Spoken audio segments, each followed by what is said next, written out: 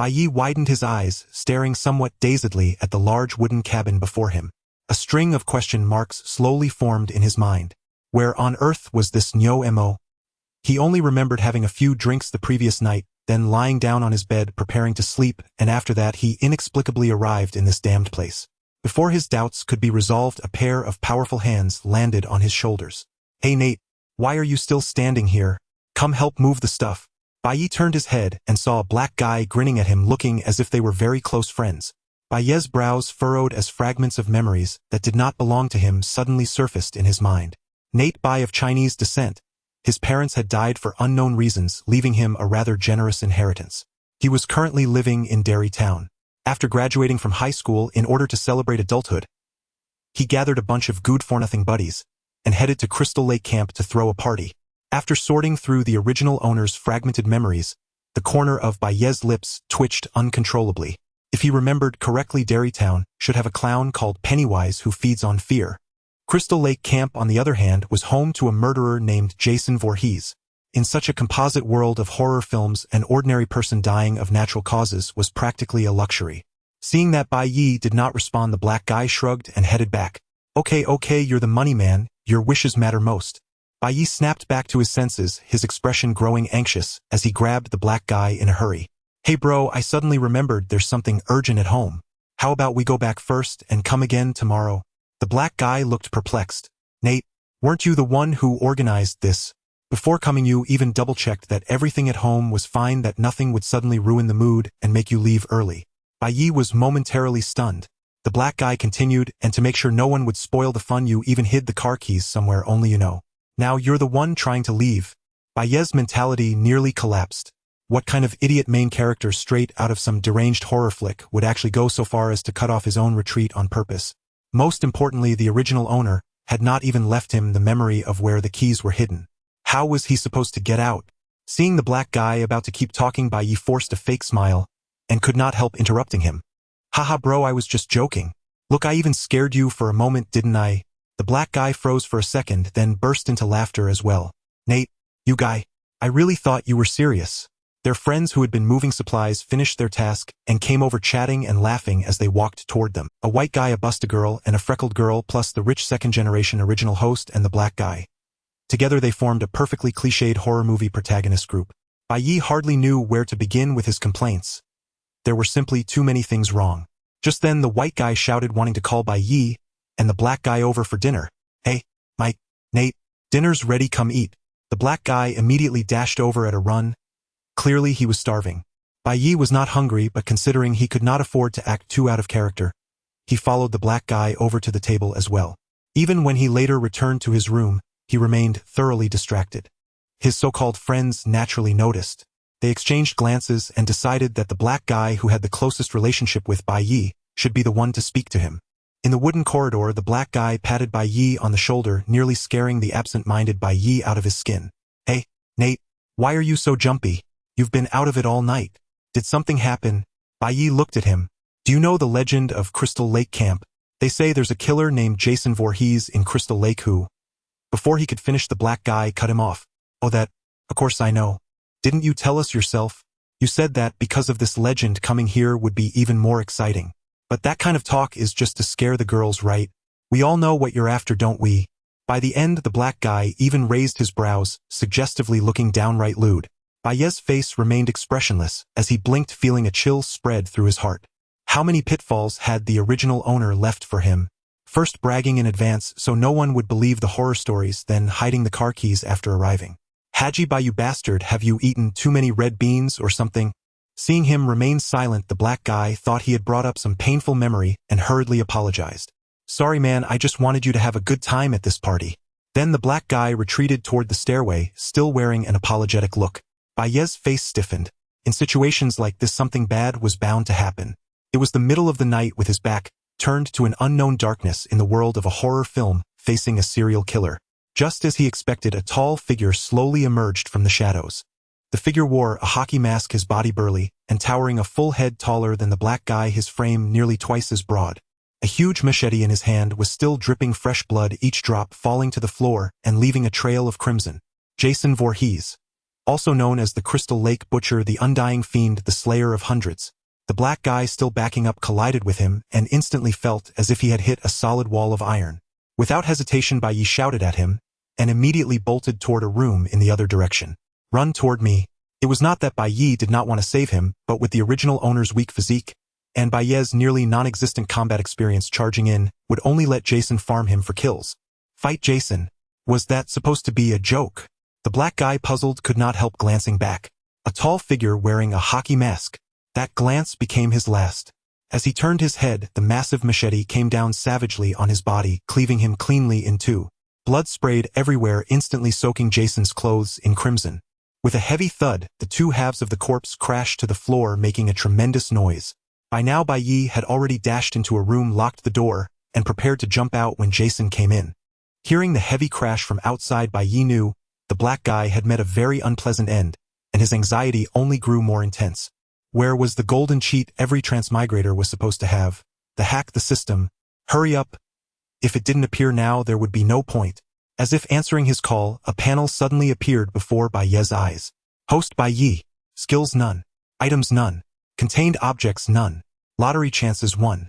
There were also various miscellaneous descriptions on the system panel, but at this moment Bai Ye had no patience to read them carefully.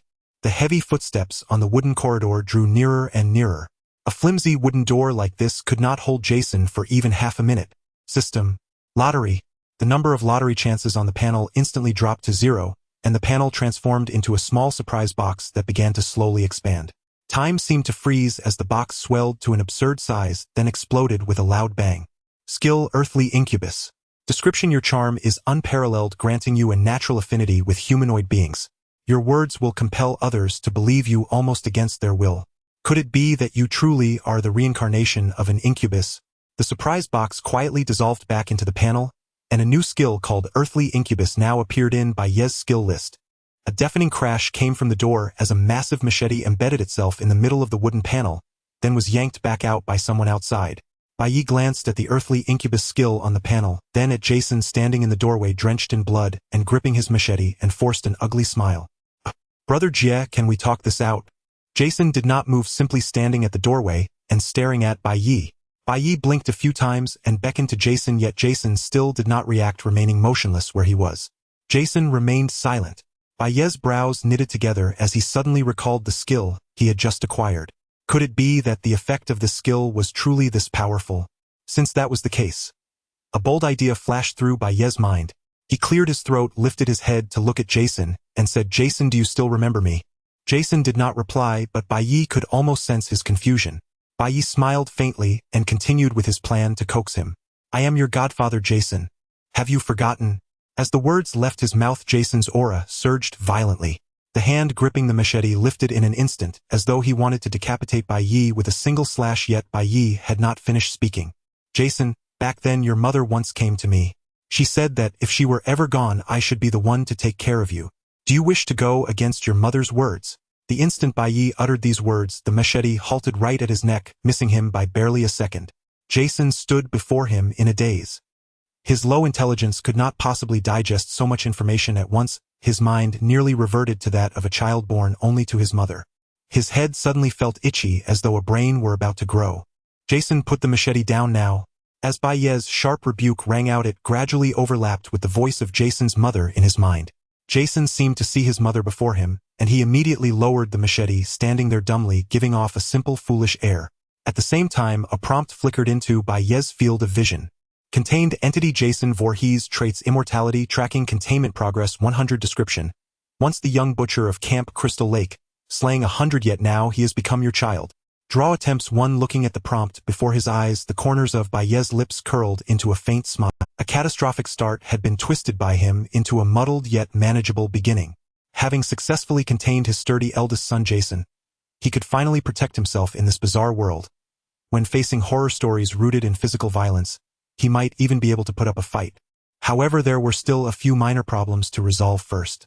Bai Ye looked at Jason and asked, "Is there anyone else in this cabin?" Aside from him and Xiao Hei, everyone else had been living downstairs. Judging by Jason's temperament, there should only be one living person left in this cabin now, himself. Sure enough, Jason merely stared at him blankly. Bai Ye raised a hand to rub his forehead. "All right, I knew it. Another question presented itself after he left. How was he supposed to explain that an entire group had gone on a trip, and he alone had returned? For now, though, the most important thing was to study the system. Jason's interruption earlier had only allowed Bai Ye to rush through a single draw. He had not even had time to read the system's introduction. With that in mind, Bai Ye shot Jason a vicious glare. At his mental command, the tiny characters on the system panel instantly became sharp and clear. This system is the Containment system. Current version 0.1 beta. The host is requested to contain new transcendent beings as soon as possible in order to upgrade the system. Each successful containment will reward one draw attempt. You are highly likely to obtain items or skills related to the contained entity and have a small chance to receive unknown rewards. Just 2 lines, exceedingly concise. Bai Ye felt somewhat exasperated. This stripped-down system reminded him of those predatory mobile games from his previous life, though at least this interface did not seem intent on draining his wallet. Having gained 1 draw attempt from containing Jason, the more Bai Ye looked at it, the more it offended his eyes, so he decided to use it immediately. The surprise box exploded open and a new item popped up before him. Item SCP-500 Description: A panacea capable of curing all diseases. You would not refuse it, would you? Bai Ye selected the item and a bottle of tablets materialized in his hand. By rough estimate, there were only a dozen or so pills inside. This was a treasure. Though he had no immediate use for it, it would be excellent to keep as a life-saving trump card. However, a question arose: what connection could Jason possibly have to this item? Jason's immortality implied self-healing, which led to cure, which in turn led to a universal remedy. Seen that way, it was not entirely unreasonable. Bai Ye shook his head. Why bother overthinking it? It was a good thing, and that was all that mattered. Drawing such a panacea put Bai Ye in an excellent mood. He cheerfully patted Jason's arm. Feeling that something about the sensation was off, Bai Ye looked up at Jason. He rose onto his tiptoes, lifted his arm, and gave Jason's shoulder 2 hearty slaps. Now that felt right. Bai Ye gave Jason a fierce warning, not caring whether his sturdy eldest son understood or not. Next time, if I want to pat you again, you bend your waist down for me. Jason remained silent. Ignoring him, Bai Ye turned away and walked outside with Jason following. The moment he saw the gruesome censor-worthy scene outside, Bai Ye quietly retreated back into the room. Jason, go clean things up out there. Bury the bodies first. Several hours later, on the road leading to Derrytown, a car was driving along. Bai Ye was at the wheel while Jason lay quietly across the back seat. There was no helping it. Jason was simply too tall. If he sat upright, he would punch a hole through the car roof, so he had no choice but to lie down. After a long jostling ride, they were finally nearing Derrytown. To be honest, knowing that Pennywise lurked in Derrytown, Bai Ye had no desire to go home. Pennywise specialized in assaulting the mind and wielded no shortage of supernatural abilities. Going there now was practically serving himself up on a platter. Even with his immortal eldest son Jason, their chances of victory were not high. In the films, Jason's resistance to supernatural attacks was almost negative. When facing Freddy or Espers, his fate was to be beaten one-sidedly. Yet the original owner's belongings and assets were almost all in Derrytown, and Bai Ye needed to return to figure out how to explain the disappearance of the remaining people. If he were to run now, he would almost certainly be deemed the murderer. This is troublesome. Bai Ye pondered, and soon the car rolled to a stop at his doorstep. The house left behind by his parents was not bad at all. From the outside, the large building still looked quite new, and the yard within had been meticulously tended by the original owner, showing that he had been a careful, meticulous person. Only the red balloon tied to the front gate spoiled the mood. A smiling face was drawn on the balloon, as though it were mocking Bai Ye. Bai Ye's expression changed. The worst-case scenario had arrived. Pennywise. The balloon suddenly burst and a clown appeared out of thin air, right in front of Bai Ye. Its skin was ghostly white and strange blood-red lines ran from its eyes down to its mouth, making for a grotesque sight. Its otherwise ordinary clown costume was speckled with spots of blood. It was enough to give anyone a full-blown fear of clowns. Pennywise smiled, emitting a shrill, uncanny voice. Oh, Bai. You even brought a little friend home with you. Its gaze fixed unblinkingly on Jason, and its crimson maw split open to reveal rows upon rows of razor-sharp teeth. Foul, bloody drool dripped from the corners of its mouth, as though Jason were a delicacy that whetted its appetite. Bai, are you here to kill me too? Ha ha ha ha ha ha, when you were a child you and I were the best of friends. Its shrill, piercing laughter scraped at the ears, making one's skin crawl. Suppressing the fear in his heart, Bai Ye quietly moved Jason in front of him as a shield. He noted that Pennywise had just used the word too. Someone else wanted to kill it as well. Could it be the Losers Club from the film? Bai Ye's eyes flickered as he prepared to test the waters. He had the skill human incubus, and a clown still counted as a humanoid creature. It should not attack him on sight. Pennywise is someone trying to kill you. Upon Bai Ye's remark, Pennywise bent over, clutching his belly as a booming raucous laugh erupted. Bai Ye frowned, bracing against the assault of that grating mirth. The laughter was manic, almost demonic, causing Bai Ye's head to ache. Jason, however, showed no reaction at all. Perhaps his intellect simply was not sharp enough. Seeing that Bai Ye remained unmoved, Pennywise stilled his laughter. He curled his mouth in a dismissive smirk, clearly dissatisfied. "Bai, you are as tedious as ever," he jeered. Bai Ye looked at him and asked, "So someone is trying to kill you?" "My coup, Bai Bai Fu Li, and..." Pennywise was briefly taken aback by the names Bai Ye uttered, then cut him off abruptly. "Yes, Bai. I think we can reach an accord," it said, fixing Bai Ye with tawny eyes that hinted at hidden designs. "I can sense that the young companion you brought is not entirely clean. Have him help me settle a few small troubles," it proposed. "That way, we can coexist peacefully." Bai Ye, of course, did not believe Pennywise would benevolently coexist. As one of the few truly clever creatures, its words were only to be listened to, not trusted. Although he possessed skills, Bai Ye thought it a bit beneath a transmigrator to pin all his hopes on them. "Those few should not be a threat to you, right?" he asked. "And I do not believe you have no contingency," Bai Ye added.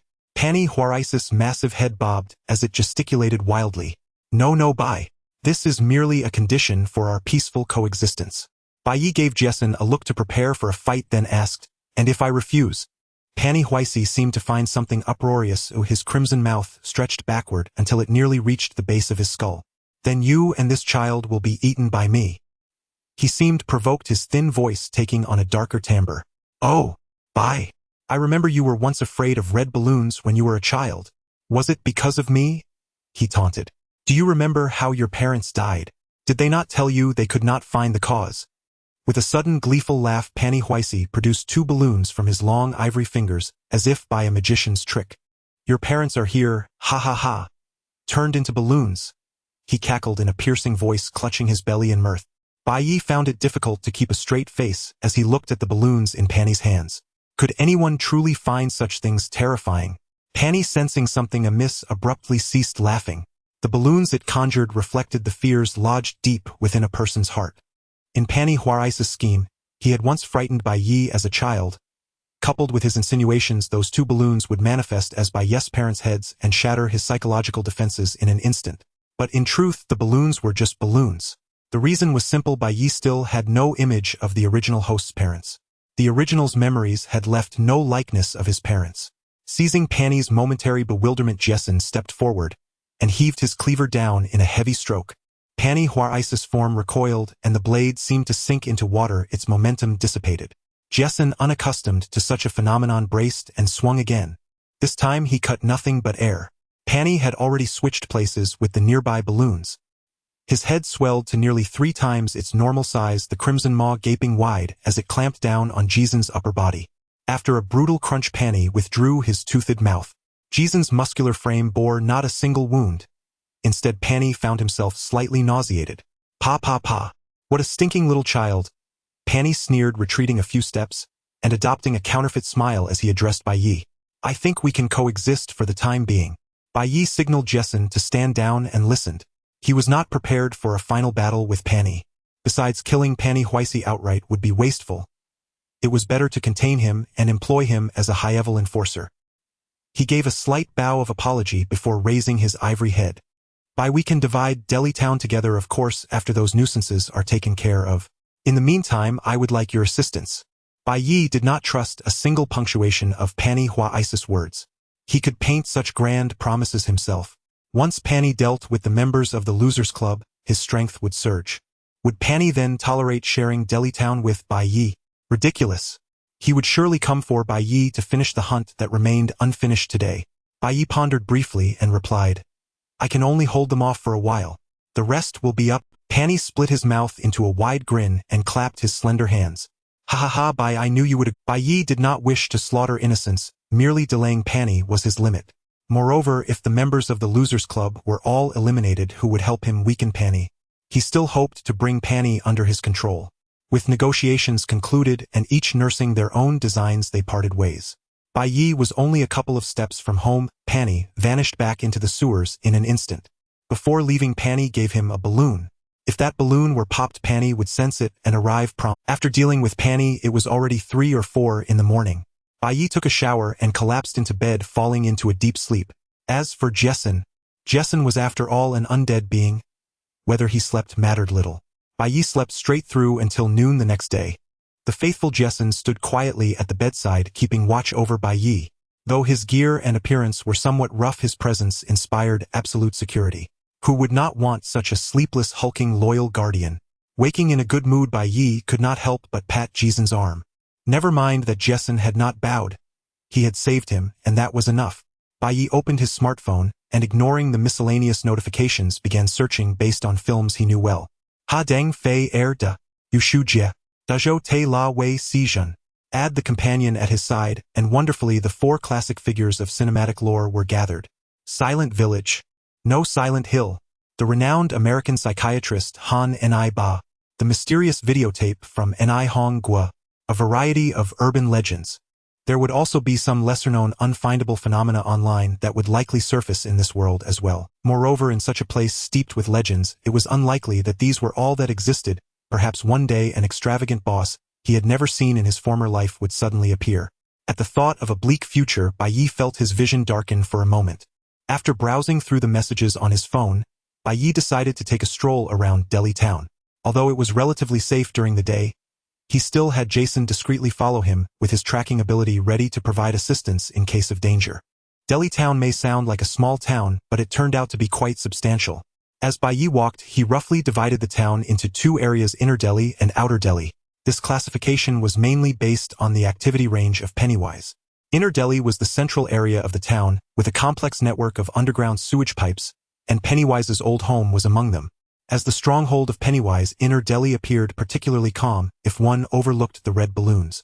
Outer Delhi, on the other hand, seemed somewhat desolate, with Bai Ye's home located at the diplomatic area of Delhi town. The outermost part of Outer Delhi was surrounded by a large expanse of forest which nearly enclosed Delhi town, yet there was a wide road allowing entry and exit. Bai Ye had taken that very road the previous night. It appeared that Pennywise had not yet expanded its territory to Outer Delhi. Starting from a certain point, the number of red balloons dropped sharply, transforming from being visible on every street to occasionally appearing at the sewer openings. Moreover, Bai Ye discovered something unusual. On the outskirts of Delhi town, amidst the dense forest, there stood an insane asylum. This asylum was surrounded by tall black brick walls, and the dilapidated rusty gate seemed to have lost its functionality, yet an old gatekeeper still stood watch. Next to the gate, blood-red English letters were posted informing outsiders of the asylum's name, Clown Preen. The interior of the asylum was shielded by high walls, preventing unauthorized individuals from peering in. At that moment, Bai Ye stood on a small path, gazing at the asylum. The first time Bai Ye laid eyes on this building, he felt something was off, as if it stirred a sense of the pitch-black tone of the building gave a sense of oppression. Even without stepping inside, one could feel the accumulated negative energy over the years just by being nearby. After just a glance, various negative emotions began to rise within Bai Ye. Thoughts of Jason wielding a machete against him, striking down. Pennywise's gaping mouth expanded to several times its size, rows of sharp teeth biting down. Pennywise is terrifying. Can I really survive in its hands? Bai Ye murmured to himself, suddenly snapping back to reality, frightened and hastily heading back. What in the world is this so sinister? With the first psychological defense in place, Bai Ye's chances of falling into a trap decreased significantly, yet he still dared not linger there, planning to find an opportunity to ask Pennywise if it was aware of anything. Bai Ye pondered, and suddenly a spark of insight flashed through his mind. Clown Preen, Dawn of the Dead, Nurse. Dawn of the Dead was a horror game Bai Ye had played in his previous life, and the nurse was one of the killers in it. The nurse's real name was Sally Smithson. Sally and her husband Andrew had moved to a small town with high hopes, ready to start a new life. However, not long after, Andrew unexpectedly passed away, leaving Sally to bear the burden of the household alone. The only job she could find was as a nurse at Clown Preen Asylum. Sally transformed from a housewife into a weary night shift nurse, witnessing various horrific stories every day. After years of hardship, she finally erupted within the oppressive asylum, purging the entire place herself. When discovered, none of the patients or doctors in the asylum had survived. Only dozens of corpses remained, and Sally had vanished without a trace. The nurse killer in the game was extraordinarily powerful. She could traverse the spirit world over long distances repeatedly with nearly no cooldown. In simpler terms, she could phase through walls like a spirit. At this point in time, Bai Ye certainly did not wish to provoke her. However, it seemed Sally was not currently in a state of outbreak. While the asylum appeared quite eerie, there was still a gatekeeper at the entrance, and the internal resentment continued to accumulate. Bai Ye pondered with a thought arising in his mind. Such a powerful fighter, if possible, Bai Ye would quite like to recruit her for his own use. But it was still too early. Pennywise had yet to be dealt with. Bai Ye knew that Pennywise was definitely monitoring him.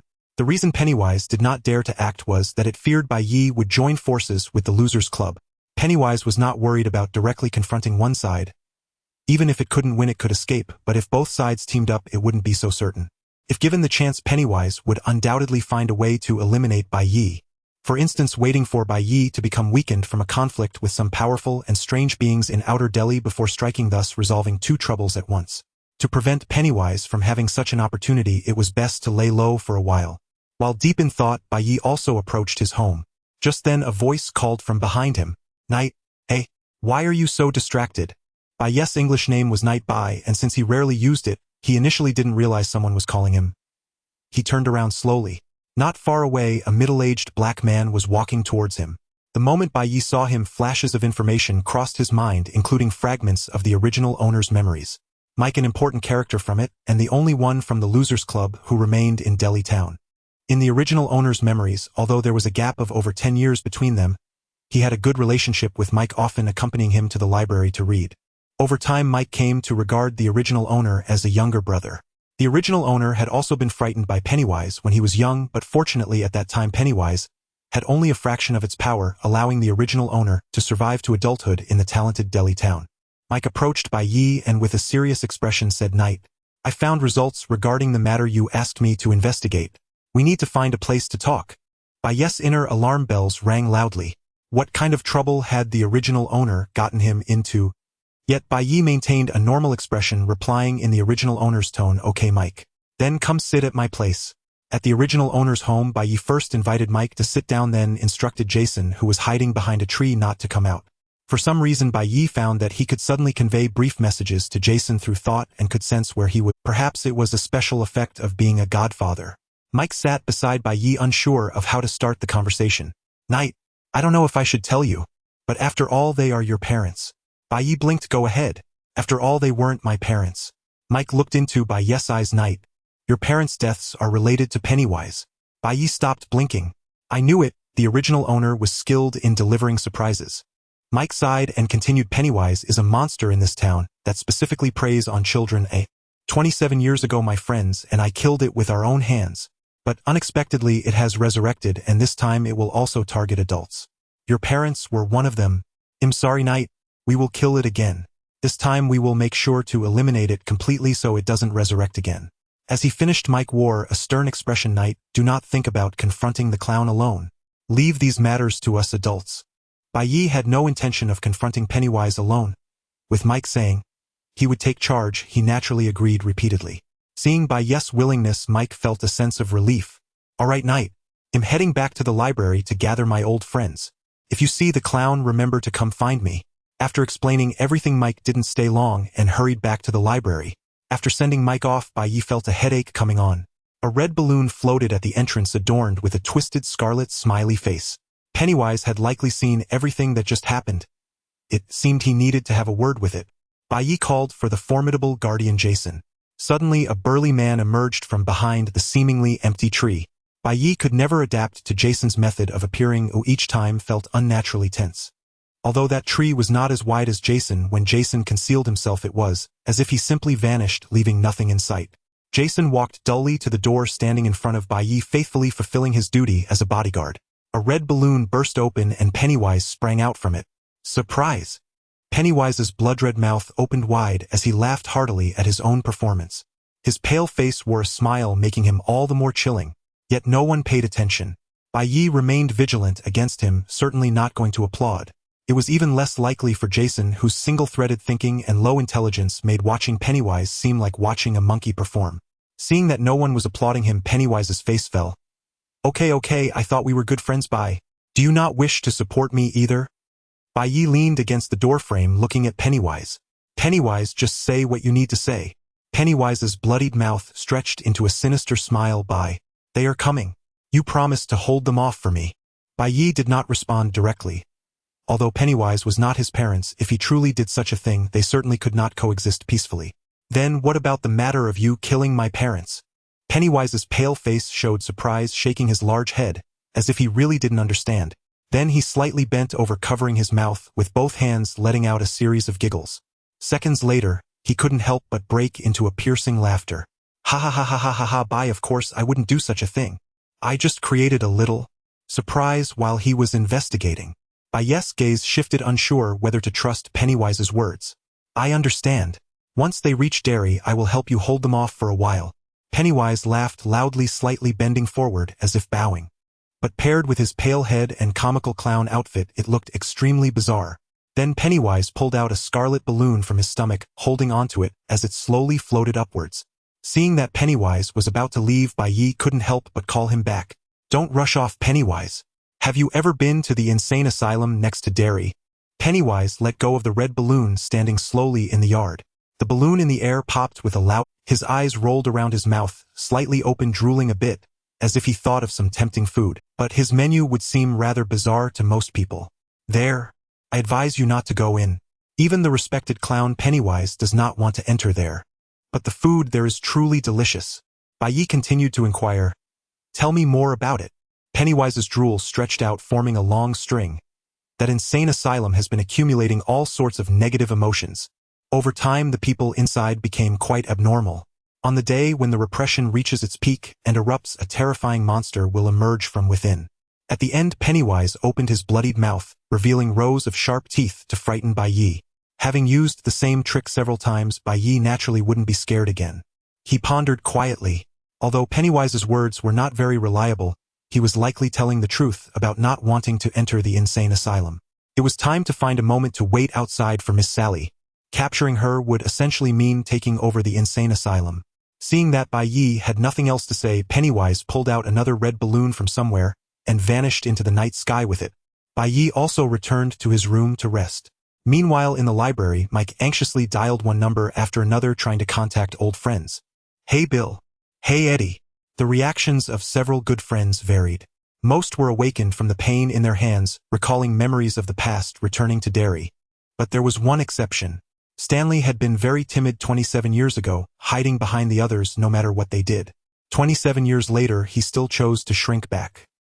He did not wish to break his promise, so he chose to commit suicide in the bathtub, reducing the members of the Losers Club before they even began to confront the clown. After hanging up, Mike felt a mix of emotions. He did not yet know about Stanley's death, but he felt somewhat lost. While investigating the clown, Mike discovered a mysterious ritual. Everyone must find an object that represents their past and place it together in a specific container to ignite it in order to defeat the clown. This container came from the local natives of Derry, who had once performed this ritual but failed, and the clown brutally slaughtered the natives at that time. Was he really going to invite everyone to perform this ritual together? What if it still ended in failure like before? Mike lay down on his bed, recalling the scene of investigating the cause of Bai Ye's parents' deaths. About a day ago, Mike was searching through the materials related to this matter at home. There was not much content. He had only a few pages of paper in hand. Mike flipped through these pages, repeatedly still finding no clues. Suddenly, he caught sight of a red object out of the corner of his eye. At some point, a deflated balloon was quietly lying on his desk. Mike's expression changed as he recalled unpleasant memories. Pennywise, is that you? As the words fell, the balloon gradually inflated, swelling up, floating towards the sky until it burst. Even Natie's parents were because of you. Pennywise. As the memories ended, Mike's gaze gradually became resolute, believing in his decision. As long as he could convince the others that holding the ritual could kill the clown, they would succeed. With hope, Mike slowly drifted off to sleep. At midnight, Bai Ye was awakened by a heavy knocking on the door. Bai Ye opened his eyes, not fully grasping the situation. Although he didn't know what was happening, what kind of good person would knock at the door in the middle of the night, it was certainly out of the question for him to open the door himself, especially since there was an indestructible guardian present. Bai Ye, Jason, check what's going on. Jason, hearing Bai Ye's instructions, Jason approached the door, while Bai Ye observed through the window. Outside stood a middle-aged man around 30 or 40 years old. His features were unremarkable, his build average, and his attire plain. In a crowd, he would be utterly inconspicuous. He slowly turned his head, looking at Bai Ye. "By the window, you howl. Can I stay for a night?" The man's mechanical speech stumbled, as if he had just learned to talk. His words and movements were extremely uncoordinated, and paired with his unremarkable appearance, he perfectly embodied the uncanny valley theory, making one feel uneasy. Bai Ye stared at the strange man. "What are you?" This was not an insult, but an inquiry. In this world, the probability of a person like this appearing could be lower than Bai Ye returning. Seeing Bai Ye finally speak, the man's mouth corners lifted, squeezing out a smile, but it did nothing to alleviate the eeriness. It only made him seem more bizarre, like some monster wearing human skin. The man continued speaking, this time adopting Bai Ye's voice. "Hello. Please open the door and let me in." Bai Ye ignored him, pondering the origins of this thing in his mind. If all went as expected, this thing should be a simulacrum. There were many sources for simulacra, but generally in all records their abilities were not too strong. Jason could easily take out two with one hand. The main ability of a simulacrum is imitation. After killing a human, they replace the deceased's appearance to live on. Some records even mention the ability to affect television signals, but that is inconsequential. Bai Ye was curious as to why this thing had come to his doorstep. His house was not too far from the town center. If it could be seen here, wouldn't Derry be doomed? The male pseudo-human, receiving no response from Bai Ye, raised his hand once more and slammed forcefully against the door, producing a thunderous muffled boom. The impact reverberated with such intensity that the wooden door trembled violently, on the verge of collapse at any moment. Remarkably, the door held firm, steadfastly guarding the home. Bai Ye observed the pseudo-human's behavior. Excellent. This confirmed its physical constitution far surpassed that of ordinary humans. If all pseudo-humans possessed such strength, outer Derry Town would indeed be in grave peril. Under the pseudo-human's relentless assault, the wooden door finally burst open with a deafening crash. Bai Ye sighed inwardly. Just moments ago he'd praised its durability, and now it yielded without resistance. Upon the door's opening, the pseudo-human's smile vanished, instantly replaced by an expressionless void.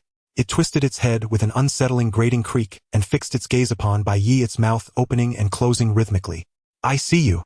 Bai Ye stared at the creature's unnerving visage, and a sudden insight flashed across his mind. Could this entity be contained? It appeared disturbingly intelligent. Slowly, the pseudo-human realigned its head and stepped unsteadily into the room on disjointed legs. With a heavy muffled thud, it halted mid-step, then tilted its head upward, puzzled, gazing at the towering figure before it, gripping a cleaver. The figure stood like a fortress, broad-shouldered, clad in tattered rags, his face concealed beneath a blood-stained hockey mask. Jason. The pseudo-human, unable to comprehend Jason's nature, regarded him with genuine curiosity. In its cognition, only living beings qualified as prey, and only living beings could it recognize. Yet Jason, theoretically an undead corpse, stood motionless at the threshold, defying its logic entirely. The pseudo-human tilted its head slightly, an intoned voice fractured and hollow. "What are you?" Jason remained still. No command had yet been issued by Bai Ye. Receiving no reply, the pseudo-human repeated, tone warped and eerie, "Move aside." Jason did not stir.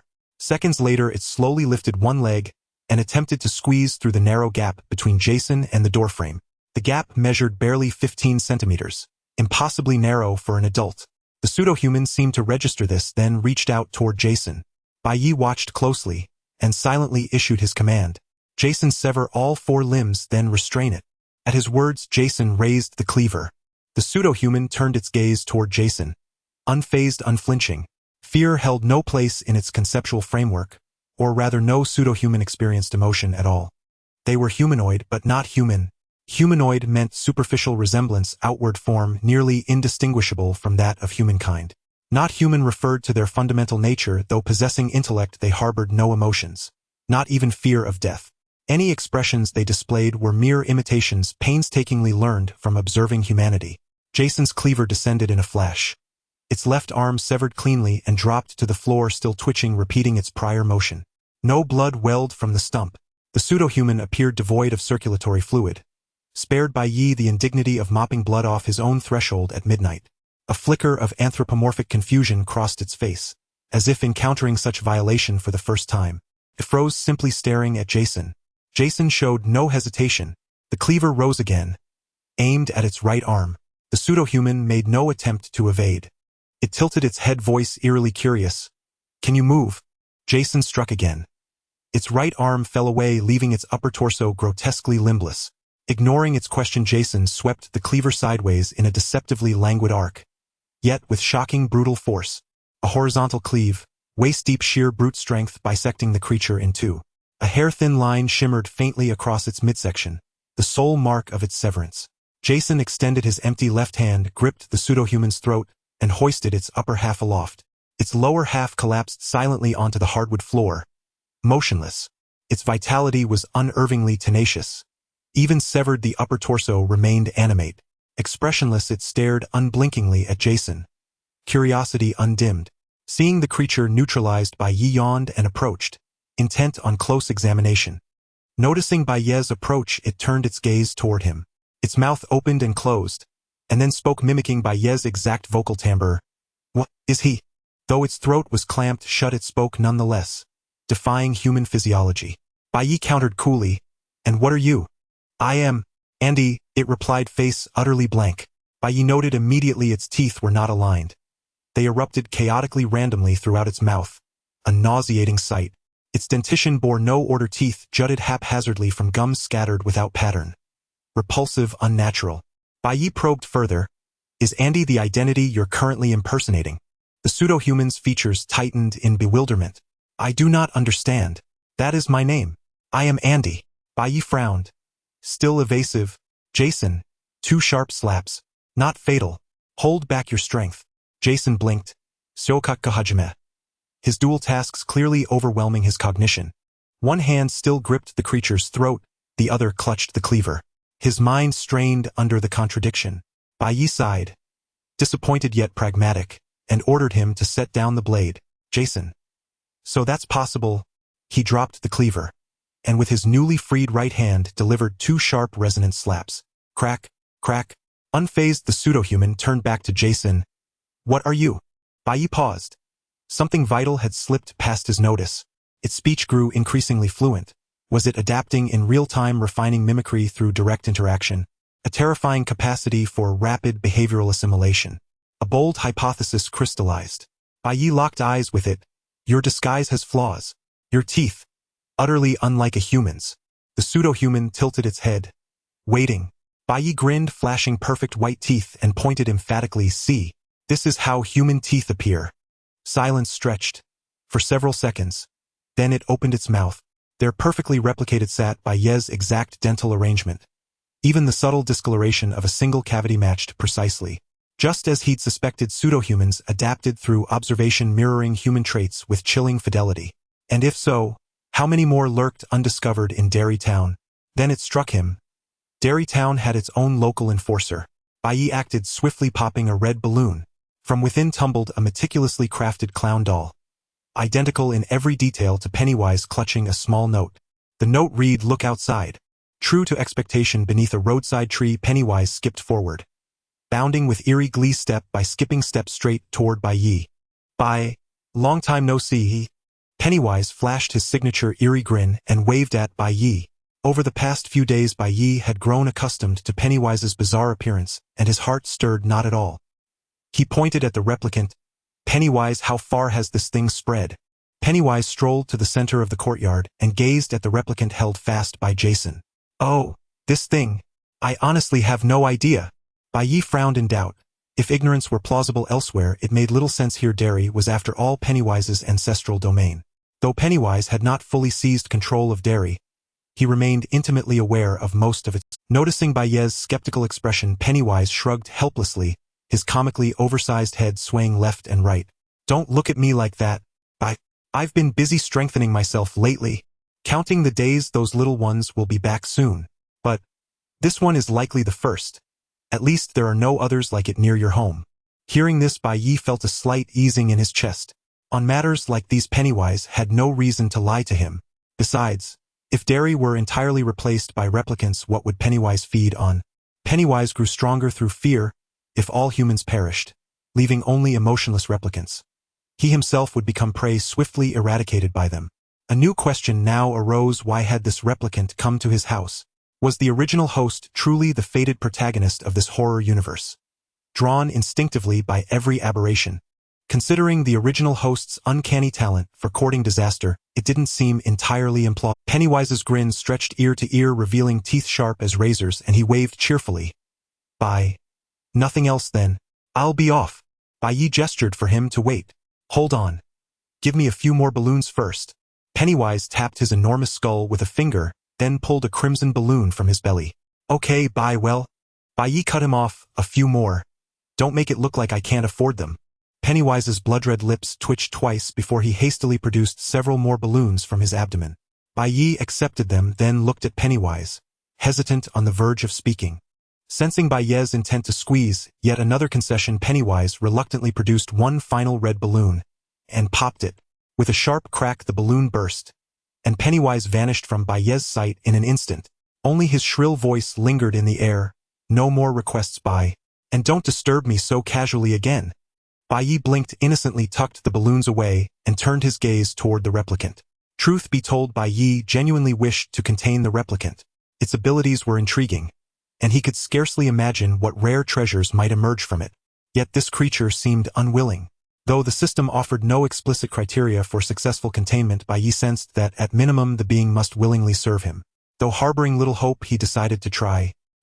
He fixed his eyes upon the replicant and asked, "Will you swear fealty to me?" The replicant remained expressionless, mimicking Bai Ye's voice with an unnatural cadence. "Bai, you shouldn't do this. We are all human." It seemed futile.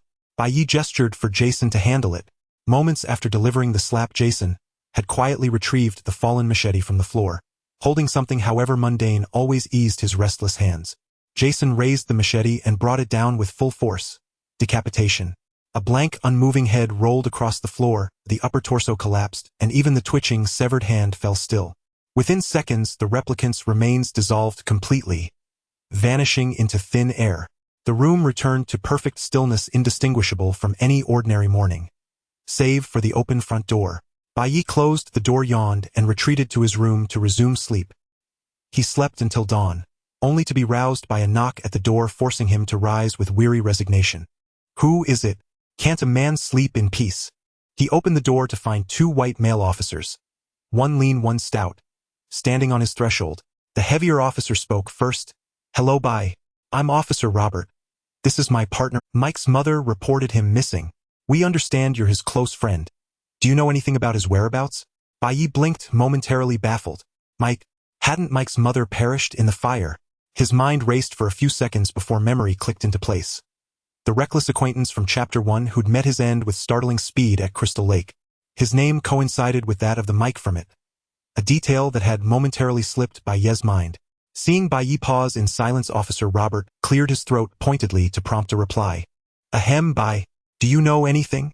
Bai Ye snapped back to attention and feigned astonishment. "No. I have no idea where Mike is. Has he been missing long?" Robert sighed. "Yes. His mother says he vanished 2 days ago." "Well then, if you truly know nothing, we'll move on to speak with others." The two officers departed without further delay. Bai Ye hadn't expected the matter to resolve so effortlessly, and felt a flicker of surprise. So casually dismissive. Just one question. Still, it worked in his favor. At least he wouldn't need to fabricate an elaborate alibi. Closing the door, he found himself wide awake, and resolved to find something productive to do.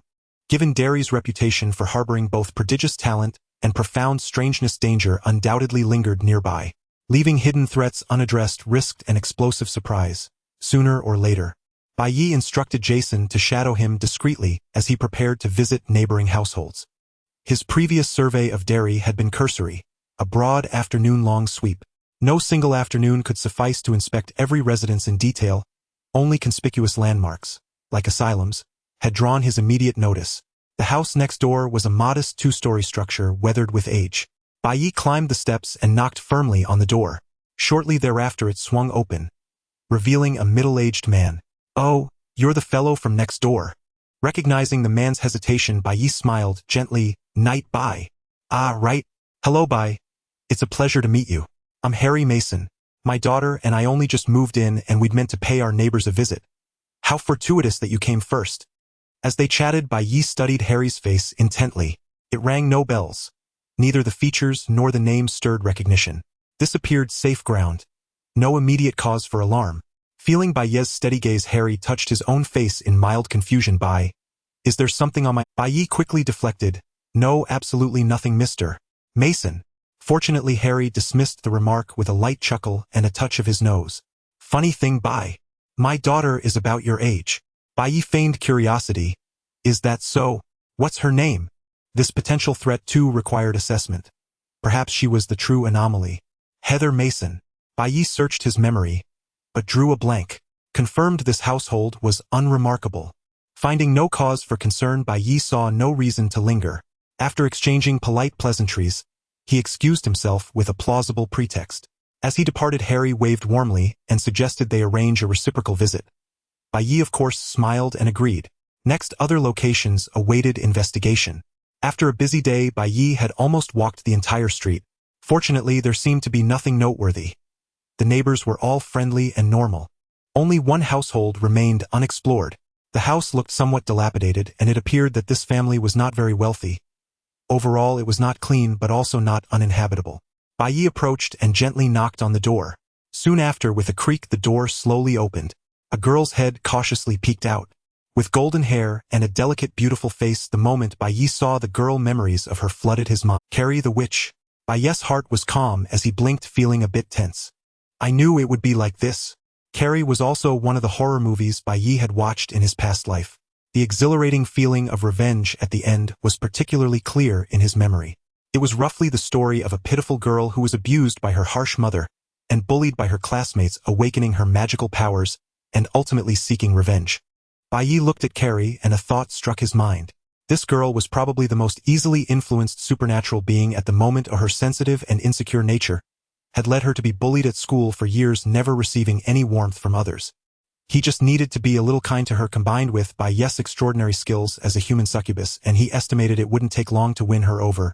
Carrie's display of telekinesis after her magical awakening was also quite exaggerated, and Pennywise might not even be able to defeat her, making it perfect to drag her along for quests. It was decided, the plan to win her over. Hello, Carrie. I am Nate, by living over there. Carrie peeked out and felt a bit shy and nervous upon seeing Bai Ye.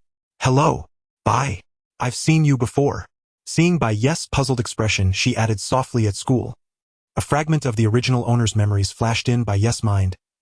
It seemed he and Carrie were in the same grade, and the original owner had indeed seen Carrie before. Considering this, Bai Ye's mind flashed with a piece of information. On the day he returned to Delhi town, there was a message on his phone about the upcoming prom, probably taking place next week. Due to plot requirements, the timeline has shifted. Carrie was crushed at the prom, which triggered her revenge. Time was running short. He had to accelerate the plan. With this thought, Bai Ye revealed a friendly smile, causing Carrie to blush slightly. Carrie, is the school going to hold a prom soon? Carrie nodded, slightly confused about why Bai Ye was at. The news about the prom had circulated early, as students like Bai Ye would definitely not be unaware. Have you found a partner yet? If not, may I invite you to be my partner? This news struck Carrie with immense impact, leaving her momentarily dizzy. Coming back to her senses, Carrie felt a mix of slight surprise and overwhelming fear.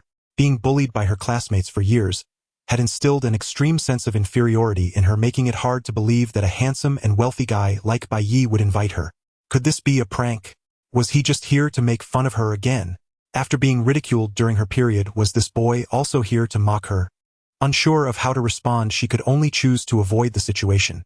Just as she was nervously trying to close the door, a woman approached, staring at the two at the doorway.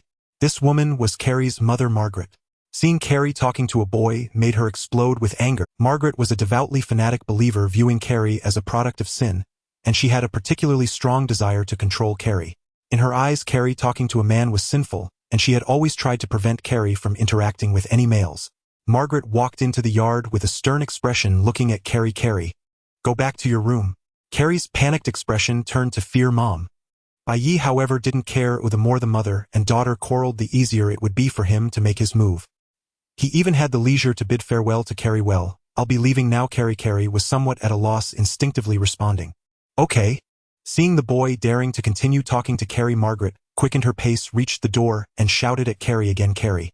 Carrie. Carrie reluctantly closed the door, feeling a hint of dissatisfaction. Margaret stood at the door staring at Bai Ye. Asian. Listen, you better not come looking for Carrie again. Bai Ye feigned innocence. Okay. Margaret gave him a deep look and pushed the door back into the house. Standing outside the door, Bai Ye felt a bit worried about whether this abrupt approach would work with Carrie. Was this too aggressive? Would it have been better to take it slow? However, it was logical that soon Sue would approach her boyfriend Tommy to discuss making him Carrie's partner. In the original story, Tommy and Carrie were not familiar, but Carrie ultimately agreed, so Bai Ye thought it should be fine to invite Carrie. At worst, he could try to see Carrie every day. He wasn't afraid of being discovered by Carrie's mother Margaret. Being discovered would only make it easier to win Carrie over. Inside the house, Carrie was very anxious. Margaret picked up the Bible from the table and looked at Carrie with a blank expression. "Carrie, you are already a woman." Hearing this, Carrie already knew what was going to happen next, and a sense of dissatisfaction and helplessness rose within her. As expected, Margaret directly locked her in confinement. "Now go to the prayer room and pray." Carrie opened her mouth, "Mom." She received no response. Margaret just stared at her in silence. Carrie looked at Margaret. In the end, Carrie was silently locked in the small dark room, starting to pray. Meanwhile, Sue, who had bullied Carrie before, found her boyfriend Tommy. Sue had felt guilty for having bullied Carrie, and every time she thought of that scene, she was filled with regret. During this time, she had been thinking about how to make it up to Carrie. Until she remembered the prom, a light bulb went off in her head. Why not skip the prom and have her boyfriend Tommy ask Carrie to go together?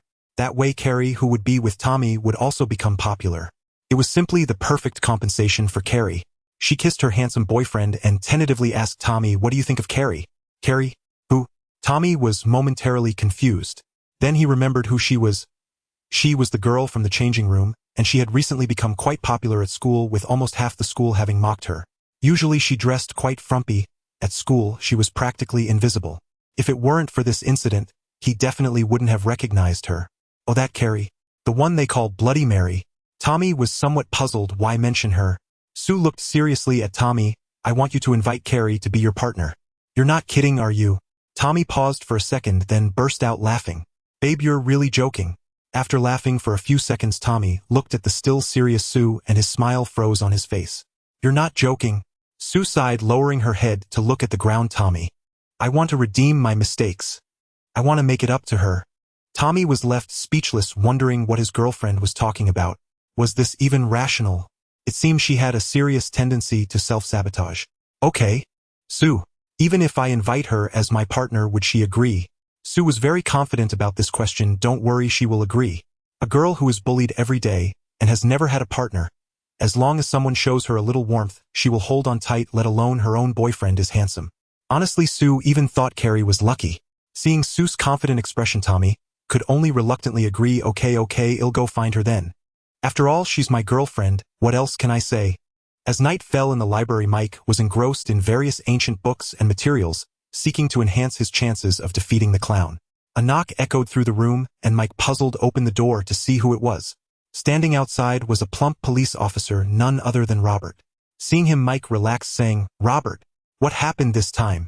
Mike wasn't considered a recluse in town, and he had a few friends, Robert being one of them. As the door swung open, Robert walked into the library without any hesitation and took a seat to rest. "Hey Mike, today has really worn me out." Mike looked at him, a puzzled expression crossing his face. Before Mike could speak, Robert launched into a lengthy explanation. "I don't know why, but the number of disappearances in the town has skyrocketed recently. We receive several missing persons cases every day, and most of them involve children. I suspect there's a psychopathic killer lurking in the town." Mike furrowed his brow, feeling a surge of anxiety, and a flash of concern for Bai Ye crossed his mind. Pennywise has begun a large-scale hunt to increase his power. The others need to hurry back. Every day they return earlier could save many lives. And then there's that kid Knight. I need to check on him tomorrow. It's very likely Pennywise will target him. Seeing Mike's furrowed brow, Robert, concerned, asked, Mike, what's wrong? What happened?" Mike snapped back to reality and shook his head, saying, "No. Robert, I'm fine. Sharing this matter with others would be futile. Pennywise would make people subconsciously forget anything related to him." A series of Pennywise's heinous acts flashed through Mike's mind, solidifying his resolve. "We will definitely kill you, Pennywise." At that moment, another series of knocks echoed, short and frantic, as if the visitor was in a great hurry. Both Robert and Mike looked toward the door, curious about who it might be. Mike approached the door and opened it. A sharp knife lunged forward, aimed at Mike's abdomen. Mike's eyes widened in shock, and before he could react, his body instinctively sidestepped. Thanks to Mike's quick reflexes, the sharp blade only grazed his abdomen, leaving a thin trail of blood.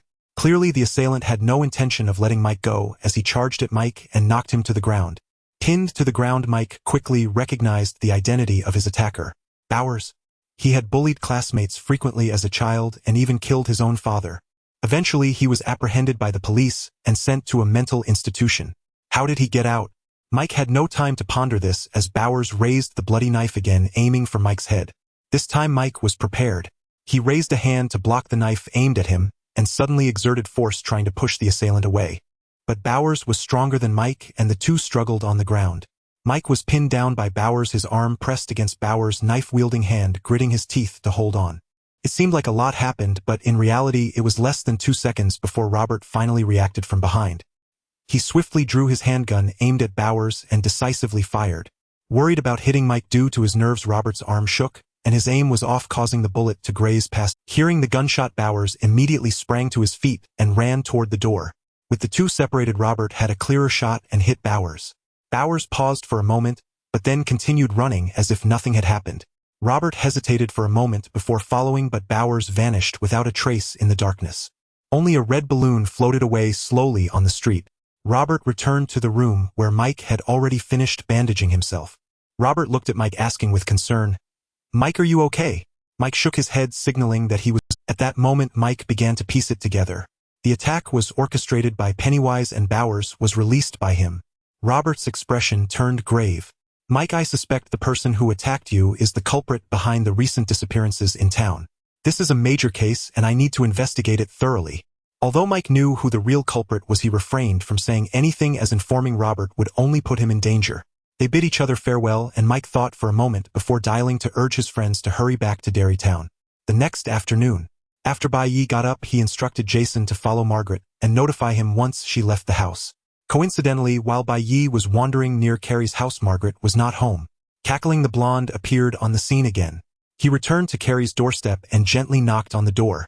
This time he was quick and Carrie opened the door, seemingly a bit excited though still shy upon seeing Bai Ye. About yesterday." Bai Ye smiled at Carrie and said, "Carrie, have you agreed to be my partner at the dance?" Carrie, rarely showing a smile, nodded. "Yes, Bai. I would be honored to be your partner, but I must be home by 10:30. Yesterday she was a bit at a loss. After leaving the prayer room, she texted her only familiar physical education teacher for advice. The teacher praised her gently and encouraged her to accept, which solidified her decision. Great, the first step of the plan succeeded. Next was the second step. Bai Ye continued the strategy, saying, "Okay, Carrie, let's agree on this. Will you accompany me to pick out a dress?" Carrie started to panic. How did he know I don't have a dress? But he must know how poor my family is. But I can't afford a dress.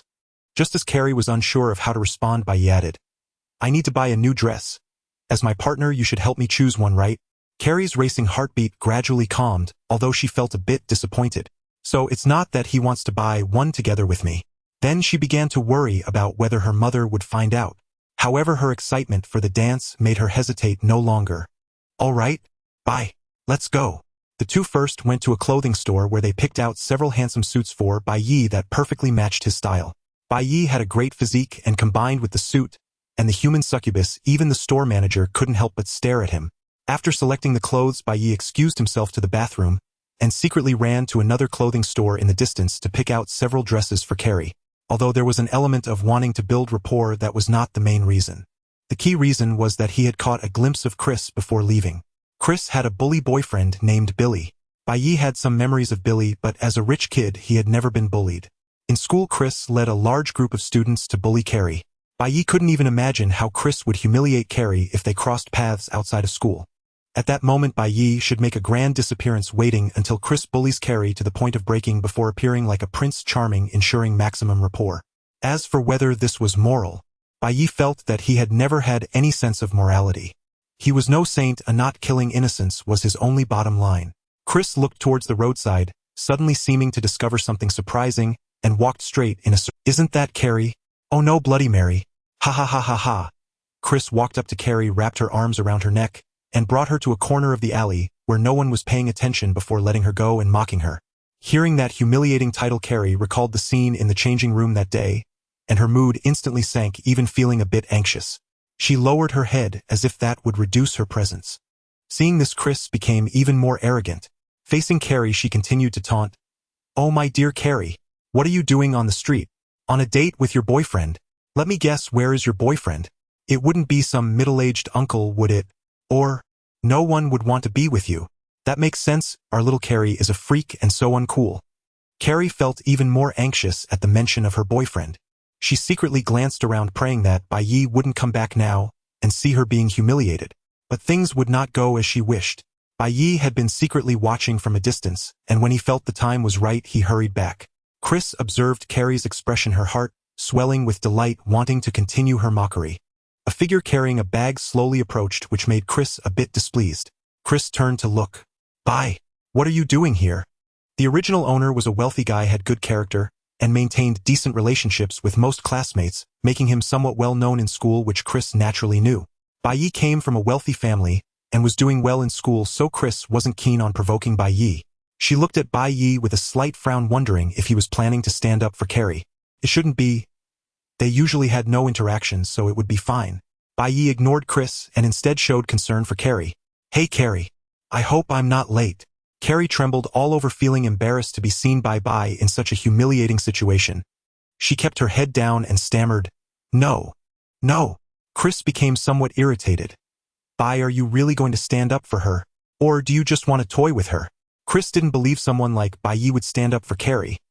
She thought Bai Ye might just be looking to prank Carrie. Hearing Chris' words, Carrie began to doubt again. Bai Ye wouldn't really just want to prank me, would he? Bai Ye gently wrapped an arm around Carrie's waist, staring at Chris. "Of course not, Chris. Carrie is my partner for the graduation dance."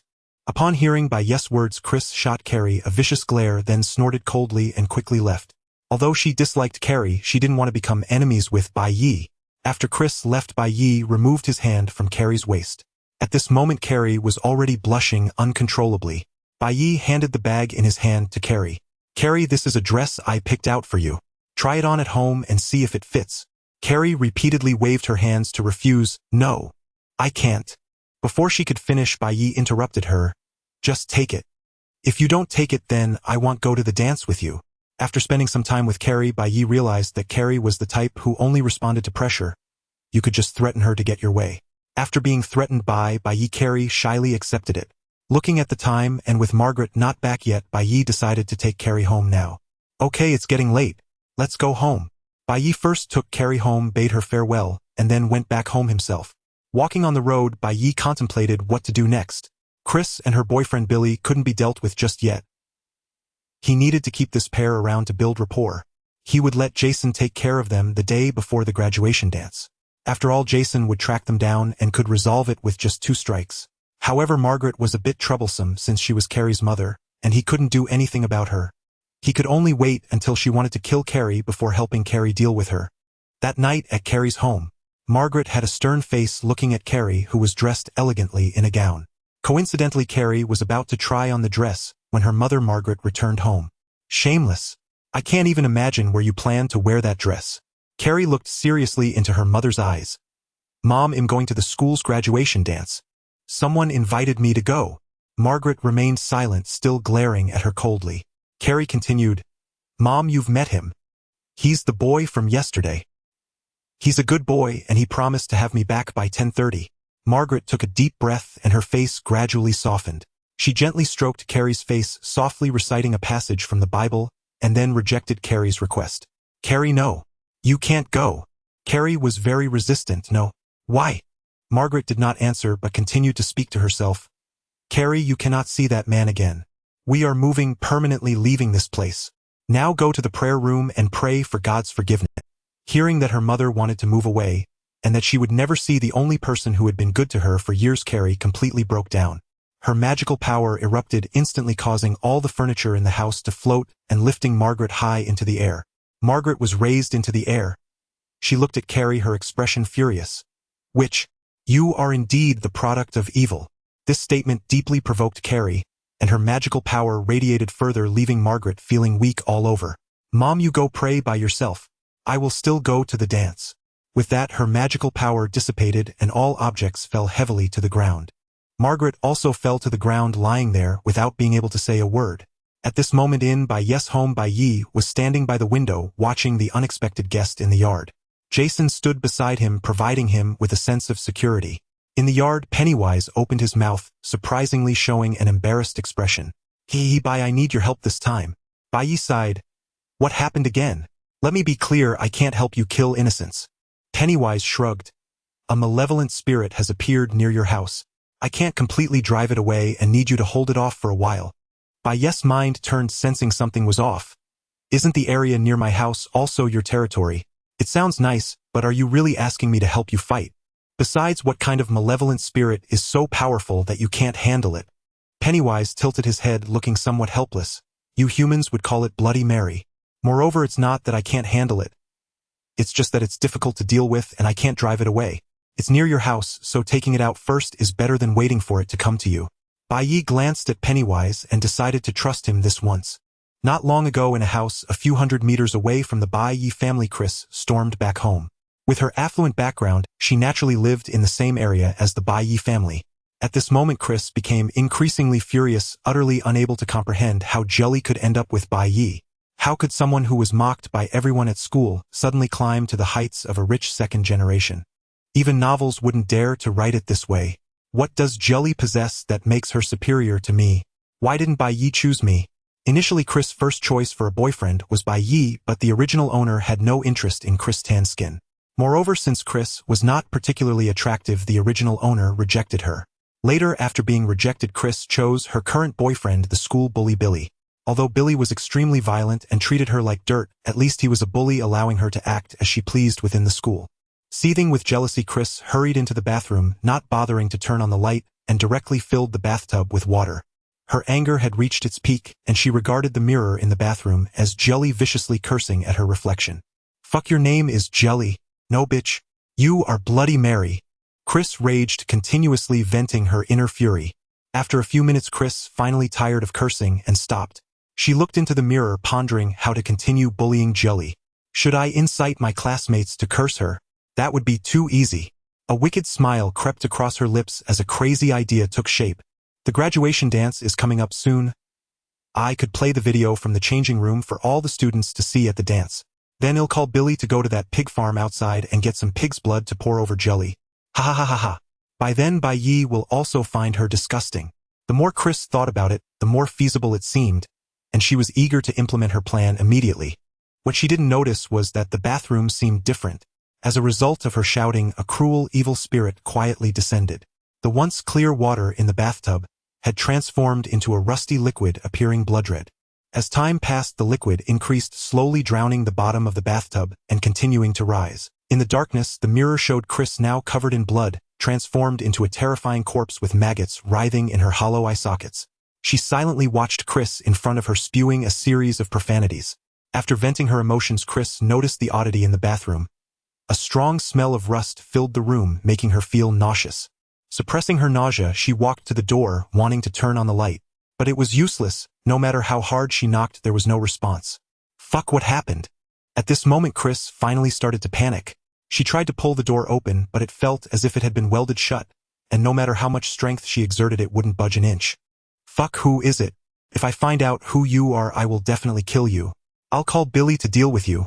Seeing no one respond, Chris quickly scanned her surroundings in panic. Her gaze landed on the mirror.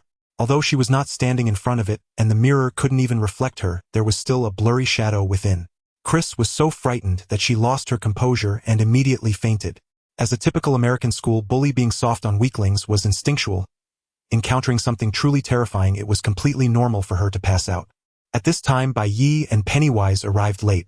Jason, filled with murderous intent and resentment, unleashed his brute strength, kicking the bathroom door open. The door, sealed by the evil spirit, flew open with a kick, sending Chris, who had been lying behind it, rolling a few times until she landed next to the bathtub. Bai Ye glanced at Pennywise, signaling it to go in first. Pennywise, unfazed, entered the bathroom first. Bai, you are indeed very cautious. The evil spirit in the mirror should now be called Bloody Mary. Bloody Mary still looked as terrifying as before, gazing at Pennywise without making any moves. Pennywise pulled out an uninflated red balloon from its belly and took a deep breath to blow it up. Bang! The balloon exploded before it could even inflate, and Pennywise vanished in an instant. Only a mad, laughing voice remained in the air. Ha ha ha ha, Bai, I'm going to play with it in the mirror. You hold it off for me outside, okay? Bai Ye did not hesitate, letting Jason enter the bedroom first to scout while he watched from outside. Jason, wielding a machete, stood in front of the mirror, lowering his head to meet Bloody Mary's gaze. It seemed that one had to stand in front of the mirror to trigger Bloody Mary's killing method.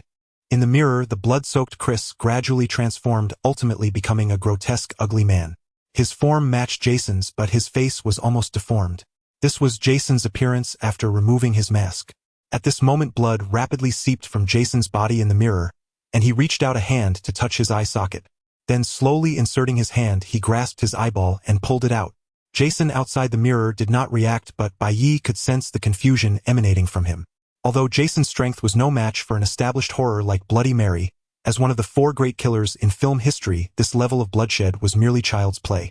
However, Bloody Mary clearly had no intention of just scaring Jason.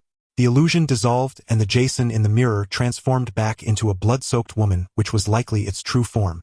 Bloody Mary pressed its body against the mirror, almost ready to crawl out. Its cold, cruel gaze fixated on Jason, seemingly feeling that it had lost face in front of him. Jason Syoka Kohajime?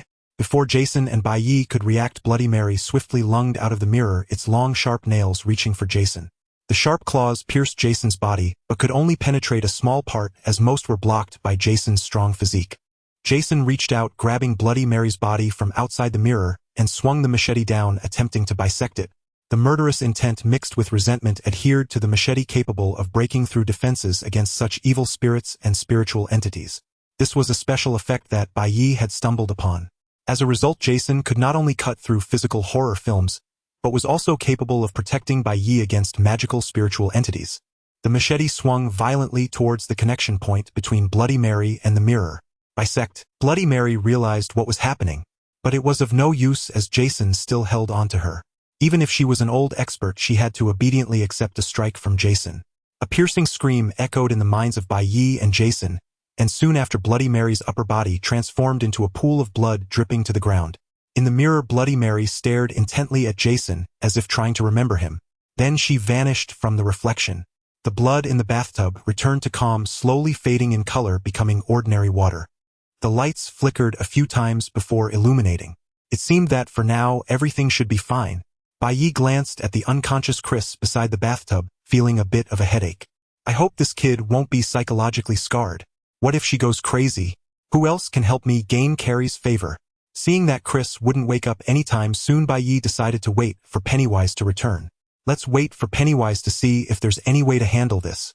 In the mirror world, Pennywise pulled out a large handful of balloons from its stomach and casually threw them out. The red balloons floated in the empty void. But Pennywise was smart, only allowing the balloons to move within the vicinity of Derrytown to avoid attracting certain powerful entities. One balloon was popped, and information about the surrounding area instantly appeared in Pennywise's mind.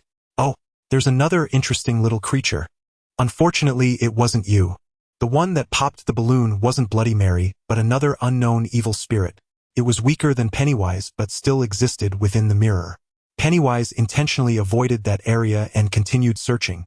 The most urgent task now was to drive Bloody Mary out of Derrytown. Indeed, the current Bloody Mary in Derrytown was not in her complete form. After all, Bloody Mary was an ancient European legend. Although she had some presence globally, only a small part of her had crossed thousands of miles to this foreign land. If it weren't for sensing another powerful presence nearby, Pennywise, Bloody Mary would have focused more attention here, and Pennywise might have been able to resolve it on his own. In the depths of the mirror's void, blood wrapped around the red balloon, attempting to deceive Pennywise. However, the instant the balloon was enveloped by blood, it exploded violently, revealing a toy clown box. The clown from the toy box emitted a bizarre laugh, causing Bloody Mary to involuntarily show a smile. Hey, ha ha ha ha! Bloody Mary instinctively felt something was wrong. This laughter was already affecting her perception of the surroundings. What a strange place Derrytown was. First, there was an undead creature that felt no fear and had consciousness, and now a clown with peculiar abilities. A warrior was consuming part of her energy hedon, while an assassin had entered the mirror world to prepare for a sneak attack. How strange, 2 evil beings actually teamed up. She had never encountered this combination in Europe over the years. While it was of little consequence if her part in Derrytown was eliminated, Bloody Mary also didn't want to waste energy for nothing. Not far from Bloody Mary, Pennywise quietly appeared, pulling out a toy hammer from its abdomen, blood red and marked with a grotesque smiley face. Then its abdomen split open, sprouting several stout spider-like legs sharp as blades covered in dense fur. The spider legs swiftly scuttled through the empty void towards the main body of Bloody Mary. Minutes later at Chris' house, Pennywise's limbs twisted as it emerged from the mirror, still chewing on something. Once it landed on the ground, its distorted limbs automatically returned to their original form. At this moment, Pennywise had transformed back into its normal form. The spider legs and toy hammer vanished. It swallowed the unknown limb in its mouth, slightly bowed, covering its chest with one hand, striking an elegant pose. However, paired with its comical clown outfit, it was truly amusing. Ha ha ha, Bai, thank you for your help. Bai Ye pointed to the motionless Chris on the ground. Can you make her forget about tonight? She is still useful to me. Pennywise looked down at Chris, wiping the drool from its mouth. No problem, I can still manage that. It slowly opened its wide mouth, almost splitting its head in half, revealing 3 deathly lights within. The orange-yellow deathly light illuminated Chris, causing her to gradually float upward. Then Pennywise instantly closed its blood-red mouth. Chris fell to the ground. Alright, she will never remember this incident. Pennywise cheerfully turned to Bai Ye.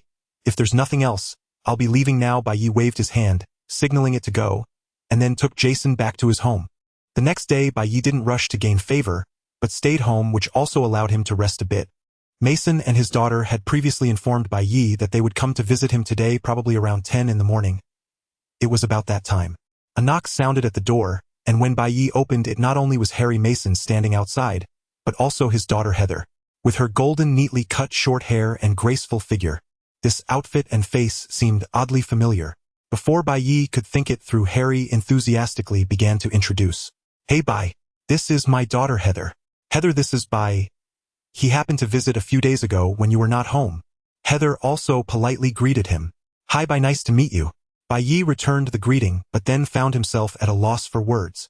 Hi, I'm Bai Night Bai. Why don't you come in and sit? Harry and Heather exchanged glances before happily agreeing. For some reason, the person in front of them felt very friendly without a hint of malice.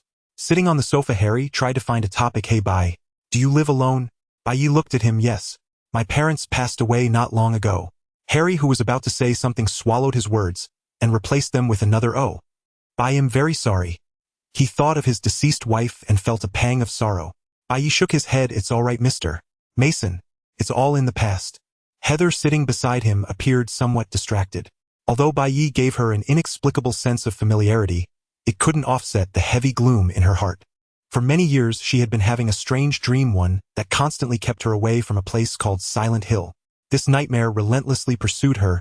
No matter where she moved, Silent Hill would always unbidden appear in her mind. It was precisely this dream that endowed her with an extraordinary sense of vigilance and sixth sense. She always felt a dangerous aura in Bai Ye's home. Though not as intense as Silent Hill, it still gave her a sense of anxiety. This was the first time in many years. Perhaps this man knows something. Time quietly passed, and Harry was also preparing to bid farewell to Bai Ye. He gently reminded Heather to come back to her senses, and then the two left Bai Ye's home. On the way back, Heather remained restless. Having raised a child alone for many years, Harry could easily see that Heather was preoccupied, and he curiously asked, "What's wrong, sweetheart?" Heather shook her head. "No. I just feel like there's something off about Bai's house. Like Silent Hill. Maybe he knows something." Hearing his daughter say this, Harry furrowed his brow and pondered, but still comforted her. "It's all right, sweetheart. Don't think about these things." Heather silently nodded, as if she had her own plans. In the afternoon, Bai Ye went out as usual, beginning his daily task of gaining affection. At the entrance of Carrie's house, Margaret had just stepped out when Tommy showed up. Tommy is the boyfriend of Sue, Chris' good friend, who previously accepted Sue's request to invite Carrie as his dance partner for the graduation ball. Although he didn't understand why his girlfriend was acting strangely, Tommy still went to Carrie's house the next day to fulfill Sue's task, knocking on the door and calling for Carrie. Unfortunately, Bai Ye got to Carrie first and took her out shopping, leaving Tommy waiting outside her door for quite a while with no sign of her, and he had no choice but to leave in anger. After being turned away, Tommy felt a surge of dissatisfaction. How could someone so ordinary dare to not be home when I came looking for you? Thus, when Tommy came by today, he had little patience left. He knocked heavily on the door, his face showing irritation. If Carrie wasn't home again this time, he would tell Sue to give up on this idea, as it wasn't that he didn't want to fulfill her request. With a soft sound, the door swung open eagerly, and Carrie peeked out, her face filled with anticipation. Upon seeing that the visitor was not Bai Ye, she couldn't help but let out a quiet sigh. Tommy looked at Carrie and said, "Carrie, I would like to invite you to the graduation ball with me." Although it was an invitation, his tone carried an air of superiority, exuding an undeniable sense of entitlement. However, the frequently bullied Carrie paid no mind to this and simply timidly declined. "No, thank you for your kindness. But I have already made plans with Bai." Upon hearing Carrie reject him, disbelief filled Tommy's eyes, which soon turned to anger. "Is it a privilege for you to be invited by me? How dare you, someone so ordinary, refuse me?" Not to mention her excuse was so flimsy, stating that she had plans with that night. Bai. Thinking of this, Tommy put on a mocking expression. "Bai. Night, Bai. I'm sorry, I must have You can't possibly have plans with that night, Bai. Did you misspeak? I can give you another chance to think carefully." Carrie lowered her head, unable to meet Tommy's gaze, and still refused him. "I'm sorry. But I really do have plans with Bai." After saying this, Carrie attempted to close the door. Tommy, being rejected again, felt even angrier. He reached out, wanting to grab Carrie and demand how she dared to refuse him. However, someone called out to him, "Tommy, what are you doing?" Upon hearing this voice, Carrie also paused her action of closing the door and peeked out again. Tommy turned around impatiently, and his heart tightened upon seeing who it was. "Bai, what are you doing here?" Bai Ye walked to the door, facing Tommy. "Carrie has already told you she is my dance partner. Is there a problem with me being here?" Tommy began to back down upon seeing Bai Ye, forcing a chuckle as he prepared to escape. Chris and Billy could disregard Bai Ye, but someone like him, a lower-tier student, had to weigh the situation carefully. "Hey Bai, I thought she was joking." "Haha. I'll be on my way then." Bai Ye was not about to let him escape so easily. "Wait, you should apologize for your attitude just now." Tommy looked at Bai Ye. "Is that necessary, Bai? She just..." But faced with Bai Ye's serious gaze, Tommy obediently apologized. "Sorry, Carrie." This time, before Bai Ye could speak, Tommy quickly fled. His heart was filled with dissatisfaction towards his girlfriend. "I had said I shouldn't have been the one to invite Carrie. Now I got turned away and was forced by Bai Ye to apologize to her." Watching Tommy's retreating figure, Bai Ye pondered, having formed a thought in his mind. If anything else happens later, then big boy Jason should help his parents resolve the trouble. Bai Ye turned to Carrie, who was just peeking her head out, smiling and waving to greet her. "Hi, Carrie. How was the dress from yesterday? Did it fit?" Carrie thought of what happened last night, a hint of sadness flashing in her heart. And then she slightly revealed a smile. "Yes, Bai. I really like it." Bai Ye smiled. "Carrie, just call me Knight. Calling me Bai feels a bit too formal." Carrie felt a bit shy and softly replied, "Okay. Knight." The atmosphere then fell into an awkward silence. Bai Ye, with a flash of inspiration, continued to invite Carrie to go shopping. Carrie hesitated at first, but Bai Ye's decisive tone made her unable to entertain thoughts of refusal, so she had no choice but to agree. Time flew by quickly, and when Bai Ye sent Carrie home, it was already close to evening. At this time, Margaret was also about to return, and Carrie hurriedly greeted Bai Ye before directly entering the house. Bai Ye looked towards the approaching car in the distance and set off on his way home. Although there was a car, Bai Ye had never driven it, which could be considered a form of environmental friendliness. Suddenly, Bai Ye glanced at the road sign ahead. The words on the sign had transformed into 2 rows of different letters without him noticing. They're back. The second row of letters was a series of restaurant addresses. It seemed to be the place where several people gathered in the movie. Bai Ye looked at the sign and headed towards the address recorded on it. There was no way to avoid it. Pennywise clearly wanted him to join in the fun. In the restaurant, several people arrived one after another, and Bai Ye followed closely behind.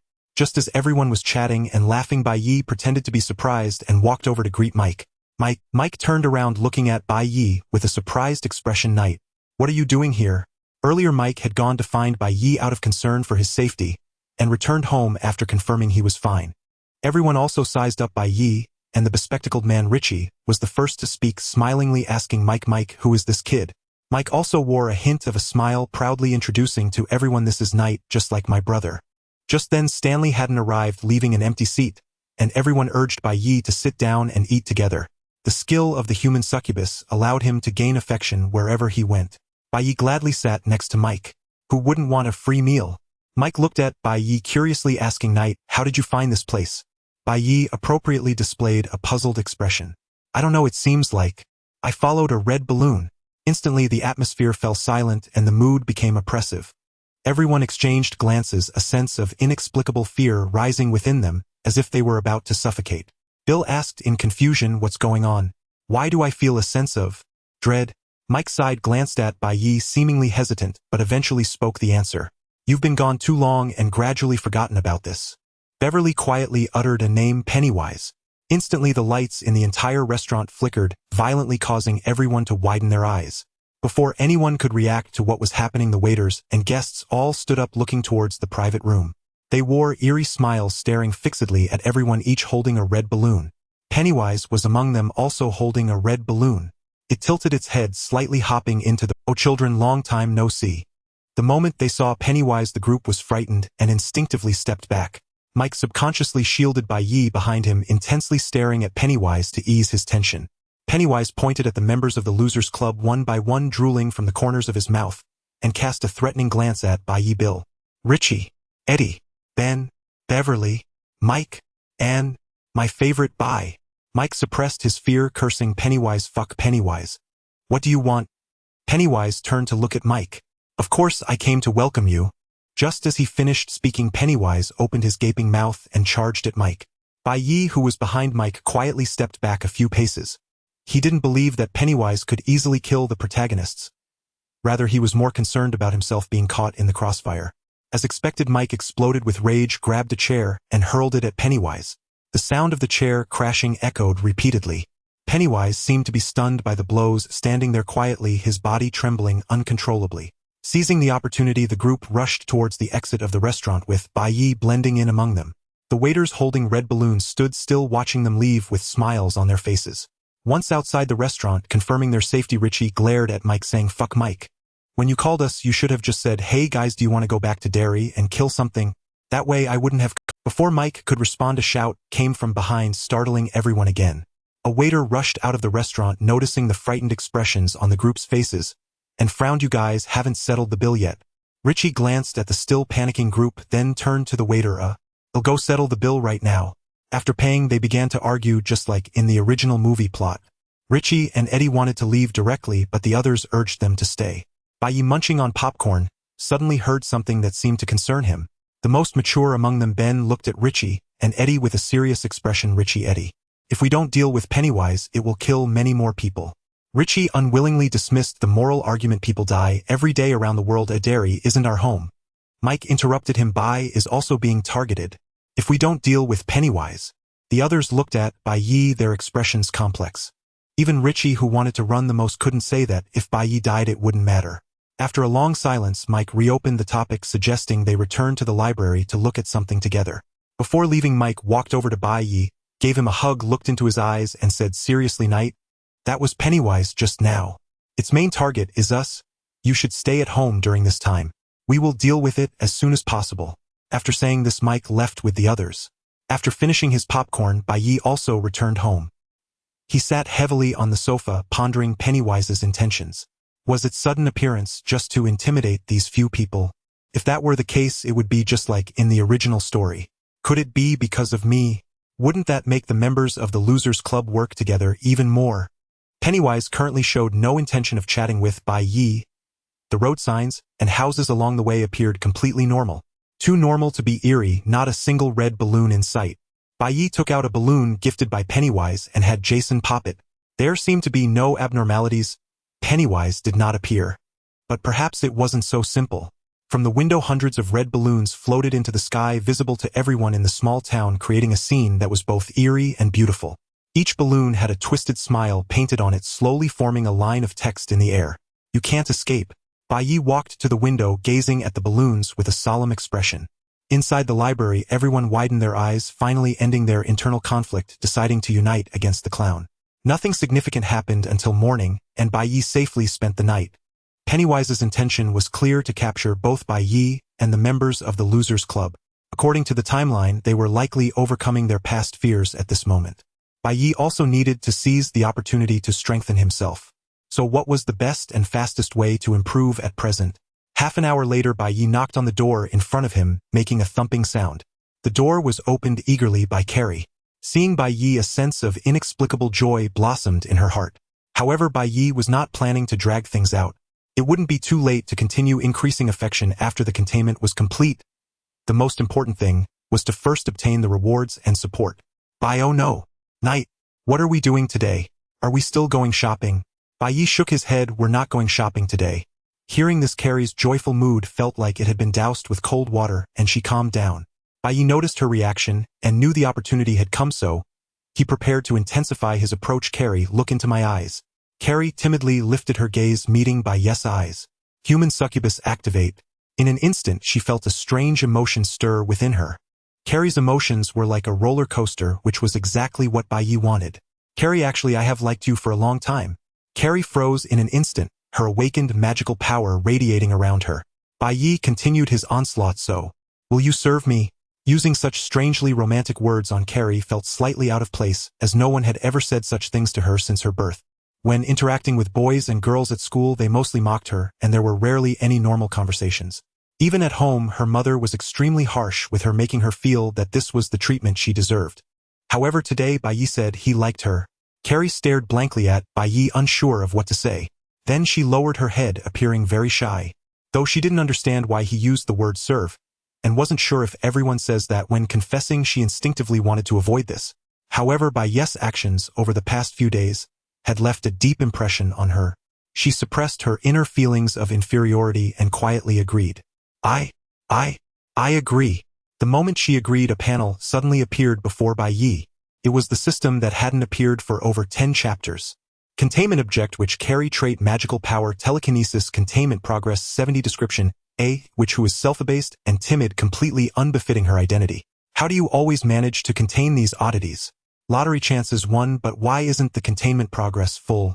Is it because Carrie still has shadows regarding Margaret which she needs to overcome herself? This was not a big deal. Even if it wasn't full, Bai Ye wasn't concerned. Carrie would never help others. Even if Bai Ye and Margaret had to choose one, Carrie would still choose herself. The containment was complete and Bai Ye didn't linger.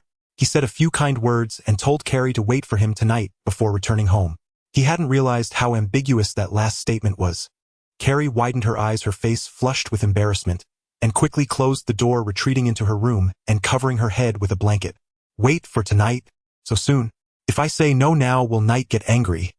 Returning home, Bai Ye could hardly contain his excitement and immediately activated the newly acquired lottery draw. A burst of dazzling light erupted from the surprise box, revealing its contents. Yet again, just another item. He hadn't even consumed the last universal elixir yet. Was there truly another item? Codex of the Necronomicon fragmentary copy. Description: though bearing the same name, centuries of transcription and revision have severed all ties to the original text. Surely not. The calcium-enriched triple-strength edition of the Necronomicon. All permanent adverse effects have been purged, residual corruption reduced to the absolute minimum. A single sheet of parchment drifted silently onto the table before Bai Ye. He stared at it, then at his own hand. What in the world was this? The sheet was no larger than his palm. And more importantly, what did it have to do with the witch? Having finished his muttering, Bai Ye prepared to read its contents. He felt no need to fear for his safety. The system had already neutralized its taint. Bai Ye lifted the parchment and began reading the script inscribed upon it. In an instant, his pupils dilated, his consciousness collapsed into chaos. The parchment itself dissolved gradually within his grasp. How long had passed? Bai Ye stirred slowly back to awareness, only to be seized by a violent wave of nausea rising from his gut. His mouth flew open and from his throat erupted a grotesque torrent of writhing tendrils and gelatinous ashen-gray matter. The vile substances cascading from his mouth sizzled and melted into broad viscous stains upon the floor. Just awakened, Bai Ye stared in disbelief, then scrutinized his own body, relieved to find it unchanged. Beside him, Jason stood faithfully vigilant. The moment Bai Ye's awareness faltered, Jason rushed forward, desperate to help, yet utterly uncertain what aid he could offer, left only to fret in helpless silence. Only minutes had elapsed before Bai Ye regained full consciousness. Only then did he open his status interface to examine his newly acquired abilities. Host: Bai Ye. Skills: Mortal Succubus, Elder God, Fragmentary. Items: SCP-500.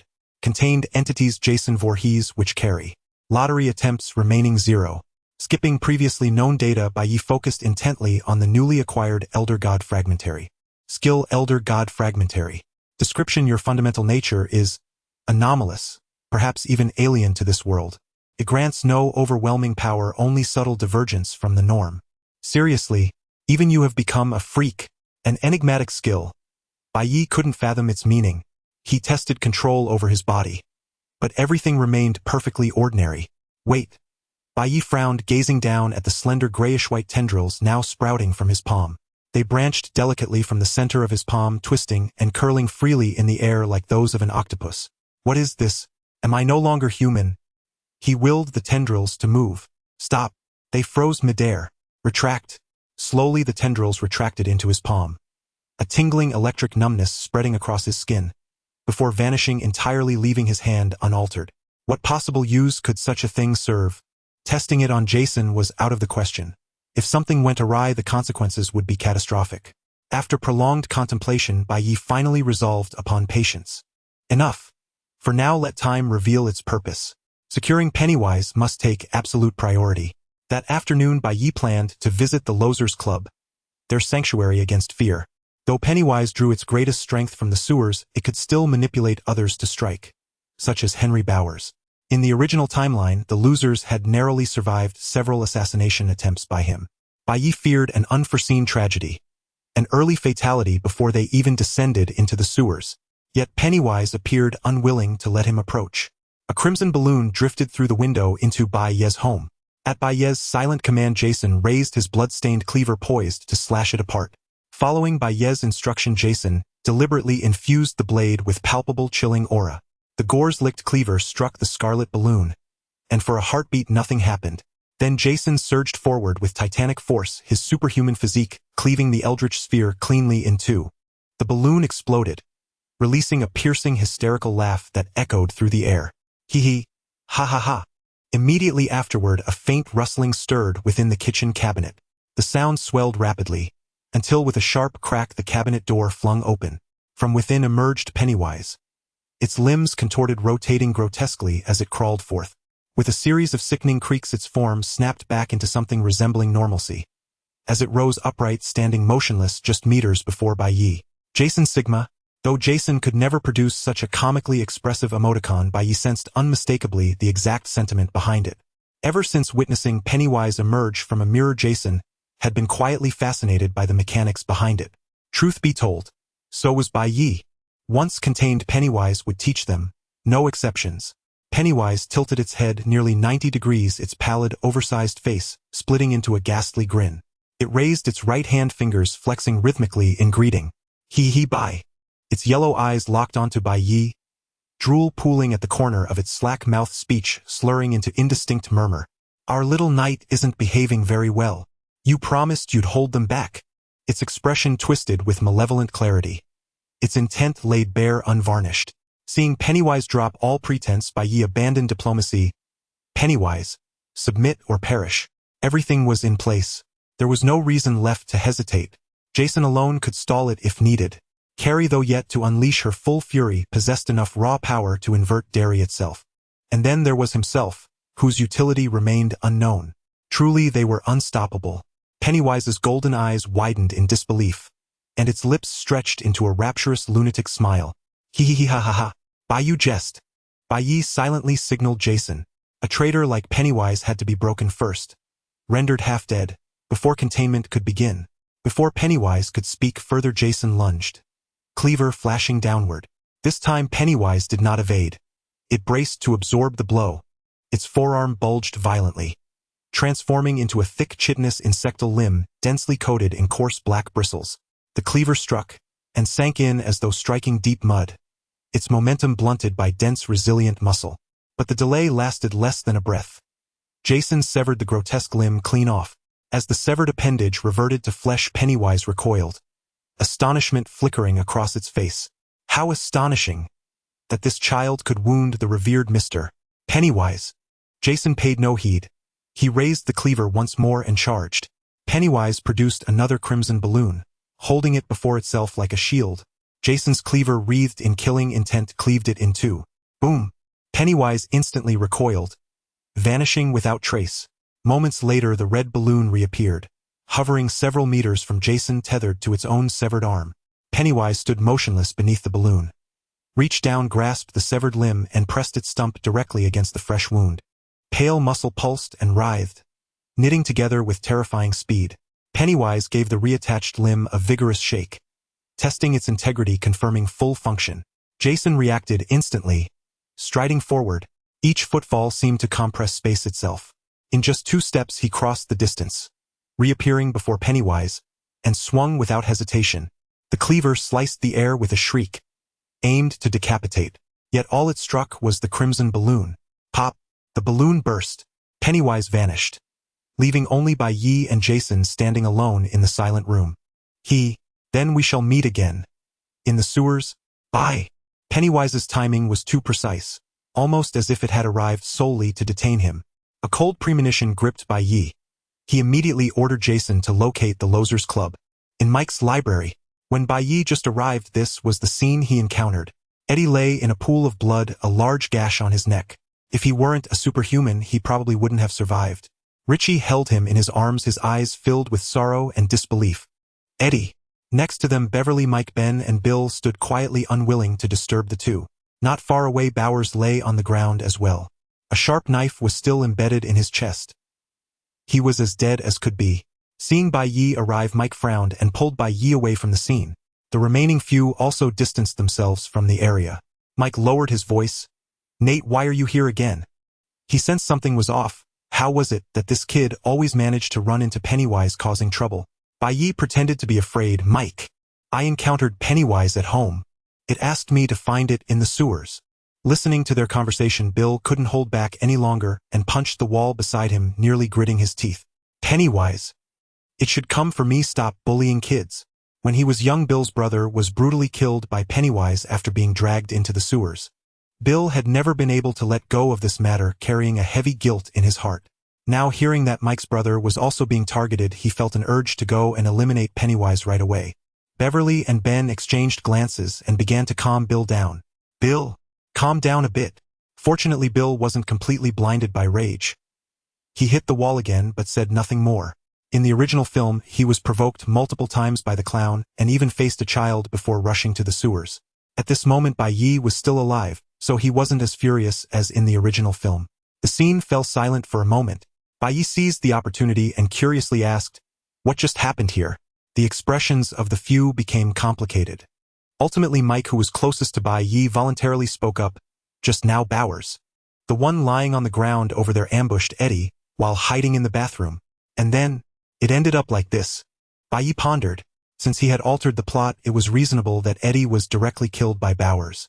In the original film, Bowers could have easily killed Eddie but hesitated and got stabbed in return. Bai Ye was dumbfounded at the time, never expecting it could unfold this way. Richie slowly walked over, his eyes red and traces of tears evident. "We need to get rid of Pennywise to avenge Eddie and Stanley." Just last night, they had already learned of Stanley's death in the library. Bill was the first to respond. "Let's go now. Even a second's delay could lead to more casualties." Seeing this, the others also made up their minds. Mike glanced at Bai Ye, worried. "Nate, you?" He didn't finish his sentence, but everyone understood the implication. Mike was concerned that the clown would take advantage of their absence to target Bai Ye. Bai Ye shook his head. "It'll be fine, Mike. You all go deal with Pennywise." Though still worried about Bai Ye, the others had to hurry to Pennywise's lair. There was no other choice.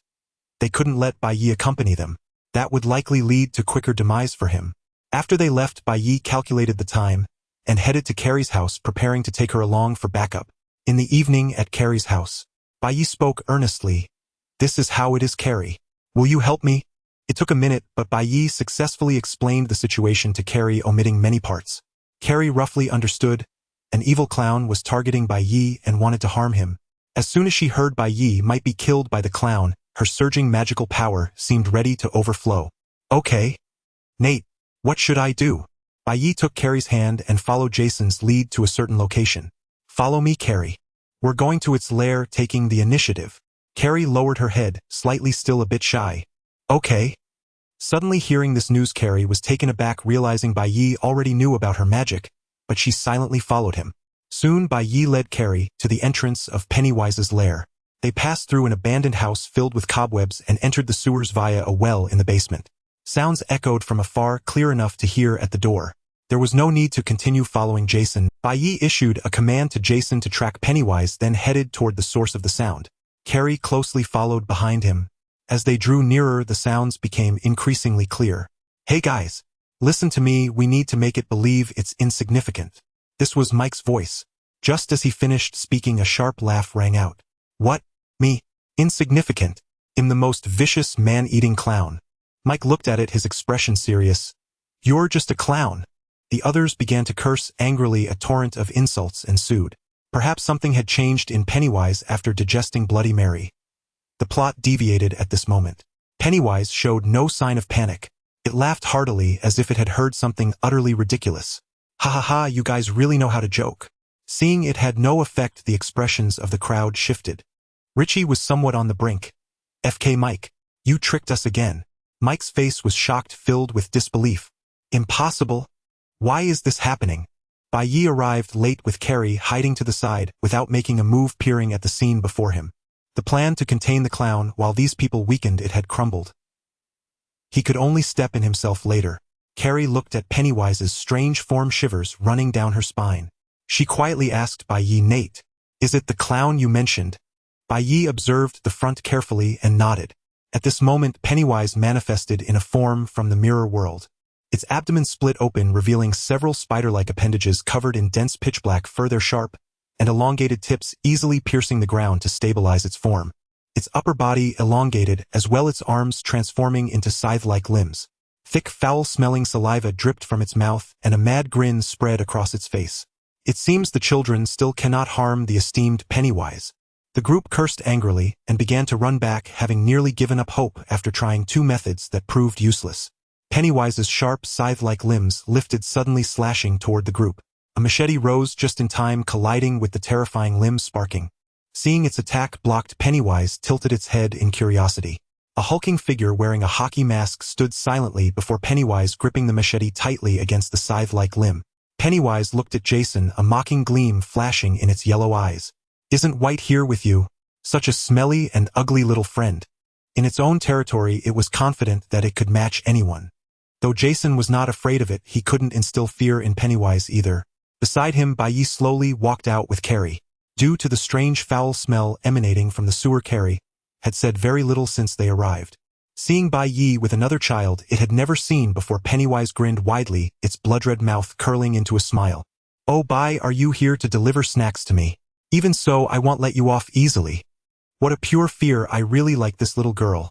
Scared by Pennywise, a hint of fear arose in Carrie's heart. This was quite normal, after all. Carrie had only recently awakened her magical power and had spent her life in repression and self-doubt. It would be problematic if she had no psychological flaws. Noticing Carrie tremble beside her, Bai Ye silently took her hand and looked at Pennywise. Pennywise, it seems you are not quite aware of your own strength. You definitely cannot defeat her. Do you still want to eat her? Without Jason lifting a finger, she could kill you herself. Bai Ye's warm palm brought Carrie a sense of security, dispelling the fear in her heart. At this moment, Carrie still hadn't reacted. It seemed Bai Ye understood her unique qualities. She bravely lifted her head and stared directly at Pennywise. Pennywise looked down at Carrie, not paying attention to Jason blocking its escape route. Hee ha ha ha ha, Bai, you really know how to joke. Bai Ye looked at Pennywise, as if looking at a corpse's eyes filled with pity. Feeling Bai Ye's disdainful gaze, Pennywise's lips curled into a cruel smile. Bai, you can't be serious, right? Ha ha ha. Before the laughter could end, Pennywise raised its sickle-like forelimb and struck at Carrie and Bai Ye. The force of the strike was nearly enough to slice the two in half at the waist. Carrie instinctively wanted to use telekinesis to resist, but Jason was faster than her. The menacing blade clashed with Pennywise's forelimb, producing a tremendous sound. Pennywise exerted more force, but Jason remained unyielding. The blade even inched forward slightly. Pennywise quickly lifted its forelimb, voluntarily giving up the confrontation. It showed a look of surprise. At this moment, its seemingly indestructible forelimb had developed a small notch. Interesting. At this moment, Pennywise still did not pay attention to what Bai Ye had just said. However, a tiny crack had appeared in its confidence. Seeing that Pennywise did not continue, Jason took the initiative to swing his blade forward. His fierce slash was also blocked by Pennywise. However, Pennywise did not fare as easily against Jason's strike. Pennywise exerted force with both forelimbs to block the aggressively descending blade, feeling somewhat shocked. When it had fought Jason twice at Bai Ye's house, it never gained the upper hand. Pennywise thought it was merely because it could not fully exert its strength in the sewer, not being on its home turf. Yet, during the confrontation in the sewer again, Pennywise realized the true might of Jason. Its upper body instantly elongated, reaching nearly several meters in height. Its large head also swelled, splitting its face into two halves, revealing a mouth full of sharp teeth. Then it bit towards Jason.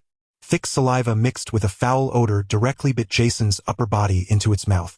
Pennywise suddenly chomped down its sharp teeth, sinking into Jason's body. But it could only penetrate a little without making any further progress. Jason was not a mere flesh and blood being. Each time he revived he became stronger. Over the years his body had become extremely tough, able to withstand bullets and explosions, only sustaining superficial wounds. It was quite impressive that Pennywise could break through his defenses. Sensing that its powerful biting force had no effect on Jason, Pennywise instinctively felt that something was amiss. The situation seemed different from what it had expected. The first time they met it could not bite through Jason's body. Now it had consumed part of Bloody Mary and absorbed more children's fears, yet it still couldn't break through. Pennywise's body instantly shrank back, pondering how to take down Jason before it. Jason, who had been bitten, was also somewhat angry. Though not very intelligent, Jason's intellect was comparable to that of a child. Feeling insulted, the aura of the Crystal Lake murderer erupted explosively. With a step forward it seemed as if he had crossed space, directly arriving in front of Pennywise. The menacing blade struck down once more. Pennywise reacted, extending its forelimb in an attempt to block. But it was of no use. This strike directly severed one of its forelimbs.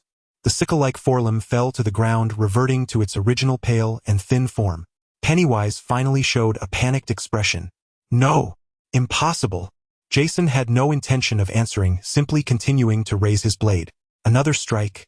Pennywise's foreleg fell to the ground, transforming into a horrific mass of flesh. Without a leg to support it, Pennywise could no longer maintain its balance and fell to the ground. Out of fear, Pennywise's size continually shrank, gradually returning to the size of an ordinary human. Jason was not yet ready to let Pennywise off, raising the blade again, preparing to finish it off. Bai Ye timely urged Jason to stop. He could not be killed now. Jason, stop it. Having vented his anger, Jason obediently listened, putting down his blade and moving to block Pennywise's escape route. At this moment Pennywise showed a look of panic. It seemed it couldn't believe it was being defeated by Jason. Bai Ye approached it with Carrie, revealing a mocking expression. Pennywise, you are just a worthless clown who can only bully children. Do you think you are strong? Forget Jason, you can't even defeat this girl beside me. Pennywise came back to its senses, staring fiercely at Bai Ye with an expression of unwillingness. Just this little girl. I am the most terrifying man-eating clown in the world. All the children are afraid of me.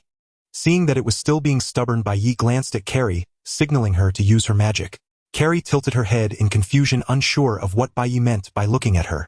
Bai Ye sighed, feeling that everyone under his command was difficult to manage. Carrie, use your magic to teach it a lesson. Upon hearing this, Carrie widened her eyes. How did Bai Ye know she had magical power? However, her habitual obedience to Bai Ye's words made her instinctively channel her magic. A vast and surging magical power instantly engulfed Pennywise. Now reduced to a normal size, Pennywise was frozen in midair by the magical power, unable to move a muscle. A hint of panic flashed in Pennywise's yellow pupils. How is this possible? No one answered it. Carrie was busy manipulating her magic. Bai Ye was watching the show, and Jason would not speak. Soon the force applied to Pennywise's body increased dramatically. Pennywise's clown form was squeezed to the point of deformation, emitting creaking sounds. Seeing Pennywise's confidence further shattered, Bai Ye knew it was time to employ the verbal therapy method. The earlier taunts had failed because it did not believe in its own weakness. Now that Pennywise was tightly bound by Carrie, this was the best opportunity to contain it. Bai Ye looked up at Pennywise, caught in midair by an invisible force, a hint of amusement in his words. Of course it was a mocking laugh. How is it that the clown Pennywise can't even defeat a girl now? Aren't you supposed to be strong? Face the reality, you are just an inconsequential clown. Pennywise grew even more terrified. No. That's not true. I am the esteemed Pennywise. However, it was clear that Pennywise had lost its confidence. Its body gradually shrank and its power diminished further, even without Carrie amplifying the magic pressed upon it. Pennywise attempted to change the situation. It keenly sensed the deep-seated fear within the girl before it. Utilizing its unique ability, Pennywise began to alter its appearance. Carrie found it hard to believe. Mom! Indeed, Pennywise had transformed into the likeness of Margaret. Its sharp voice shifted to that of a woman, glaring angrily at Carrie. Carrie, why are you with this man? I knew it.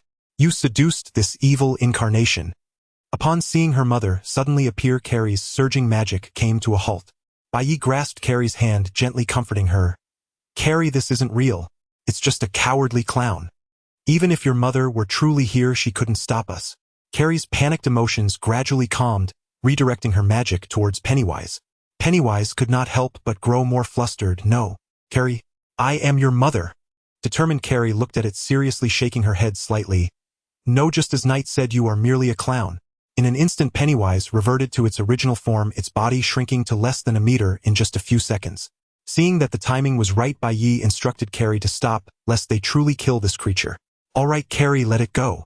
Hearing Bai Ye's words, Carrie ceased her magical release. Okay. The chibi Pennywise suddenly dropped from the air, crashing to the ground. Although the heavy pressure on it had vanished, Pennywise remained motionless.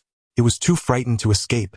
With a thought, Bai Ye ordered Jason, blocking Pennywise's escape route, to step forward, placing a knife against its neck. Little Pennywise trembled, not daring to resist. The immortal killer beside it was no trivial matter, capable of killing Pennywise with ease. Now wanting to kill little Pennywise would be even easier. Bai Ye wore a smile, looking down at Pennywise. Submit or die. Little Pennywise quivered as it looked up. I am willing to submit to you, Bai. At that moment, a system prompt appeared. Containment object Pennywise traits supernatural movement, can appear anywhere, shapeshifting, illusion creation, mind control, containment progress 30 description, an unknown clown from the sewers feeding on fear. With diverse abilities, it is nearly impossible to kill. As another unknown creature, you should have many common topics with it. Containment progress less than 50 or no lottery chances gained. Seeing the containment progress displayed by the system, Bai Ye looked at Pennywise with dissatisfaction. So you're just a traitor ready to turn against us once the tide changes. Perfect, I'll test my newly acquired ability on you. Bai Ye stepped in front of Pennywise, extending his left hand towards it. A tingling sensation spread from his palm, swelling, as if something were about to burst forth. Soon a tentacle emerged from Bai Ye's palm, branching out into several smaller tentacles. Carrie watched in wide-eyed disbelief. So Knight like me is not normal.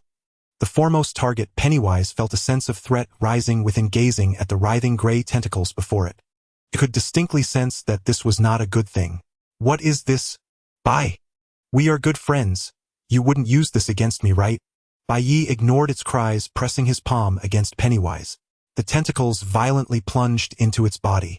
Pennywise shuddered violently, its body going into convulsions. The tentacles quickly obtained most of Pennywise's information.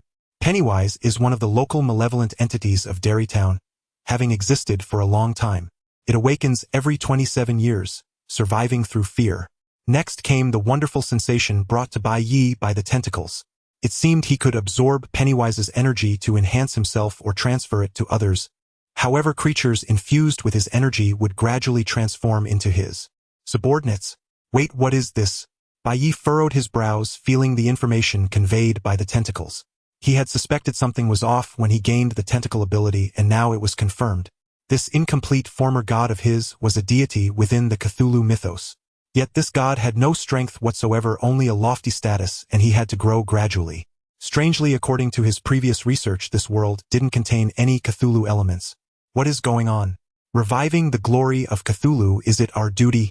Ending the futile thoughts, Bai Ye began to contemplate how to deal with Pennywise. He did not want to simply absorb Pennywise. Its diverse abilities were quite useful, and it would be a shame to absorb it. Moreover, as the only high-intelligence supernatural being under Bai Ye's command, there were many tasks it could handle. There were things not suitable for Carrie to know, and Jason lacked intelligence, making Pennywise a good choice. The tentacles slowly retracted as chibi Pennywise gradually ceased trembling. It looked at Bai Ye, its expression filled with sorrow. Bai, are you going to kill me? Bai Ye did not care about its feelings. What a joke, a man-eating clown still has human rights. Let alone that it was currently a traitor. Pennywise, stop playing dead and quickly send those people outside away. Then we can talk. Pennywise tilted its head. Even though you say that I can't do anything. At this moment, the members of the Outer Failure Club also sensed something was off inside. Why hadn't Pennywise chased them out? Mike and Bill exchanged glances, slowly making their way inside. The three behind them were also ready to support them at any moment. After retracing a short distance, the instant they saw a flicker of light, Mike and Bill were shocked. Before them, Bai Ye held a blood-stained machete, plunging it into Pennywise's heart. Pennywise lay quietly there, seemingly dead. What is going on? Knight killed Pennywise. Wasn't Knight outside? Illusion. Mike, who had the closest relationship with Bai Ye, was burning with rage. Fuck squid, Pennywise. Don't try to deceive me with such a cheap trick. Soon after, their expressions were etched with disbelief. utterly unable to fathom how Bai Ye had followed them step by step to Pennywise's lair, then slain the terrifying entity with nothing but a machete. Richie eyed Bai Ye skeptically. So you're saying you casually hosted a party at a campsite outside town, and somehow brought back that machete from the camp, and this very machete just happens to be Pennywise's bane? Bai Ye wore an expression of genuine bewilderment as he replied, I suppose it is. Mike and Bill examined Pennywise's corpse, turning it over several times, but found no anomaly. It was unmistakably, irrevocably dead. Bill approached, shrugging. It sounds absurd, but Pennywise is dead, isn't he? Richie opened his mouth to protest. Yet faced with undeniable fact and instinctively trusting Bai Ye's honesty, he fell silent. With Pennywise vanquished, the group relaxed. They soon escorted Bai Ye back to the surface. Only Mike remained in Derry. The others had long since built lives elsewhere. After heartfelt farewells, they departed one by one. Bai Ye bid Mike goodbye and returned home. Jason was already waiting for him. Earlier in the sewers, Bai Ye and Pennywise had staged a ruse. Jason's machete was retrieved and used to feign Pennywise's death, allowing the group to leave reassured. Carrie had left earlier with Jason. Though neither Jason nor Carrie was present, Bai Ye felt no concern about Pennywise reneging. Bai Ye had orchestrated Jason's and Carrie's successive confrontations with Pennywise precisely for this reason, to shatter its confidence. A being uncertain whether it could even defeat Bai Ye would never dare break its word. Bai Ye produced a red balloon and popped it. Bang! Pennywise emerged from a cabinet door, reverting from its chibi form to its full human-sized stature, identical to their first encounter. Jason, Bai Ye. Pennywise shifted uneasily under their fixed gazes, instinctively retreating 2 steps. Bai, what do you intend? Jason is deeply curious how you slip in and out of cabinets, Bai Ye said earnestly. Would you teach him? A look of genuine confusion flickered across Pennywise's sinister face. I don't know. I've always possessed this ability. Seeing it could offer no instruction, Bai Ye shook his head slightly. Bai Ye truly longed to see Jason materialize spontaneously from cabinets anytime, anywhere.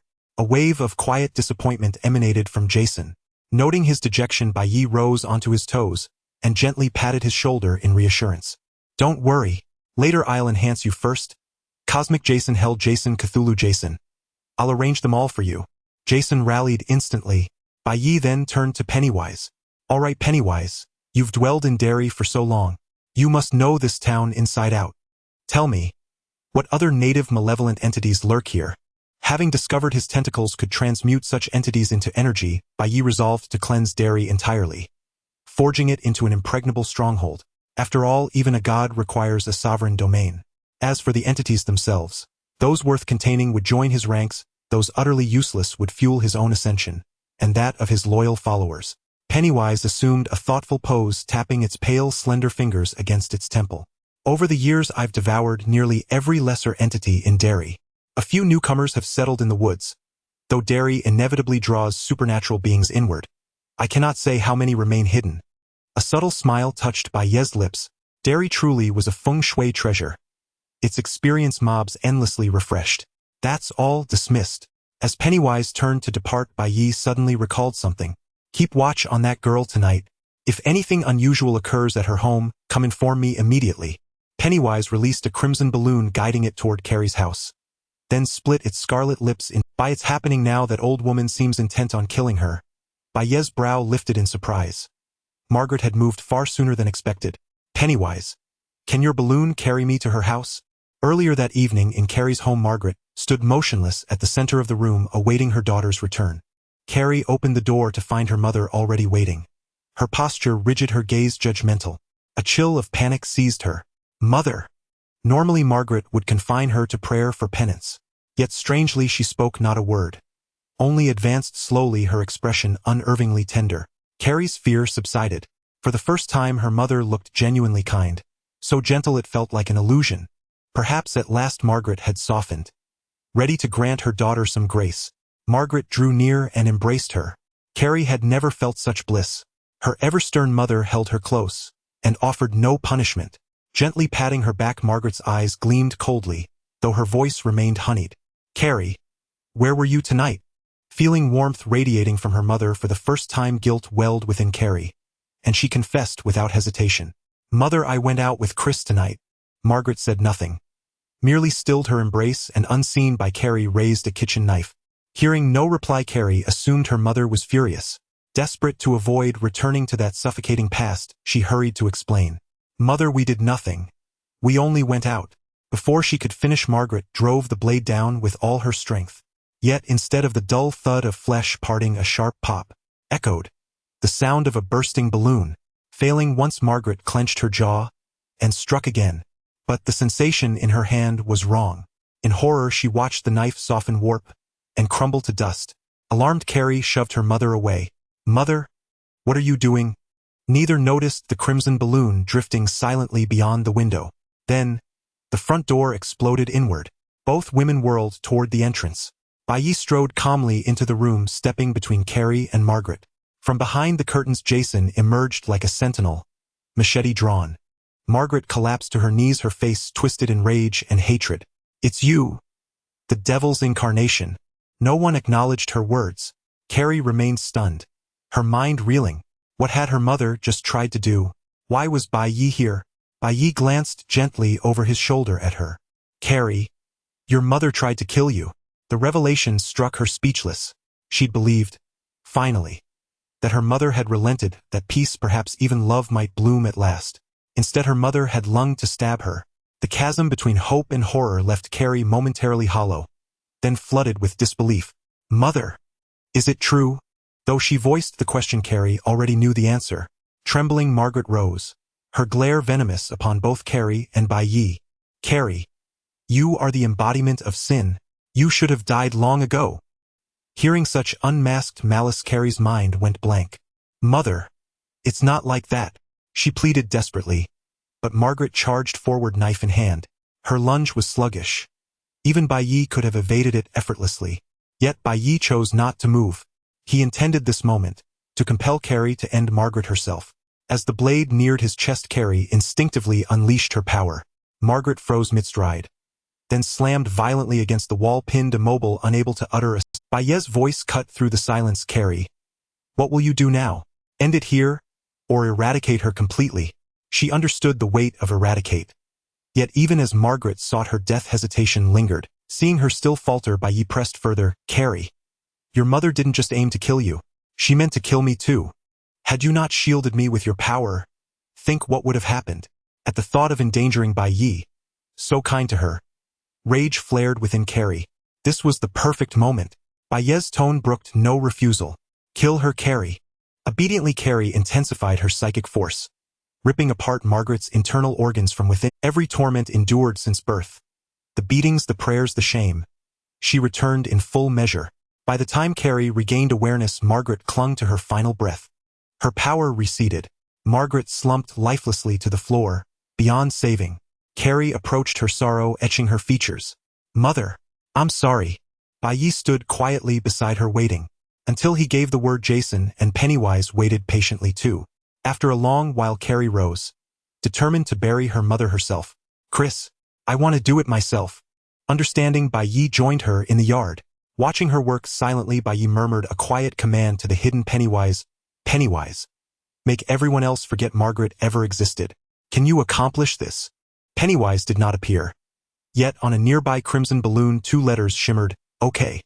Contained entity which carry. Ability psychic power telekinesis. Containment progress 100. Profile her world now revolves solely around you. This is what you desired, was it not? In the middle of the night, Bai Ye, cradling the fragrant and soft little Jelly, was awakened by Pennywise. With bleary eyes, Bai Ye stepped out of Jelly's room and looked at Pennywise, appearing still half asleep. If Pennywise had no serious matters at hand, it could return to sleep in the sewer. What happened? Pennywise displayed an innocent expression. By the person you asked me to keep an eye on has left. Bai Ye was momentarily stunned, not yet processing the information. Then, with rapid thought, he recalled what had happened before he went to sleep. At that time, he had taken advantage of Jelly's absence to have Pennywise keep an eye on Chris. After all, the graduation dance was tomorrow, and he wanted to be cautious in case those two brought a bucket of pig's blood to the stage like in the original movie. Although Bai Ye wanted to increase Jelly's affection for him, he didn't want her to be drenched in pig's blood. Moreover, Jelly had already completely returned to his side, making the presence of those two not too significant. Bai Ye changed his clothes and grabbed Pennywise. All right, take me there. Pennywise glanced at him, then silently lowered its head, leading Bai Ye to the pig farm on the outskirts. Billy abruptly parked the car by the roadside and called the distracted Chris to get out. Recently Chris had been feeling something was off, yet she couldn't pinpoint what it was. She only remembered being humiliated by Bai Ye that day and returning home where she thought of a brilliant revenge plan in the bathroom, and when she opened her eyes again it was already the next morning. As a genuine American school bully, she was completely unconcerned about what had happened to her, only focused on seeking revenge on Bai Ye and Jelly. Not long after waking up, she groggily called her boyfriend Billy, discussing the plan to go to the pig farm. On the phone Billy agreed readily, though his tone sounded a bit strange. Until just now Billy had been acting normally, but Chris felt something was off. For instance, right now Billy stood outside the car expressionless. "Baby, get out of the car quickly." Based on Chris' experience at times like this, Billy would likely open the car door directly and drag her out. However, Billy merely gazed at her silently. It wasn't until Chris opened the car door that Billy walked off to the side, slowly climbing over a not-so-low fence. Chris hesitated slightly but ultimately followed Billy's footsteps and climbed into the pigsty. It was very much in line with the logic of protagonists in horror movies. Despite feeling something was off, they ignored it until it was almost too late to escape. Seeing the two enter the pigsty, Bai Ye also brought Jason through a small door nearby. The small door was locked tightly, but it was quite easy for Pennywise. Inside the pigsty it wasn't very bright, and Chris had to turn on a flashlight to see what was inside. She complained, "Baby, I said we should have brought more people along." Normally Chris wouldn't dare speak to Billy like this because of his bad temper that never favored her. But today Billy was unusually gentle, which made Chris a bit bolder. Standing in the center of the pigsty, Billy said nothing but silently stared at Chris. His eerie gaze swept up and down Chris, sending shivers down her spine. She frowned. "Billy, what do you mean?" Billy did not respond but continued in a tone devoid of emotion. "Come out." Hearing this, Bai Ye, hiding behind a nearby haystack, almost thought he had been discovered. Bai Ye turned to look at Jason but found no sign of him hiding. Billy surely wouldn't be able to find him. Hiding behind the haystack should be fine. Confirming he had not been detected, Bai Ye continued to spy. This particular scene had never appeared in the original movie. It was best to be cautious until the situation was fully understood.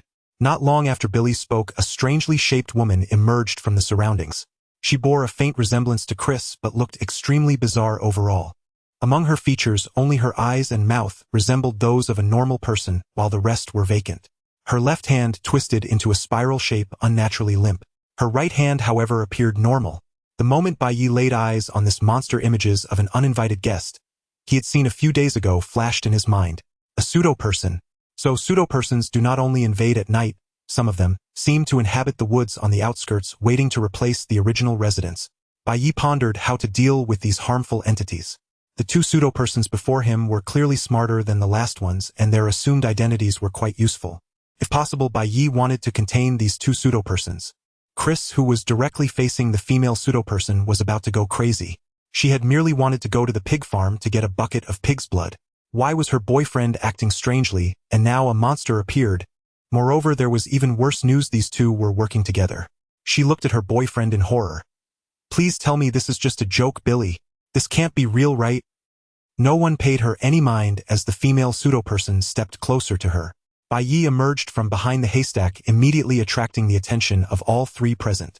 He did not intend to save Chris. He simply felt it was a suitable moment to act.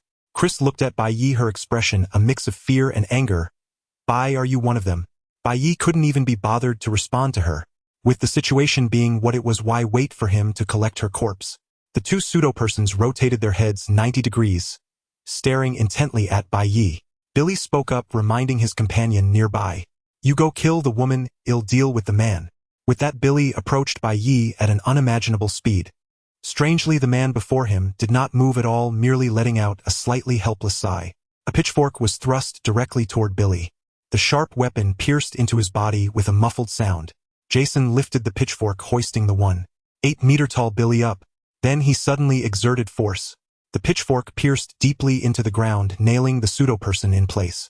The entire process took less than a second, and the fierce-looking pseudo-person was firmly restrained.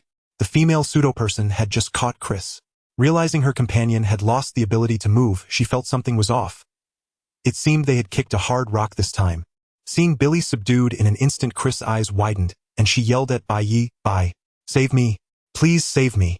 Bai Ye didn't care about her feelings and walked straight up to the immobilized Billy, looking down at him. Surrender or die. Billy showed no expression, his mouth moving. You are not Nate Bai. Who are you? Bai Ye pondered for a moment, and an idea he had thought of long ago but never had the chance to implement came to mind. In the dimly lit pig farm, Billy lay on the ground, his body pinned to the floor by the pitchfork. He slightly raised his head, gazing up at the mysterious man before him. A red balloon quietly burst, and a terrifying clown jumped out, bowing slightly to the man in respect. Behind the man, a tall and robust undead slasher stood silently, wielding a cleaver. Bai Ye looked down at Billy, gray tendrils swirling freely in his hand, his expression confident and arrogant. I am the old god. Billy finally changed his expression, a look of human-like shock appearing on his face. His tone instantly turned respectful. I am willing to submit. The artificial being does not generate any emotions, but that does not hinder its bodous instinctive awe. The tentacle exuded a strange pressure, as if emanating from a higher existence, making it instinctively desire to submit. Moreover, having been instantly defeated by the opponent's subordinate, the gap in strength was unimaginable. Surrendering was indeed a sensible choice. After receiving Bai Ye's signal, Jason stepped forward and drew the pitchfork, releasing Billy. So much had happened in just a few seconds, leaving Chris, who was watching from the side, in utter disbelief. The female artificial being also sensed the pressure emanating from the tentacle. Expressionless, it contemplated for a moment before releasing Chris' arm. Chris felt an excruciating pain. Merely being grabbed had dislocated her arm, and the female artificial being had clearly intended to rip her arm off. However, just before her demise, her intellect finally gained the upper hand, and she bore the nearly fainting agony, slowly retreating. With only one hand left, she lacked the strength to climb over the wall.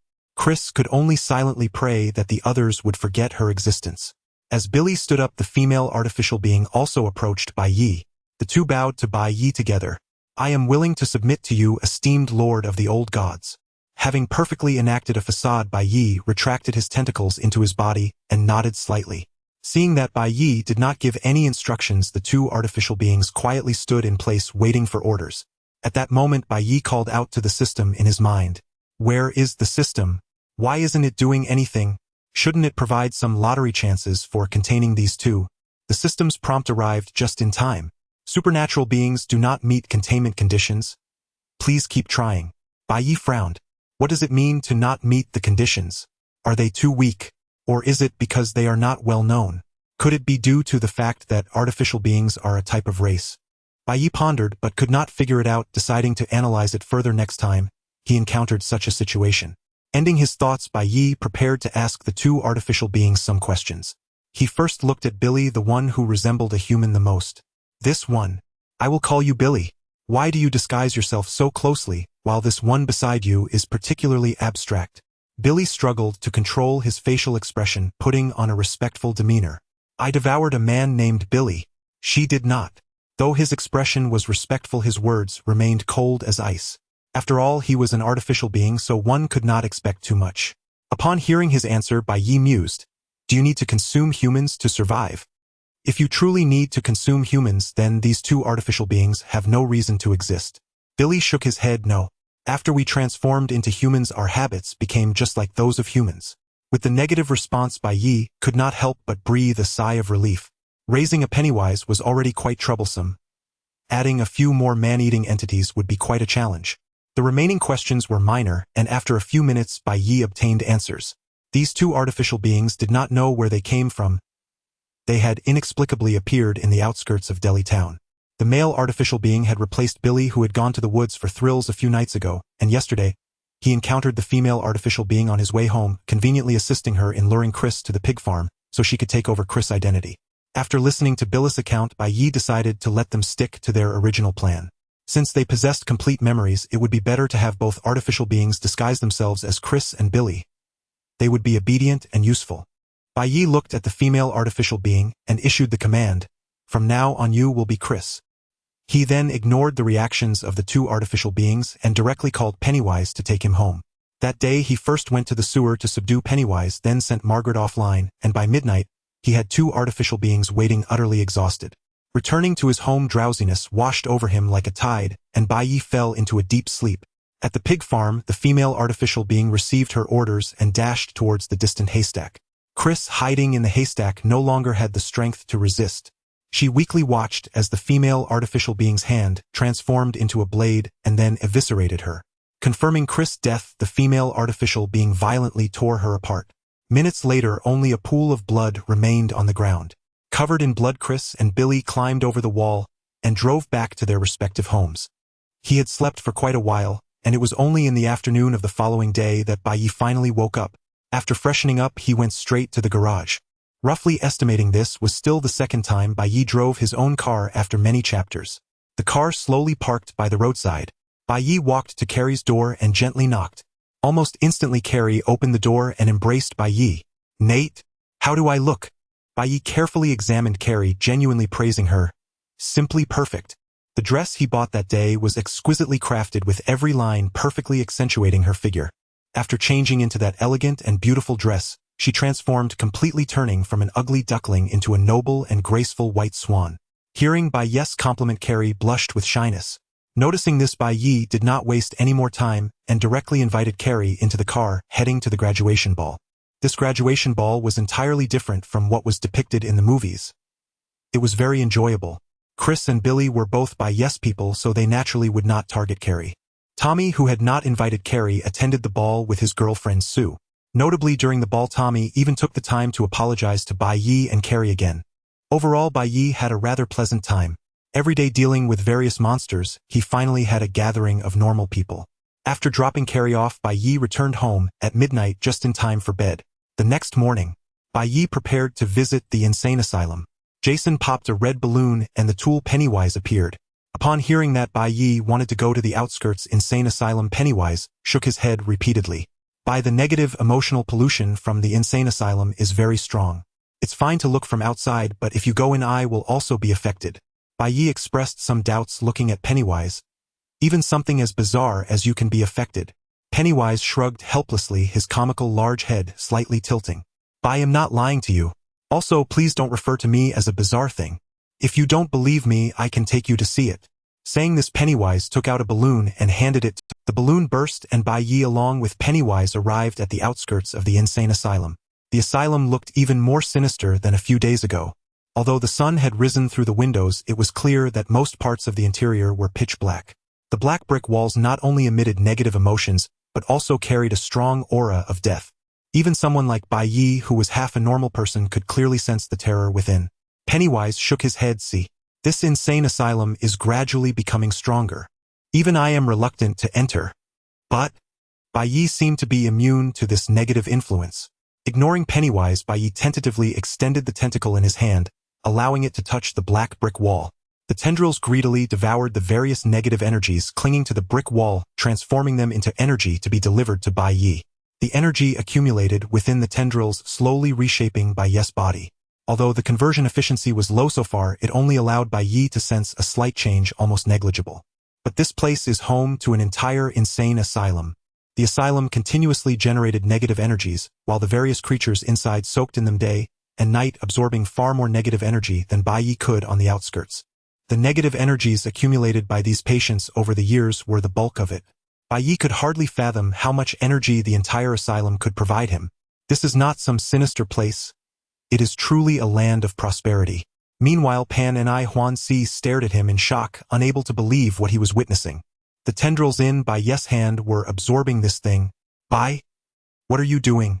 Have you lost your mind? Bai Ye continued his actions, allowing the tendrils to devour the negative energies entangled on the surrounding walls. After more than 10 seconds, he turned to respond to Pan and Huan Si. His tone was utterly casual, as if it were common knowledge. I'm absorbing its energy. What's wrong with that? It might seem like he was showing off, and indeed Bai Ye was putting on a show. Occasionally showing off in front of him was a good way to solidify loyalty.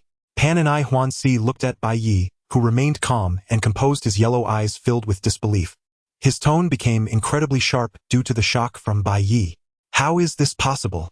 Even a cursed being would become chaotic after absorbing too much negative energy, ultimately losing all sanity. You're just a human, how can you do this? Bai Ye was behaving quite normally, even better than usual. Can a human really ignore the effects and absorb perfectly? Pan and Huan Si's worldview as a cursed being was being turned upside down, and his clownish face was filled with absurdity.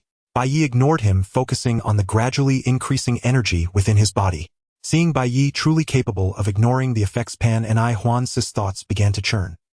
He had felt the pressure from those gray tendrils more than once, but each time, he thought it was some special ability, never doubting it in any other way, firmly believing that Bai Ye was just an ordinary person. The first time facing the tendrils, the pressure was the strongest, but at that time Pan and I Huan was immersed in failure and fear, not paying any attention to the mysterious sensation brought by the tendrils. The night before last, he cooperated with Bai Ye to create a dazzling spectacle, merely thinking that Bai Ye wanted to take the opportunity to subdue two false humans, so he had arrogantly proclaimed himself some ancient god. Now it seemed that his boss was indeed rather extraordinary. Could that ancient god actually be real? As Pan and I Huan's thoughts shifted, his containment progress continued to rise, ultimately stopping at 70.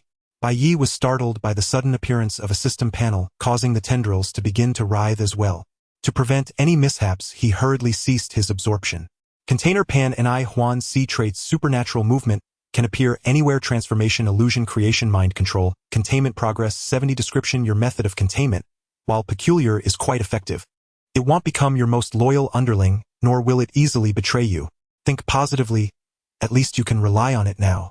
Lottery chances 1. Seeing Pan and I Huan's containment progress suddenly spike, Bai Ye couldn't help but, still lost in his own thoughts, Pan and I Huan felt a chill run through his head, and suspiciously released a balloon to check if there were any outsiders nearby. Although Bai Ye had done nothing and was unclear why, it was nonetheless a good thing. Let's draw a lottery first. The familiar surprise box burst open, revealing a pouch the size of a item. Clown's pouch. Description: the clown Pan and I Huan can always pull out some strange and wonderful items from it. We still do not know how much it can hold. Back in reality, a peculiar pouch with strange patterns suddenly appeared in Bai Ye's hand. Pan and I Huan sensed the familiar aura and quickly approached, carefully feeling his own belly. My pouch is still in my belly. Upon discovering that the pouch in Bai Ye's hand was not his own, it looked at Bai Ye as if it had seen a ghost. It realized that it was increasingly unable to understand Bai Ye. Clearly Bai Ye was an ordinary child in his youth. How did he become some ancient god after growing up, throwing a party with friends, and even having a mysterious strong man as his bodyguard? Bai, how do you have this? Where did you get this thing? Bai Ye weighed the empty pouch in his hand, feeling no weight. Is this thing very rare? What can it do? Pan and I Huan leaned in, flailing its limbs, trying to convey the importance of the question to Bai Ye. No, it's my innate ability. It can hold so many things. Most of the good things I've collected over the years are stored inside here. So how did you come by this? Bai Ye fiddled with the pouch, continuing to ask Pan and I Huan how to use it. So how do you use it? Pan and I Huan's large head clearly froze for a second. Just put things inside it. After smoothly obtaining the usage method of the pouch, Bai Ye smiled mysteriously and placed the SCP-500 he had been keeping in his pocket into the pouch. Because I am the ancient god. Maintaining an air of mystery helps elevate his stature. Moreover, he couldn't reveal the system to Pan and I Huan. Ignoring the stunned Pan and I Huan, Bai Ye continued to absorb energy near the wall, feeling somewhat like a thief stealing power in a game. A few minutes later, Bai Ye reluctantly withdrew his tendrils. The negative energies in the surroundings were somewhat thin. After absorbing for several minutes, the tendrils had only grown by less than a centimeter, which was simply too disappointing to accept. So, Bai Ye turned his head, looking at Pan and I Huan, who silently held a balloon, and said nothing. I'm going to check inside the asylum. You stay outside and keep watch. Pan and I Huan had just received two completely unimaginable and exaggerated pieces of news, yet was surprisingly calm now. All right, I'll leave 2 balloons at the door waiting for you. It was impossible to go inside. Even if Bai Ye really was the ancient god, it could not be forced in. After notifying Pan and I Huan, Bai Ye walked towards the distant gate with Jason, who had emerged from behind a tree. Although an old doorman was still watching the gate, having been here for so long, he was certainly not a normal person, and Bai Ye had no psychological burden in absorbing him. As for whether this was unsafe, it wasn't that he didn't want to be more cautious and bring Jelly along to tackle the big quest together. But Jelly had personally dealt with her mother just a few days ago, and her mental state was extremely worrisome. She likely wouldn't be able to withstand the mental pollution inside, whereas Jason was different. He had just been tested, and it seemed Jason could resist such pollution. Watching Bai Ye's figure fade into the distance, Pan and I Huan silently released a balloon quietly hovering near the gate, ready to respond to him at any moment. Before the asylum's entrance, Bai Ye approaches the elderly gatekeeper, seated on a chair, accompanied by the motion defies his age, swifter than most youths. His body trembles violently as he exhales a jet of inky black vapor, then draws from nowhere a blood-smeared cleaver, his expression twisting into madness. Even the asylum's gatekeepers wield butcher's blades. Truly talent abounds within these walls. The old gatekeeper only perceives living beings as threats. In his awareness, Jason is not alive, and thus he pays no heed to the towering figure standing guard before Bai Ye. He charges straight past Jason, cleaver raised toward Bai Ye, only to be halted mid-stride by an inhuman speed that cannot be ignored. His blur-like form freezes instantly. Jason acts. At Bai Ye's silent command, he extends a free hand and clamps it unerringly around the gatekeeper's skull. Half a body length away, a brutal crushing force surges. Thud! A muffled sickening impact echoes. A viscous matter erupts into the air, splattering heavily across Jason's frame. Bai Ye watches thoughtfully. Upon returning home, he resolves to procure 2 new sets of clothing for Jason. Since his debut, Jason has worn the same tattered, gore-streaked garments through relentless combat, now utterly beyond salvage. After all, Jason is his cherished eldest son, deserving of no neglect. With his skull obliterated, the headless corpse begins its slow collapse to the ground. Bai Ye steps forward. Gray tendrils unfurl from his hands and pierce deep into the headless cadaver. An eerie tableau blurring the line between hunter and horror. Chaotic, volatile negative energies surge inward, rapidly transmuted into raw vitality flooding Bai Ye's body. Some coursing through his limbs, subtly reshaping his flesh and bone. The rest pools within the tendrils themselves. Having lingered for years at the asylum's periphery, the gatekeeper's reservoir of negative energy barely exceeds what Bai Ye himself absorbs passively from the walls. Bai Ye estimates one gatekeeper yields roughly half a day's worth of ambient absorption against the outer wall, quantitatively far more efficient than passive intake. Yet, in terms of total physiological advancement, the gain amounts to only about 10%. Still, Bai Ye is satisfied. Effortless accumulation, however, modest, compounds meaningfully over time. Soon the absorption concludes. The tendrils withdraw smoothly from the corpse and reseed back into Bai Ye's body. What remains of the gatekeeper collapses into an indistinct, gelatinous mass. Watching covertly through a crimson balloon, Pennywise beads cold sweat upon his brow. The former turncoat wonders. Had he hesitated even slightly in his surrender, might he too have met such an end? With the gatekeeper dispatched, the true feast now begins. Bai Ye strides inward with Jason, their eldest son, toward the asylum's heart. The compound centers upon a circular main structure ringed by barren flatland. Scattered across the emptiness stand skeletal, lifeless trees, devoid of leaf, bark, or breath, perfectly mirroring the asylum's suffocating aura. The central building looms in ashen black, wreathed in thick coagulated miasma. A palpable shroud of negativity that corrodes living flesh and breeds visceral, gnawing rage. Yet this haze holds no dominion over Bai Ye or Jason. A primordial old god may feast upon such corruption, and his eldest son is by definition already dead. Jason kicks open the entrance with thunderous force. Before Bai Ye unfolds a tableau of unspeakable carnage, the grand hall lies drenched in dismembered limbs. Crimson blood coats walls and floor alike, composing a grotesque, haunting beauty. At the hall's distant center floats a spectral figure, facing Bai Ye, calmly wiping her bone saw. She is a woman, her eyes veiled by blood-stained white bandages, her bearing gaunt, her spirit hollowed by exhaustion, so profound it bleeds into the air itself. She stands like a vessel drained of soul, utterly inert. Beneath the bandages, her lower face reveals delicate, refined features. Most jarring of all, her iconic white nurse's uniform is saturated with gore. Undeniable proof she orchestrated this slaughter. It is nearly impossible to reconcile such poised elegance with such brutal artistry. At first glance, Bai Ye knows her identity. Nurse Sally. A peerless killer in the game, dead by daylight, unmatched in lethality and grace. Bai Ye knows that elegant, blood-drenched silhouette intimately. He's been hunted, cornered, and crushed by her countless times. Judging by lore and her current state, she has already purified the asylum. At their arrival, she vanishes, dissolving into thin air. Instantly, a ragged, strangled gasp rasps beside Bai Ye's ear. Then she reappears.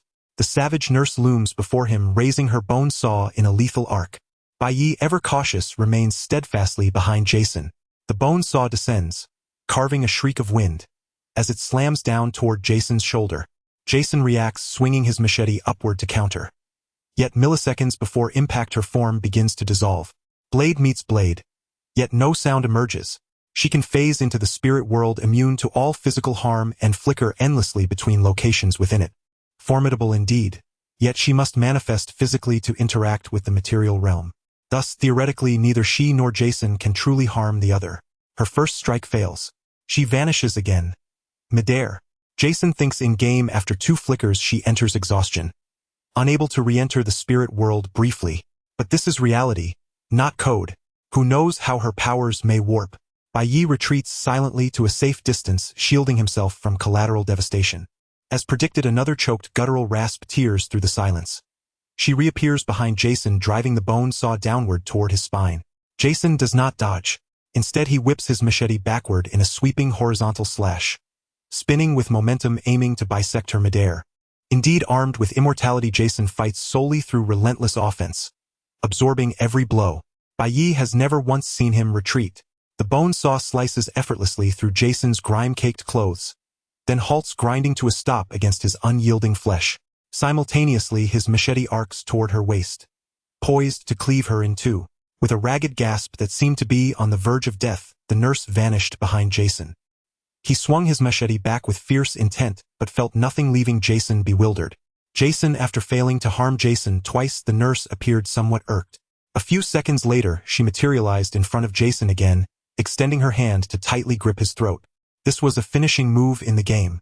The death energy within the nurse fed continuously into Jason through her slender grayish-white hands, and even Bai Ye beside them could clearly feel it, almost wishing to lash out and absorb it directly. However, Jason, whose non-human physique completely disregarded the death energy, felt no unusual effect from being choked. This deadly maneuver could not injure him in the slightest. But just as Jason intended to swing his blade again, the strange force applied to his neck suddenly vanished. The nurse disappeared once more. This time she did not reappear, seemingly realizing that Jason was not easy to deal with, and temporarily gave up on killing him. Realizing that the opponent had fled, Jason felt a surge of anger. He had been inexplicably struck twice, had not retaliated even once, and in the end the opponent had escaped. Sensing Jason's displeasure emanating from his heart, Bai Ye approached after confirming the nurse had left, patting Jason's arm to comfort him. It's all right. We'll take our revenge the next time we see her. By the way, can you track down that woman from before? Jason, with his ugly masked face, glanced slightly at Bai Ye without making any further movements. Well, it seemed he couldn't. Moreover, this made Jason even more despondent. Bai Ye felt somewhat awkward and patted Jason again, picking up a severed hand from the ground that some kind-hearted person had left behind, preparing to absorb its energy. As the tendrils entered the severed hand, the sensation was different from before. There was something off. Logically, after living in the asylum for so long, any creature's body should store a lot of negative energy, yet this hand only contained the energy of biological flesh. Could it be that this hand was special? Bai Ye frowned slightly and picked up a leg nearby. The tendrils once again penetrated the leg, sensing the energy inside. Still no negative energy. Tossing aside the bloody leg, Bai Ye was nearly certain that all the negative energy had been absorbed by the nurse. No wonder she had attacked Jason at first sight. There were at least dozens of corpses in this hall, and the negative energy they contained was definitely enough to turn any creature into a chaotic evil entity. Suppressing his disappointment, Bai Ye searched the first floor with Jason. Apart from the lobby area, the rest had little content, and occasionally a half-body could be seen in the corners. Seeing that there was nothing else, Bai Ye retraced his steps, concluding the exploration. The nurse's ability to appear and disappear at will was troublesome. Although Jason was there to protect him, Bai Ye still felt a chill creeping down his back.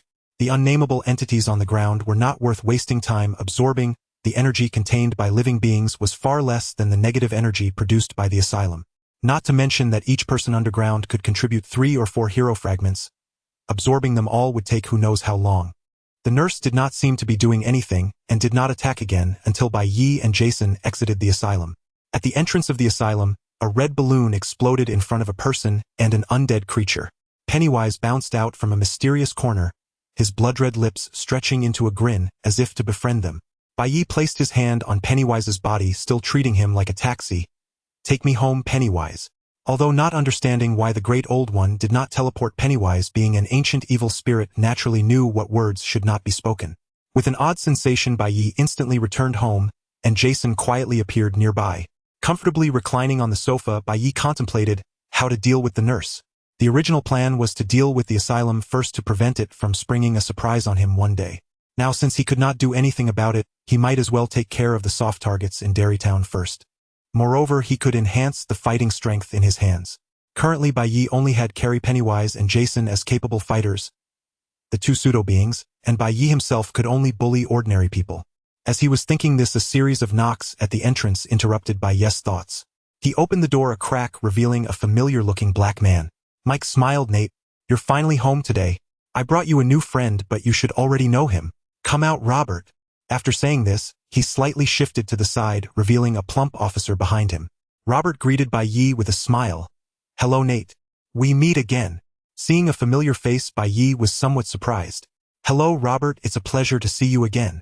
After exchanging greetings, Bai Ye invited the two inside. He was quite curious about what Mike had brought Robert to find him for. Mike walked into the room on his own accord. Robert, however, politely declined Bai Ye's invitation, starting a conversation with him at the door. Since Mike calls you Nate, I'll call you that too. Nate, Mike told me that you helped him capture that serial killer Bowers from the town, making a significant contribution to the town's safety, and on behalf of the town police department, I want to thank you. Bai Ye was taken aback. What was going on? When did I capture Bowers? Wasn't that the work of the few from the Losers Club at the library? Robert continued, his tone now very serious. Additionally, Nate, it seems there is more than one serial killer in town. Recently, some residents have occasionally reported seeing a killer, wearing a ghost face mask, lurking in various hidden spots, just like a black plastic bag. They suddenly appeared when people's guard was down and struck hard. I've already warned Mike to be careful. You should be cautious too. Sorry, Nate, we've been busy dealing with him lately. He'll visit you next time. After saying this, Robert hurriedly drove away. Bai Ye pondered. The ghost-faced killer dressed in black could basically be confirmed to be the Ghostface from Scream, but he just did not know which Ghostface it was. In the movie Scream, each Ghostface is a different person. One could say Ghostface is a spirit. As long as they wear a black robe and a ghost face mask to commit murder, they can be called Ghostface. The more pressing question is, Ghostface is just an ordinary person and no special abilities have been seen in the movies. Bai Ye even wondered if he could be considered a containment object and whether he had any containment value. Since he is an ordinary person, I might as well let fate take its course. As long as he doesn't provoke me, Bai Ye has no time to bother with him for now. Returning to the living room, Mike boasted proudly to Bai Ye, claiming that ever since Pennywise died, in his opinion, he had changed from his serious demeanor and smiled more often. Nate, Robert is a good friend of mine for many years. You should get to know him too. Bai Ye interrupted him. Let's not worry about that for now. What does it mean that I caught Bowers? You see, the thing is, we all know that the real murderer is actually Pennywise. Since you dealt with Pennywise when I told Robert I portrayed you as the hero who captured Bowers. Mike continued, that's not the only reason. I think since you're planning to stay in town, it's quite necessary to build a good relationship with a police officer. Hearing Mike's explanation, Bai Ye found it quite reasonable and thus skipped the topic. Mike, do you know about the asylum on the outskirts of town? Mike nodded. Of course, it's said to be particularly eerie, and not many people are willing to go there. Most of the staff live in the suburbs, and few have seen it firsthand. However, Bowers escaped from there. The guards and supervision are extremely strict, and Bowers is the only one who has escaped in many years. That's good. If not many people are willing to go, it means it can remain hidden for a while longer. Having obtained the information he wanted, Bai Ye began to chat casually with Mike.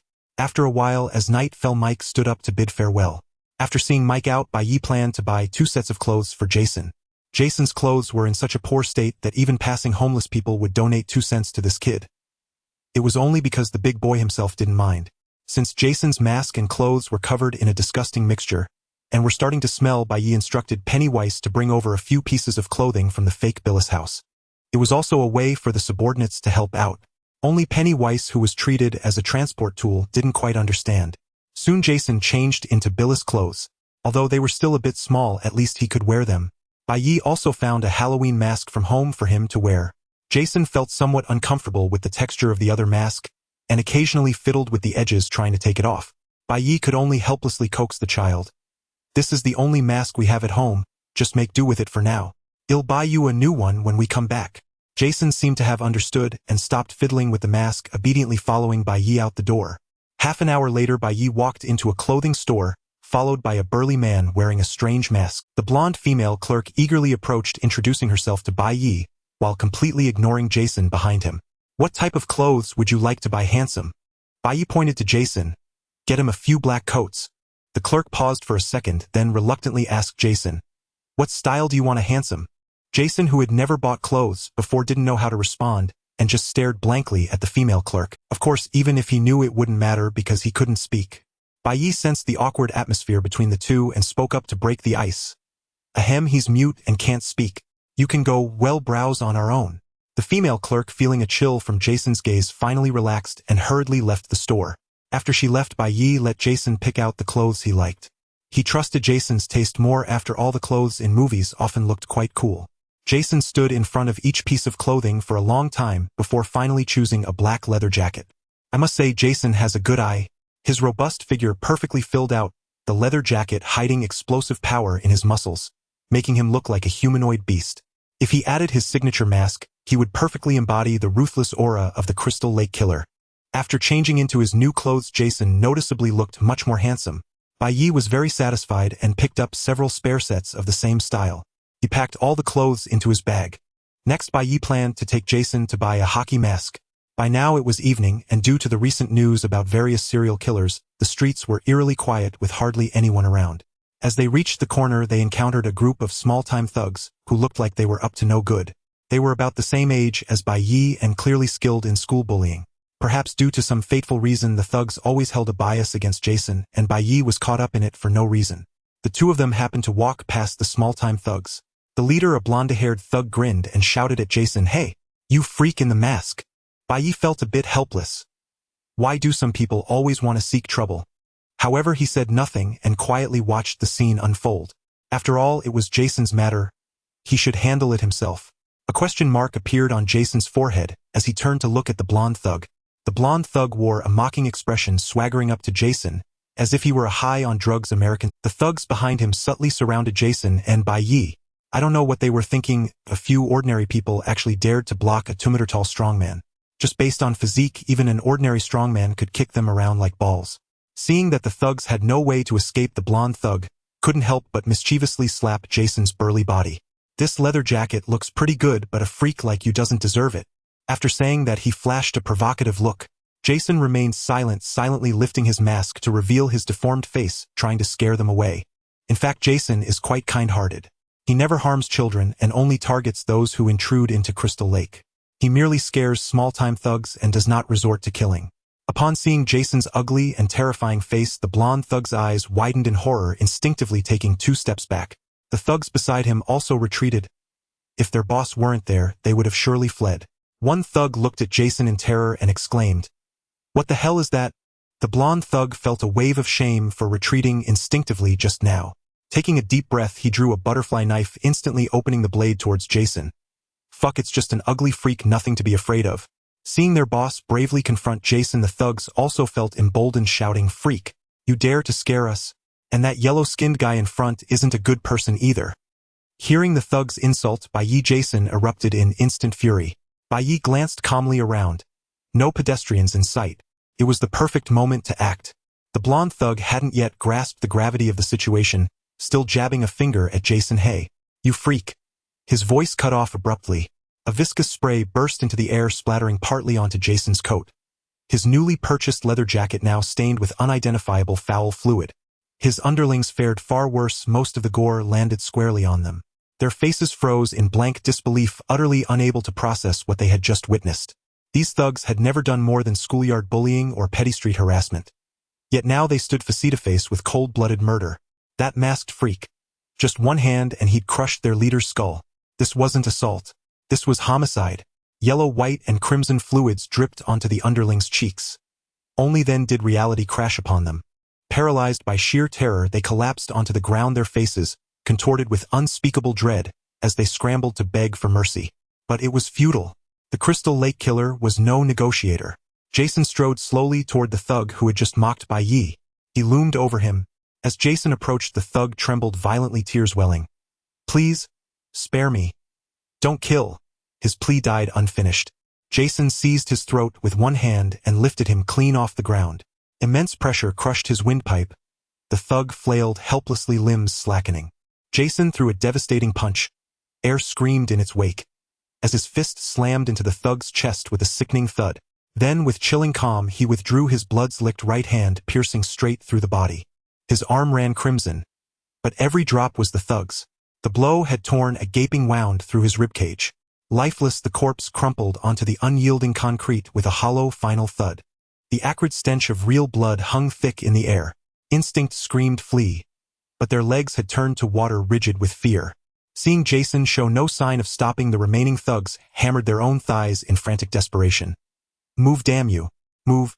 But before even one could stagger away, they were already shattered, reduced to broken fragments. After witnessing the slaughter, brutal, grotesque, yet undeniably aesthetic, Bai Ye stepped forward and extended his tendrils, absorbing the corpses whole. Soon only indistinct residues remained on the pavement. Mortals offered negligible enhancement. These thugs hadn't even stirred a flicker of sensation within Bai Ye. Absorbing them served only one purpose: erasing all evidence. Once the cleanup was complete, Bai Ye instructed Jason to hide, while he went alone to purchase a new mask. There was no choice. Jason was drenched in filth. Being seen like that would invite trouble. Midnight. At home. After scouring Delhi town, Bai Ye finally secured the familiar mask. Jason, redonning his hockey mask, radiated quiet joy. Though silent, Bai Ye sensed it pulsing clearly from his mind. Exhausted, Bai Ye soaked in the bathtub, then sank into bed ready to sleep. Not long after, half dreaming, the landline rang. Its shrill, insistent jingle piercing his frame. Just as sleep began to claim him, the call yanked him awake. Now all he wanted was to march over with Jason and confront the caller face-to-face. Yet no ordinary person would call at this hour, and those who knew him well would only use mobile phones. So who was it? A phantom call? A midnight curse? Outside, the Ghostface killer crouched in the bushes, disguised as a black plastic bag, watching Bai Ye's house with rapt, gleeful anticipation. This world too had the Scream film series, except here the movies were faithful adaptations of real crimes. Years ago, a genuine Ghostface murderer had stalked a small town, until he was ultimately slain by a young woman named Sydney. That true story later became a blockbuster horror franchise sweeping the nation. The figure now hiding in the bushes was merely an imitator. As a notorious killer in the town, he'd claimed more than one solitary resident in recent days. Victims who, lacking funds, lived on the remote outskirts. Such isolation made them easy prey. But the initial thrill of killing had long since faded. He could no longer draw satisfaction from slaughtering ordinary civilians. So he sought higher-value targets, like Night Bai, the man inside that house, orphaned, living alone, financially secure, popular at school, fully grown. A flawless target. Just imagining the shock rippling across the school and town upon Bai's death sent shivers of ecstasy down his spine. Of course, tradition demanded he first place the call, to savor the victim's confusion and dread. For such a pivotal moment, he would pay homage to the original Scream. Ghostface drew out his phone, dialed with deliberate slowness, and held it to his ear. Waiting, patient, he modulated his voice to a low magnetic timbre. "Why did you take so long to answer?" Silence answered him. Absolute, suffocating silence. Inside the room, Bai Ye gave a silent command. Jason picked up the receiver. Hearing the question, he tilted his head slightly, puzzled, unreadable. He had no idea what the caller meant. Bai Ye read the absence of panic in Jason's gaze. This was no cursed call, no supernatural omen. So he stepped forward and took the phone. "Hello. Who is this?" Ghostface's lips curled into a cruel smile beneath the mask. Bai Ye was already dead in his eyes. "Tell me your name first, and I'll tell you mine." Bai Ye's fogged mind sharpened. Why did this scene feel so hauntingly familiar? When silence returned, Ghostface pressed again. "Why won't you speak?" Then, it clicked. It was Scream. Though each film featured a different Ghostface, they all shared one ritual: calling victims beforehand, grilling them about horror films, testing their knowledge, toying with their nerves. Sure enough, Ghostface's next line came without pause. "Do you like horror movies?" Bai Ye almost laughed. "I haven't come for you yet, and you're already coming for me. At midnight, while I'm trying to sleep." Then it was settled. He would deliver a lesson none would forget. "Yes, I do. Which is your favorite?" "Friday the 13th. The Ghostface paused, as there was no information about this horror film in his mind. Due to the parallel world, the horror films here were completely different from those in the past world, with Scream being an exception. No, don't just make up a horror film to scare me." Bai Ye maintained a friendly attitude. "All right then, I'll choose another one. Have you seen it?" Once again, it was a name he had never heard before, and Ghostface's expression darkened as his tone became irritable. "I said not to make up a horror film to trick me." At this moment, he was already close to Bai Ye's house, ready to break in through the window at any time. Ghostface licked his lips, slightly filled with murderous intent. On the other end of the phone, Bai Ye appeared quite innocent. "I didn't make it up." "Then tell me who is the killer in it." Ghostface could already see Bai Ye standing in the living room, talking on the phone through the window. He looked at Bai Ye just like watching a little white rabbit standing alone and helpless in the living room, filled with panic and despair. The Bai Ye in the living room was actually quite different from what Ghostface imagined. He just looked a bit sleepy. Bai Ye yawned and casually replied, "Of course it's the man-eating clown Pennywise. He wears a clown costume, has pale skin, a frightful and grotesque face, and holds a red balloon in his hand. He is a nightmare for the children of Derry." Ghostface sneered. This kind of monster was clearly concocted based on a clown. Derry. He grew up in Derry and had never heard of such a thing. Suddenly Ghostface felt a chill run down his back. Turning his head, he saw that the nearby trees were inexplicably filled with red balloons. They hadn't been there just a moment ago. What was going on? From behind the tree emerged a bizarre clown, holding a red balloon, and grinning with a crimson smile towards the bushes where Ghostface was hiding. As the clown's grin widened, it almost split its face in half, revealing rows of sharp teeth. Thick drool dripped slowly from the corners of its mouth, seemingly hungry for Ghostface. Recalling what Bai Ye had said earlier, Ghostface's breath hitched. Couldn't be real, could it? Then that creepy and terrifying clown twisted its limbs and crawled rapidly towards Ghostface, crossing the road in the blink of an eye, capable of catching him in mere seconds. Ghostface's body hair stood on end. He who usually took pleasure in killing suddenly felt like the prey. He abruptly stood up, trembling, and tried to escape, but things would not go as he wished. In his frantic escape, Ghostface failed to notice another figure behind him. He turned and ran backward, only to collide with a burly man. The impact of the human body against the steel-like physique was utterly predictable. Ghostface cried out in pain, falling to the ground, feeling as if his internal organs might shift. The voice on the phone continued, "Since you've introduced Pennywise, let me also mention Jason. He should be right next to you now." Realizing what the last sentence meant, Ghostface looked up at the man who had just knocked him down. A pressure belonging to a killer surged toward him. It was the feeling of being targeted by a ferocious beast, making one instinctively want to flee. Ghostface looked at Jason, who stood before him, his mouth stiffly opening and closing as he trembled, saying, "Is he very burly, wearing a hockey mask and holding a machete?" Bai Ye responded with a puzzled voice, "You can answer now.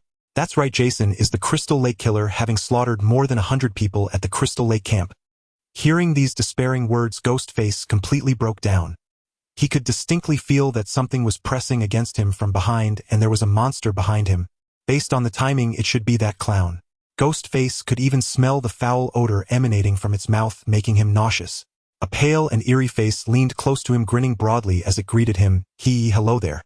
At that moment, the psychological resilience of a killer showed some usefulness. Ghostface didn't even faint. He mustered his courage, ignoring the clown, and with a quivering voice pleaded with Jason, "Please, don't kill me." It wasn't that Ghostface didn't want to run, but his legs had gone limp, unable to move, leaving him with only the hope of being spared. Minutes later, Jason tightly gripped Ghostface's neck, dragging him into a room. Pennywise bounced in eagerly behind. Seeing Ghostface in a half-dead state, Bai Ye hurriedly told Jason to let him go. If this continued, he would be dead in less than half a minute. Ghostface was heavily thrown to the ground, feeling as if his bones were about to shatter. He could only curl up on the floor, gasping heavily. At this point, Ghostface was unable to make any further movements, leaving him with just enough strength to breathe. Bai Ye stepped forward and removed the mask he was wearing, revealing a handsome face. He looked somewhat familiar, seemingly a leader of the bullying gang at school. Bai Ye had some impression of him. "Mark." Called by his name, Mark finally perked up a bit and looked at Bai Ye. He never expected that this soft tofu would suddenly turn into a big villain. It appeared that the burly killer and the man-eating clown were both his subordinates. He had foolishly gone to the enemy's lair to deliver his head. Mark's voice was filled with regret and fear. "Nate, please spare me." Bai Ye ignored him, directly extending his tendrils into Mark's body. "What a joke, you came to my house wanting to kill me. How could I let you go? Did you take the outer god for a good Samaritan? It was just right to use him as a white mouse to experiment with turning him into a subordinate." The tendrils slowly infused energy into Mark's body, performing some bizarre modifications on him. Along the way, Mark twitched all over. Although he didn't scream, it gave off a very painful feeling. Pennywise hid in the corner of the room, silently observing Ghostface's performance, lost in thought. Soon after, Bai Ye retracted his tendrils. Bai Ye certainly wouldn't weaken himself to empower others. The energy he infused into Mark was roughly equivalent to what a few small thugs carried, treating it as waste utilization.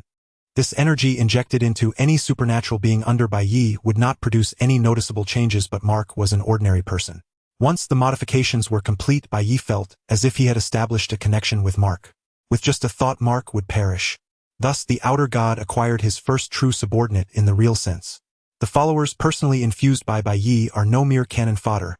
They are high-ranking figures under the old gods of your naturally retaining their self-awareness while subconsciously respecting him.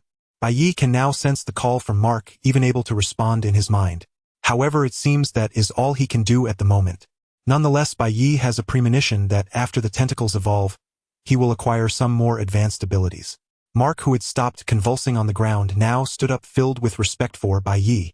Great old god, please command your most loyal servant. Pennywise Huise's eyes widened, cold sweat trickling down his forehead, as he secretly vowed never to let Bai Ye's tentacles enter his body. Bai Ye felt a bit awkward. Communicating this way was indeed strange. It was hard for him to accept being called the old god at all times, so he hurriedly told Mark to act normal, ghost face. Oh no, Mark. You don't need to call me the old god during normal times.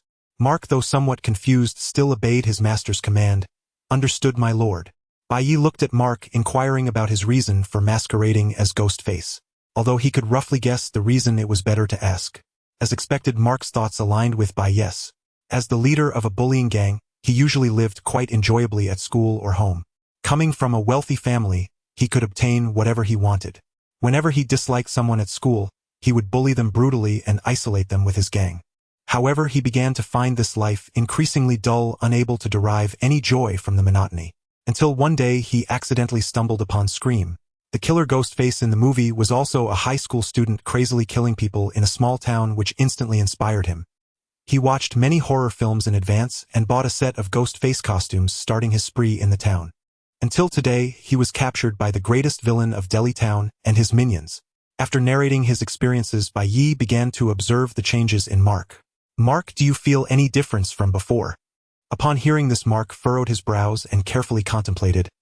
I seem to be able to call you in my mind, my lord. Bai Ye felt somewhat awkward. It was simply stating the obvious. He knew that too. Perhaps it was because Ghostface possessed a comedian's gene. Whether in the original or as an imitator, they would always become the humorous counterpart. After all, he was his own follower, so he decided to endure it for now. Bai Ye took a deep breath to calm himself. Then do you feel any difference in your body compared to before? Mark looked puzzled, his clear eyes resembling a college student's. My body seems to be much stronger than before. This posed a challenge, as it was impossible to accurately gauge his strength level. Among those present, the only physics student, Jason, was far too advanced compared to Mark, so a comparison between the two would only end in a crushing defeat. Mark probably wouldn't even break through his defenses. Bai Ye pondered. Pennywise could probably guess what Bai Ye was thinking, so he cautiously suggested, perhaps Mark could have a match with those two puppets. Reminded by Pennywise, Bai Ye suddenly recalled those two puppets that hadn't appeared for a long time. Due to their rarity, he had unconsciously overlooked them. Pennywise, good idea. Let's call the puppets to the outskirts tomorrow night to see who is stronger. You will handle this matter and remind me when the time comes. Why not now? Naturally, because Bai Ye was very much in need of sleep. As for why tomorrow night, one could only say that villains always operate at night. The tool Pennywise, who was assigned work, reluctantly agreed. All right. Bye. After dealing with Ghostface, Bai Ye let everyone return home. The next afternoon, the door to Bai Ye's house was knocked on once again. Whenever Bai Ye had free time, someone would always come to visit, preventing him from resting well. Upon opening the door, he was greeted by a slightly youthful blonde girl. Heather. The visitor was none other than Heather Mason. She wore a serious expression, her brow furrowed, as she asked a question that made Bai Ye feel uneasy. Do you know Silent Hill? Realizing that the other party had come knocking, and knowing he couldn't avoid it, Bai Ye nodded, inviting Heather into his home, while raising his alertness to the highest level. This isn't the place to talk. Come in and elaborate.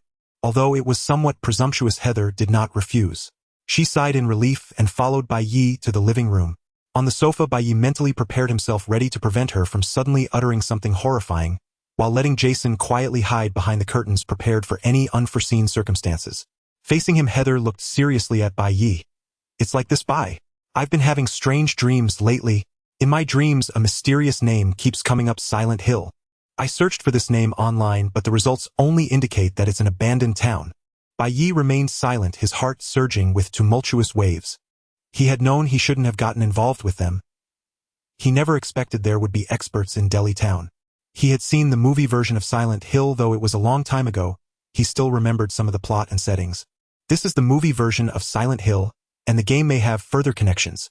The hazy memories were gradually awakened, and the more Bai Ye looked at Heather, the more he sensed something was off. He hadn't noticed it before, but now he realized that the father-daughter duo was the biggest bombshell. The divine figure before him seemed to be the benevolent aspect of the Silent Hill boss Alessa.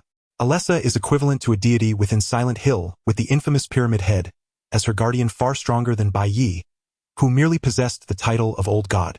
However, she exists in 3 different forms. Her true self resides deep within Silent Hill, quietly concealed. Alessa's evil part exists in Silent Hill and is nearly invincible. The benevolent part of her soul was taken out of Silent Hill, forgetting everything about Silent Hill, and grew up in the real. However, the evil Alessa can only control the outer and inner world of Silent Hill. As long as one doesn't venture there, no problems would arise. Heather, unaware of Bai Ye's mental turmoil, continued speaking. Bai, if possible, could you tell me some things about Silent Hill? Bai Ye didn't rush to respond. Wait a moment, why do you think I know about it? Heather appeared somewhat embarrassed. I felt you weren't an ordinary person during my first visit.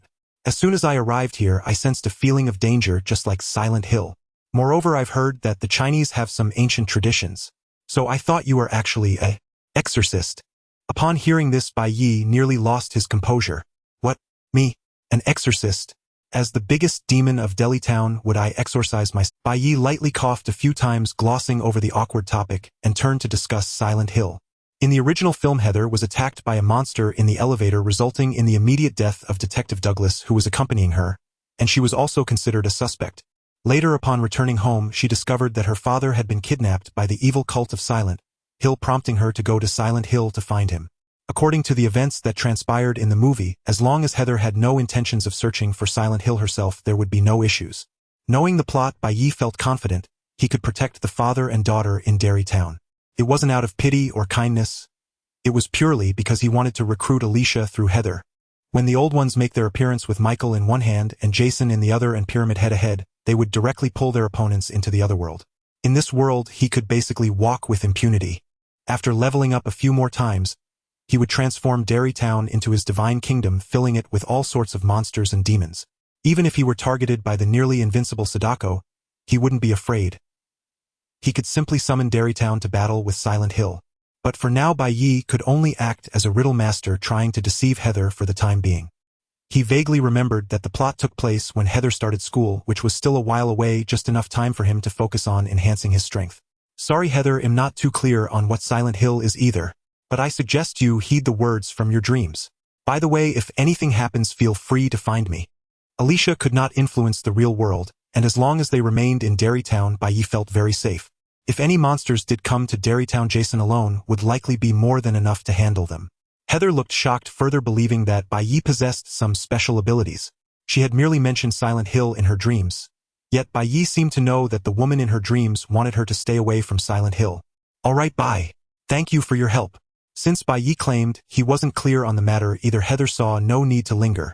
She sincerely thanked Bai Ye and then bid farewell to return home. Finally, she had sent off this formidable individual. After resting at home for a while, Bai Ye noticed it was nearing evening and drove to Carrie's house. Indeed, for tonight's competition, he planned to bring along everyone currently under the command of the Old Ones. On one hand, it was to solidify the loyalty of the newly joined subordinates. Currently, he lacked enough energy to transform his followers, so establishing his authority from time to time was quite important. For instance, it was necessary to give a good talking to the biggest traitor, Pennywise. On the other hand, he was preparing to organize the various monsters and initiate a major cleansing operation in Derry Town. The current Derry Town was still too bizarre, and it was imperative to purify it, directly absorbing those unruly entities. Carrie's house. Recently, Carrie was very happy. Without her mother's constraints, Chris and Billy had not pulled any pranks at the dance. She had even become the dance king and queen with Bai Ye. This was far more enjoyable than the 10 years spent with her mother combined. Although there was the influence of Pennywise subtly at play, Carrie's impression of Margaret had faded considerably these days, and she was now completely out of her sadness. However, her long-standing feelings of inferiority from being bullied were still difficult to change in the short term, making her very susceptible to external influences. As Bai Ye's top enforcer with a record of being ineffective, this flaw was quite fatal, and she needed to be taken along for some easy missions to build her confidence. A knock sounded and Carrie opened the door, looking expectantly at Bai Ye. Every day she eagerly anticipated the next outing with Bai Ye. Bai Ye did not disappoint her. Carrie, let's go. Today, I'll introduce you to some new friends. Upon hearing they were going out, Carrie couldn't help but feel happy. But when she heard Bai Ye mention new friends, a hint of worry and inferiority surfaced within her. Aside from Nate, would anyone really want to be friends with her? With an uneasy heart, she got into Bai Ye. On the way, Carrie noticed a somewhat familiar sports car traveling in the same direction as them. For several blocks, the car remained in her line of sight, piquing her curiosity about the occupants. She peered through the glass, quietly looking at the sports car opposite. In the driver's seat, Billy appeared calm, as if devoid of any emotion, mechanically steering the wheel. Beside him was Chris, who she would never forget, the one who had led the bullying against her countless times. At this moment, Chris was entirely different from what she was used to seeing. Her perfect yet stiff sitting posture was nothing like the rebellious girl she once knew, eerily similar to Billy. However, Carrie had no time to care about their odd behavior. Seeing the two leaders of her bullying gang, Carrie quickly shrank her head back, praying they wouldn't notice her. Bai Ye also noticed Carrie suddenly ducking her head and questioned with some confusion, "Carrie, what's the matter?" Seeing her strange action caught Bai Ye, Carrie's face flushed, and she tried to brush it off. No, it's nothing." Bai Ye, naturally unaware of what Carrie was thinking, shot her a doubtful glance before continuing to drive seriously. The two cars traveled one behind the other on the not-so-wide road. Carrie saw Chris and the others tailing them, feeling a sense of panic rising within her. It must just be an illusion, right? They wouldn't really be following us, would they? Had they thought of some bad idea intending to bully her again? Carrie's mind raced as time slowly passed and the car gradually made its way to the outskirts. A red balloon with a strange smile was abruptly tied behind a tree. Upon seeing the red balloon, Bai Ye slowly brought the car to a stop. Opening the car door, Bai Ye and Carrie got out together. Billy and Chris, who had been following behind, also parked nearby. The two almost simultaneously exited the sports car, their movements synchronized down to the last detail. Seeing the two who had been trailing them get out of the car, Carrie's heart finally sank. Indeed, the more one worries about something, the more likely it is to happen. These two were indeed here to bully her. Bai Ye looked at Carrie, huddled up like a little quail, and then saw the two pseudo-humans approaching. Suddenly he realized something. It was a bit difficult to keep it together. He had been too busy these past few days, constantly disturbed by various supernatural beings, and even been murdered once. He had forgotten that Carrie still didn't know the truth about the pseudo-humans.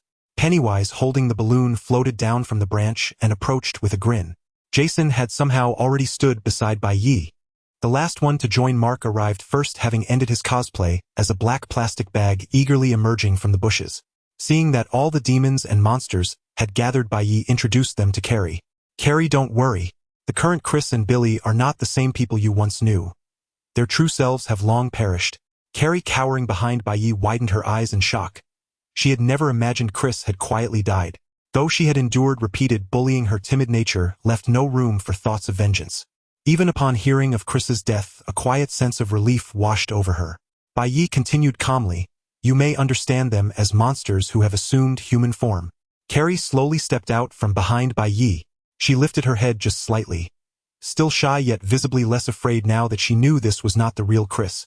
It was strange, she feared ordinary people more than monsters. Chris spoke first, greeting Carrie with a stiff, unnatural voice. "Hello, Carrie." Billy followed closely behind, introducing himself in turn. Though both were pseudo-humans, Billy's disguise far surpassed Chris's. Chris still could not freely control her facial expressions. Her face remained frozen, utterly devoid of emotion. To an unfamiliar observer, it would seem as though one were conversing with a robot. Billy offered a perfectly symmetrical smile. Still unsettling, yet far less alarming than Chris's unnerving blankness. His voice too carried an eerie timbre. Nearly identical to Chris's. "Hello, Carrie. In human terms, we are pseudo-humans. There is no need for concern. We will not harm you." The two pseudo-humans possessed a rudimentary grasp of social cues. Drawing upon available information, they understood their master held this young woman in high regard, and thus maintained outward deference.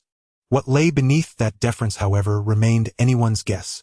Upon hearing Billy's words, Bai Ye nearly lost his composure, while Pennywise burst into unrestrained laughter. "You harm Carrie. Carrie is far likelier to harm you." At present it seemed all the demons and monsters assembled might not even withstand a single squeeze from Carrie's hand. The two pseudo-humans remained blissfully unaware that the young woman before them was in fact Derry's strongest. Billy, stepping forward, cast a cold, expressionless glance toward Pennywise, then bowed deeply to Bai Ye. Nearly everyone present had already met, except for Mark, who removed his ghoul mask, first bowing respectfully to Bai Ye, then offering the others a dismissive, disdainful greeting. "I am the most loyal servant of the Elder God." He held the rest in utter contempt, and thus uttered only this single sentence. Reactions among the onlookers varied widely. The two pseudo-humans retained their impassive masks, standing motionless and eerily still.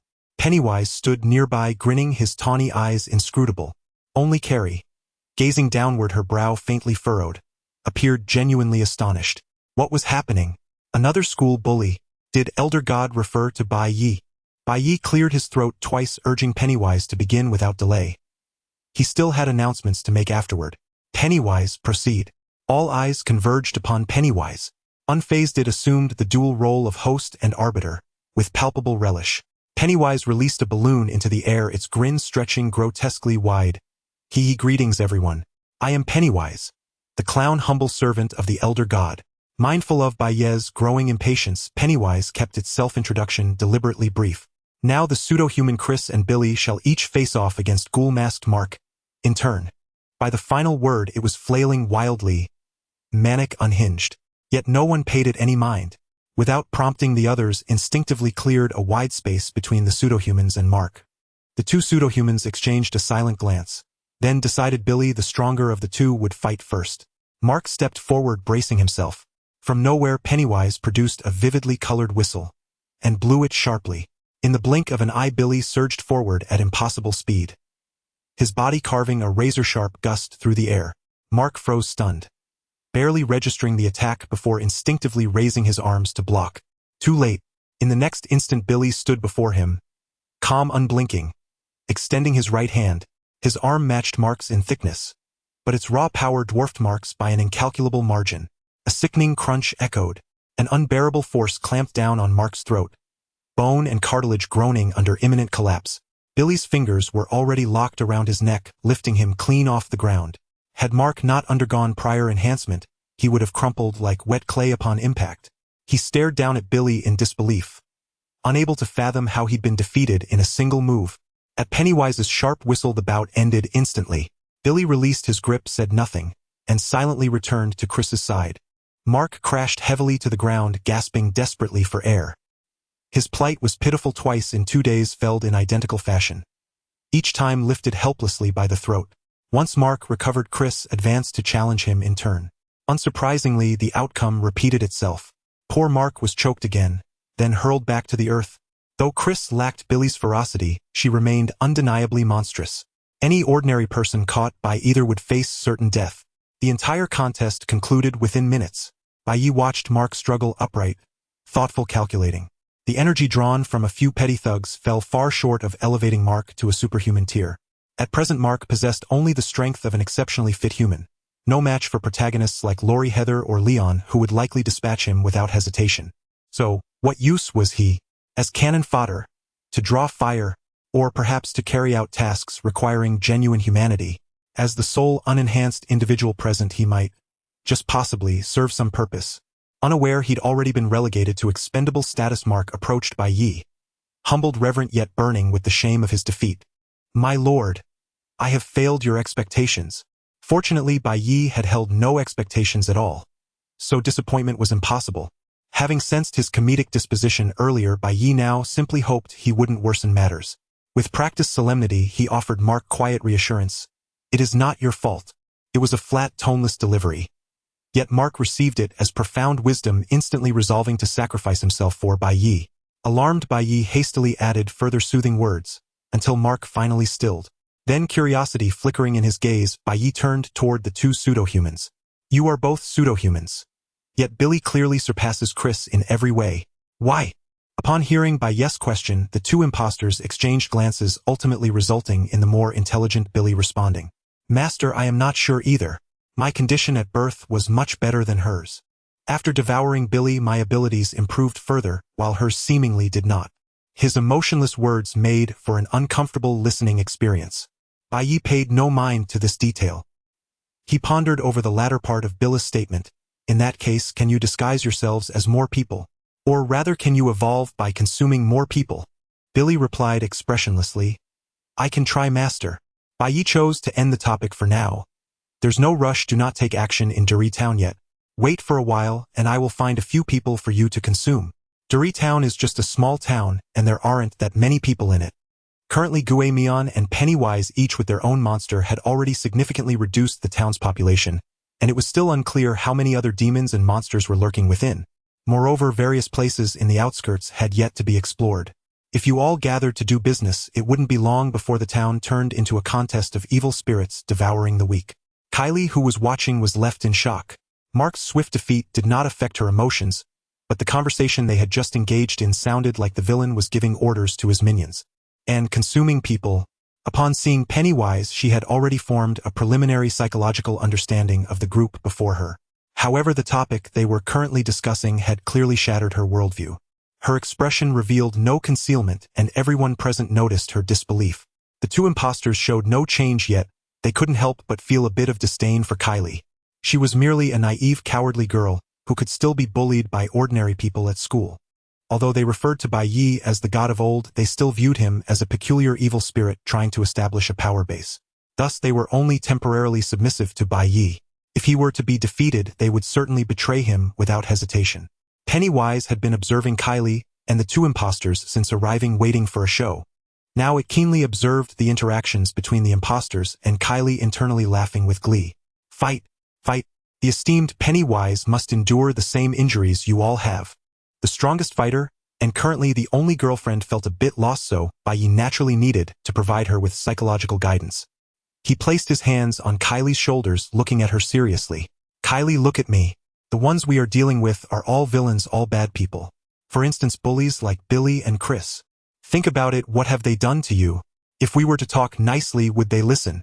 Kylie, think, if we can eliminate such wicked demons, how many bullied children can we save? How many ordinary people can we rescue?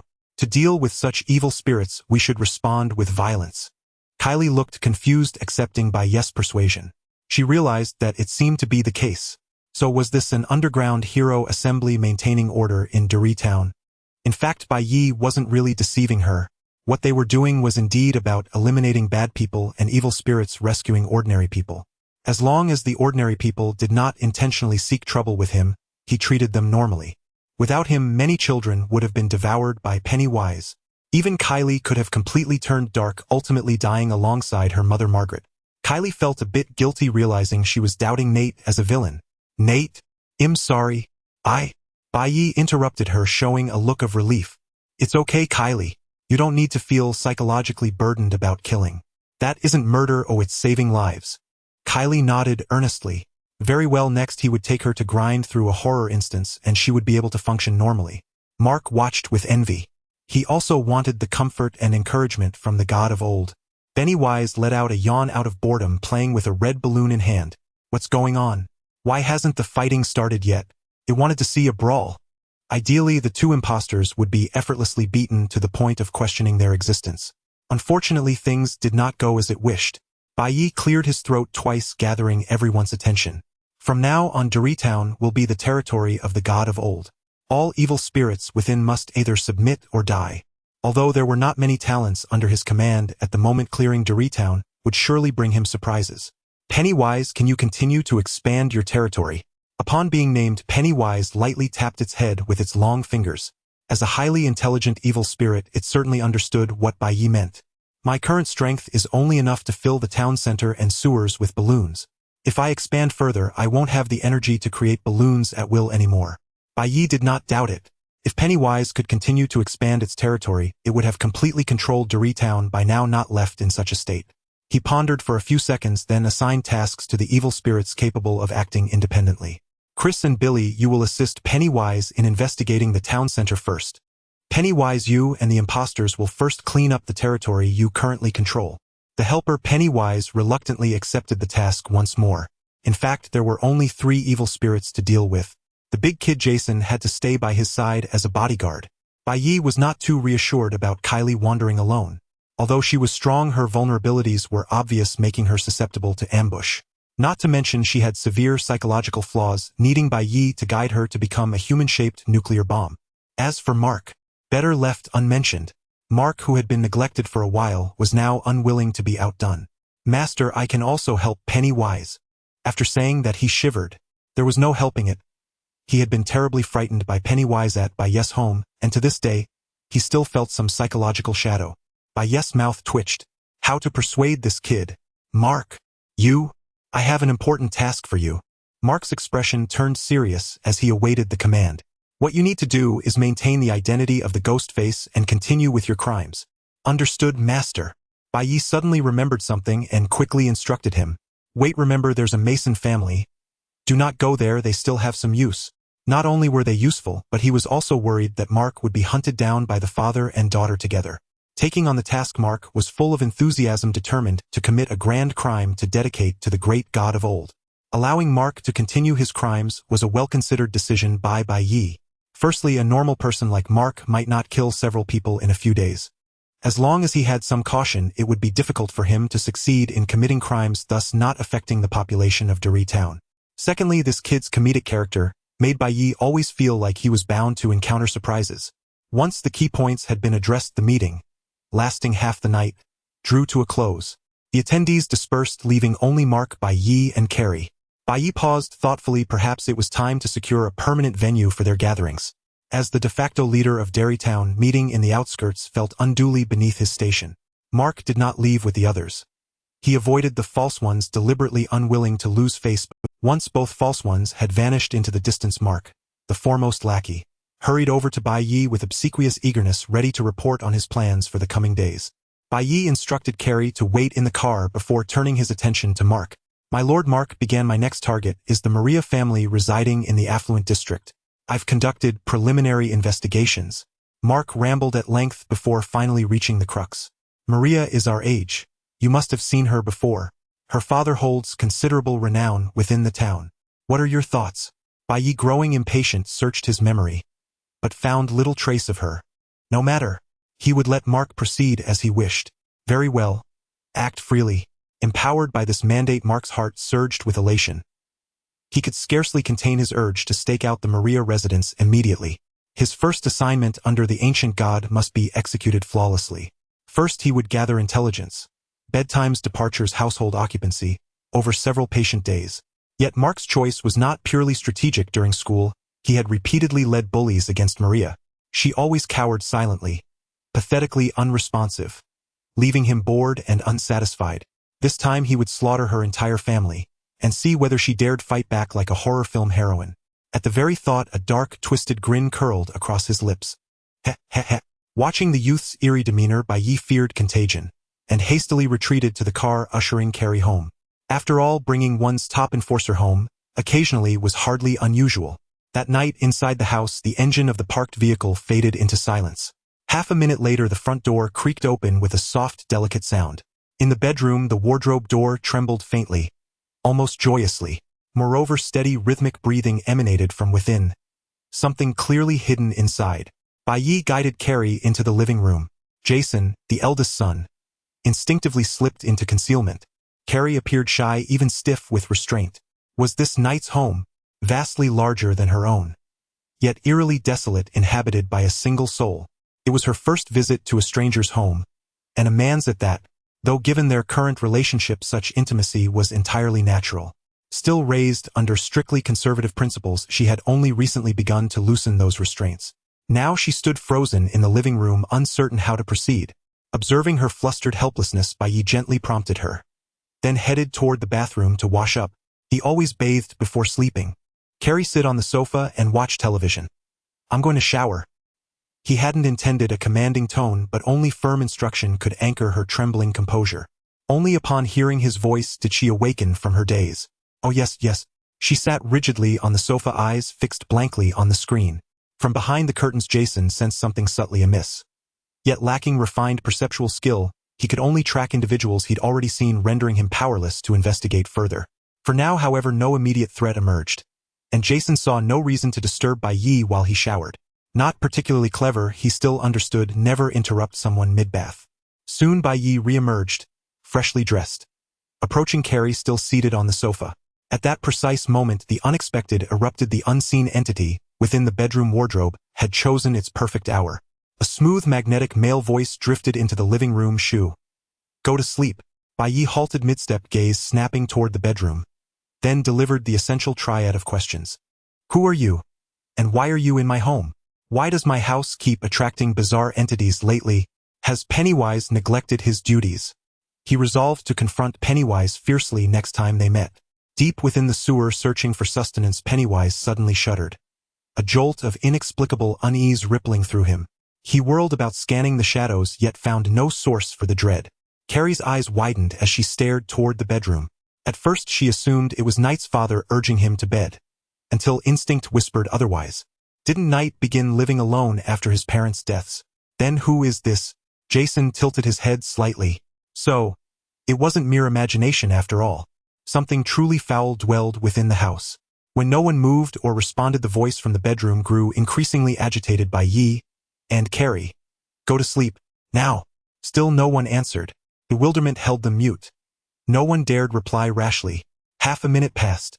At last, the long-awaited intruder stepped forth from the bedroom. He stood roughly 1.7 meters tall, clad in a white hooded sweatshirt, the hood drawn low over his head, gripping a blood-stained fruit knife. His face was deathly pale, so unnervingly bleached that his nose nearly vanished, black rings encircled sunken eyes whose pupils glowed faintly, evoking visceral primal terror. His lips were virtually absent, revealing teeth arranged with unsettling precision inside his mouth. Now standing motionless in the doorway, his mouth began to move. Dark red muscle tissue exposed where lips should have been contorted fluidly, reproducing that same smooth magnetic voice. This time, however, the tone had lost all patience, teetering on the edge of violent rupture. I said, go to sleep. In that instant, Bai Ye recognized him. Killer Jeff. The infamous urban legend known across America and beyond. According to lore, Jeff selected victims at random, especially those who resisted sleep at night. By day, he infiltrated homes unnoticed, lurking inside bedroom wardrobes, then emerged after dark to command his victims to bed. Should they disobey, he drew his knife and struck without mercy. Even if they slept, he would rouse them, only to kill them then and there. Truly, that ghastly pallid visage unsettled him more than Pennywise's own chalk-white, oversized head. More than once, he jolted awake in the dead of night, startled by Jeff's grinning face in online photos. But what unique abilities did this thing possess? From every angle, Killer Jeff seemed utterly mundane, human, unenhanced, ordinary. Among the four beings present, Carrie possessed the least courage, and thus recoiled violently, instinctively ducking behind Bai Ye, peering out only with timid, furtive glances. Though she rarely used the internet, fragments of urban legends occasionally reached her ears via classmates, and Killer Jeff was among the most chilling. Yet she had never imagined such myths could breach reality and stand before her real and breathing. Jeff, having been ignored, repeatedly descended into manic frenzy. Though his face was deathly pale, Bai Ye could still discern a flicker of fury etched across its ghastly expanse. His grotesque jaw muscles spasmed violently, stretching his mouth even wider. Bai, your end awaits here. And the girl behind you, Carrie. Seeing someone threatened Bai Ye, Jason instantly bristled with anger and leapt from behind the curtain. In the blink of an eye, he stood squarely before Bai Ye, his glacial gaze locked onto Jeff.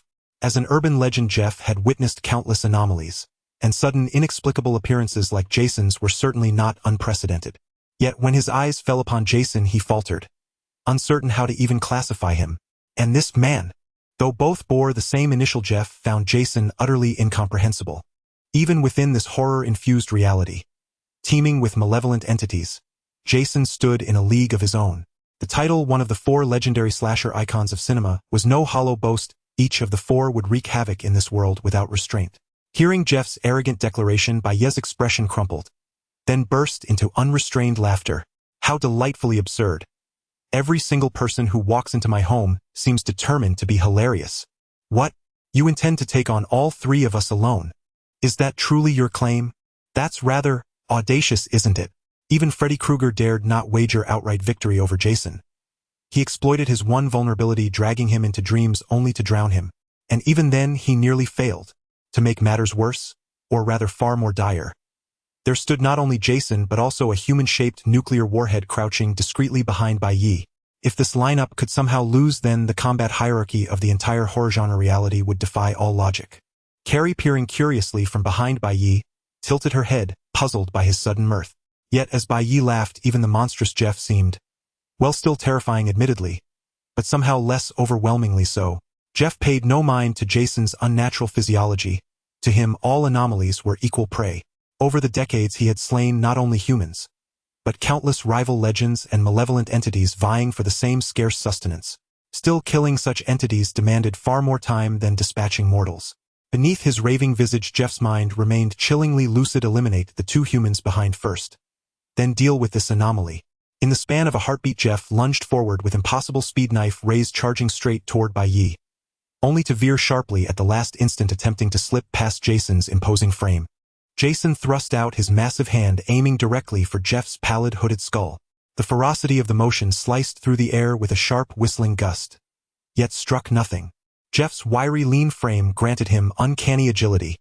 He recoiled several paces, bending backward with feline grace, evading the grasp with effortless precision. Though the strike missed, it succeeded brilliantly in halting Jeff's advance. From that moment onward, Jeff dared not ignore Jason again. Jason withdrew his left hand, then swung his machete downward in a brutal vertical cleave aimed straight at Jeff's crown. A direct hit would have bisected him cleanly. Once more Jeff evaded it. Thwarted yet again, he let out a low, guttural chuckle, his lips peeling back, dark crimson muscles pulsing beneath. He ha ha ha. The laugh was unnervingly infectious, eerily reminiscent of Pennywise's own. Only after its chilling resonance filled the room did the two spectators finally register what had just transpired. Bai Ye remained utterly unruffled. As awareness dawned, he simply sank onto the sofa and began snacking alongside Carrie, thoroughly immersed in the spectacle. Carrie's eyes widened, stunned, still struggling to process the chaos. As panic began to rise within her, Bai Ye gently pulled her close, holding her steady, preventing any impulsive surge of magical energy. Given the circumstances, Jason clearly had full command of the situation. Best to keep Carrie out of the fray. Judging by cinematic precedent, she lacked full mastery over her powers at this stage. And this battleground was his home. No need to risk reducing it to rubble mid-battle. For now their role was simple: sit tight, wait for the dust to settle, and collect the spoils afterward. Feeling the warmth of Bai Ye's touch, Carrie flushed, instantly ducking her head shyly. Nearby, Jason pressed his assault relentlessly, the machete flashing again and again toward Jeff. Though none landed, each swing forced Jeff further and further back. Seizing an opening, Jeff charged headlong into Jason. Though he stood a full head shorter, and even with momentum, he failed to budge Jason an inch. Yet toppling Jason had never been his aim. Repeatedly driven backward, Jeff's thoughts spiraled into madness, his original plan crumbling under mounting rage. If he couldn't bypass this anomaly, then he would erase it entirely. Thwip! His fruit knife plunged deep into Jason's torso. The blade pierced effortlessly through chest and heart alike, twisting with cold, clinical precision. Jason was undeniably undead, his body long since transcended humanity. Yet the knife slid in as though slicing flesh of ordinary mortals, smooth, silent, horrifyingly natural. The knife withdrew, only to stab again. Jeff gripped it with both hands, driving it into Jason's chest once more. Again and again. Dozens of times. Each thrust accompanied by a sickening wet thunk that echoed like a hammer on rotten wood. At last, after over 10 seconds of relentless stabs, Jeff ceased. By his prior experience slaying anomalies, a single blow sufficed for most. Only the hardiest required two. These dozens of strikes served no tactical purpose, only raw, unfiltered vengeance. Without sparing Jason another glance, even as he remained upright, motionless, Jeff turned away. Jeff's gaze swept toward the pair seated on the sofa. Though his face remained starkly pale and unnaturally large, Bai Ye detected unmistakable mockery curling at its edges.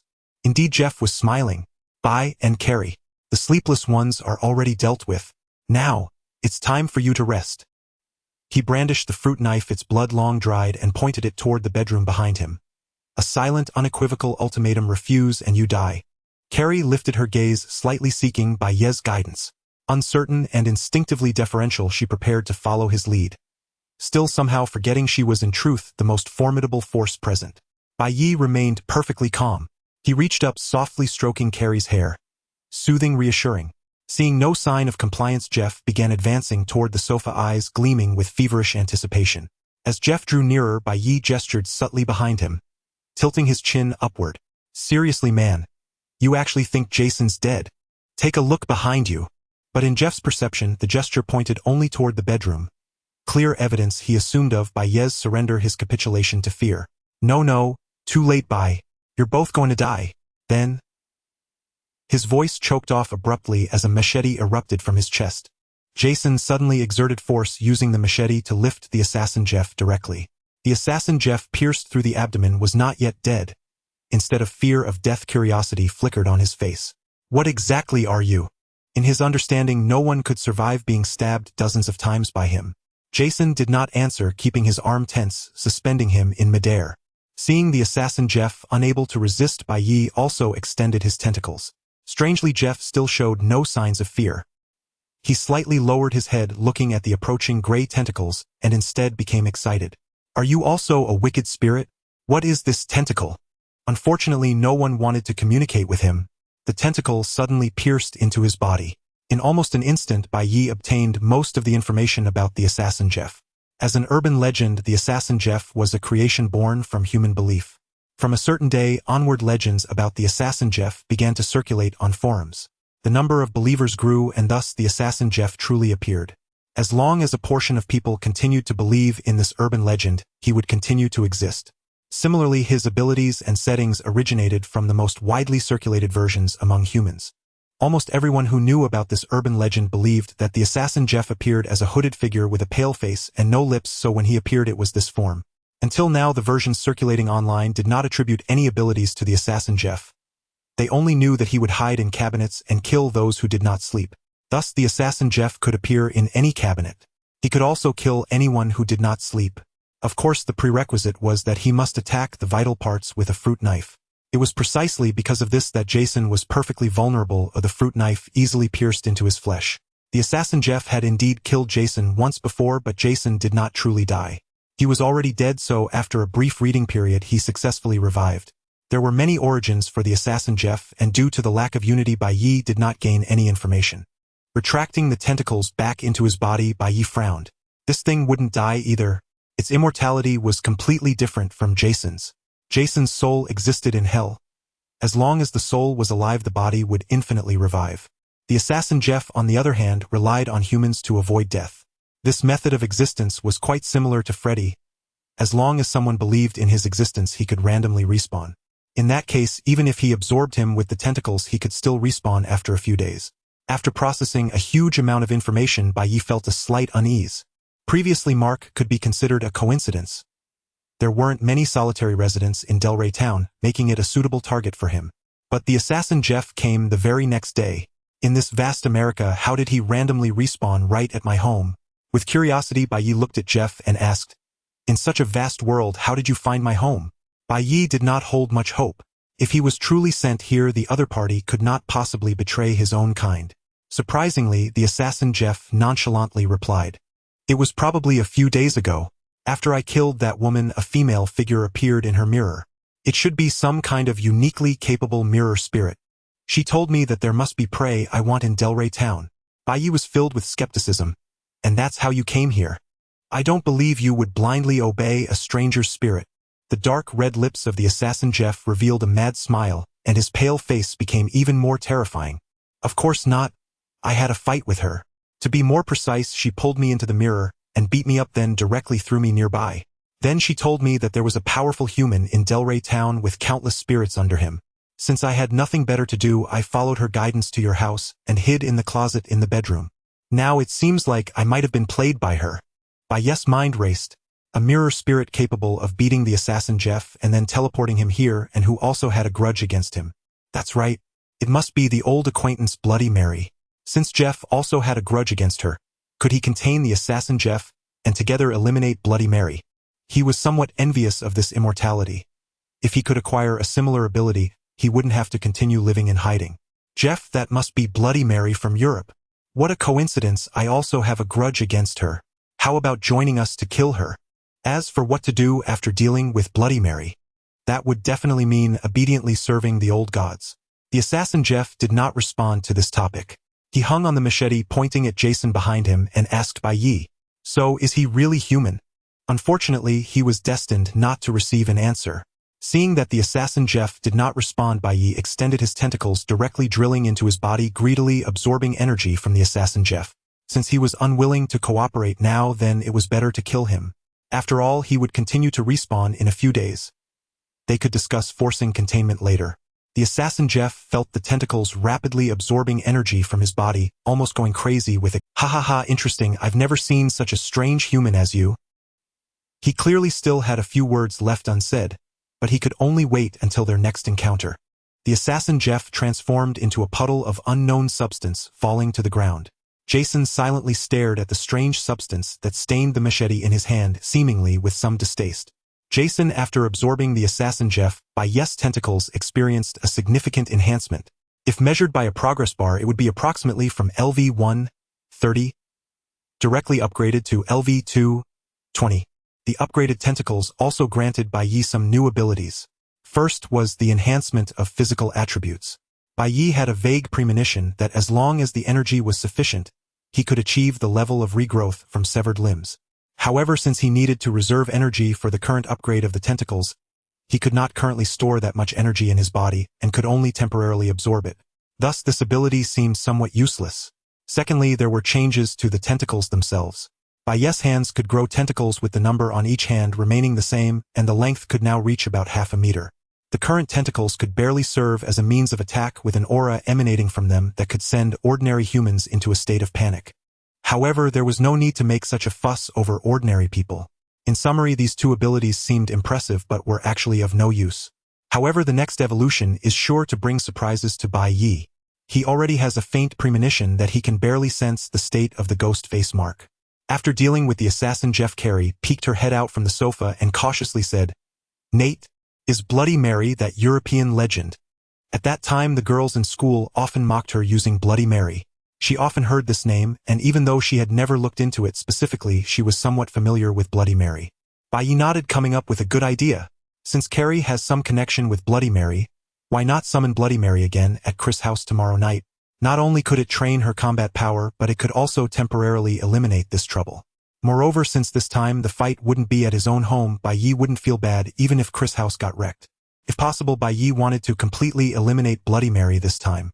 At the very least, he wanted to incapacitate her to the point where she couldn't bother him anymore. Last time it was Chris who summoned Bloody Mary. This time, let's have Carey try. Bloody Mary isn't foolish. If the same person keeps tempting her, she certainly wouldn't fall for it. Carey, Bloody Mary has already set her sights on Derry Town. If we let her run rampant, who knows how many more people will be tormented by her. Tomorrow night, we will go deal with her together. In reality, Bloody Mary's target was only Bai Ye, but since she had come, she would surely wreak havoc in Derry Town as well. Although Carey didn't understand what she could do by going, she still obeyed Bai Ye's instructions. Okay. Bai Ye continued speaking, instilling some confidence in her to prevent any mishaps. Tomorrow night we will go to Chris' house, and then it will depend on you. Listen carefully, Carey, this is very important. You need to continuously chant Bloody Mary's name in front of the mirror in a dark bathroom. Upon hearing that she had to summon Bloody Mary alone, Carey widened her eyes. For a moment she couldn't even focus on the matter of going to Chris' house, her face filled with panic. Nate? I can't do it. Carey seemed unclear about her own abilities, as she had always viewed herself as an ordinary person. Although she possessed immense magical power, her way of thinking was still the same as before awakening her powers. Self-doubting and timid. At this moment, Bai Ye's support and encouragement were necessary. No, Carey, you can do it. I have always thought of you as a very unique girl possessing a strength that others lack. Trust me, under your immense magical power, even Bloody Mary wouldn't dare to harm you. Seeing Carey still hesitating, Bai Ye added more fuel to the fire. Carey, tomorrow I will also summon Bloody Mary in the room with you, and I will protect you as well. This reassurance would only provide comfort to Carey. In a real fight, they would definitely need Jason to take action. The great ancient gods have not yet evolved to an invincible state. Only after completely absorbing Bloody Mary can Bai Ye truly establish himself in this bizarre world. A night with no incidents.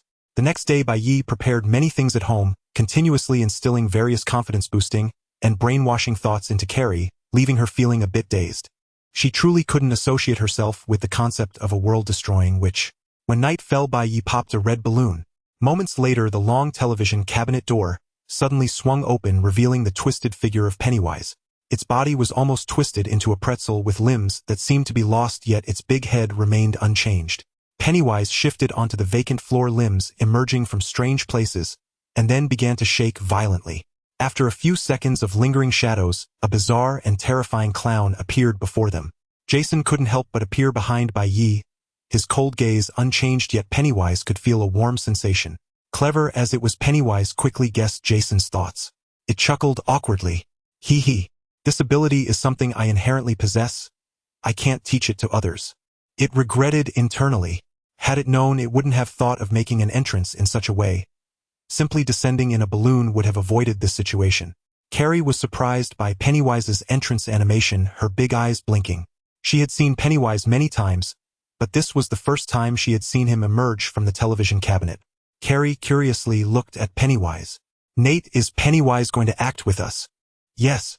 However, it will only be responsible for dealing with Bloody Mary in the mirror while we need to hold Bloody Mary off. Having seen Pennywise submit to Bai Ye that day, Carrie still felt incredulous. Clearly an enemy, yet it could so easily surrender. Is it really not planning a betrayal after pretending to surrender? Pennywise, how did you know? She had even taken the opportunity to remind Bai Ye a few things, while Pennywise was absent the previous day. However, Bai Ye's suspicion of Pennywise had lessened considerably after it generously offered a chance. Bai Ye had spun a story on the spot telling Carrie that the cannibal clown Pennywise had been reformed, and was now beginning to punish evil and promote good in Derry Town, becoming an underground vigilante. Though the story was absurd, Carrie always had blind trust in Bai Ye, not questioning even such an outrageous matter. Since they had summoned Pennywise, Bai Ye also took the opportunity to hear its report on the situation. When it came to serious matters, Pennywise slightly bowed. There are my balloons near the town center. Normal evil spirits don't dare to come near. Last night I and the faux humans searched continuously for an entire night, and most areas in the center of Derry Town have already been checked. Only a few newly formed minor evil spirits occasionally appeared, which 2 faux humans have already dealt with. As for how they dealt with them, it didn't elaborate, and Bai Ye didn't plan to ask more. It was likely just dragging them to the sewer and swallowing them whole, creating a massive light. Bai Ye said nothing further. Pennywise thought the questioning was over, and was ready to straighten up, only to hear words that made the clown sweat cold. Pennywise, you can always teleport to my house, right? If that's the case, why do people always break into? This was a question from the boss to its subordinate regarding slacking off. The scene fell into an extreme silence. The clown's movements froze, unsure how to respond. Bai Ye sat quietly on the sofa, his eyes filled with skepticism. Carrie tilted her head to look at it. Jason peeked out from behind the curtain, eagerly watching. Pennywise's forehead glistened with cold sweat, yet he had no mind to wipe it away.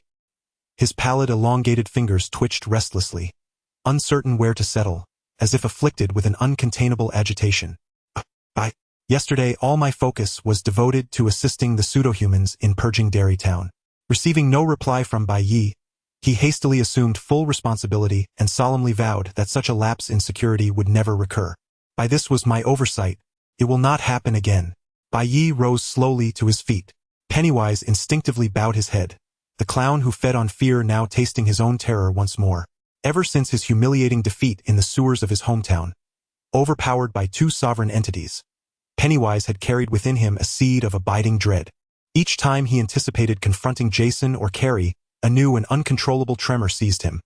A primal physiological fear, like a lamb trembling before a predator. Bai Ye's sole intent was to reawaken that sensation repeatedly until Pennywise's containment progress reached its apex. Jason stood motionless, his gaze lowered ever so slightly toward Pennywise. Pennywise could feel it unmistakably. The oppressive aura radiating from the monstrous killer beside him, as though the machete would cleave his skull at any instant. Jason. Pure, unadorned Jason knew not what transpired. Only curiosity stirred within him. Time passed in silence. 1 second. 2. At last, just as Pennywise teetered on the edge of collapse, Bai Ye strode toward the door. Proceed, Pennywise. Hearing those words, Pennywise exhaled in profound relief. His shrunken form gradually swelled back to its original stature. Watching the retreating figures vanish into the distance, he withdrew. Unbidden, unseen. In the nearby mirror, a grotesque clown flickered into view. This matter was concluded. Bai Ye had never intended true punishment, only to assign Pennywise exclusive responsibility for safeguarding his residence. After all, Bai Ye had never issued such an instruction before. Soon afterward, at Chris Hargenson's home, within the dark, cavernous bathroom, Carrie stood before the mirror. Tense breath held. Bai Ye stood beside her at a deliberately calibrated angle, entirely absent from the mirror's reflection, yet poised to intervene without delay. Even if Bloody Mary perceived his presence through some arcane means, it mattered little. And Jason, the hulking specter, lurked somewhere unseen. Though the space offered no apparent concealment, he had dissolved into invisibility. Chris Hargenson, the rightful owner, stood guard outside the bathroom door. The elder god had decreed none were to enter. Fortunately, the pseudo-humans possessed no emotions to voice complaint. Truly ideal retainers. Carrie turned her gaze to the mirror and whispered softly, "Bloody Mary, Bloody Mary." Uttering aloud the very epithet once hurled at her in mockery, a complex tide stirred within her heart. The ritual endured for several minutes. Yet the bathroom remained unchanged. Bai Ye grew faintly impatient. Had Bloody Mary truly grown wiser? Was she refusing to fall for the same trap twice? Suddenly Jason stirred, restless, eager, projecting waves of impatience toward Bai Ye.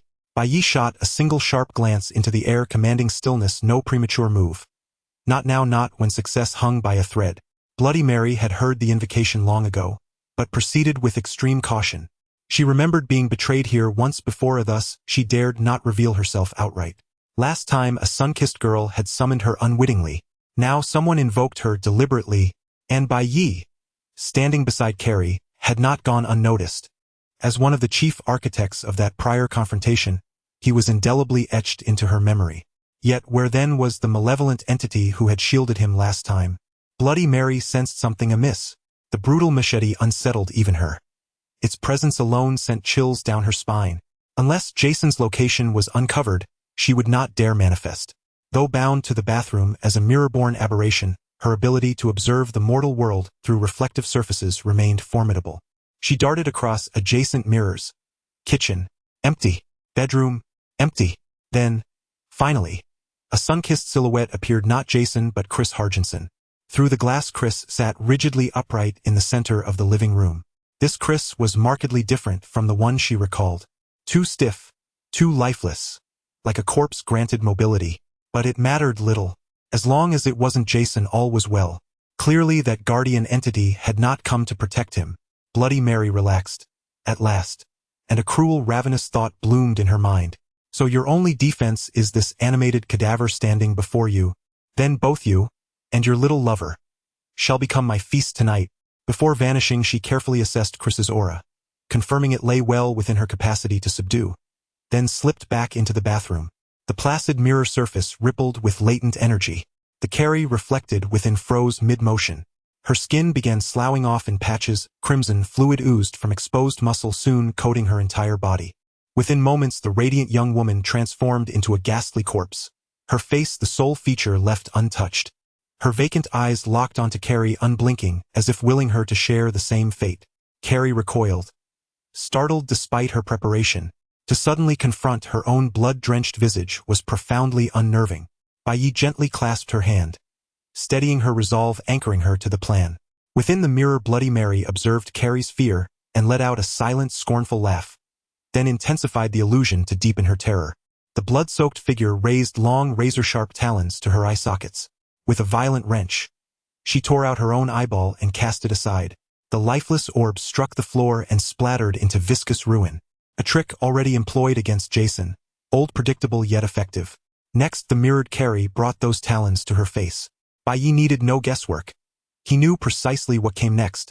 Claws hooked into supple flesh, then ripped downward with savage force. Within seconds, her skin shredded, leaving her a writhing mass of gore. From the ruined face in the mirror, blood cascaded downward at impossible speed, defying human anatomy.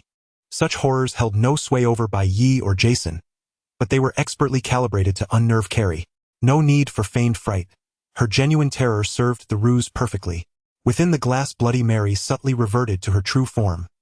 Gazing upon Carrie, she moistened her lips. Now, this was the perfect moment to strike. And a maiden's blood, so rich, so exquisite, was a rare delicacy even for Bloody Mary. Without hesitation, she thrust both crimson hands from the mirror, seizing Carrie with the intent to drag her screaming into the glass. Her nails, long, needle-thin, lethally sharp, had grown immeasurably sharper than before. They curved like claws fused seamlessly to her palms. As for Bai Ye standing nearby, she dismissed him entirely. Just an ordinary man, bereft of that strange protector's shadow. Subduing him would be effortless, trivial. She even felt gratitude. After all, he had delivered this sumptuous morsel straight to her threshold. Once the feast was consumed, she would savor the man as dessert. So thought Bloody Mary. A presence not particularly strong yet emanating an aura of terrifying pressure swept in, forcing Bloody Mary to halt her movements. Her long, ghostly nails came to a stop just short of Carrie. Fortunately, she stopped, otherwise Carrie might have lost control and unleashed her magic. At that moment, Bloody Mary would have had to pay the price of losing a hand. Moreover, Bai Ye did not wish to reveal this trump card just yet. If this attempt failed, there might be unexpected results when dealing with Bloody Mary next time. Bloody Mary looked suspiciously towards the source of the aura. At that moment, several tendrils in Bai Ye's hand began to sway slowly.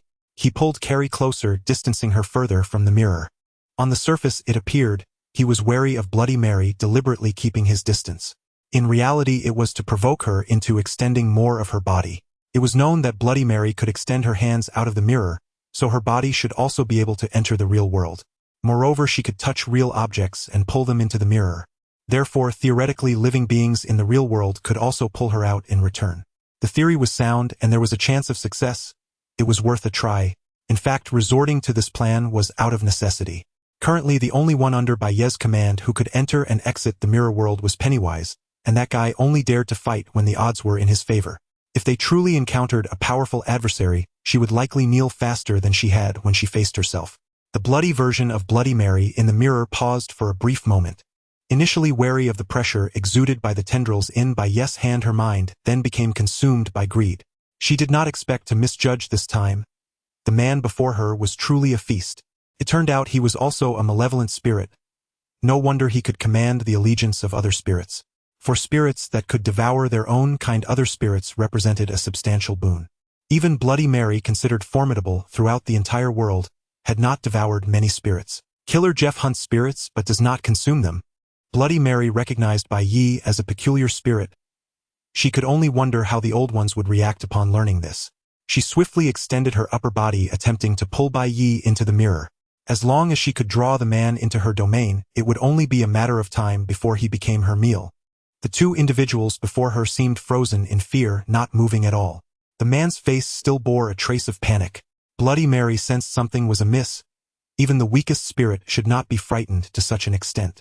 However, the potential rewards of this endeavor far outweighed the risks, prompting Bloody Mary to take a gamble. Her flesh, akin to that of a mummified corpse, clung tightly to her bones, her blood-soaked hands inching closer to Bai Ye. She could no longer conceal her excitement and anticipation. Just as she was about to seize Bai Ye, a hand almost indistinguishable from a human's firmly grasped her arm, preventing her from advancing. Bloody Mary, that familiar sensation, what is it? Accompanied by astonishment, Bloody Mary recalled a past scene. It was the same place, the same large hand, the same grip on her body. Is it that spirit? Bai Ye's expression shifted from panic to one of enigmatic calm. Carrie blinked, looking towards Bloody Mary. Though no one spoke, Bloody Mary felt an inexplicable sense of mockery from being seized. Another powerful hand tightened around her bloodied neck. Then, with a sudden yank, Bloody Mary felt an immense force surge through her upper body. A bloodied, withered corpse was pulled from the mirror by Jason. Jason stood firmly in the room, gripping the corpse's neck with one hand, lifting it high. Bloody Mary was nearly pushed to the ceiling, the blood covering her body, giving off a metallic scent. Ordinary spirits do not have obvious weaknesses. The disappearance of their necks, heads, or hearts does not affect their survival. With her neck gripped and lifted, Bloody Mary looked down coldly at the others. According to Bai Ye's understanding, she could speak, but it seemed she was still unwilling to comply. Very well, if she refuses to submit, then there's no need for her to comply. Given Bloody Mary's past behavior, Bai Ye had no patience left for her. If she didn't choose to surrender immediately, he would eliminate her. Yet, before disposing of her, he had to give her a surprise. Bai Ye signaled Jason to proceed. Upon receiving the cue, Jason raised his right hand and struck Bloody Mary hard. Smack! The crisp sound of a slap echoed in the empty bathroom. The head of the corpse nearly shattered under the force. Luckily, Bloody Mary was a spirit, so this injury was not particularly severe, yet it was highly insulting. With that slap, anger was clearly visible in Bloody Mary's eyes. Bai Ye also timely lifted his hand, and the tendrils reached towards Bloody Mary's body. Before she could utter any curses, the tendrils entered her body, absorbing her energy. The withered corpse rapidly shrank and disappeared, leaving only a puddle of indistinct substance. The tendrils retracted back into Bai Ye's body as he carefully sensed the situation. It seemed the last upgrade had an effect he had yet to discover. The absorption speed had increased. This time, the absorption was much faster than before. Bloody Mary did not even leave a final word before turning to ash. However, why was her energy so scant? Bai Ye furrowed his brow. If Killer Jeff, who could resurrect infinitely, could elevate him, why could Bloody Mary only barely allow him to touch the edge of another upgrade? Meanwhile, in the mirror world, Pennywise waited boredly for the balloons to drift away. A red balloon was popped and information about the surrounding area appeared in Pennywise's mind. That little guy again. Forget it, I'll deal with it once I clean things up in reality. After a long while, Pennywise yawned in boredom. The balloon still had not sensed Bloody Mary's location. Pennywise raised his hand to summon a balloon. With a bang, the balloon burst and Pennywise appeared in Bai Ye's home. At this point Bai Ye had already returned home and had sent Carrie back to her house. Pennywise climbed in through the window holding the balloon, a crimson smile stretching across his lips as he reported to Bai Ye. I didn't find Bloody Mary this time. She might really be dead. Or perhaps she has learned to be clever and is hiding well. I just didn't discover her. Pennywise was not a spirit from the mirror world, so it was reasonable that he could not find her. Bai Ye naturally would not punish him. It seemed that Bloody Mary had not completely perished. However, there was currently no way to enter the mirror. They could only wait for her to appear again. Deep within the mirror world, Bloody Mary slowly opened her cold blood-covered eyes. Despite not having detected Jason from anywhere, where had he come from? The sudden appearance of Jason had taken her by surprise, even slapping her, which made her exceedingly furious. And then there was that mysterious man with the tendrils. She had never seen such strange tendrils. They did not instill a sense of danger, yet they exuded an aura of pressure. Even the cursed videotape that circulated in Europe did not give her such a feeling. If she could devour him, her strength would surely increase. At that point, the neon horror woman who had once injured her would no longer be her match. Bloody Mary's eyes gleamed with malice, a smile creeping onto her lips as she evidently conceived a certain midnight. A door is knocked upon. Heavy, insistent rapping echoes through the house, grating on frayed nerves. The male homeowner startles awake from sleep, his wife watches him with quiet dread. Darling, could it be that serial killer who's been terrorizing the town lately? He scoffs lightly. Killer or not, whoever dares knock on my door has already sealed their fate. Stay in the bedroom. I'll go see what's happening. Impatiently he rises and strides out of the bedroom, intent on opening the door to confront the intruder. At the threshold he hesitates, then retrieves a handgun from the cabinet. He stands before the door, voice sharp and commanding. Who's there? No reply comes from beyond the door. Only relentless staccato knocking grows increasingly frantic and urgent. He warns fiercely, hey, if you don't identify yourself right now, I will shoot. Silence answer. Gritting his teeth, he chambers around and aims the barrel outward. The knocking ceases abruptly, yet he holds his fire. Then, a deafening muffled crash. The door splinters open, revealing a narrow gap, and beyond it the glint of an axe in the intruder's grip. His eyes widen in dawning horror as a local urban legend flashes through his mind. The axe killer, clad in a Redan black American plaid shirt and denim overalls, he wields a heavy axe, decapitating and dismembering his victims without mercy. Without further hesitation, he empties the magazine into the door. Bang, bang, bang. Knowing the threat may be real, he fires repeatedly through the wood. Typical American homes are built of timber. Their doors too are wooden. Bullets pierce them easily, delivering lethal force to whatever lies beyond. After the gunfire fades, silence returns outside. Having watched countless horror films, he recalls one grim truth: villains who rush out recklessly are invariably slain by the protagonist. Though this analogy feels oddly misplaced, caution still demands patience. He waits, motionless, ensuring his assailant is truly dead. Clearly his survival instincts fall short. In most horror films, the moment the antagonist opens the door, death awaits, and he is about to follow precisely that doomed path. After a long, breathless pause, he cautiously pulls the wooden door ajar. What greets him shatters his composure utterly. In the hush of night, his scream tears through the stillness, piercing and raw. The following afternoon, Bai Ye is preparing to step outside when his friend Mike calls. Unusually direct, as he usually just drops by unannounced. Mike sounds deeply unsettled on the line. Night, stay indoors for now.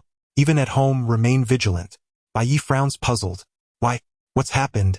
Since his transmigration, Mike has been Bai Ye's sole source of information. On the other end, Mike's tone turns grave. Strange incidents in Dairytown are multiplying. The serial killer from earlier hasn't been caught, and last night multiple murders erupted on the town's outskirts. If I didn't know Pennywise was dead, I'd swear he was behind all this. Pennywise? Bai Ye arches an eyebrow, curious, intrigued. Mike, tell me everything. I need full details.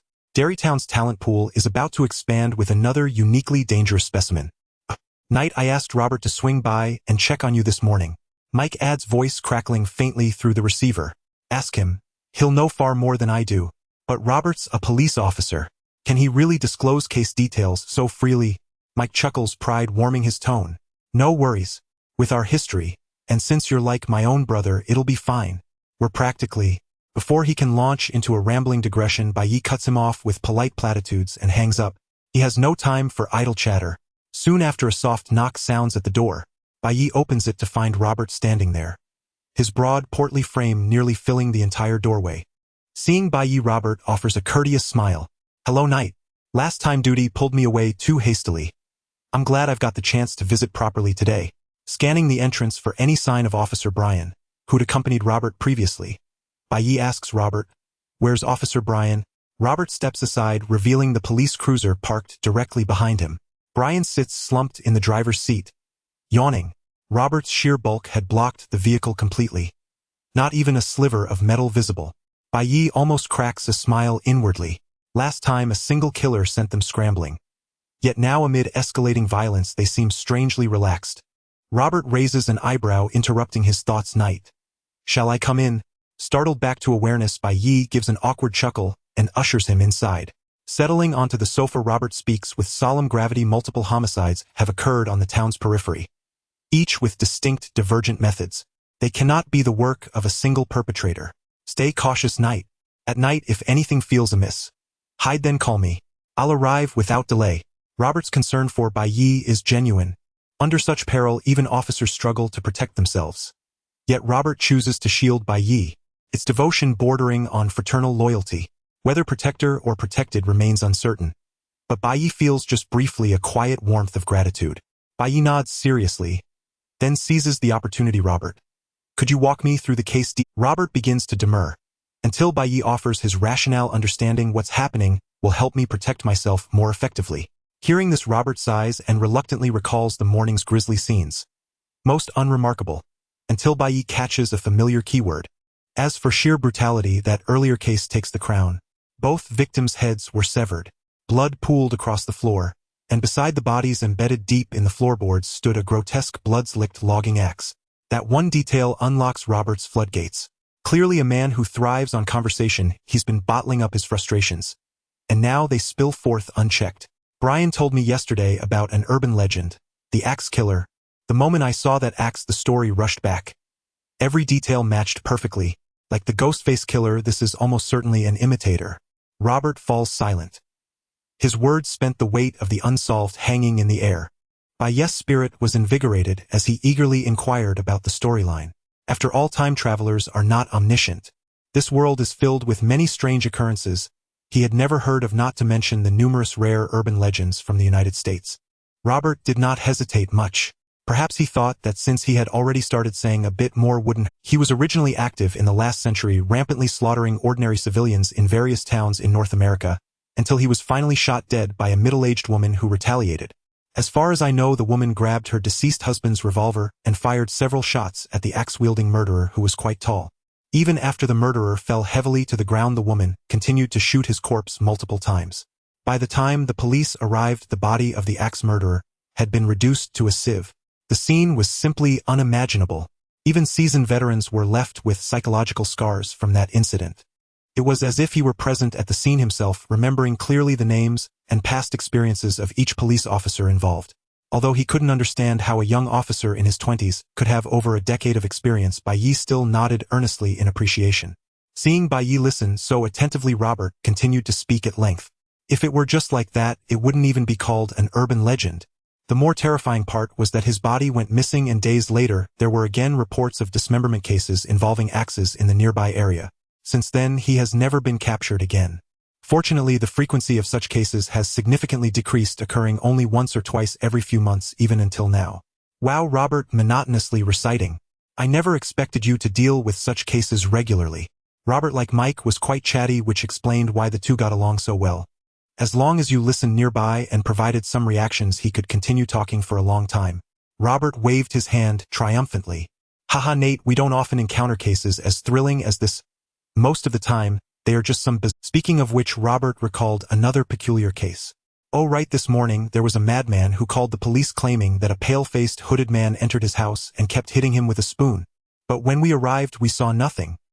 He was very anxious, pointing at an empty space and insisting it was right there. I suggested he call a mental hospital instead of the police. There happens to be a mental asylum on the outskirts of the town, which would be suitable for him to stay in. After telling this self-proclaimed hilarious joke, Robert burst into laughter, feeling no embarrassment at all. Bai Ye felt a bit uncomfortable, but not because of Robert's joke, rather due to the person who was being hit. This scenario looked too much like a plot from a horror movie about a spoon-wielding killer he had seen before. Although it was called a horror film, the storyline was quite funny, lacking any sense of terror. The plot revolved around a man who, after being cursed, was relentlessly pursued by an immortal hooded man. The hooded man had a rather bizarre method of killing. He didn't use weapons, but instead relied on a spoon. The spoon-wielding killer did not speak, but his intelligence level was quite high. However, he would only use an iron spoon to incessantly strike the man. The lethality was 0, but the torment was off the charts. This movie series has produced many installments. Each time the male protagonist attempts to kill, evade, or resist the spoon-wielding killer, but to no avail. The spoon-wielding killer is immortal and can track the protagonist no matter where he is, always carrying countless iron spoons. If one breaks, he simply picks up another, leaving the protagonist with no countermeasures. This guy is truly useless. In terms of lethality, he is inferior to Mark, and the only impressive ability he possesses is his immortality. If possible, it would be best to contain him. After all, being immortal has its own prestige. At that point, if he and Mark were seated together, they would surely be the comedic relief under the old gods. While chuckling, Robert suddenly glanced at his watch, his eyes widening with disappointment. It had already been nearly an hour and a half since he arrived at Bai Ye's home. "Oh, Nate, it's been so long. I should get back to the case." As he was leaving, he seemed reluctant, as if there were still many things he wanted to say. However, he was forcibly pulled away by Brian, who had been waiting and was nearly dozing off. Robert had originally wanted to take a break under the pretense of caring for Bai Ye to escape from the series of bizarre cases occurring. Now that he had rested for an hour and a half, he felt he had been neglectful. After he left Bai Ye called Pennywise, there had been a spate of urban legends in Derry, recently coupled with the mention of Bloody Mary by the assassin Jeff 2 days ago. Who could have summoned so many evil entities? It's hard to guess. Pennywise stood respectfully before Bai Ye. "Pennywise, tonight, take the imposters to the outskirts of the town to deal with the remaining new guests. Leave the axe murderer to me." Bai Ye felt that Jason should have a lot in common with this murderer. Unknown to him, Jason was hiding somewhere. Also, place some balloons near Carrie to protect her. Tonight's operation would not include Carrie to keep her hidden. However, Bloody Mary might intentionally lure these bizarre entities near Carrie's home, so some preparations should be made in advance. Pennywise's mind quickly turned, recalling another person who needed protection. Although he didn't know Bai Ye's plans, it would be best to remind him to avoid any blame later. Pennywise's large head made an effort to display a fawning expression, cautiously inquiring of Bai Ye. "Bai, what about Mark? Should I keep an eye on him?" Bai Ye's mouth twitched. He had genuinely forgotten that this guy also needed protection. However, he seemed to vaguely sense Mark's condition, so there was no need for Pennywise to monitor him. "No need. I will keep an eye on him myself." Speaking of protection, Bai Ye suddenly remembered another boss near his home, who also needed protection, and quickly reminded Pennywise. "By the way, you should also protect the Mason father and daughter who live nearby. Especially Heather Mason. Make sure to keep her safe. She was one of the known tickets to Silent Hill and must be protected." Pennywise had no idea about the relationship between Heather and Alessa. He was oblivious to any misunderstandings, first showing a peculiar expression, and then suddenly revealing a knowing smile. "All right, Bai, I understand. What a troublesome being. What exactly do you understand?" Bai Ye did not want to continue chatting with him, hastily telling him to get lost. A silent night. A tall, broad-shouldered white man strides across the street, moving deliberately through the yards of suburban homes. He wears a classic American plaid shirt and denim overalls. His face is unremarkable, yet his eyes gleam with a bloodthirsty smile. Suddenly he halts, standing motionless before a small storage shed. Though called a shed, it is in fact a newly built outbuilding tucked behind the yard, no larger than a few square meters. Its security is rudimentary, a wooden door secured only by a rusted iron chain and a solitary padlock. The man grasps the lock, and with impossible inhuman strength snaps the chain cleanly in two. He kicks. Once, the wooden door crashes inward with a heavy hollow thud. Inside, the tabletop is cluttered with handguns, and even a rifle. Cold weapons line the walls: combat knives, bayonets, military-grade blades. Yet none satisfy him. His gaze locks onto a felling axe mounted on the far wall.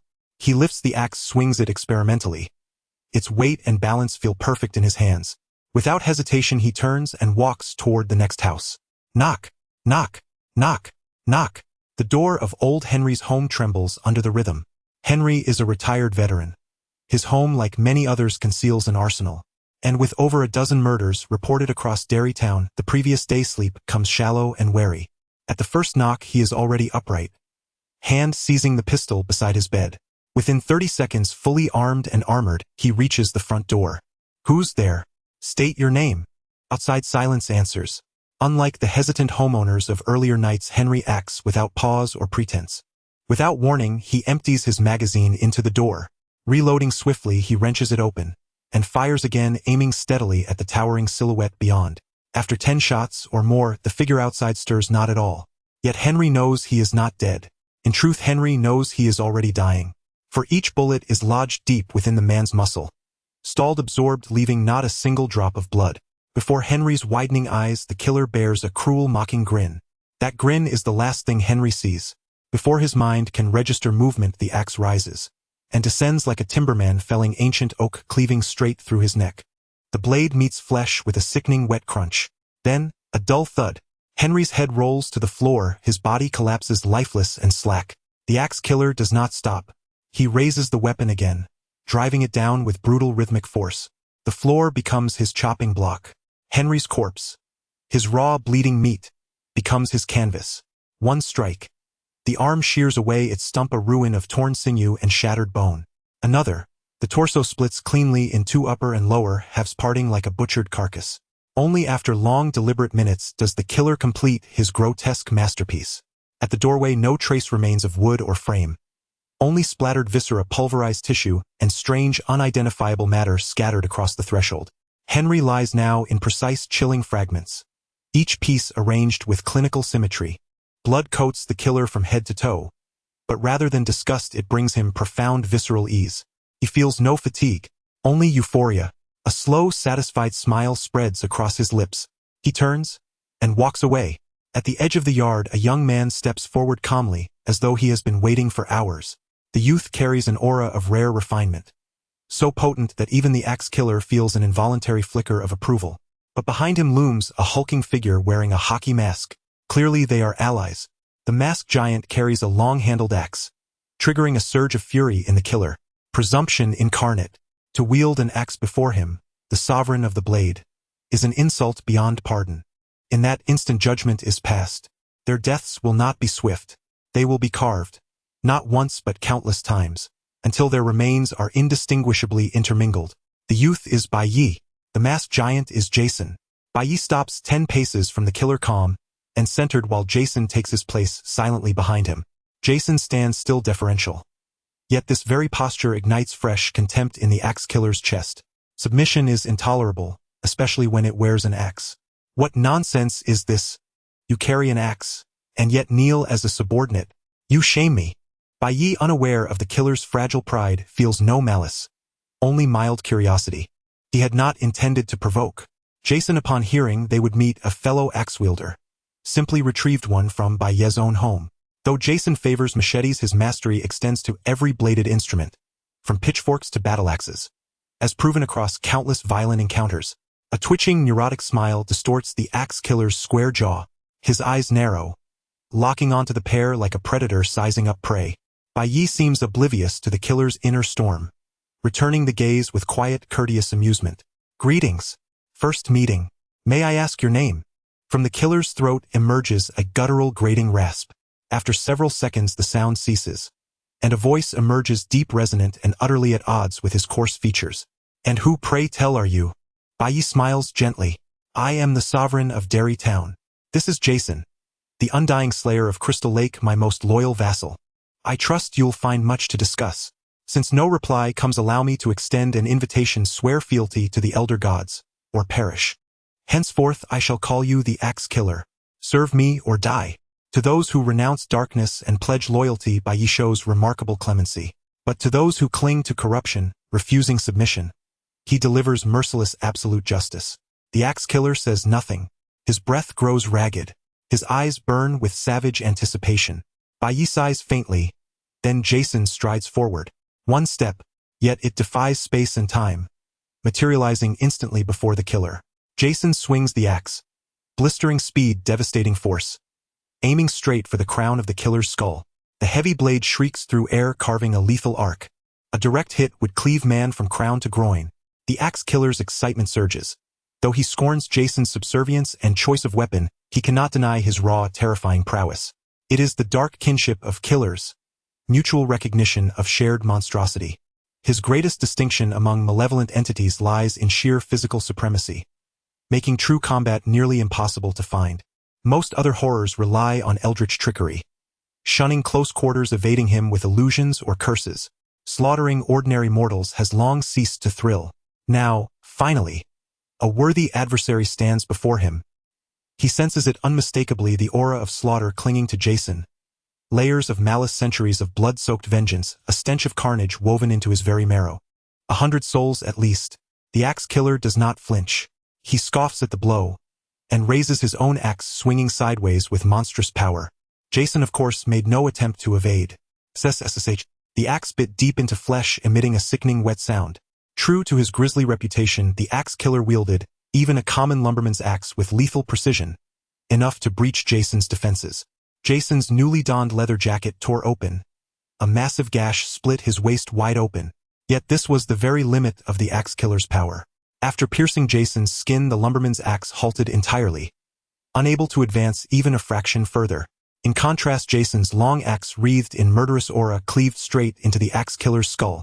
Before the axe killer's eyes, wide with disbelief, his skull split cleanly in two. The blade severed bone as effortlessly as splitting firewood, halting only at the base of his neck. Yet the axe killer was no ordinary foe.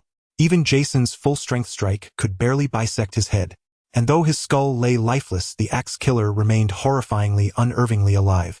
Such catastrophic injury shattered his already fragile psyche. He tried to roar, but his skull had split wide open, no sound could escape. He could only lash out instinctively. The axe killer raised the lumberman's axe again, ignoring the blade still lodged deep in his own neck.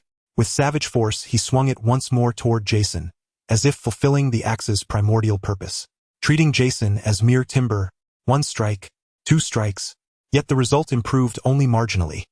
The axe blade jammed fast in Jason's waist, refusing to budge an inch. The axe killer showed no trace of shock, only relentless, mindless swinging. But in the next instant, Jason wrenched free his long axe and brought it down again, tracing the same path along the axe killer's neck. The axe killer's body split cleanly down the center, bisected from crown to pelvis. No matter how formidable his physique or tenacious, his vitality, survival under such devastation was impossible. His two halves collapsed limply onto the ground with heavy, hollow thuds. Bai Ye stepped forward, tendrils unfurling from his hands. In an instant, the axe killer's corpse vanished from the earth, leaving behind only scattered bloodstains and indistinct remnants. And Bai Ye ascended once more, 2 levels in mere days. By this pace, rising from Lord of Derrytown to Sovereign of the World within a year seemed no longer fantasy. This ascension granted no grand or spectacular ability, only the capacity to store residual energy within his own body. In other words, Bai Ye finally possessed extraordinary regenerative power, and could now absorb lesser entities to strengthen his subordinates. Meanwhile, elsewhere, a humanoid figure crouched in a courtyard. From behind it bore the silhouette of a man. Yet its grotesquely humped spine and distorted proportions betrayed its monstrous nature. Before it lay the homeowner, now lifeless, sprawled motionless on the ground, never to rise again. Clearly it had slain the man, dragged him into the yard, and begun feeding. Its hands resembled human ones in shape, but its fingers ended in cruel hooked talons. Now it fed with bestial frenzy, slashing open the corpse's abdomen, burying its head deep within and greedily devouring entrails in great ravenous gulps. Without warning, a shadow fell across its field of vision. It was the pseudo-human Billy. Having received orders from Pennywise, Billy had swept the town's periphery house by house. Perhaps the town teemed with too many legends, or perhaps fortune simply favored him. He found the flesh-eating monster before long. Billy stood expressionless, uttering only 3 calm, detached words: "Ghoul." Though the question should have carried curiosity, his voice held no inflection, only icy indifference. Only then did the ghoul sense the human standing before it. Yet this human emitted no scent of prey, only the nauseating, acrid stench of its own kind. Too dim-witted to comprehend why, the ghoul could not grasp the contradiction. After a moment's crude deliberation, it yielded to instinct. Lifting its blood-smeared, hideous face, it issued a guttural, bestial snarl toward Billy. But its strength was fit only for preying upon ordinary humans. Billy moved with incomprehensible speed, reaching out, seizing the ghoul and wrenching it apart. Immense force shattered the ghoul into fragments. Within seconds, Billy had brutally dismembered it, hurling the pieces into a sewer for Pennywise to dispose of. Pennywise, who should have been luxuriating in the sewer awaiting his self-service feast, was nowhere to be seen. He faced no crisis, only simmering profound irritation. Intensely irritated, among the legion of urban legends invading Derrytown, another clown had emerged. Once merely a circus clown in a forgotten rural town, he'd turned predator, slaughtering audience members with a butterfly knife before being riddled with bullets by enraged relatives and cremated beyond recognition. Thereafter the town's circus fell into ruin. Soon after, children in the town began dying one by one, each death stranger and more inexplicable than the last. Then one surviving child confided in his parents. A clown often appeared on the street, luring children with curious trinkets and playful invitations. Red nose, yellow costume, chalk white face, portly frame, and always twirling a butterfly knife. Nearly identical to the long-dead clown. Yet no one ever caught him again. Thus he entered American urban legend, widely feared, deeply entrenched. Indeed, America harbors a chilling phenomenon: strangers dressed as clowns committing random, motiveless violence. Terrifyingly real. Hence American dread of clowns runs deep, fueled by countless horror tales and even cults of deranged admirers who worship them. At first sight of the newcomer, Pennywise narrowed his eyes. His perpetually grinning crimson lips lost all curvature. His thought was simple: who is this? How could such a powerless clown become a legend? Could the mighty Pennywise himself truly be less renowned? Why did no one revere him? And what audacity! A foreign clown daring to kill in Derrytown, without so much as seeking permission from the authentic sovereign Derry clown, Pennywise. The clown now knocked upon the door of a massive structure. Calling it a house would be inaccurate. It was in fact a library. For a small town, Derry possessed only one library, nestled at the forest's edge, and it was where Mike Hanlon lived. Yes, the clown had found Mike. Mike possessed an uncanny magnetism for clowns, whether native or interloper, drawing them to him inexplicably, inevitably. It was late night. The knock jolted Mike awake. Though he had grown almost comical since Pennywise's apparent demise, he was no fool. He defeated Pennywise as a child, and as an adult he remained far from harmless. He drew a handgun, then peered through the door's fisheye lens with his phone. A vast pallid face filled the view. Red nose, chestnut yellow hair. A clown? The familiar clown makeup instantly reminded him of Pennywise, along with the terrifying memories from the past. Mike's heart was suddenly submerged in fear, and he could barely steady the gun in his hand. Just as he was about to be paralyzed by fear, he noticed that the visitor's clothing was different from Pennywise. Pennywise wore a white clown suit, while the newcomer donned a yellow costume. Not Pennywise. Is this another clown? Mike's consciousness finally returned to his body. He also remembered that Pennywise had been killed by Bai Ye in the sewer long ago, and it was impossible for it to appear again. With that, Mike forced himself to regain his composure, preparing to face the clown before him. Although it wasn't Pennywise, this guy was definitely something similar. In America, if you see someone in a clown costume knocking at your door, you might as well just empty the magazine. Like old Nicky, 9 out of 10 aren't good. The clown outside noticed no one was opening the door, so it began to slam against it. Its heavy body was shaking the door precariously. The old library door was already weak, and now it was on the verge of collapse. Mike quickly aimed his handgun at the door and ducked behind cover. Bang! The door was burst open with a loud crash. The clown, being too fat, could only awkwardly squeeze through the doorway. Seeing the clown up close, Mike felt somewhat relieved. Pennywise certainly didn't have a nose that looked like its mouth was also different from the one before him. The clown in front looked more like a human wearing clown makeup, while Pennywise was a monster donning a clown skin. Outside the window, a red balloon subtly quivered. Pennywise silently sneezed, feeling strange. How could it be sneezing when it wasn't even human? Never mind, keep an eye on this clown. Mike had a good relationship with Bai Ye and couldn't kill it. If Mike could handle it on his own, it wouldn't have to intervene. Otherwise, hiding its identity would be quite troublesome. It certainly didn't want to be found and defeated at home by a group again. Perhaps it was because these few were destined protagonists innately restraining Pennywise that it couldn't completely affect their memories of it. It put forth all its effort, even capable of diminishing the entire town's impression of Margaret, but it couldn't make the members of the Losers Club forget about Pennywise. Unfortunately, reality often defies expectations. The clown noticed Mike aiming from behind cover when it entered, but instead of dodging it, walked straight toward him, occasionally coughing.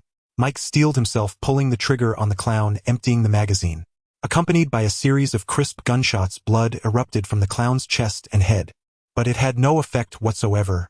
The clown paused for a second, then continued to stride forward. At that moment, Mike scrambled to reload. His unreliable passive kicked in his hand, shaking like he had Parkinson's. He tried 5 or 6 times without success, even dropping the handgun to the ground. The clown was getting closer, already raising a butterfly knife. There was nothing around Mike to defend him. He kicked out, trying to create distance between himself and the clown. However, it felt like kicking against a wall of iron. The clown remained unharmed while Mike fell to the ground, pain radiating from his leg. It was likely broken. Watching Mike, who was writhing in pain and unable to fight back, the clown began to cough again. Its coughing grew more intense, as if it were trying to cough out its lungs. Perhaps this was its way of expressing excitement. The butterfly knife gradually descended. Mike felt some fear followed by a sense of resignation. He thought of childhood friends Robert, whom he met as an adult, and Bai Ye, who was like a brother. Then he thought of Pennywise. It seemed he might fail this time. He had never failed against Pennywise, but was about to die at this guy's hands. He wondered what Pennywise would think if it knew. Pennywise would be furious. Outside, the red balloon burst, and Mike instantly vanished from his spot, reappearing on the second floor of the library. The clown's butterfly knife only stabbed into thin air, leaving it confused and questioning. Clown. Mike closed his eyes, quietly awaiting the arrival of death. Pennywise appeared beside him, staring intently at him, its terrifying pale face devoid of a smile, filled with rage. If it weren't for your good relationship with the boss, I would have eaten you first before devouring him. Mike. Fucking squid. Why didn't you just lie down when you came to kill me back then? Why are you giving up now against this fake clown? Hearing the familiar voice, Mike's eyes widened in disbelief. Pennywise? What's going on? Is this a hallucination from the revolving lantern? Oh, so it's an illusion. But this Pennywise feels too real. Mike couldn't help but reach out to touch Pennywise's large face. Rough skin, a bright red mouth. The mouth could stretch back to the nape of its neck. The makeup on its face wasn't applied. Wait, why is there actually a sense of touch? Mike carefully assessed. Oh, his entire body only felt pain in his leg, while there were no other injuries. Wait a minute, this seems to be the real Pennywise. Mike froze, momentarily forgetting to retract his little black hand resting on Pennywise's face. Pennywise, extremely angry, surprisingly laughed. Its brownish-yellow eyes narrowed the corners of its mouth, stretching all the way to its forehead. He. Mike? Mike couldn't bother thinking about why Pennywise hadn't died, and had even saved him, only able to awkwardly laugh in response. Ha. Pennywise. Pennywise maintained this expression, staring intensely at him. For some reason, Mike felt no fear, only embarrassment. Just as Mike felt uneasy, thinking it would be better to let the clown kill him instead. The clown also walked up the stairs, striding directly toward the two on the second floor. Pennywise instantly turned its head. Its enormous head spun 180 degrees, completely unlike a human's face, as it looked at the clown. This directly froze the clown in place. It widened, its eyes filled with surprise. There's another fellow here. This fellow was so dedicated, even playing a clown so well. However, even if you are a fellow, you can't steal my prey. The clown coughed heavily a few times, then cast a hostile glance at Pennywise. Are you a fellow from Derry? If you want prey, go hunt for it yourself. This guy is reserved for me. Pennywise was rendered speechless by this guy and stepped closer to him. The clown, still unaware of what the other intended to do, showed a puzzled expression. Immediately, Pennywise's pale head expanded from his mouth, splitting open to nearly 4 or 5 times its original size. Inside, a dense array of sharp teeth was irregularly arranged within the mouth. The large mouth bit down fiercely. It directly swallowed the upper half of the clown in front of him into its belly. Another bite. The entire body of the clown was consumed by Pennywise. What was an unbreakable body to Mike was easily chewed and swallowed by Pennywise. A few seconds later, Pennywise let out a satisfied burp. All that remained on the ground was a pool of crimson blood. Mike knew very well that it was now his turn. He closed his eyes once again, reminiscing about the beautiful memories of his youth. Pennywise glanced at him with disdain, as if looking at a fool, then cleaned up the bloodstains and left holding a balloon. In the empty library, Mike quietly waited for that moment to arrive. Waiting. Then a wave of drowsiness overcame him, and Mike unexpectedly lay down on the second floor and fell asleep. The next day. Last night, Pennywise and the fake person dealt with several outside entities, then reported to Bai Ye. The others were indifferent, but only Pennywise's rescue of Mike made him feel particularly uneasy. To personally save his destined rival, who wished to kill him, one could only wonder how Pennywise felt about it. Now Bai Ye prepared to contain the spoon murderer nearby. In the original film, the male protagonist Jack would run around the world seeking ways to rid himself of this bizarrely hooded man. Although it was uncertain whether Jack would run away now, it was better to check early. Coincidentally, Bai Ye vaguely remembered there was an uncle named Jack living next to his house.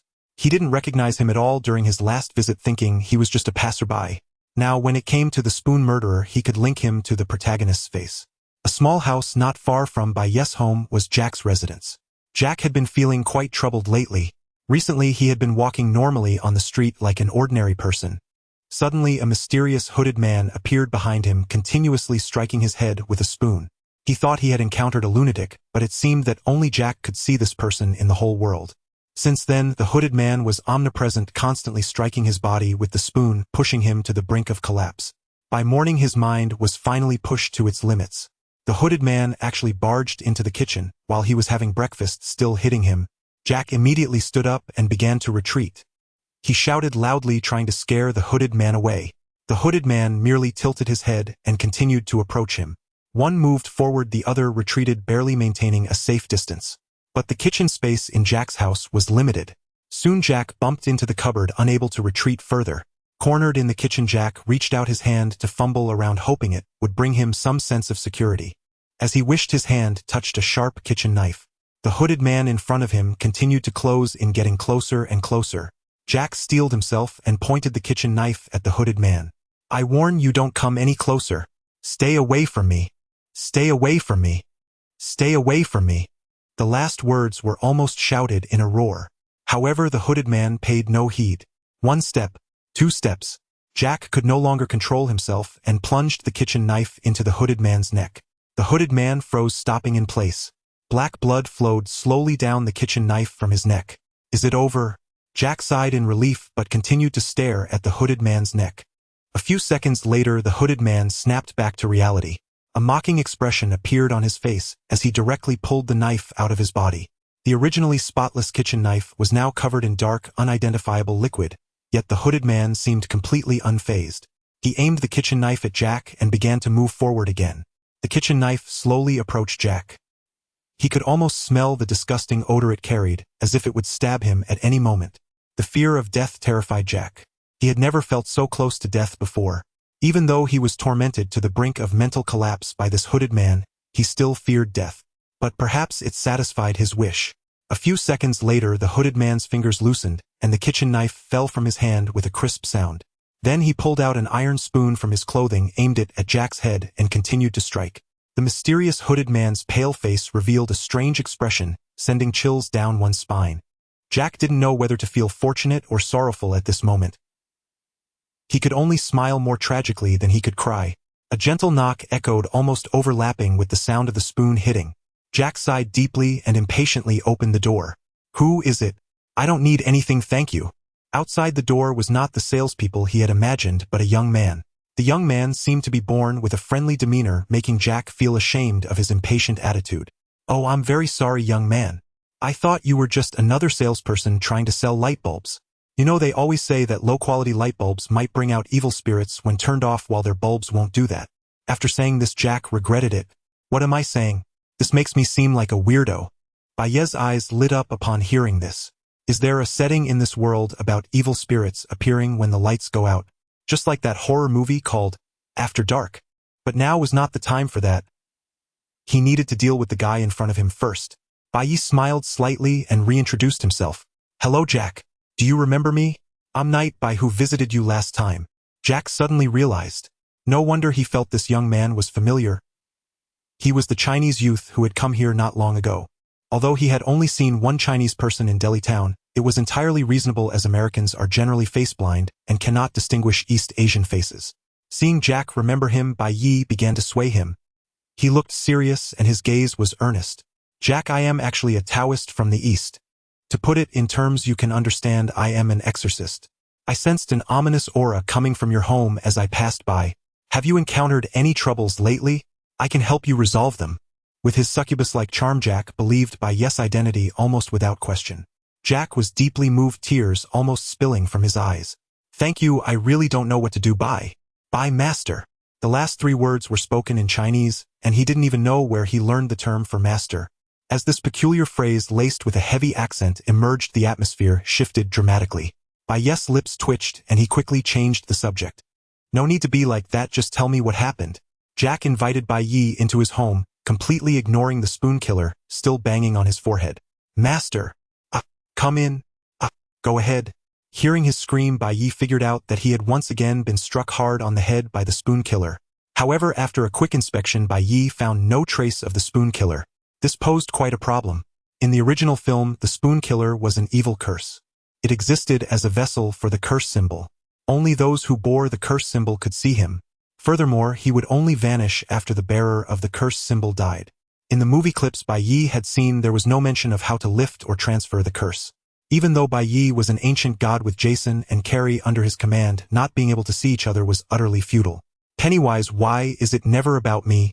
Sitting on the sofa, Bai Ye decided to listen to Jack's own account before figuring out a plan. Jack sighed and was struck again on the forehead. Then he awkwardly laughed, enduring the pain, as he recounted his experiences. Master, I swear I haven't done anything lately. A few days ago, I was walking down the street when I was suddenly harassed by a mysterious hooded man. He kept banging on my forehead with a metal spoon. It only hurt a little, but it was so torturous. I've been driven to the brink of collapse by him these past few days. Even at night, this hooded man would invade my bedroom and strike my head hard with a spoon. Clearly, Jack had a lot to say since no one believed him, and he had been bottling it up. However, he hid a particularly painful experience. After being forcibly awakened by the hooded man, Jack was furious. Thus, he jumped out of bed intending to give him a beating. But the hooded man merely lowered his hand and delivered a brutal counterattack, granting him the limited skin of the exploding boy. This incident was far too humiliating, and Jack believed it wouldn't help in resolving his situation, unwilling to share it at all. Later, I couldn't take it anymore. So I endured the pain until dawn and called the town police. They arrived quickly, but that officer named Robert even humiliated me, suggesting I go to a mental hospital. At this point, he clenched his fists, seemingly very angry. These past few days, I've also checked many books at the library, but there was not a single book about my situation. Bai Ye ignored his personal emotions, furrowing his brow as he pretended to ponder. It seems that this hooded man is a curse known as the spoon killer. Jack was taken aback, his eyes becoming more fervent. Master, how can I lift the curse? Don't rush. Generally, curses will have symbols displayed. Observe yourself or that spoon killer closely for any special symbols. Jack, suppressing the pain, hurriedly ran to the bathroom to check himself. After finding nothing, he wanted to check the spoon killer's clothing. No. Due to his ridiculous idea, the spoon killer struck him hard twice. The metal spoon hit the top of Jack's head, producing a strange sound. Just as the spoon killer raised his hand, Jack noticed the mysterious symbol on his wrist. That's right. This is it. Although the process was all wrong, the answer was correct. He quickly dressed, took out paper and pen to sketch the symbol, and handed it to Bai Ye. The seemingly ordinary sketch emanated an eerie aura. However, such a curse wouldn't have any effect on an ancient god. Bai Ye took the curse symbol and began to study it intently. Unfortunately, after a few minutes, there was still no progress. Bai Ye cleared his throat, preparing to take it home to consult the old professor, the handyman, the security guard, and the sewer worker Pennywise. Jack, I can't make out anything for now. I need to take it back and examine it with special methods. Hearing this, Jack felt a bit disappointed, but still maintained a smile. All right. Master. 10 minutes later, back at home, Master Bai used special methods, summoning Pennywise. Pennywise tilted his head, his brownish-yellow malevolent eyes fixated on the curse symbol. It seemed he couldn't quite comprehend what it was either. Even the spirits of Derry couldn't have seen everything strange. As a homebody, Pennywise had spent centuries holed up in Derry, so his knowledge wasn't very extensive, relying on the experiences accumulated over his long life. By this curse symbol doesn't seem to be the medium that triggers the curse. At least humans and spirits won't be tainted by the curse upon encountering it. Bai Ye frowned. Then is there no way to transfer the curse or for me to see the spoon killer inside? As long as he could see the spoon killer, Bai Ye could analyze its structure with his tendrils. Pennywise couldn't help but scratch his head with his long fingers. Why not try placing the tendrils on it? Bai Ye contemplated for a moment. As an ancient god, although he was merely a name without power, he shouldn't be unable to retaliate against a curse. No problem, this should work. Gray tendrils slowly extended towards the white paper bearing the curse symbol. It seemed that, sensing the pressure from the tendrils, the paper actually trembled slightly. The instant the tendrils made contact with the curse symbol, the symbol surged towards the tendrils, as if it had been premeditated. Although it was just a small symbol, it rushed forth like a tide, radiating an overwhelming aura. In just a second, the curse symbol enveloped the entire tendril. Strangely, although they appeared incompatible, no harm was inflicted. Bai Ye stared at the tendril inscribed on his skin, utterly bewildered. What's going on? How did the once imposing ancient god suddenly turn into a mental lad? Unbeknownst to him, a silent contest of energy was taking place between the curse symbol and the gray tendrils. The curse continuously eroded the gray tendrils, but after much effort it could only leave faint marks. On the contrary, the curse itself was gradually being assimilated by the tendrils becoming part of Bai Ye. Bai Ye touched the tendril marked by the tattoo, finding it felt similar to before. So what's the use of this tattoo? It truly leaves one perplexed. Just when it had been a while since the system had appeared, it finally popped up. Containment Object Spoon Killer Curse Jinisaki. Item Spoon Killer Curse Jinisaki. Characteristics Supernatural movement can appear anywhere. Immortality, its essence is a curse. Containment Progress 100. Introduction. The essence is the Japanese curse spoon. Anyone cursed by it will be struck by the spoon killer 20000 times daily until death. It is said that its spoon is terrifying and all those struck by it will die within a century.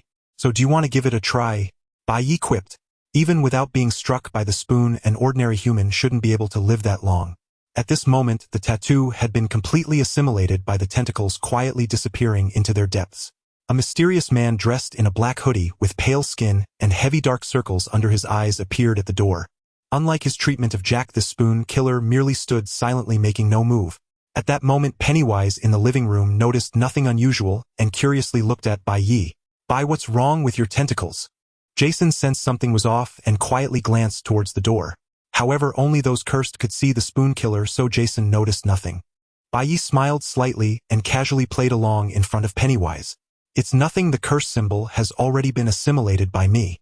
He closed his eyes, feeling ready to handle the gains from this encounter. The curse symbol hidden within him was now at Bai Ye's disposal. Now Bai Ye could use the tentacles to silently place the spoon killer's curse on ordinary people or evil entities, allowing the spoon killer to strike them 20000 times daily until the target's death. Although this curse has little practical use, merely allowing the spoon killer to annoy the other party, even evil entities would likely find it unbearable. Thinking of this, he couldn't help but glance at Pennywise with satisfaction. Very good, he could perhaps test this fellow later. Pennywise, feeling an inexplicable gaze upon him, sensed something was amiss. Every time Bai Ye looked at him with that strange expression, he ended up becoming a tool burdened with a heavy load. So, should I find an excuse to run away later? Unaware that Pennywise already wanted to flee, Bai Ye began to study his second ability. Since he could curse others, he could also lift curses from beings that had already been cursed. Whether cursing or lifting a curse, the target would feel nothing. When there was no curse, Bai Ye could freely command the spoon killer. For example, he could have it pour himself a glass of water or fetch something small. However, in this state, the spoon killer couldn't be too far from Bai Ye, preventing many bugs from occurring. And now there was a lucky one currently being cursed, so the spoon killer needed to hurry back. He had only briefly shown himself in front of the new boss.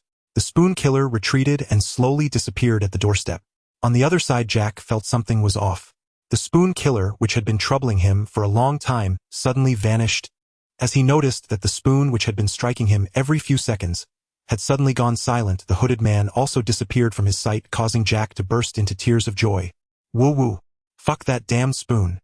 Before he could enjoy the happiness for a few minutes, the familiar knocking sound returned. Jack felt a pain on his head and couldn't help but scream again. The spoon killer seemed to be making up for the strikes it had missed in those few minutes. Its speed, which had been as slow as an old lady crossing the road, suddenly increased. The frenzied spoon struck Jack 3 or 4 times a second. Fearing that Jack might be knocked out immediately, the spoon killer specifically targeted his fatty parts. Ah! Jack, who was playing parkour at home, truly cried this time. Setting aside Jack's miserable experience, the perspective shifted back to Bai Ye's home. After dealing with the spoon killer's curse, the next step was the system lottery. Bai Ye opened the system. A surprise box exploded open and an item jumped into his view. Item: Necromancer's Book, Copy, Pollution Edition Fragment. Introduction: It is the Necromancer's Book, but it is also not the Necromancer's Book. After extensive modifications by several abstract researchers, it is now Blue Star's own Necromancer's Book. P.S. One researcher accidentally copied it as main 6, so you'd better pay close attention. P.S. 2. This page is unrelated to the previous one. A sheet of paper filled with unknown writing appeared on the table in front of Bai Ye. Picking up the paper, Bai Ye measured its size again. Not bad, this paper is considerably larger than the last time, nearly double its size. Bai Ye nodded in satisfaction and began to check its contents. With Jason guarding him, there was no need to worry about safety. Plus, having had previous experience, he didn't need to prepare too much. The paper slowly vanished from Bai Ye's hand. In an instant, the tentacles in Bai Ye's hand extended out unconsciously. The curse symbol hidden within him reappeared, clashing against the gray tentacles. This time, the intensity of the clash was entirely different from before. If the previous tentacles sought to be the curse's boss, this time, the tentacles were striving to be its master. The curse symbol naturally would not agree. It could work under you, but it would not act like your dog. Pennywise sensed something was wrong, and promptly shielded Jason, having already released the balloon, and prepared to flee at any moment. Jason. Unable to help himself, Jason turned around and glanced down at Pennywise. Unfortunately, although the curse symbol was putting up quite a fight, it still couldn't contend against the more terrifying gray tentacles. Only a few seconds passed before Bai Ye regained his senses. The effects of the pollution edition were evidently not as strong as the previous one. Bai Ye experienced no discomfort, merely feeling as if he had learned something new. As the name suggests, the pollution edition records the contamination from the old gods. This is a power inherently possessed by beings that transcend humans and evil entities.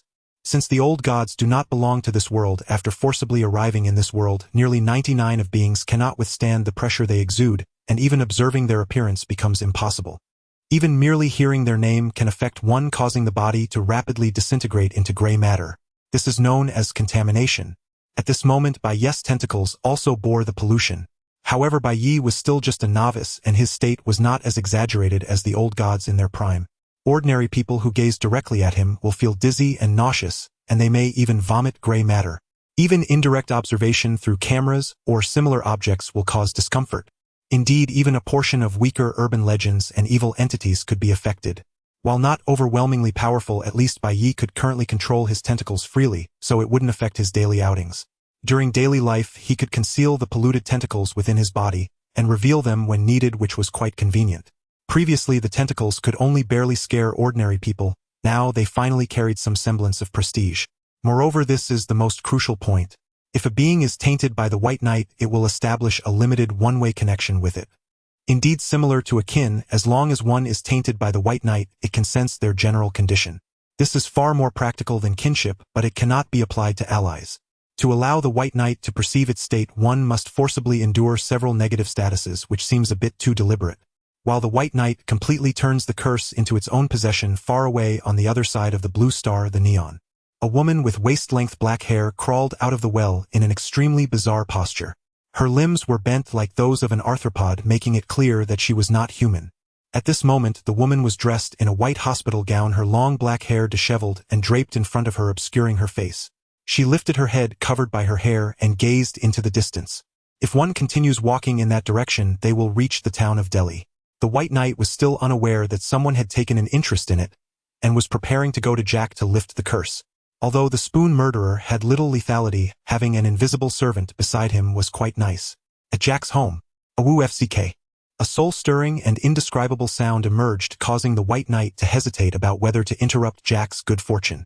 However, upon listening closely, it became evident that it was Jack's voice.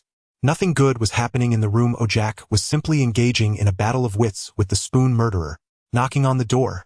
Soon Jack, with a face covered in thick foam, and even a trace of blood, hurriedly opened the door. Seeing the White Knight, his eyes brightened. "Oh, Master Bai, do you have any research results?" Jack's face was filled with anticipation, as if he regarded the White Knight as his savior. The White Knight did not disappoint his expectations. "Of course, I came here to lift the curse for you." Upon receiving this affirmative answer, Jack nearly jumped at the doorway, his head inadvertently colliding with the door frame along with the spoon. The first time his head, topped with an iron spoon, hit the door frame, Jack was pained to the point of rolling his eyes. Fortunately, he quickly reacted and hurriedly covered his head as he welcomed the White Knight into the room. "Master Bai, you finally arrived." Jack seemed to have accumulated a lot of grievances waiting to share them. It's quite reasonable. Ordinary people are monitored and tormented by this thing for 24 hours a day. It's a miracle they haven't turned dark. He first explained the reason for his embarrassing entrance, and then looked at the White Knight with hope, inquiring how to resolve the issue. "Just now, while I was shaving this, spoon murderer once again barged in directly. I was startled by him, and my hand trembled, leading to this mess on my face. Master Bai, how are you going to lift the curse? Is it that thing called a talisman? I searched online just now and I found that exorcists from your ancient Eastern countries use it to deal with ghosts. I don't know how the extraordinary people in this world exorcise, but this imposter Taoist in front of me certainly won't use a talisman." The White Knight looked at Jack, adopting a serious and solemn demeanor. Jack, our Eastern exorcism methods vary. My method requires your cooperation. Jack was startled by his serious expression and nodded earnestly. Master Bai, what do you need me to do? I will definitely cooperate. Very well, now close your eyes. You must not open them while I lift the curse. Jack obediently closed his eyes. Even as the spoon murderer continued to strike him, he did not open his eyes. The White Knight's gray tentacles extended from his palm. Jack felt a pressure that nearly deprived him of breath. Alongside the pressure came a faint sense of discomfort. However, Jack did not dwell on it. Instead, he began to trust the identity of the White Knight even more. Truly a master, even the means to dispel a curse are so powerful. The curse symbol gradually appeared on the tentacles, and in just an instant the curse on Jack was dispelled. All right, you can open your eyes now. Jack felt nothing and opened his eyes in disbelief. The spoon murderer, which had tormented him for days and nearly pushed him to the brink of mental collapse, had vanished. In the living room, only the White Knight remained, who had retracted the tentacles back into his body. After several minutes without the spoon murderer reappearing, Jack could not help but burst into tears of joy. He excitedly wanted to hug the White Knight, but was deftly avoided by the White Knight. What a joke! Oh, who would want to share an intimate embrace with this fat guy? If you want a hug, why not find Carrie? Seeing his embrace dodged, Jack was not embarrassed at all. Instead, he wanted to offer a reward. However, Jack was not wealthy, otherwise he wouldn't be living in a small town. The largest reward he could offer was even less than 1/10 of the inheritance from the White Knight's parents. Faced with this meager reward, the corners of the White Knight's mouth twitched as he accepted his goodwill and quickly left. Watching the departing figure of the White Knight, Jack felt emotional. This time he truly encountered a master. No, in the future, if anyone encounters trouble, I must help introduce some work for the master. While White Knight was walking briskly on the road, he couldn't help but sneeze. At the White Knight's home, Pennywise had yet to leave. Before departing, the White Knight asked it to wait for a moment, just in time to experiment with the function of the spoon murderer on Pennywise. The White Knight looked at Pennywise. Pennywise, I now have a very interesting little toy. Do you want to try it? It's the ability I gained after absorbing the curse. Pennywise's clever head immediately sensed something was off, but it found it difficult to refuse, because its intuition told it that if it did not agree, it too would encounter problems. Bye. Good. Okay. Pennywise was sweating coldly, obediently standing still. The White Knight extended his tentacles, placing a curse on Pennywise from a distance. Is this it? Pennywise scratched its head with its hand, then touched its body, finding nothing unusual. The White Knight said nothing, merely smiling silently. Soon Pennywise saw a mysterious man in a black hood wandering into the room. The man held a spoon in his hand and walked with a rather strange gait. Pennywise instantly understood. The creature with the spoon in front of it was the curse. However, this thing looks quite weak. Just like yesterday's clown, it could easily be taken out with a single bite. What use is such a curse? Considering the need to give face to the boss, Pennywise decided not to fight back, and it was best to pretend to be severely beaten. Not only did it not step back, but it also hopped towards the spoon murderer. The distance between the two evil spirits grew ever closer. Soon the spoon killer approached Pennywise, who curiously glanced around at the mysterious hooded figure, a playful smile on his face. But soon the smile would fade. The spoon killer raised his right hand and swung down heavily. Thud! The iron spoon collided with Pennywise's large head, instantly bending to a point of uselessness, emitting a crisp sound. Although Pennywise's head was not as hard as Jason's, it was still quite resistant compared to a human's. Pennywise was momentarily taken aback. This evil spirit spoon couldn't even break through his defenses. No matter, he would pretend to be in pain first. He covered his head, letting out an emotionally rich wail. Even Jason could tell that the exaggerated performance was feigned. Bai Ye showed a look of disdain and ignored him. The spoon killer, however, did not care about such trivialities, and directly opened his shirt, revealing a multitude of iron spoons. He tilted his head, displaying a strange smile, and pulled out one of the spoons, raising his hand. At this moment, Pennywise still had not grasped the seriousness of the situation and continued his act. The iron spoon struck Pennywise's head once more. Still, there was no breach of defense. No matter, the spoon killer had an abundance of spoons. He continued to open his shirt and pulled out another iron spoon. Smack! Smack! Within just a few minutes, the spoon killer had left behind a large heap of spoons. But it wasn't a big problem. As long as the curse was lifted, the spoons would disappear as well. A very humane curse, it also resolved Bai Ye's need to clean the room. Pennywise's expression shifted from amusement to confusion, ultimately turning to impatience. Even an ordinary person like Jack would find it annoying to keep getting hit on the head, let alone a seasoned evil spirit like Pennywise. He had been conscious for several hundred years, arriving here long before America was founded, having feasted upon and toyed with countless evil spirits. Now the great Pennywise was being insulted by such a weak evil spirit. And for so long, seeing Pennywise's expression, Bai Ye knew it was almost time. Pennywise, don't worry about me. With Bai Ye's consent, Pennywise no longer allowed the spoon killer to strike. After being hit for a few minutes, he was also itching to use the spoon killer as a punching bag. Game time is over. Before the words finished, the spoon killer struck again on his head. At the same time, this triggered an instant explosion of anger from Pennywise.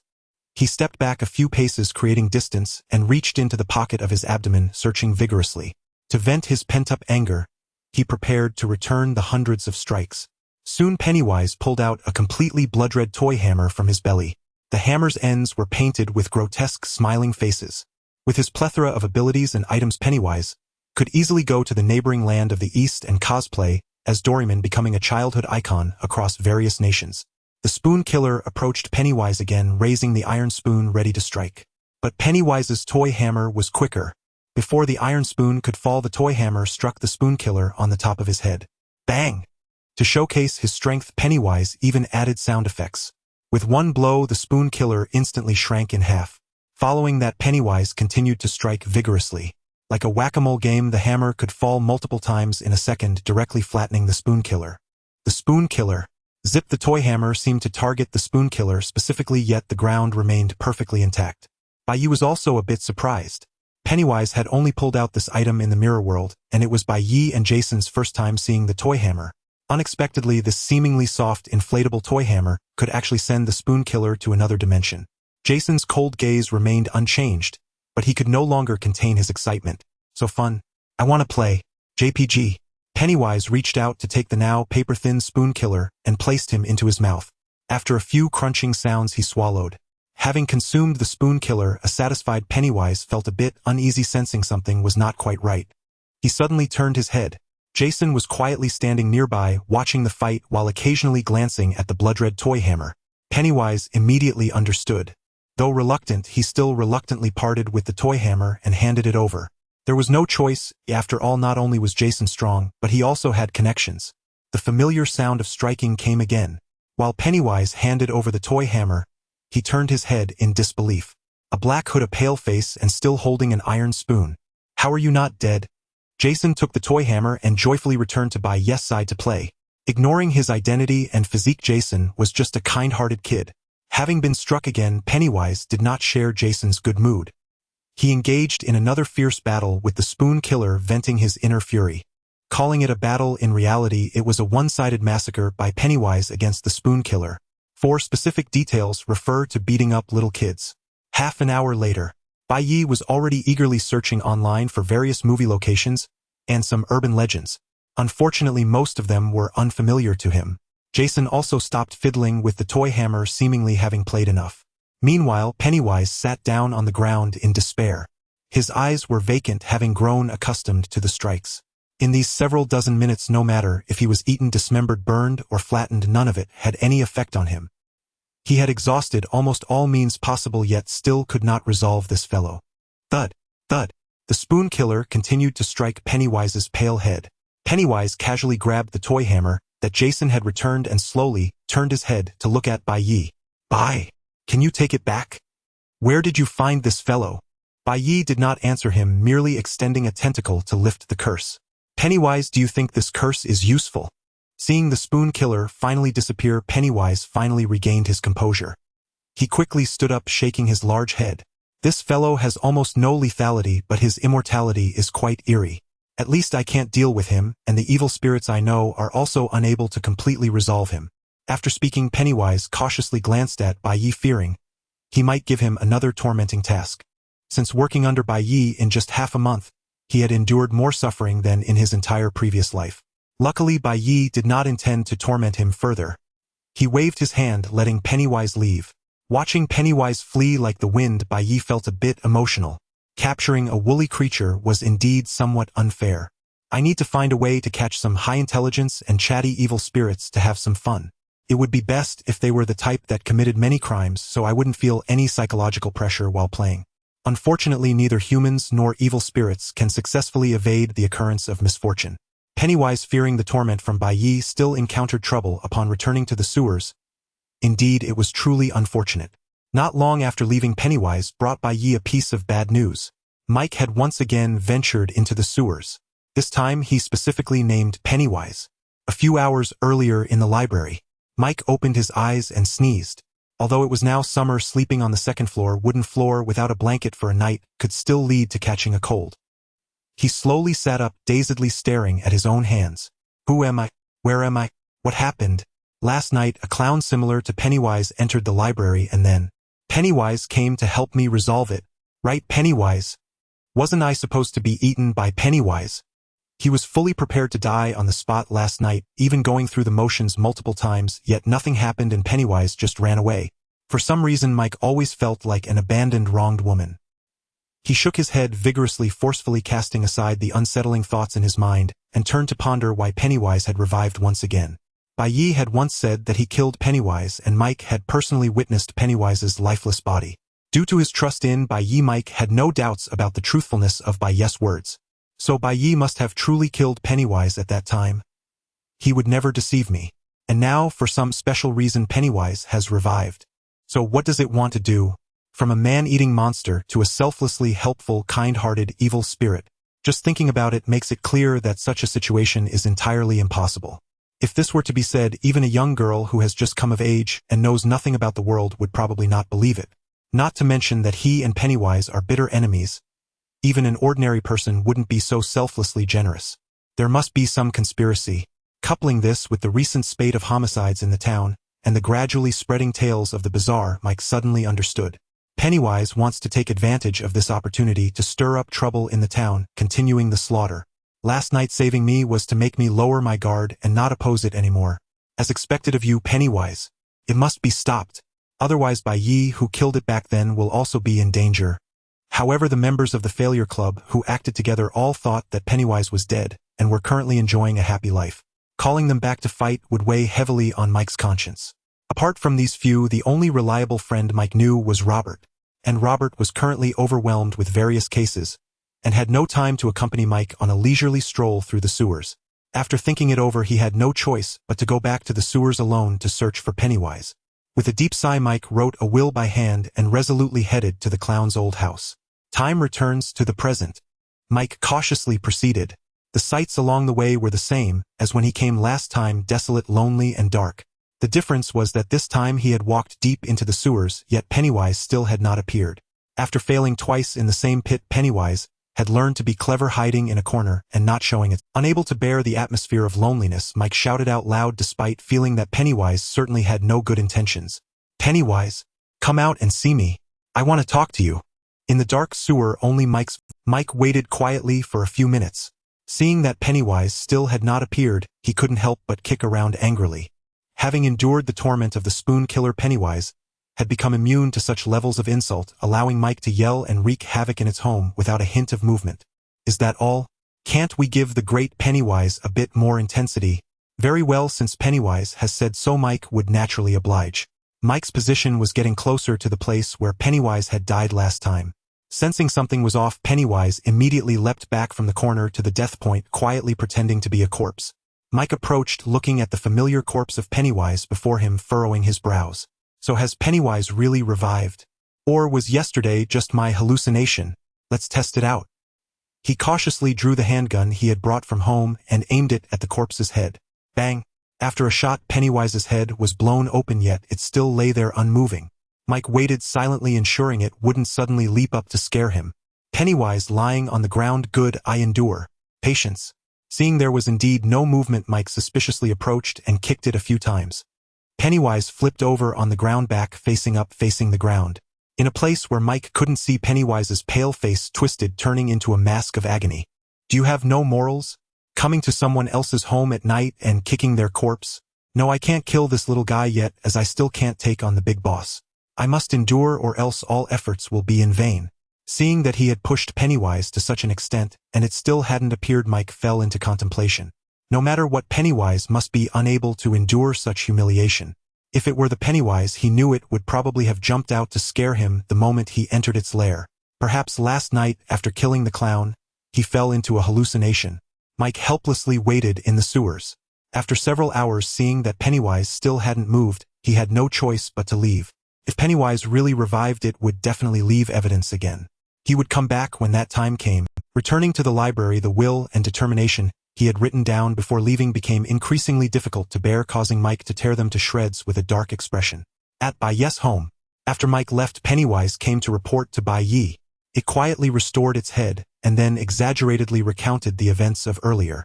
Hearing that Mike had finally returned to the library, Bai Ye breathed a sigh of relief. Such matters were best handled by Pennywise feigning death. If it really appeared, it would be difficult to explain. Given Mike's level of care for the original host and for his current self, Bai Ye had both emotional and rational reasons not to act against him. Bai Ye could handle various evil spirits without any psychological burden, yet he was very gentle towards innocent ordinary people. Under normal circumstances, he would never think of wantonly killing the innocent. After delivering his report, Pennywise retreated into the sewer. Night had fallen. Bai Ye also headed to the bathroom, preparing to take a shower before resting.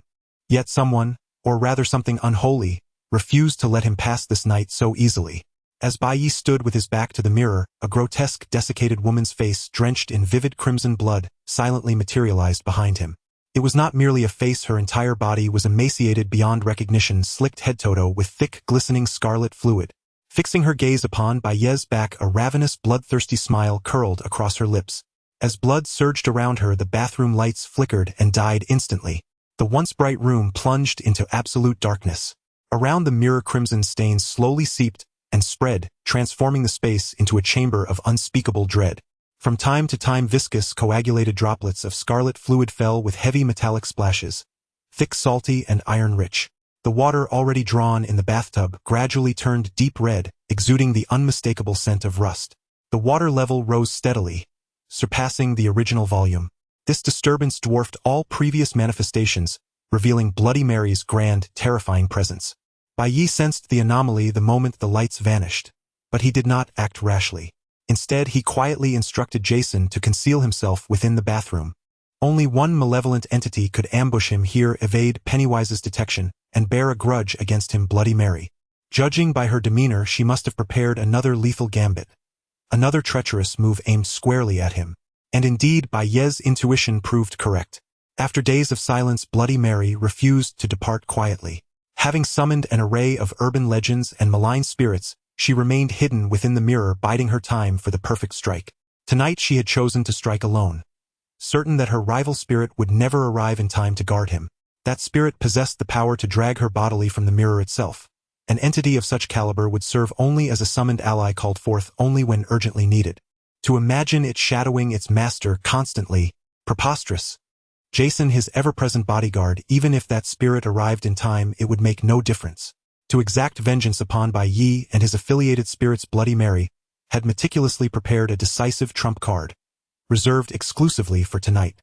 Moreover, she stood at the zenith of her strength, far more potent than before. With a cruel, triumphant smile, Bloody Mary had already devised Bai Ye's demise. She did not resort to illusions to frighten him. Her two prior displays of terror had failed to stir even a flicker of fear in this man. Proof enough that phantasmal tricks were utterly useless against him. Indeed, their last encounter had devolved into absurd farce. Her face slapped twice, humiliatingly exposed.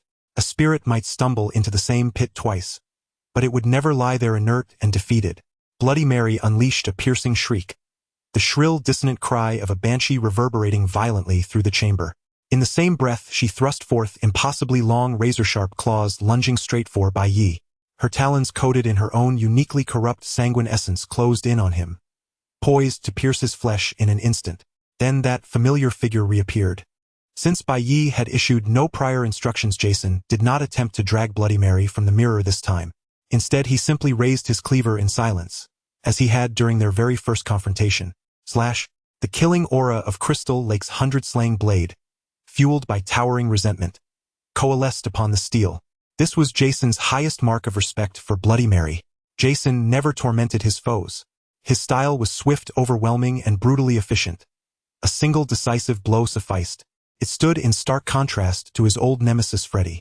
Bloody Mary's eyes widened in disbelief as she beheld Jason. Impossible. You're actually here.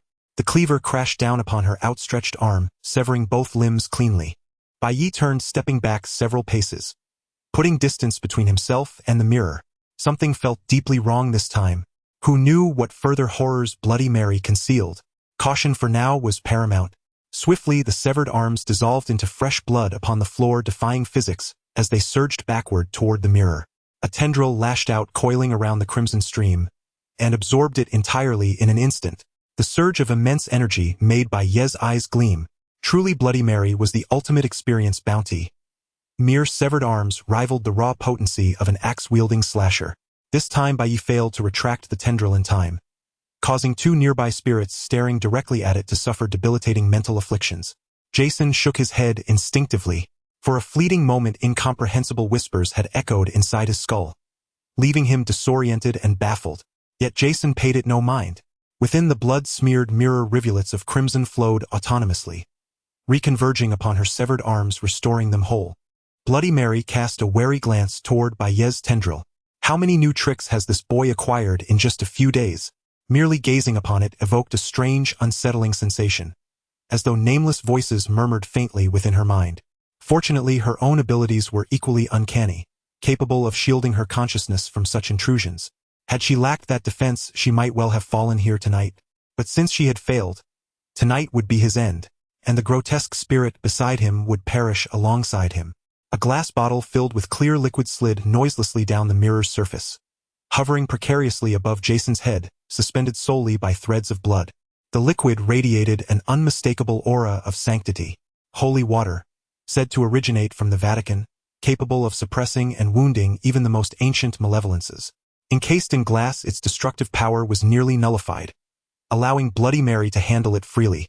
She had stolen it secretly from the mansion of a wealthy patron. That very patron had purchased the holy water from an exorcist mere hours earlier. Yet before dawn broke, Bloody Mary had devoured and absconded with it. First, eliminate the formidable spirit. Then Bai Ye would pose no threat. The blood withdrew, leaving the bottle suspended, and detonated directly above Jason's head. Sacred liquid rained down over Jason's body. Upon contact, the holy water clashed violently with his innate power, its efficacy swiftly extinguished. Bloody Mary violently hurled the bathtub's crimson flood upward, engulfing Jason completely. Trapped within the viscous tide, he flailed helplessly, memories of childhood drowning surging back with visceral agony. Even a slasher's prodigious physical might was rendered impotent underwater, reduced to less than that of an ordinary swimmer. Holy water alone induced only discomfort. The true death blow was the entire bathtub's worth of blood, deliberately deployed as his execution. As Jason neared collapse, Bai Ye's tendril stretched relentlessly, voraciously absorbing the blood Bloody Mary expelled, to pull Jason from the abyss. Even transformed from bathwater, that blood held energy unmatched by common spirits. The crimson veil constricting Jason's head thinned markedly, granting him precious breath and allowing his strength to slowly return. Bloody Mary possessed sharp strategic insight, recognizing precisely who was the support and who was the linchpin. Her claws shot forth once more, aimed to seize Jason and drag him into the mirror. Jason's body had not yet recovered its peak vitality, but he met her assault heat. Her talons pierced his chest, tore open his ribcage, and ripped out his heart, devoured instantly. Simultaneously, Jason swung his cleaver with brutal precision, severing Bloody Mary's upper torso clean off. It dissolved into blood. Seizing the opening, Bai Ye's tendril veered sharply, consuming the majority of the fleeing crimson essence. A last part of the tendril remained occupied, dispelling Jason's drowning debuff, leaving no capacity for further action. A profound, unprecedented sense of fullness flooded Bai Ye's being, briefly holding him in rapt stillness. The remaining blood receded entirely from Jason's form, the bathroom restored to pristine cleanliness. Even with his heart torn away, Jason remained upright, standing firmly before Bai Ye, guarding him without falter. Bloody Mary's gaze flickered, her desiccated visage twisting into a cold, contemptuous smirk, before vanishing from Bai Ye's home. Having lost most of her power to Bai Ye, pressing the fight now would be catastrophic. Retreat was the only prudent choice. After all, she had extracted his heart. Death was inevitable, only a matter of time. Restoring her strength, however, was the urgent priority. Inside the bathroom, Jason remained motionless, long after Bloody Mary's departure. A heart was no true vulnerability for him.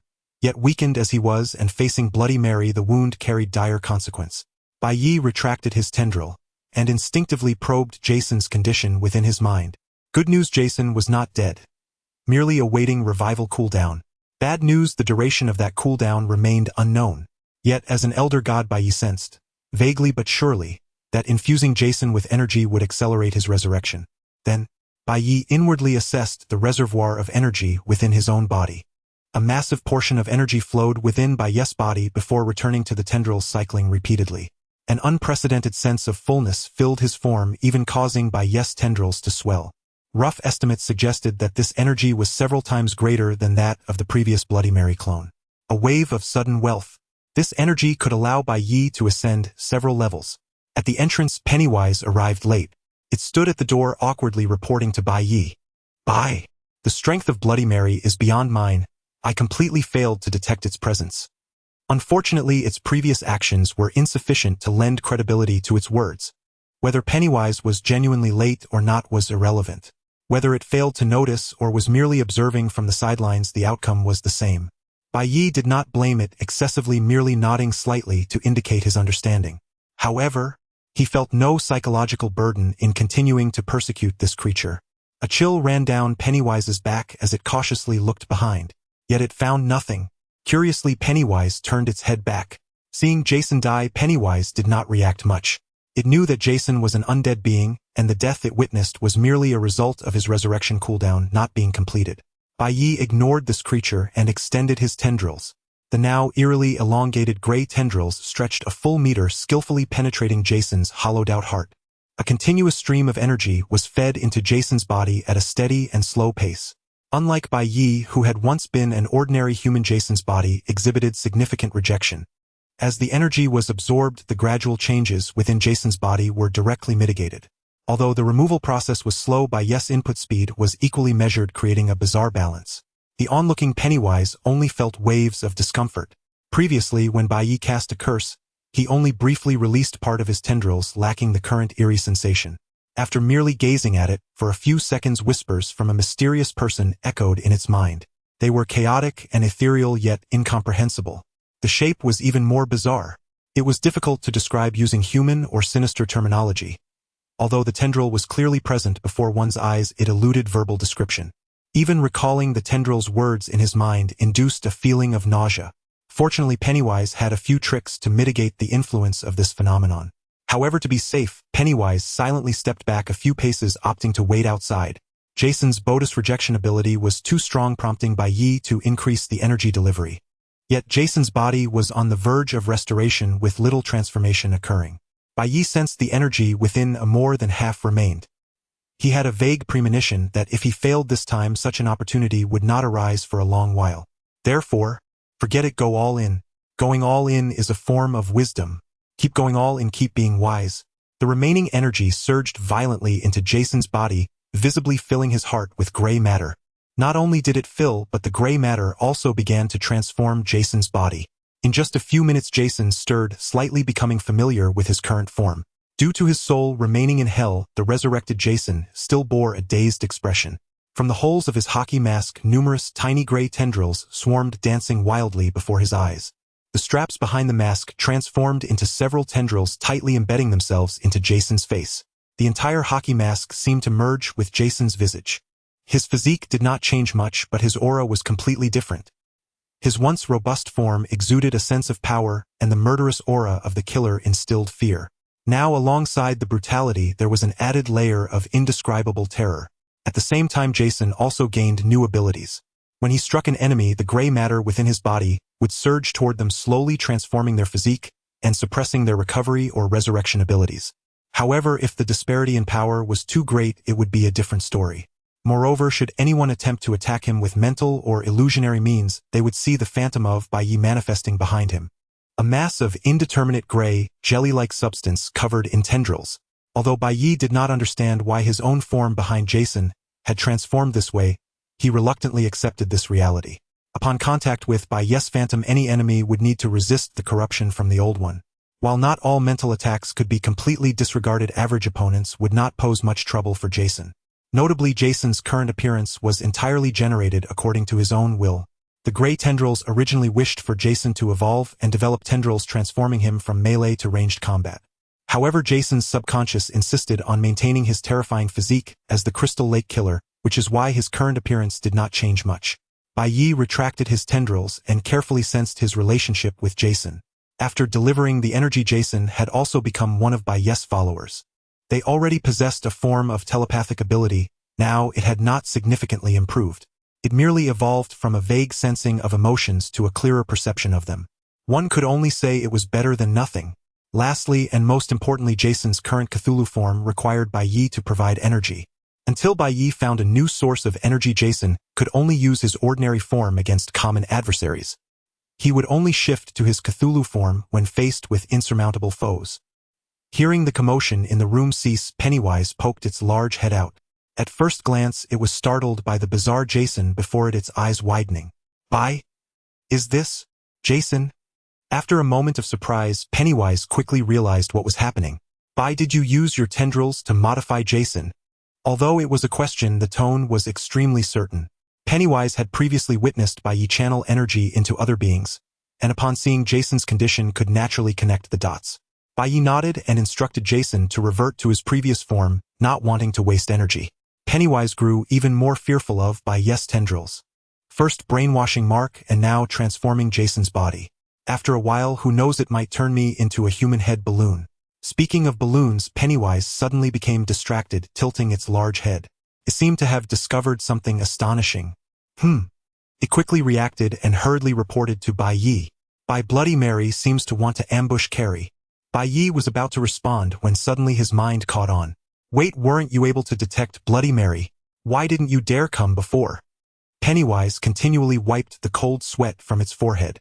"Bai, it seems Bloody Mary's strength has diminished significantly, and she also appears less concerned with hiding." Worried about Carrie's situation, Bai Ye ceased his idle chatter with Pennywise. A balloon exploded and a person, along with a malevolent spirit, arrived at Carrie's home. The bathroom door was securely locked by Bloody Mary, unable to be opened, and all sounds from inside were completely isolated. Bai Ye frowned and quickly called Jason to prepare to kick down the door. However, Pennywise oddly stopped him. "Bai, it seems we don't need to intervene anymore." Bai Ye cast a suspicious glance at Pennywise, still unclear about what he meant. Immediately, the wooden door was blasted open by surging magic. The imposing wooden door flew outwards at an incredible speed, accompanied by a loud crash. As the wooden door was about to smash into Bai Ye, Jason silently appeared and stood in front of him. One must admit, ever since Jason showed up, he felt a sense of security wherever he went. The wooden door flew towards Jason, instantly splintered upon crashing into his monstrous physique. A large portion of the fragments flew toward Pennywise's face. However, Pennywise's clown body was remarkably agile. He moved side to side, tilting his head, and perfectly dodged the debris. His flamboyant movements could almost be mistaken for acrobatics. But it was not incorrect. Pennywise seemed to be a clown who performed acrobatics by nature. After the wooden door flew out, the scene inside the room became visible to the three. The mirror was shattered into pieces by terrifying magic, most of which landed on the vanity. The walls and floor of the room were slightly cracked, and various disordered items were scattered throughout the room, creating a chaotic scene. However, it was evident that everything avoided a 1-meter radius around Carrie. Carrie's expression was somewhat dazed. Upon seeing Bai Ye arrive, Carrie couldn't help but hug him tightly. In her panic, she even forgot to feel shy and made a move she would have never done normally. "Nate, Bloody Mary just came to find me. Then," she raised her hands, her eyes filled with disbelief. "Then, I repelled her myself." Time rewound a few minutes. After ending a day of mundane life, Carrie entered the bathroom. At that moment, Bloody Mary was wandering in the mirrored world. To regain her strength, the fastest method was to consume malevolent spirits. However, given Bloody Mary's current state, unless it was a native malevolent spirit from the mirrored world, she wouldn't even dare to cross over into the real world to hunt for spirits. But how could the small town of Derry conveniently have mirrored spirits? Besides that, the most suitable method was to absorb the blood of numerous young girls and then devour them. Especially the young maidens who actively completed the ritual to summon Bloody Mary, who provided a significant boost. She had just finished consuming a few thrill-seeking girls, but the taste was not very pure and her power hadn't recovered much. These girls likely did not maintain their chastity. Through the endless reflections in the mirror, Bloody Mary suddenly spotted a familiar figure. the girl who had actively set a trap to lure her in a few days ago. Being another female, the girl before her was far more appetizing than the previous few rotten fish. Without various chaotic runes on her body, she was clean and pure in spirit. A perfect feast. Coupled with her close relationship with that strange malevolent spirit, it was simply a delight. Not only could it allow her to recover quickly, but it could also deal a heavy blow to her enemy. Just imagining Bai Ye's expression upon learning of his little girlfriend's demise filled Bloody Mary with great satisfaction. However, she still did not lose her rationality. Before taking action, Bloody Mary carefully scanned every surrounding area through the mirror. Whether it was the vanity mirror in the living room or the car's rearview mirror, Bloody Mary inspected them all. Good, there were no other ambushes. The terrifying spirit from earlier had been killed by her own heart being ripped out. Now the only remaining threat in Derry Town was that strangely capable clown, but she was sure he wouldn't discover her. Then why hesitate? Just act. Carrie bowed her head before the mirror, rummaging through the cabinet in the bathroom. The room's lights suddenly went out and blood began to seep from the walls. Bloody Mary let out a piercing scream, and the haunting soprano echoed in the empty bathroom. First scare this girl. Bloody Mary tried to frighten her into immobility, then directly drag her into the mirror to devour her. After their last encounter, Bloody Mary noticed this girl lacked courage. Unfortunately, Carrie had been growing as well. Although she didn't immediately grasp what was happening, she instinctively took 2 steps back. Who is it? Carrie summoned her courage to inquire in the bathroom. She originally had little experience dealing with such matters, and with Bloody Mary using entirely new skills that hadn't been employed last time, it was no wonder she couldn't discern the situation. Seeing that Carrie was not frightened, Bloody Mary felt no disappointment. Her long, sharp claws suddenly extended from the mirror, reaching for Carrie's face. If she were to be caught, her lovely face would likely be ripped off, completely ruining her exquisite features. Carrie's expression turned slightly anxious as she raised her hands to shield her face. The claws drew closer to Carrie. Almost there. Suddenly, Bloody Mary felt that this situation seemed somewhat familiar. Ever since she had made an enemy of Bai Ye, every time she felt confident and on the verge of success, unforeseen circumstances would arise, causing her plans to fail. Could this girl before her also be some hidden powerhouse? The claws surged forward at a speed beyond human reaction. Bloody Mary secretly sighed in relief. Thankfully, this girl was not. Just then, a massive surge of magic converged towards Bloody Mary's claws. The claws halted just before reaching Carrie. Under immense pressure, they shattered before even a blink, dissolving into formless blood, forcibly sent back to the mirror by the magic. Realizing the situation was dire, Bloody Mary quickly retracted her blood, traversing swiftly through the mirrored world. Run. JPG. What a joke talking about recovery now. It would be a good outcome if this girl didn't kill her. Derry Town is truly sinister. Even a random girl is a hidden powerhouse. If you had mentioned your strength earlier, I would have obediently gone to suck someone else's blood. With such power, wouldn't it be better to seize territory and become the boss yourself? Why submit to that malevolent spirit? Although Carrie only wanted to protect herself, her control was evidently lacking. The surging magic rushed mostly towards the mirror, while the remaining magic caused chaos in the room, even leaving the door unable to bear the humiliation of its departure. Time returned to the present. Carrie remained astonished by her own destructive power, staring at her hands in a daze. Even awakened, her thought processes remained the same as before, timid and self-deprecating. Only now did she realize how powerful her abilities truly were. The once frightening Bloody Mary was repelled in less than a second by her magic. Bai Ye nodded in relief. His #1 enforcer had finally come to her senses. He reached out and roughly ruffled Jelly's hair. So believe in yourself, Jelly. Your strength is not insignificant. Even Bloody Mary and Pennywise are no match for you, which is enough to prove your power. Pennywise, who was mentioned inexplicably, being compared to Bloody Mary, indicates that I am strong too, but why can't I feel happy about it? Bai Ye continued to persuade Jelly. Cast away your past weakness, Jelly. When evil beings invade Derry Town again, I hope you can stand with me to protect it. Jelly lifted her head, blinked her eyes, and then nodded. Okay. Night. Seeing this, Bai Ye also decided to back off. Years of a cowardly mindset cannot be changed in just a day or two. After today's talk, letting her play some horror dungeons will probably help her improve significantly. It's just a pity that Bloody Mary escaped again. Previously, just consuming part of Bloody Mary's energy was enough for him to level up several ranks. If he could absorb all of her, perhaps the plan to transform Derry Town into a divine realm would not be mere talk. After completely reclaiming Derry Town, he would gradually expand his influence and recruit various talents from other places. At that time, if rebellious outsiders like Bloody Mary dared to stir trouble in Derry Town, he would simply haul in a van full of evil spirits and give them a good beating. Pennywise seemed to know what Bai Ye was thinking. It cautiously said to Bai Ye, "I have an excellent bait that can lure Bloody Mary out." Bai Ye's eyes lit up. As expected of my doryman, always able to relieve the boss worries in time. Truly a chosen worker. At this moment, he didn't hold back on the praises and directly complimented it. "Very good, Dora. Pennywise, as expected of the old evil of Derry Town, your experience is indeed rich. What do you plan to do?" Pennywise looked at Bai Ye suspiciously. "Who is Dora?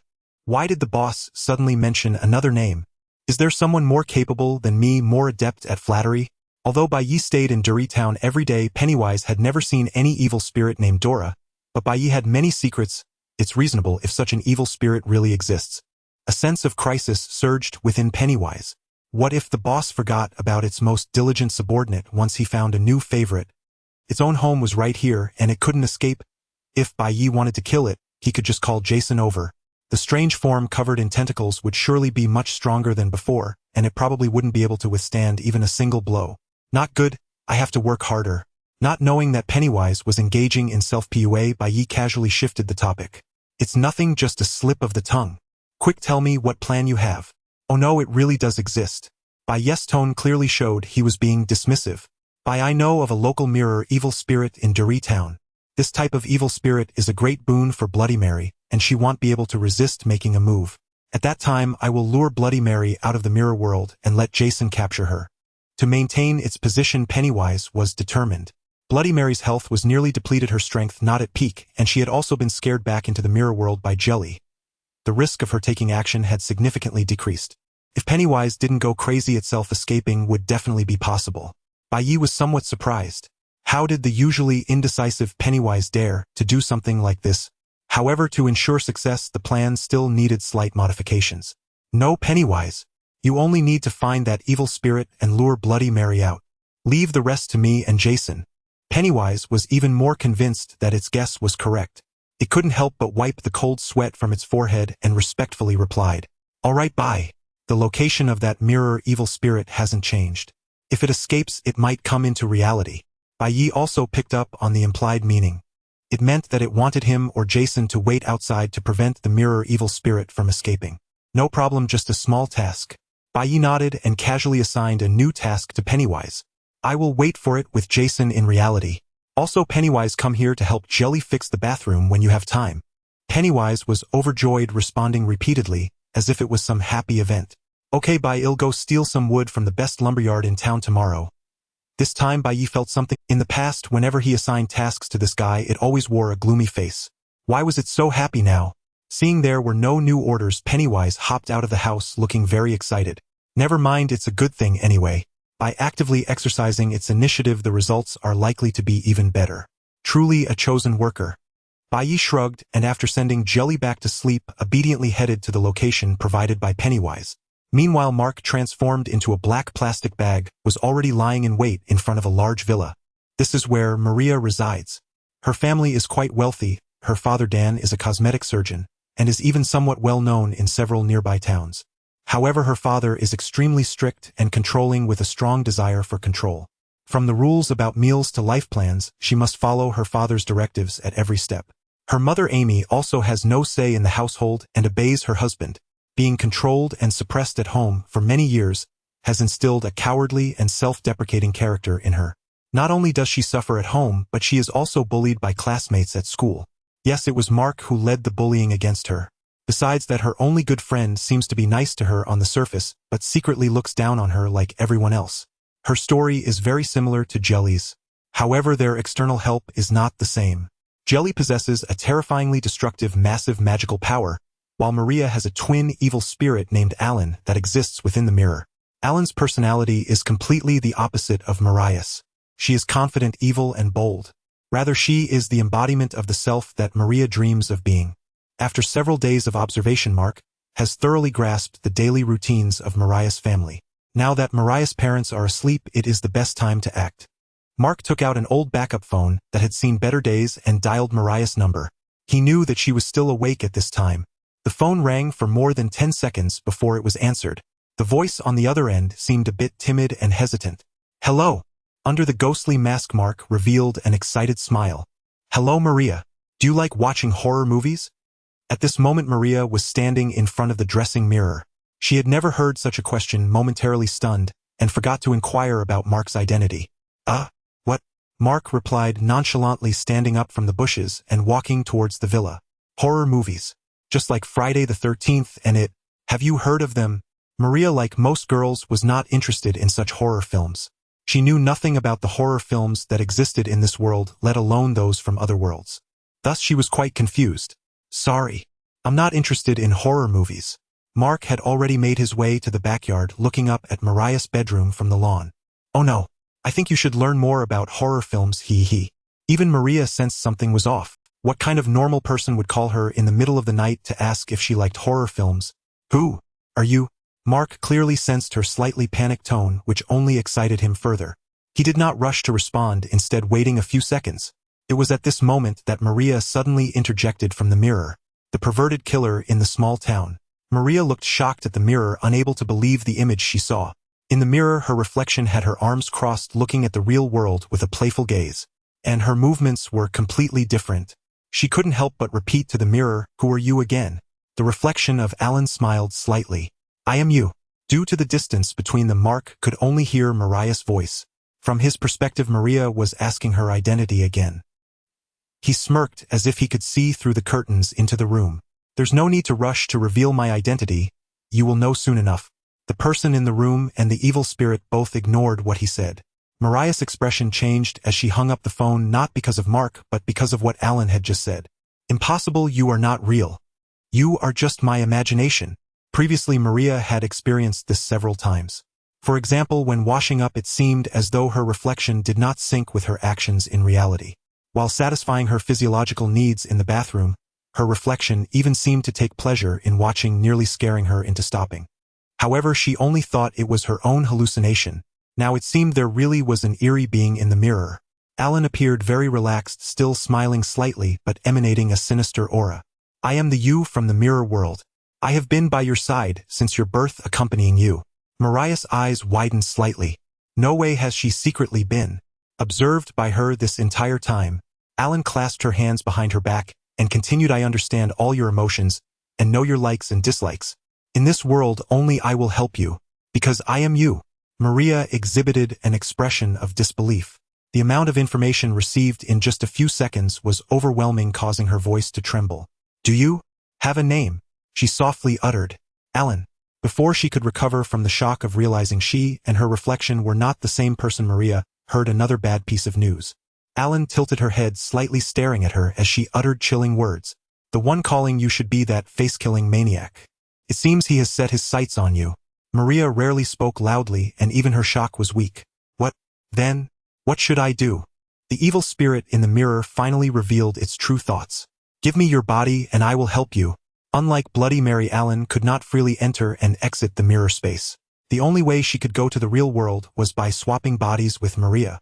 After the exchange, Maria would remain in the mirror space, while Alan would use Mariah's body to act in reality. Alan had no special abilities in the mirror. Even using Mariah's body would merely enhance her physical prowess. It would be impossible to confront beings like Pennywise and Jason directly, but bullying ordinary people like Mark, who were slightly stronger in physicality, would be a piece of cake. As the comedic element under the old gods, Mark might end up dying from the aftermath of a fight one day. Upon hearing such a method, Maria felt a strong resistance in her heart. Alan continuously tempted her from the mirror. "Think of your current situation, Maria. The mysterious killer in the small town has set his sights on you. Even the armed strongman couldn't defeat him. Can you really survive? And our mother. She would also be brutally murdered. I can help you, only I can help you." While speaking, she automatically ignored Dan, her father, possibly knowing that Maria had no affection for him. "We can try it just once. Once we resolve this threat, I will return your body to you. From now on, I will protect you and help you deal with anyone who bullies you." Maria was somewhat tempted but still hesitated. Although she was extremely worried about her and her family's safety, such a thing was too bizarre. It was difficult for a normal person to accept quickly. Seeing that Maria had not made a decision, Alan grew somewhat irritated and her urging voice became increasingly urgent. "Hurry up, Maria, he is coming. What are you still hesitating for?" This sentence was actually made up by Alan. At this moment Mark was still pondering how to get into Mariah's house. He had been lurking near Mariah's house for several days, finally finding a window that was easy to open. After prying open the window on the first floor, without making a sound, Mark quietly slipped into the house. The entire house had a clean color scheme of black, white, and gray, exuding an inexplicable sense of sophistication. As he walked up the spiral staircase, Mark felt a slight tremor in his heart. Even after being intimidated in succession by Pennywise and Jason before, his courage had hardly improved. Mirrors were scattered all around the staircase, and looking at his reflection while ascending could even make him feel dizzy. Staring at his movements in the mirror was also frightening. Mark occasionally felt as if someone was watching him from within the mirror. He had to carefully take one step at a time while overcoming the fear within him, causing his pace to naturally slow down significantly. How should he put it? Several minutes had passed and he still had not reached the end. After a long time, he finally arrived at the second floor. Next, he needed to find a way to unlock Mariah's bedroom door. This villa had excellent soundproofing, so even if he forcefully kicked the door open, it wouldn't disturb anyone. Mark gently knocked on the door to signal his arrival. Then he suddenly kicked the sturdy door. However, Mark had never learned how to kick down a door. He was merely relying on his superior physicality to crash into it. One kick, two kicks. The door began to shake. Maria no longer hesitated and asked Alan how to exchange bodies. Alan smirked, revealing a sinister smile. "Come closer to me." Maria obediently complied. "And then, kiss me." The distance between them grew smaller. The door was also about to be kicked open by Mark. Just as the two were about to kiss through the mirror, a hand grasped Mariah's chin and forcefully turned her face away. Fortunately, I arrived just in time. Malia had not yet registered what had happened when her cheek was turned aside. Bewildered, she stared at the man before her. His features were impossibly handsome, and his physique outmatched every boy at school. Yet even that was not the most important thing. The man carried an air of rare benevolence, as if kindness were innate, which made her instinctively lower her guard. The AI Lan in the mirror was also momentarily stunned by Bai Ye, but the thought that her body swap plan had been interrupted by this man filled her with a hot, shameful fury. It was difficult not to be angry. "Who are you? Damn you, man, take your hand off Molly Ya's face." Bai Ye ignored her, unwilling to risk Molly Ya having another episode and actually swapping bodies. The trope of an evil spirit trapped in a mirror sounded malevolent at a glance. Once a freed spirit had tasted another's body, would it ever dutifully return it? Besides, a body exchange required both parties' consent. Seeing Bai Ye refuse to let go, AI Lan's composure frayed further. They were so close. What a perfect moment! The urgency of the killer's arrival left Molly Ya no time to overthink. A success was within reach, until a mysterious man came and disrupted everything. Mako was still banging on the door. AI Lan braced her hands on the dressing table, pleading with Malia, though Malia's eyes never left Bai Ye. "Malia, hurry. He cannot handle the killer. Only I can help you. Swap bodies with me now." Seeing Malia waver, AI Lan stoked the urgency. "Do you trust yourself or a stranger you've known for less than a minute?" Unfortunately, the provocation did not have the intended effect. Malia scrutinized Bai Ye and thought it through. Strictly by time, she had known neither of them for more than half an hour. In theory, they were all strangers. By comparison, the man whose affability overflowed was easier. Bai Ye saw her hesitation, pulled her away from the mirror, and tossed out a quip. "You say you're her. Does that make you really her? Perhaps you're her twin sister." In truth, Bai Ye had no idea what their relationship was. He was merely stalling for time until Pan and I YC arrived. That premise was all too familiar. Many horror tales cast twin spirits as abandoned infants. Unexpectedly, the remark seemed to hit a sore spot. AI Lan's expression darkened, and her words hissed with resentment. "Don't listen to his lies." Bai Ye listened with amused interest while Malia, her chin still pinched, blinked helplessly. If nothing went awry, Pan and I YC should arrive any moment. First came several insectal segmented limbs into view, then his upper body and pallid, enormous cranium. Malia looked into the mirror, eyes wide. She did not know what it was, but it was plainly terrifying. She stared at the sullen, deceptive AI Lan and instinctively pointed behind her. "AI Lan, behind you." With her chin still held by Bai Ye, Malia's words were halting. AI Lan frowned. "Behind me? What could be behind me? I have lived in Delhi town so long and never seen a mirror demon. How could one suddenly appear behind me now? Molly, you don't do this. Trust me." And before she could finish, a sickle-shaped forelimb thrust forward. AI Lan's neck stiffened as she turned slowly. Another sickle rose to encircle her. Pan and Hui's vast head loomed close to her face. Their heads were now less than 10 centimeters apart. Ai Lan could almost smell the fetid blood-tinged breath from that cavernous mouth. Rows of serrated teeth filled the maw, a bite would surely bruise flesh black and blue. In that instant she finally understood what behind had meant. Pan and Hui forced Ai Lan against the mirror, her face nearly touching the glass. Bai Ye let go of Ma Li's chin just in time. Bang! The door slammed into the wall. Ma Ku, wearing a ghastly mask, entered with a mocking look directed at Ma Li. Ma Li, be good.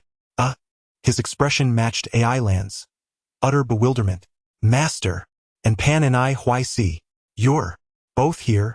The scene was too much to process. He had come to perfect his first task for the master, so why had the boss and the chief lackey arrived before him, and they acted as if the job were already done? Ma Ku considered himself the old god's most devoted servant. He would never accept being called a mere lackey.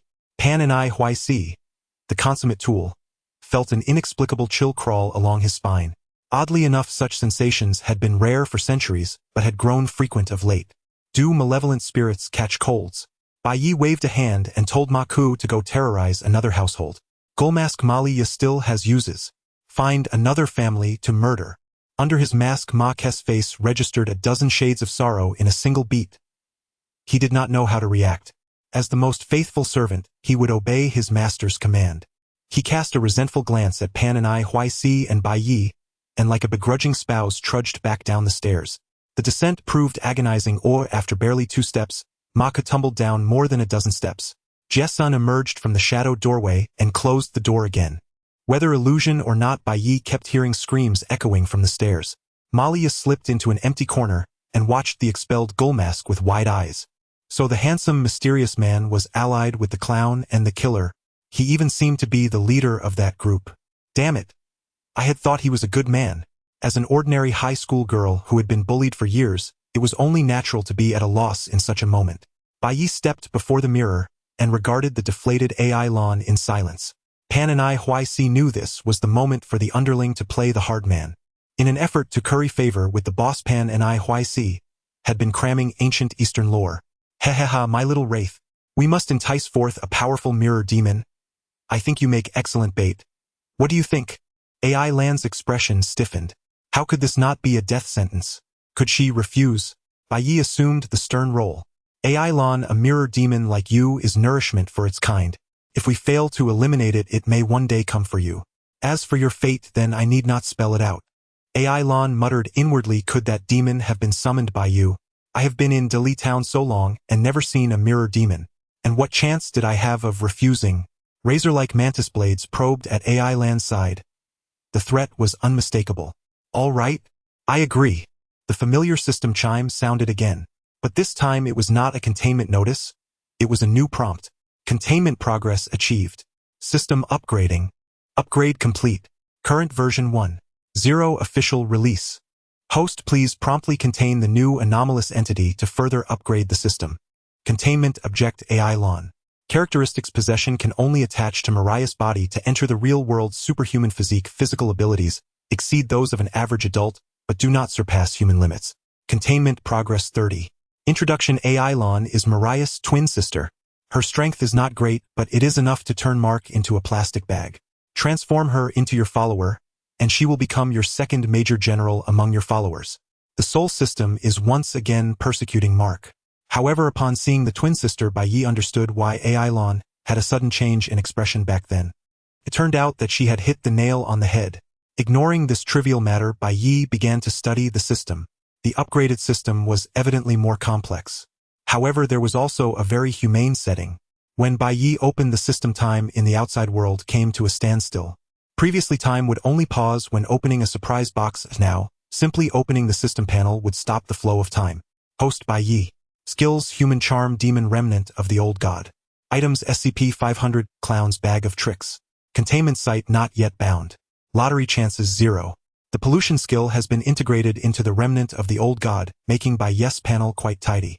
The containment object has disappeared, and the new panel named Containment Site has replaced it. Bai Ye pressed down with his hand. The remaining text instantly turned to dust, scattering into the air until it gradually vanished. The panel before him now only had an option for the Containment Site. Would you like to bind the Containment Site There was no need to say more, a mindless choice was sufficient. The text on the panel instantly changed. Special environment detected. Would you like to create a special containment site blueprint based on the environment? Special ability detected. Would you like to create a special containment site blueprint based on the ability? Bai Ye. What's going on? Did something good happen? Which option should I choose? Also, can I select them all? The system's text changed again as if it had heard Bai Ye's inner thoughts. This time the panel only displayed a short line of text. Would you like to create a special containment site blueprint by combining abilities and environment? Bai Ye didn't hesitate and directly clicked yes. The containment site has been bound to the host. Any containment object can only move within the containment space. The host can grant the containment object permission to enter and exit freely. Would you like to forcibly recall all containment objects? Bai Ye quickly clicked no. It's best to inform the little brothers about this in advance to avoid any unexpected situations. Once this incident is dealt with, gather everyone and let them take a look together. A few seconds later, a new containment site panel appeared before Bai Ye. First, there was a photo roughly resembling the town of Dari. The photo vaguely contained hundreds of buildings, but all the structures were gray and white. The oppressive style resembled prison cells more than homes. The sky above was not the sun, but a gray jelly covered in tentacles. Bai Ye felt that this thing was his own shadow. At that moment, the glow emitted by the gray jelly made the entire town of Dari seem like it was under overcast skies. Containment Site Dari Town. Administrator Bai Ye. Containment Objects D001 Jason Voorhees D002 Carrie. The Witch D003 Pennywise D00401 Pseudonym Billy D00402 Pseudonym Chris. The new containment objects included the pseudonyms and mark, but there were still no rewards. According to the small text at the bottom of the containment site panel, only extraordinary beings with high research value that have been certified by the system would yield containment rewards. Now, containment objects were named by number, giving it a strong SCP Foundation vibe. The containment site Bai Ye used resembled a cabin in the woods, rather than a foundation. It only contains supernatural beings, and will use these beings to achieve its goals. I wonder if there is a cabin in the woods in this world. If so, I could accuse it of plagiarism and directly bring over a Dari Town evil spirit to rob it. It is worth mentioning that this containment site is much more advanced than before. As long as Bai Ye can control the supernatural beings, such as when they lose the ability to resist or do not wish to resist, he can contain them. This is a good thing. When facing disobedient evil spirits, one should strike hard. The evil spirits should only hold loyalty to the administrator. Indeed, if Killer Jeff comes again, he'll just beat him up and lock him in the containment site. Closing the system panel, time resumed its flow. AI Lon appeared helpless. What do you want me to do? Are you sure it won't eat me? Pennywise's mouth stretched to the back of his head, and his terrifying appearance clearly did not look like a good person. Don't worry with Mr. Pennywise around. Since Bai Ye was present, Pennywise dared not refer to himself as Master, so he changed his address to Mr. A few minutes later, in Mariah's house's bathroom. While the battlefield could be anywhere, Bai Ye felt that the bathroom had a more ceremonial feel. To send Bloody Mary off in style, Bai Ye specially chose the most luxurious bathroom, where the high-end simple color scheme showcased artistry vividly. Surely Bloody Mary would be moved to tears upon seeing this. Earlier, Pennywise had detailed the plan to seduce Bloody Mary to AI Lawn. It's quite simple. AI Lawn just needs to roam around with balloons in the vicinity. When Bloody Mary arrives, the balloons will automatically explode, transporting AI Lawn to the mirror. At that point, it would be Jason's turn. AI Lawn held the balloons, clearly reluctant, and kept moving in front of the mirror. In the bathroom, Bai Ye and Jason waited silently while Maria stayed in the room. Due to Dr. Dawn's peculiar habit, the entire bathroom was filled with mirrors. Hiding anywhere was futile, so he simply stood openly in front of the agreed mirror. As etiquette demands, Bai Ye left a big surprise for Bloody Mary as well. After Jason's resurrection, he evolved a special ability specifically aimed at Bloody Mary. Now is the time for revenge. AI Lawn gradually ran far away, and there was no trace of her in the bathroom. Suddenly she appeared before a mirror, looking exceptionally terrified. Just now she felt a powerful aura rapidly approaching her. Without needing to think, it was definitely the mirror evil spirit that her newly recognized boss wanted to deal with. What she didn't expect was that this evil spirit was so strong. Compared to it, the previous clown seemed like a child. In fact, she couldn't discern how big the gap truly was. Tyson and Tyro could take down Teddy in one hit, but the gap between these two was not something words could describe. AI Lawn frantically pounded on the mirror, her eyes fixed on Bai Ye. It's coming. Bloody Mary suddenly appeared behind AI Lawn, gently hugging her. AI Lan's body shivered. At that moment, most of the blood on Bloody Mary had already stained Ai lawn. A mocking smile appeared on the dead-like face of the evil spirit. Bai Ye could also see its intentions. Before Bai Ye, it cruelly killed the mirror spirit to provoke Bai Ye. Unfortunately, it was futile. Tentacles sprouted from the holes in Jason's mask and his aura began to change. Bloody Mary watched with great interest as Jason's transformation unfolded. It even leaned slightly forward, pressing its withered face against the mirror. No matter how powerful you are, can you run into the mirror? Since you made a wish, then let me fulfill it. A strong male arm crossed the boundary between reality and the mirror and suddenly seized Bloody Mary's neck. Then, with a violent tug, those hands, deceptively human in appearance, wielded terrifying, crushing force. The neck caught in its grip emitted a sickening creak, clearly on the verge of snapping. Bloody Mary blinked, forming a question mark in the air. No way, you can actually do that. Why didn't you say so earlier? As confusion flickered across her face, her desiccated, grotesque form was violently yanked into the real world. Elon, still reflected in the mirror, had no time to process what had happened. She only felt sudden weightlessness, and the suffocating terror gripping her vanished without warning. What's going on? In the real world, Bloody Mary slammed hard onto the floor. The impact from Jason's blow cracked the tiles beneath her. Panic and unease flashed across her eyes. As a specter bound to mirrors, Bloody Mary's power dwindled to less than half when forced into reality. Had the battle taken place within the mirror, even Pennywise and Jason combined could barely survive against Bloody Mary. Yet here, in the real world, Pennywise alone matched her blow for blow. Speak of the devil, and the clown appears. The bathroom door swung open silently and Pennywise bounced in, skipping with eerie glee. Seeing Bloody Mary sprawled on the floor like a discarded ragdoll, he cheerfully pulled a tiny stool from his abdomen and settled in to watch. Pennywise, delightfully absurd. This was the unflappable composure of Derry's ancient horrors. Bai Ye glanced at him, and an idea sparked sharp and brilliant in his mind. Not yet. Not time to speak it aloud. First let this unfold. Meanwhile, Bloody Mary, the very entity dragged forth with brutal force, was far from unscathed. The immense pressure upon her body threatened to shatter her frame. But for a being of such dark magnitude, this was little more than a superficial wound. Once back within the mirror, she could restore herself by absorbing blood. Struggling upright, Bloody Mary launched herself toward the reflective surface in a manner incomprehensible to mortal eyes. Jason would not grant her that reprieve. Having died once before, his childlike temperament now boiled with uncontainable fury. His axe, already stained by 1,000 killings, sliced horizontally with devastating force. A palpable aura of malice clung to the blade, channeling his seething wrath into pure, unstoppable momentum. A clean, bisecting strike. Her emaciated lower half collapsed onto the floor. Grayish matter surged inward, flooding every crevice of the severed torso, seeking to assimilate and subsume it. Jason's newly awakened ability had activated upon striking an enemy. Unknown gray filaments would surge forth, actively suppressing their regenerative capacity. Bloody Mary felt the abrupt severance of sensation from her lower body. Having clashed with Jason repeatedly, she instantly grasped what had occurred. That abomination. It has bisected me again. Still, there was hope. By invoking her power, she could transmute her mangled limbs into blood and absorb them, recovering most of her strength. Once safely returned to the mirror, distanced from its surface, no foe, however formidable, could challenge her within her own domain. Her plan was elegant, but reality refused to comply. A massive ironclad hand seized her once more. Now reduced to a ludicrous upper half, she looked almost comically mismatched beside Pennywise's infantile form. Pennywise, mid-chew on an unidentifiable strip of dried meat, sneezed. A thick, viscous spray landing squarely on the snack. Even he recoiled, visibly nauseated. Muttering under his breath, he shoved the tainted morsel back into his belly.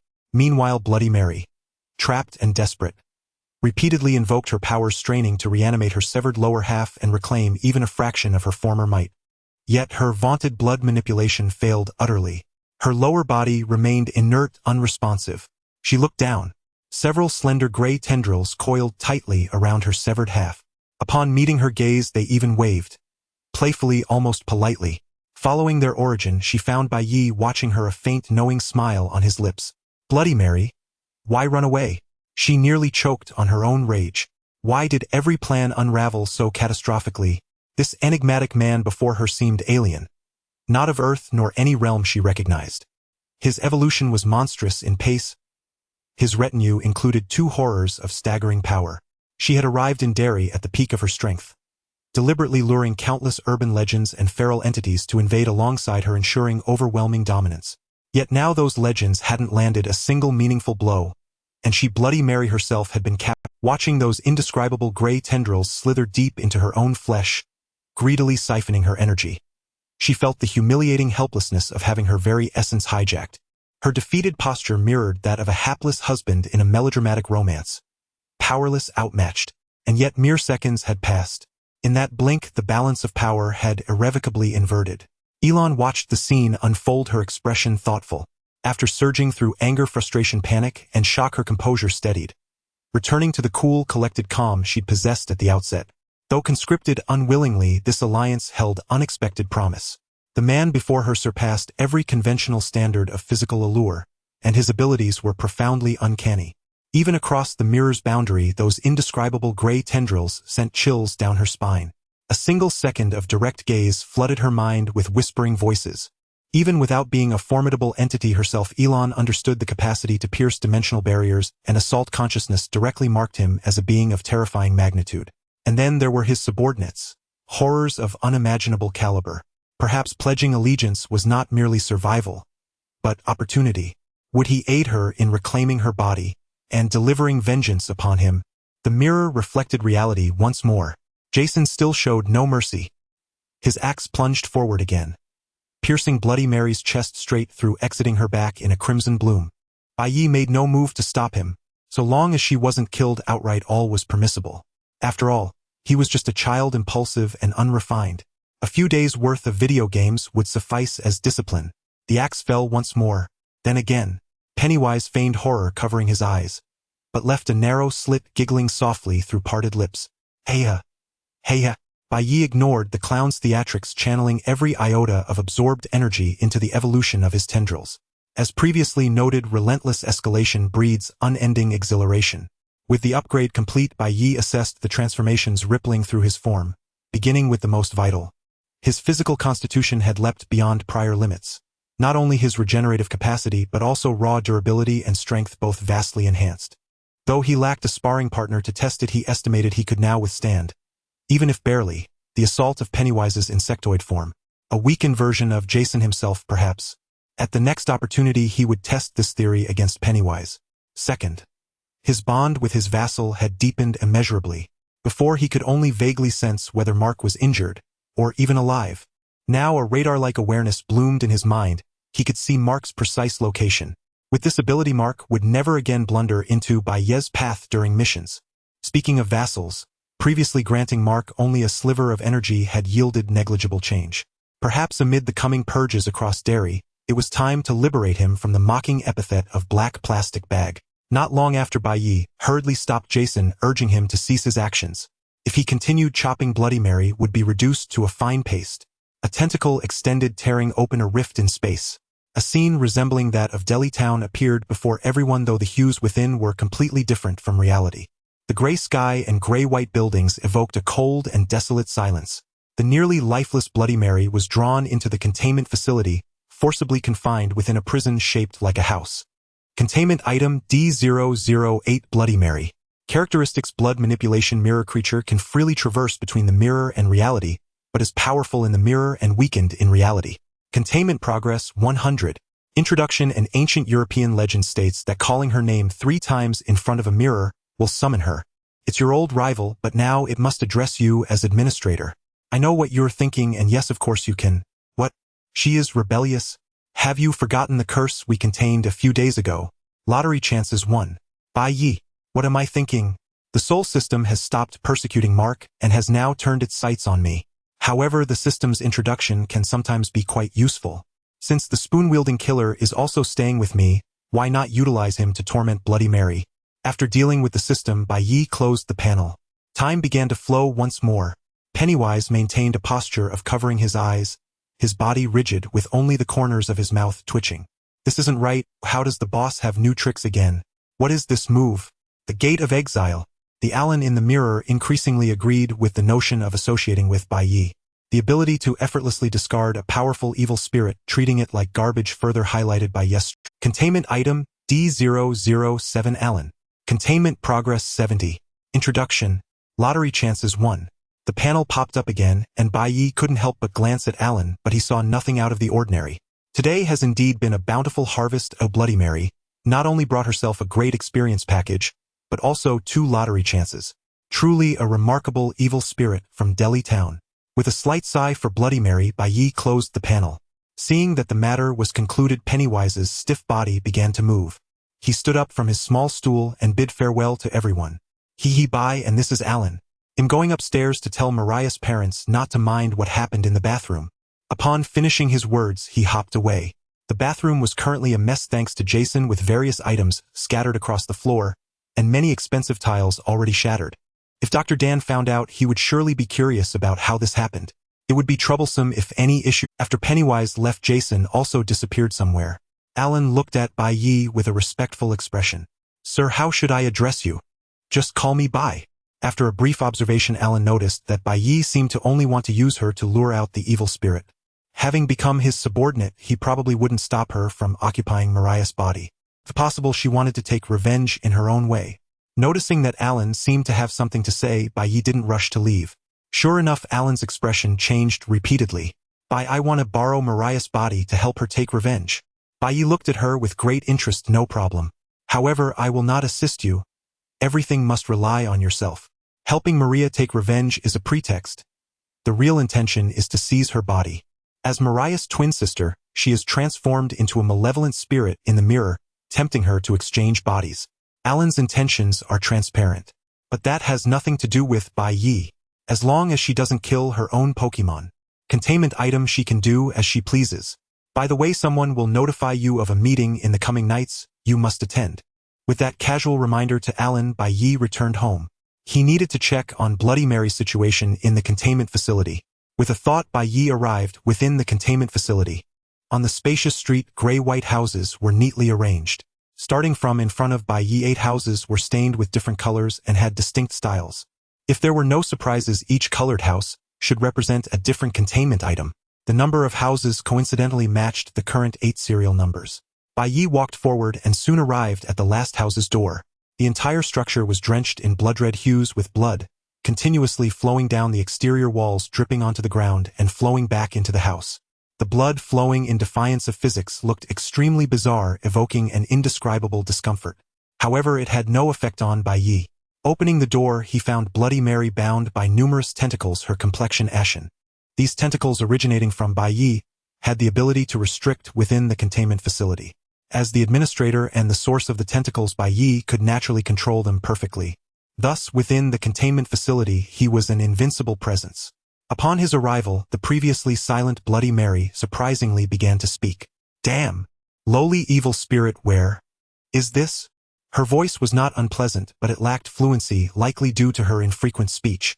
Bai Ye was taken aback for a second upon hearing Bloody Mary speak. After discerning what she was ranting about, he found no need to continue listening. A tentacle extended, placing a curse on her from afar, and Bai Ye closed the door behind him. Bloody Mary glared at the direction Bai Ye departed with a venomous gaze. What she failed to notice was that within the room, a mysterious hooded figure wielding an iron spoon slowly emerged. The spoon-wielding killer approached Bloody Mary's back, raising his arm. With a heavy smack, thud, the iron spoon instantly bent. Bloody Mary abruptly turned her head, twisting it 180 degrees to look at the spoon-wielding killer in a bizarre manner. Behind her, the spoon-wielding killer discarded the iron spoon stained with crimson blood and switched to a new one, continuing to strike. Such a degree of attack could only be regarded as a mere itch for her. What on earth is that evil spirit doing? Has it become exasperated after being cursed by me, actually summoning such a useless evil spirit to deal with me? With just this I could endure for thousands of years. A hint of wicked mirth appeared at the corner of Bloody Mary's withered mouth. After plotting against me so many times, it seems this time it truly underestimated how ineffective such attacks are against me. I wonder what it's so proud of, considering it's already become a prisoner. At this moment, Bai Ye, having left the containment facility, felt somewhat strained. He must return to check on her mental state during the gathering tomorrow night. The curse of the spoon-wielding killer is known to deal well with stubbornness. Even Pennywise has praised it. A night passed without incident. The next afternoon, Bai Ye returned to Carrie's house. The greatest threat in the town had been eliminated, allowing him to finally go out and take a leisurely stroll. A knock echoed at the door. Soon Carrie's little head peeked out. Bai Ye couldn't help but rub her golden long hair vigorously. Indeed, the sensation felt just as delightful as it had a few days ago. Suddenly being patted on the head, Carrie's little face flushed slightly. Although Bai Ye had done so before, it was still hard not to feel shy in the moment. After all, she had seldom experienced warmth, since she could remember, let alone such intimate gestures. Carrie blinked her eyes, her gaze filled with anticipation. She wanted to go out and play with Bai Ye. The last time they went shopping together was shortly after they met. It had been many days since they had gone out again, and she had long been looking forward to this day. However, with Carrie's personality, it was impossible for her to blame or complain. At most, she felt a quiet disappointment in her heart.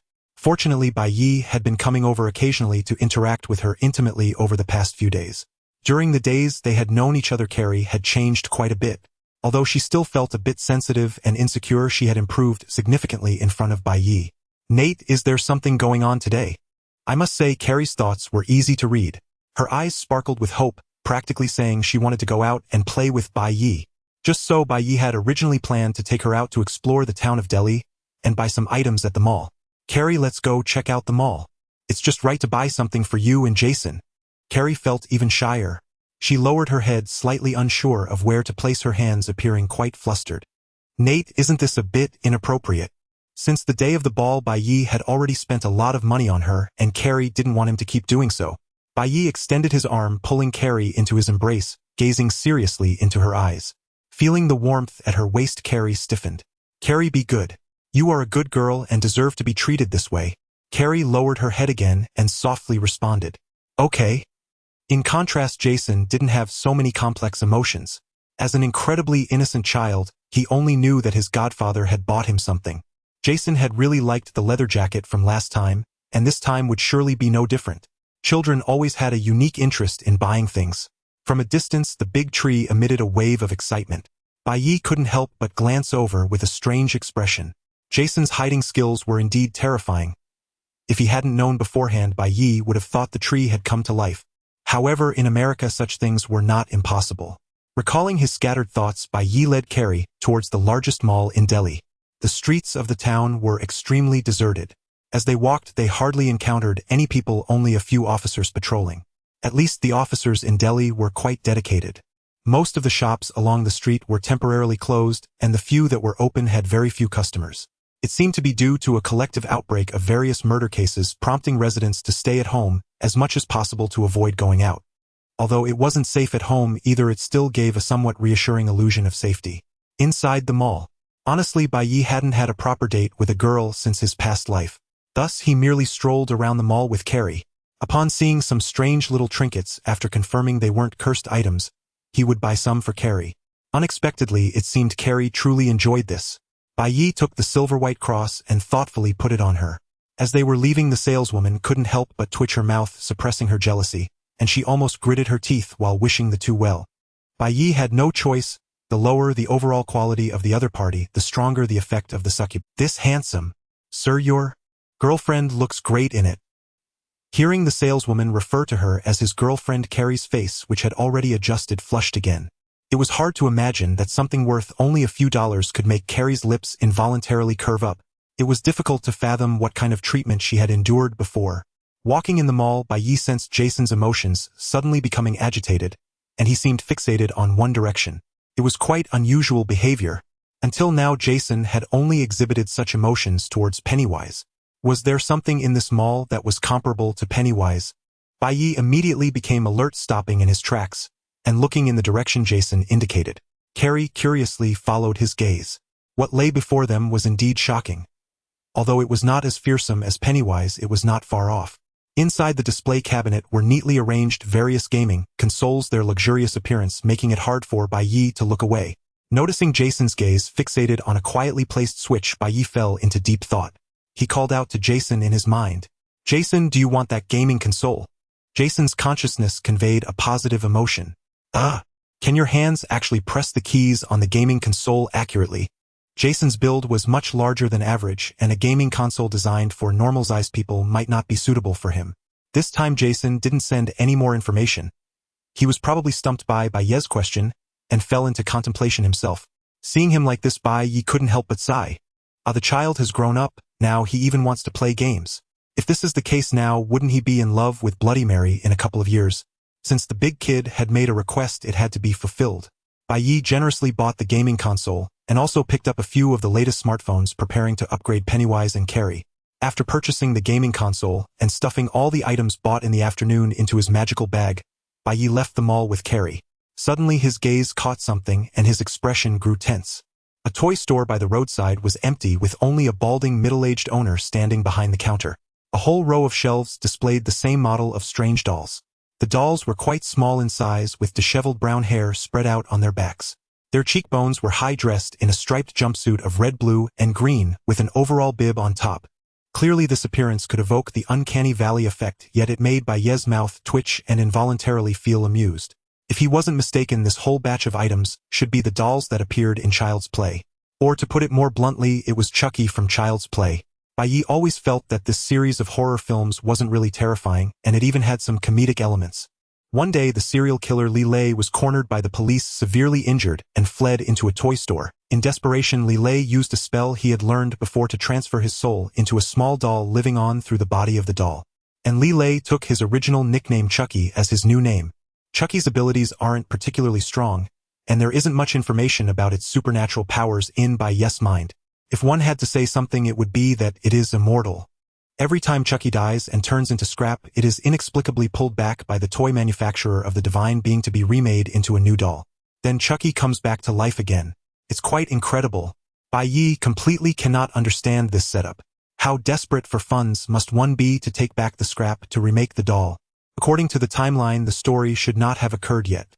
A few days ago, when Bai Ye went out, this store did not have Chucky dolls. It must have just been put up in the last couple of days. Although Bai Ye doesn't know which toy store Li Lei transferred his soul in, Pennywise is more than capable of installing surveillance in all the toy stores in the town. There aren't many toy stores in Duri town, so it's just a bit of effort for Pennywise. Soon after Bai Ye and Carrie returned home, Jason eagerly emerged from behind the curtains, his cold gaze hidden beneath the hockey mask turned towards Bai Ye. Although no emotions could be discerned, Bai Ye could clearly sense Jason's happiness in his mind. Taking the game console, Jason happily began to explore it. Although he seems a bit dull, he is not a bad person. When he drowned, he was just a child, and like other children, he enjoys fun things. Ignoring Jason, who was having a blast, Bai Ye called out to Pennywise. Pennywise, Pennywise. Pennywise crawled in through the window, waiting for Bai Ye's instructions. Bai Ye pulled out the newly bought phone from his bag of holding, opened the packaging, and handed it to Pennywise. Pennywise looked bewildered. Wait, this is a phone. What do you want me to do with it? Although it wasn't completely disconnected from the internet, Pennywise still had some understanding of how advanced modern technology had become. Having spent years peeking out from the sewers, it had seen many people using phones. However, as a malevolent spirit, it was indifferent to what phones could actually do. Fun? Can fun fill your stomach? It would be better to wait at the sewer entrance for some kind-hearted person and get a few warm meals. This is for you. Remember to record some videos while eating popcorn on the side. Pennywise. Last time when Jason brutally beat Bloody Mary, Bai Ye felt something was missing. Now, with a dedicated staff member for the filming set, the configuration was finally complete. Pennywise tilted its head, its mind a bit slow to turn. Bai, do you want me to record the fun things? Bai Ye nodded appreciatively. Pennywise, being the highest IQ and most reliable tool in Duri Town, was indeed useful. Pennywise, go notify everyone that there will be a meeting soon, and to get ready. Pennywise scratched. White, where is the meeting place? You let them wait at your old home. Confused, Pennywise obediently distributed balloons everywhere. Alright, bye. Bai Ye also brought Carrie along as they headed to the old house. Pennywise's old house had yet to be renovated and still looked quite shabby. After being abandoned for a long time, cobwebs and dust covered every corner of the house, causing Bai Ye to frown.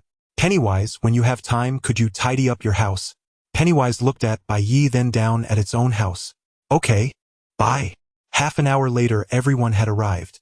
Bai Ye opened the system panel and pulled the containment objects into the containment area. To enter the containment area, the objects needed to be beside Bai Ye, which is why he gathered everyone at the clown's old house. In an instant, all the subordinates appeared in the lobby of the containment area. The lobby is located at the center of the entire Lighthearted town, a vast square. Surrounding the square are gray, eerie tentacles of varying lengths. The center area features a massive gray-white round table with a texture similar to solid wood but clearly made from some strange material. At this moment, the crowd gathered around the round table. Jason glanced around and after confirming there was no danger, he continued to stand behind Bai Ye and play games. Carrie hid beside Bai Ye feeling a bit shy. It is worth mentioning that present today was Alan using Mariah's body. How did one tell? Of course it was because this Maria stood very boldly, completely devoid of the previous timid demeanor. Seeing that he was suddenly transported to an unknown place, Mark continued to flatter. My lord, your strength is becoming more unfathomable. Bai Ye ignored this big sycophant, scanning the crowd with his gaze. From now on this will be the place for meetings. I will inform you when there are future gatherings. Pennywise was the first to applaud. As a clown, its ability to liven up the atmosphere in such moments was quite impressive.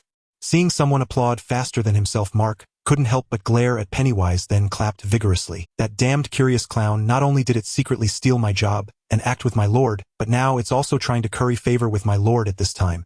If this continues, my status in my lord's eyes is probably at stake.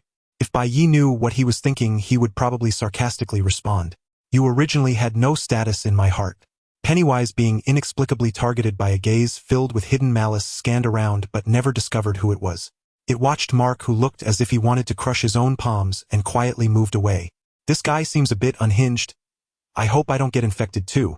Bai Ye noticed Mark's glare, his mouth twitching a couple of times, then pretended as if nothing had happened and began introducing everyone. He gave Jason a signal in his mind, and Jason in his daze appeared and stood beside Bai Ye. This is Jason, the undead killer from Crystal Lake. You should all know him. Since Jason was almost always by Bai Ye's side, all the malevolent spirits present were acquainted with him. Next is Carrie. Bai Ye brought the rabbit-shaped Carrie from behind him. Although it wasn't her first time greeting so many people, she still felt a bit nervous, merely lowering her head and softly saying a few words. After Carrie finished introducing herself, Bai Ye began to explain about her. Many present had some misconceptions about Carrie, thinking she was merely lucky to be favored by Bai Ye to have her current status. Upon hearing that she was an extremely powerful, which the expressions of the crowd varied. Even if they had never seen Carrie in action, they were willing to believe that she was no pushover. Pennywise, who was the only one waiting to see a show, was greatly disappointed. The last time at the meeting the two imposters hadn't been beaten up yet, so why weren't they fighting now? Fight, fight. After introducing everyone in sequence, it was time for the newest member, AI Lon. This is AI Lon and also Maria. AI Lon is a mirror demon with unique abilities. Upon hearing Mariah's name, Mark, wearing a ghostly mask, abruptly turned his head, his face filled with shock. What was going on? So Maria joined after I left last time. Does that mean I can no longer hunt her down? Damn, it must be that Pennywise knew about my grudge against Maria, and somehow convinced the master to take her in, preventing me from laying my hands on her. Pennywise, who was mentioned for no reason, furrowed his brows, his pale head filled with confusion. Why was there another wave of malice? AI Lan's attitude was quite cold. She merely nodded at everyone, considering it the end of the... As for her thoughts on Mark, initially AI Lon sought revenge, but upon realizing that both she and Mark were under the same master, she temporarily set aside her intention to kill him. Mark was merely an extra. Her primary target was to take revenge on Dr. Dan. Years ago, in pursuit of so-called perfection, Dr. Dan abandoned baby AI Lon, leaving only Maria behind. Now gradually gaining consciousness and transforming into a mirror evil spirit, AI Lon yearned for tenfold, or even 100-fold revenge against her father. As for the consequences of this, AI Lon was quite aware given her high intelligence. Yet the resentment of being abandoned and left to die consumed her thoughts. All she wanted was to mercilessly take revenge on her father, making him experience despair. After ensuring everyone was acquainted to avoid friendly fire, Bai Ye announced another matter. AI Lon. Upon hearing her name, AI Lan's disdainful expression instantly transformed into one of respect. Master, is there something you need? You will cooperate with Carrie every night to cleanse the evil spirits around Delhi town. Kill the low-level evil spirits without intelligence directly, and for those with unique abilities or higher intelligence, toss them into the sewer for Pennywise to handle. Indeed, with the addition of the mirror demon AI Lon, Bai Ye could finally send Carrie out to work. Carrie's abilities were now sufficient for self-preservation. In fact, evil spirits that encounter Carrie likely won't be able to defend themselves. With such a formidable aura of terrifying magic protecting AI Lon would not be a problem. As a mirror demon, AI Lon wouldn't be so easily dispatched. As long as she didn't actively seek her own demise, the two wouldn't face any danger. Currently, these two beauties were the visual representatives under the old god, significantly raising the average attractiveness. One can only say that killers or vengeful spirits in horror films are generally hard to evaluate in terms of looks. Bai Ye's subordinates were all rather bizarre. Jason was a given. He was likely at the bottom. Once Bloody Mary was properly trained, she might challenge him. Pennywise's clown form barely resembled a human, just a bit frightening, easily scaring children. The two mannequins were not particularly good-looking or ugly, having inherited the looks of the original Chris and Billy. They could be considered normal in appearance, albeit their expressions and actions didn't quite align with human standards. The Spoon Killer could hardly be described as human. He should be sent to the same table as Pennywise. The only one who could be deemed exceptionally good-looking was Bai Ye himself. In the vast Delhi town, there were only two Pokemon that could be considered good-looking, prompting Bai Ye to sigh. Hopefully the recent cleansing activity in the town could help him find something better. At the very least, he didn't want to face this group of monsters every day. According to the current plan, the mannequins would each be assigned a different area to gradually search through the town center. Although their strength wasn't particularly high, with Pennywise's cooperation, the difficulty wasn't very great. The strength of the monsters around Delhi town would surely be much higher than those in the town center where Pennywise resided. Therefore, having the more powerful carry work alongside the reliable AI Lon to resolve matters was the best option. As for Bai Ye would naturally take Jason to deal with the insane asylum. Let's not forget that there's still a terrifying figure outside the town that needs to be handled. AI Lon was somewhat surprised, but still respectfully accepted the task. Carrie, who thought she had nothing to do, poked her head out blankly, still not comprehending the situation. Bai Ye couldn't help but pinch her face, causing her to retreat once more. After announcing this matter, the meeting was about to conclude. There was originally nothing of great importance. Bai Ye merely wanted everyone to know each other to avoid accidentally harming allies in Delhi town. After granting permissions for the containment objects to come and go, everyone began to leave the containment facility. Some went to take care of business while others went to sleep. After sending Carrie back home, Bai Ye returned to the containment facility. He wanted to check on Bloody Mary. Entering the blood-red house, he immediately saw Bloody Mary tied up, devoid of hope. Beside her was the Spoon Killer. Bang! Bang!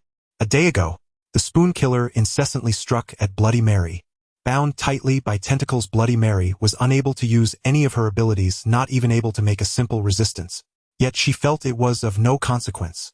Did he think he could deal with me with such weak strikes? Does he even understand what true European evil spirits' cultivation and resilience are? Our old European noble evil spirits are indeed superior to your American backwoods evil spirits. The Spoon Killer couldn't break her defenses at all. Each time he struck, he would drop the previously deformed spoon and grab a new one. This only made Bloody Mary more disdainful. Boring.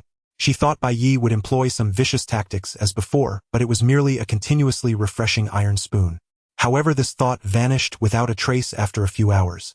Constantly being struck thousands of times, the banging sounds were about to create auditory hallucinations in Bloody Mary's mind. She suddenly shook her head to clear her thoughts. Fires of anger ignited in her eyes, as she couldn't help but curse the Spoon Killer with her not soft "You, lowly, backwoods evil spirit. How dare you treat me this way? I will drain your blood and make you just like me." The vile threats seemed to have an effect as the Spoon Killer tilted his head and looked at Bloody Mary. Bloody Mary looked up at him, locking eyes fiercely. "Hey, indeed a demon from a small place. Even if you stop now, once I escape, I will turn you into a dried corpse." A malicious smile slowly curved on Bloody Mary's lips. The Spoon Killer also wore a mocking smile, his pale face full of mirth. Bang!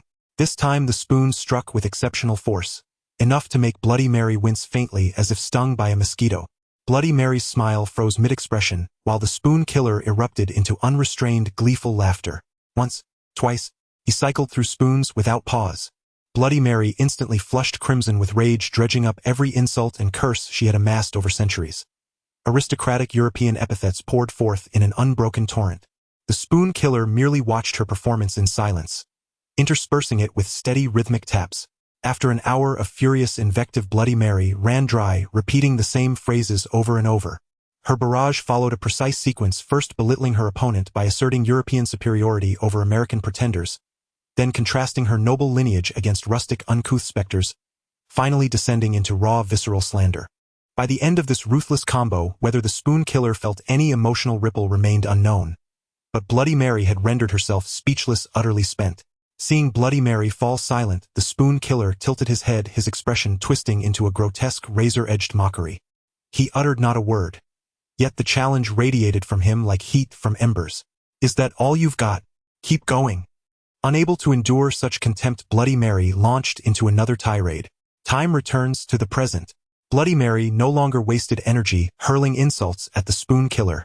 By now she had begun to acclimate to the heavy, insistent percussion against her forehead. Only upon Bai Ye's arrival did she stir with faint alertness. She was far from broken. Not yet. At the very least her tongue remained defiant. A stark contrast to Pennywise, who possessed far less grit. Truly befitting a noble-born specter. Authentic old-world malevolence lived up to its fearsome reputation. Her gaze still burned with venomous hatred. Even beneath the spoon killer's relentless tapping, she hurled threats at Bai Ye with feverish intensity. Once I break free, I shall drain your underling dry, turn the girl who clings to you into a desiccated husk, and slay her before your very eyes. Before she could finish, Bai Ye turned and walked away. This one seems addled. Immobilized, barely able to move anything but her head, yet still hissing breath at him like a cornered viper. Haji Mary, he murmured. But it mattered little. Defiance posed no obstacle for the spoon killer. Bai Ye in fact preferred specters with spine. If a standard spoon proved insufficient, then a larger one would suffice. Coincidentally, as a Chinese-American, Bai Ye naturally kept a large wok spatula in his kitchen. Soon after Bai Ye returned before Bloody Mary, she instantly registered the new implement. The wok spatula dwarfed the earlier spoon by more than double. She was no fool. Her earlier fury had simply clouded her judgment. The moment her eyes fell upon the massive utensil, a chilling realization slithered into her mind. Could this man truly intend to equip a specter with that monstrous spoon? Bai Ye halted the spoon killer, then handed him the large wok spatula. The spoon killer discarded his iron spoon and gripped the oversized wok spatula.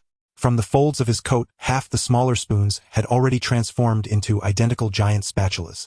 Bai Ye's eyes lit up. If the spoon killer could endlessly generate spoons, there'd be no need to purchase more.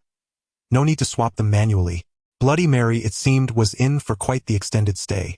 Even as the spoon killer paused momentarily to switch implements, Bloody Mary's ears still rang with phantom echoes. Bang, bang. A cacophony born of relentless repetition, pushing her psyche to the brink of collapse. Excellent. Now was the time to escalate.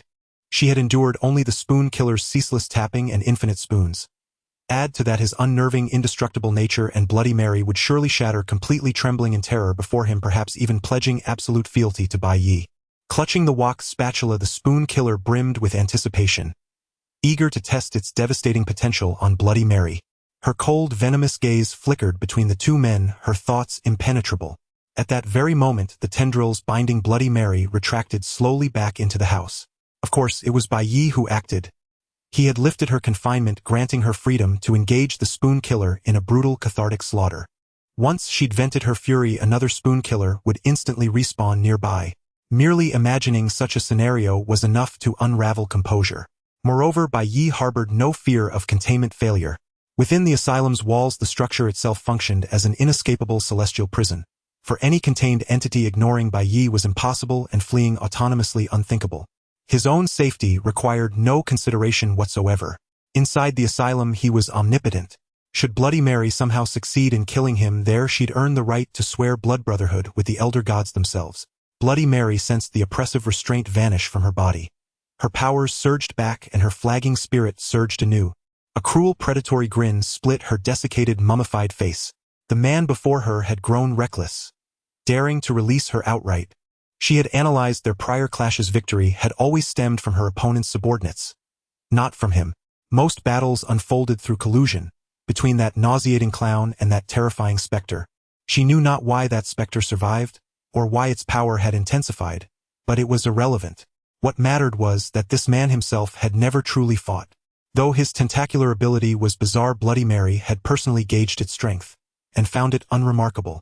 It lacked the raw, overwhelming might of that other specter. Its efficacy lay solely in novelty. She had simply been unprepared. It is widely understood characters who rarely act fall into one of two categories. Either they possess such transcendent power and cosmic stature that their mere intervention reshapes reality, or they are utterly powerless, relying entirely on underlings to execute their will. Given the modest potency of those tentacles during their last encounter, Bloody Mary concluded, without hesitation, that he belonged to the latter category. This Bai Ye stood no chance against her. Though unbound from the mirror, she shot forward at blinding speed, shrieking a piercing, soul-rending cry. Crimson blood swirled around her talons, coalescing into razor-sharp claws aimed straight at Bai Ye's face. A strike certain to reduce his godlike features to ruin. Bloody Mary had already devised his torment: first peel away his skin, then pluck out his eyes. Boom! Bloody Mary was hurled violently backward, slamming into the wall with such force that fissures spiderwebbed across her mummified frame. Bai Ye lifted his hands slightly.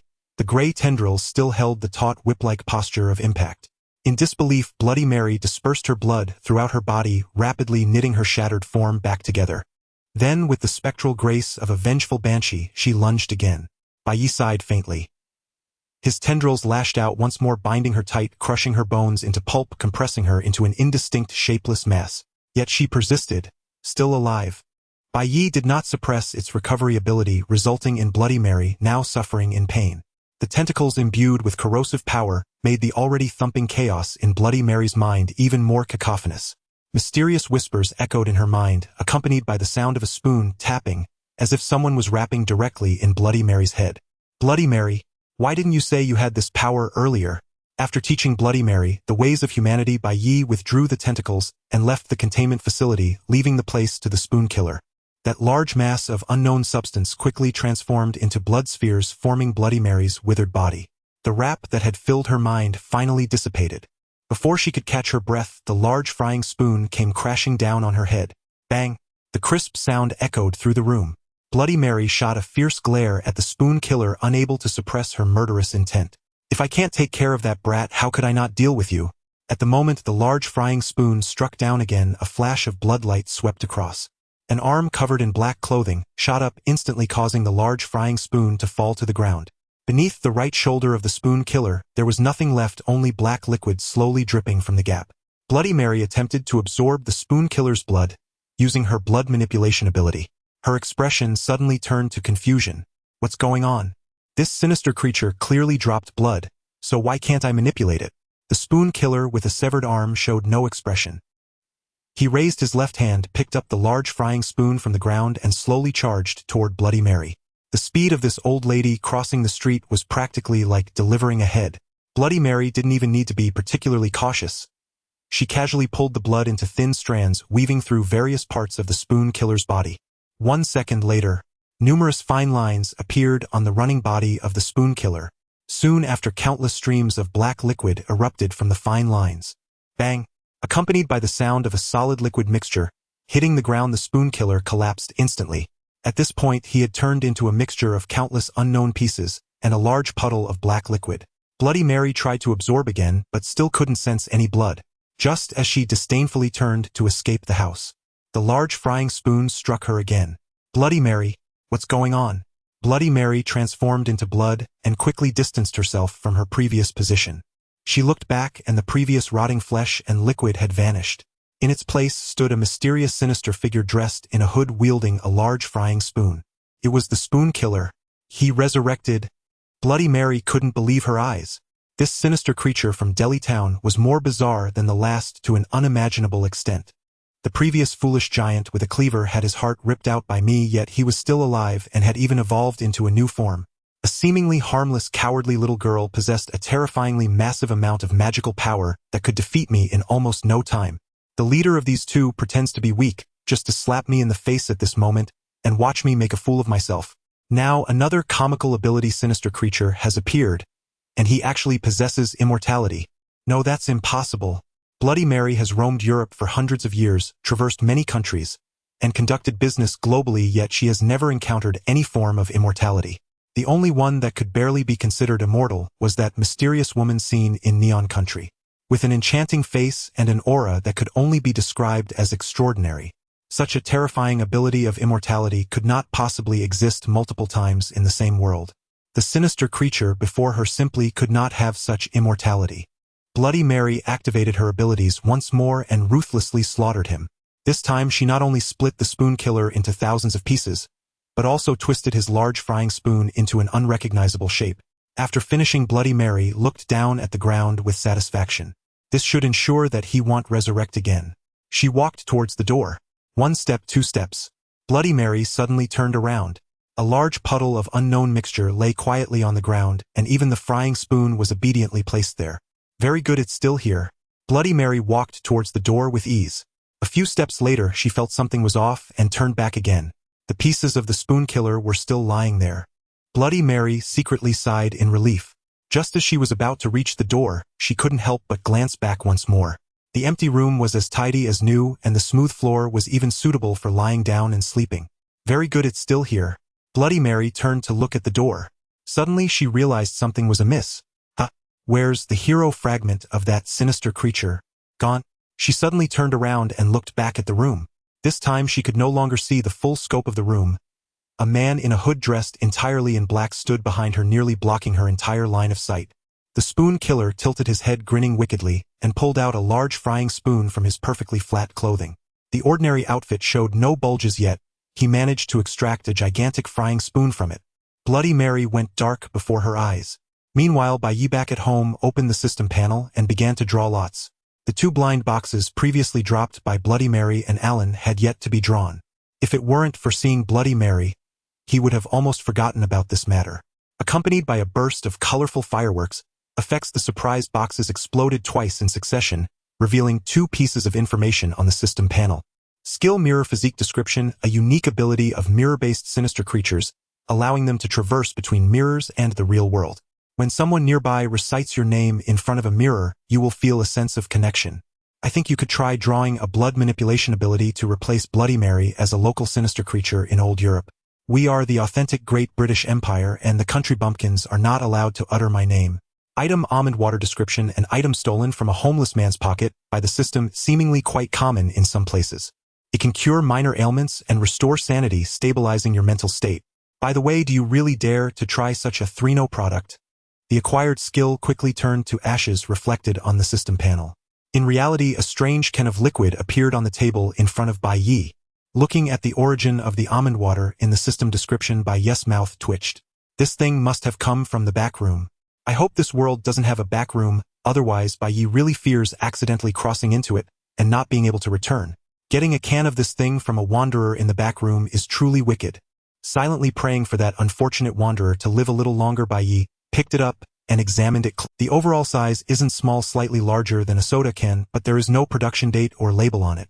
Since the can is not transparent, he couldn't guarantee whether it would expire after opening, so Bai Ye did not continue to observe. Casually stuffing the almond water into his bag of treasures, Bai Ye began to test his new abilities.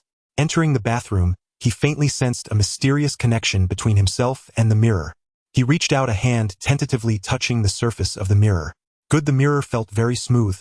Bai Ye's expression darkened as he used his ability, silently thinking about entering the mirror. Using his arm pressed against the mirror as a conduit, Bai Ye instantly entered the mirror world. Most of the area before him was an empty void, with only certain places resembling windows reflecting the outside world. Similar to the nature of the mirror, the reality seen through these windows in the mirror world was also inverted. At this moment, Bai Ye was treading upon the void. This sensation was extremely peculiar. There was nothing beneath his feet, yet Bai Ye could stand firmly. Jason quietly emerged from behind the shower curtain, gazing at Bai Ye in the mirror without saying a word.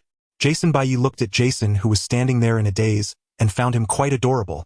In this state, Jason completely lacked the imposing aura of a 100-man massacre at Crystal Lake, resembling more of a small child. Jason, are you coming in too? Let me try. Before he finished speaking, Jason vanished from sight, leaving Bai Ye bewildered. A second later, Jason suddenly appeared from the void. All right, I forgot you could enter the mirror world on your own. Bai Ye sighed, rubbing his forehead, feeling somewhat strained. After briefly experimenting with the movement in the mirror world, and the wondrous experience of traversing the mirror, Bai Ye exited. There wasn't much time to explore in detail tonight. He still needed to take one last look at the asylum. Although there surely wouldn't be anyone in Town with poor judgment running over there, it was better to resolve this bomb. Don't ask why it's always at night. After all, villains in movies typically operate under the cover of darkness. With his current resilience and various life-saving items, there was no way he would die. Moreover, Jason had also been enhanced during this time, making their joint effort to tackle this dungeon quite stable. Midnight at the entrance of the asylum. Bai Ye strode into the asylum with Jason. This time the situation was entirely different from the last time. Bai Ye himself was merely a weakling. A single cut could have killed him before he had a chance to take medicine, so he could only cautiously observe the nurse's strength. This time, however, Bai Ye had significantly upgraded his physical abilities thanks to a plethora of experience packs brought by the enthusiastic evil spirit Bloody Mary, even capable of collaborating with Jason. In such circumstances, why be cautious? Just charge in. Although the nurse was formidable as a newly formed evil spirit, she definitely lacked the strength of Bloody Mary. Taking advantage of her still unamplified strength, he quickly aimed to recruit her. The asylum at night was completely different from during the day. A sinister aura constantly seeped from the building, staining the surroundings into a dead zone. Upon entering, waves of desperate screams could be heard, creating a perfect contrast with the originally desolate scene inside the asylum. This feeling reminded Bai Ye of a mental institution he had visited in a similar game. Giant Mountain Mental Hospital. From Escape 1, last time, he hadn't thought of this game during his search and had overlooked it. He wondered if such a place existed in this world. If it did, Bai Ye would certainly bring Jason along to confront it, seeking revenge for the scenes that had once terrified him. Jason kicked open the main door of the asylum.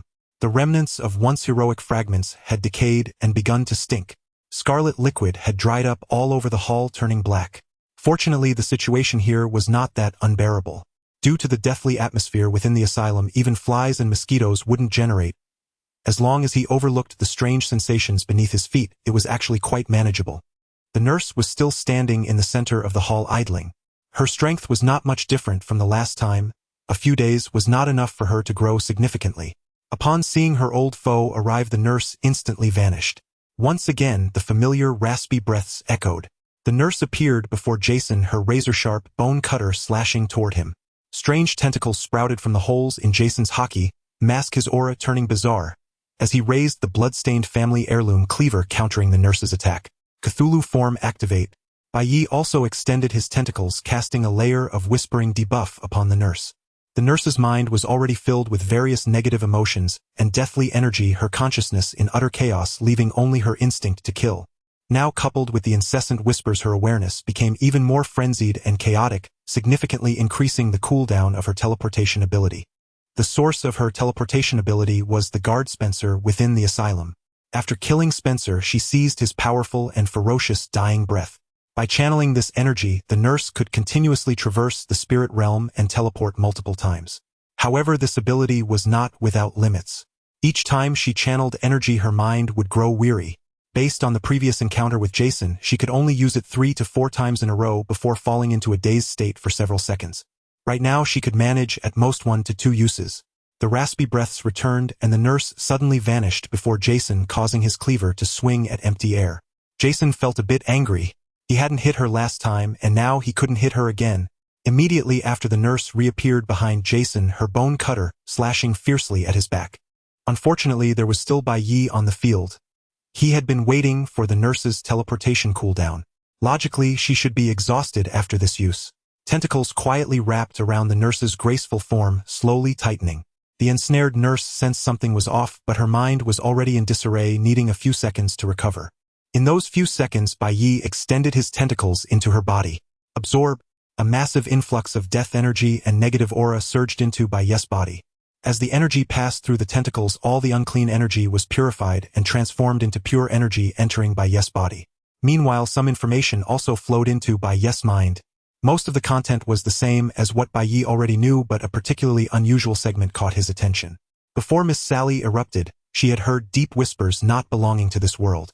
These whispers seemed to possess a seductive power of corruption, causing Sally to unconsciously believe the words spoken. Over the course of several days of continuous temptation, she couldn't help but purify this asylum, which represented evil, with her own hands. After reading this passage, Bai Ye's expression turned grave. If nothing unexpected occurred, those whispers belonged to the malevolent spirit in Dead by Daylight. Since they transformed the nurse into a killer, why not continue to draw her into the fog? Countless thoughts swirled in his mind, yet Bai Ye did not pause his actions. After viewing the nurse's information, he directly brought her into the confinement facility. Several tentacles quietly emerged from behind the nurse, carving a spatial rift in the void. Still in a state of exhaustion, the nurse, firmly restrained, had no capacity to resist and was effortlessly pulled into the rift by the tentacles. Containment successful. Containment subject, D009 nurse. Characteristic: Spencer's deathly breath can teleport repeatedly, but is affected by exhaustion. Containment progress 100. Introduction: the beautiful wife nurse from the Claprine Asylum.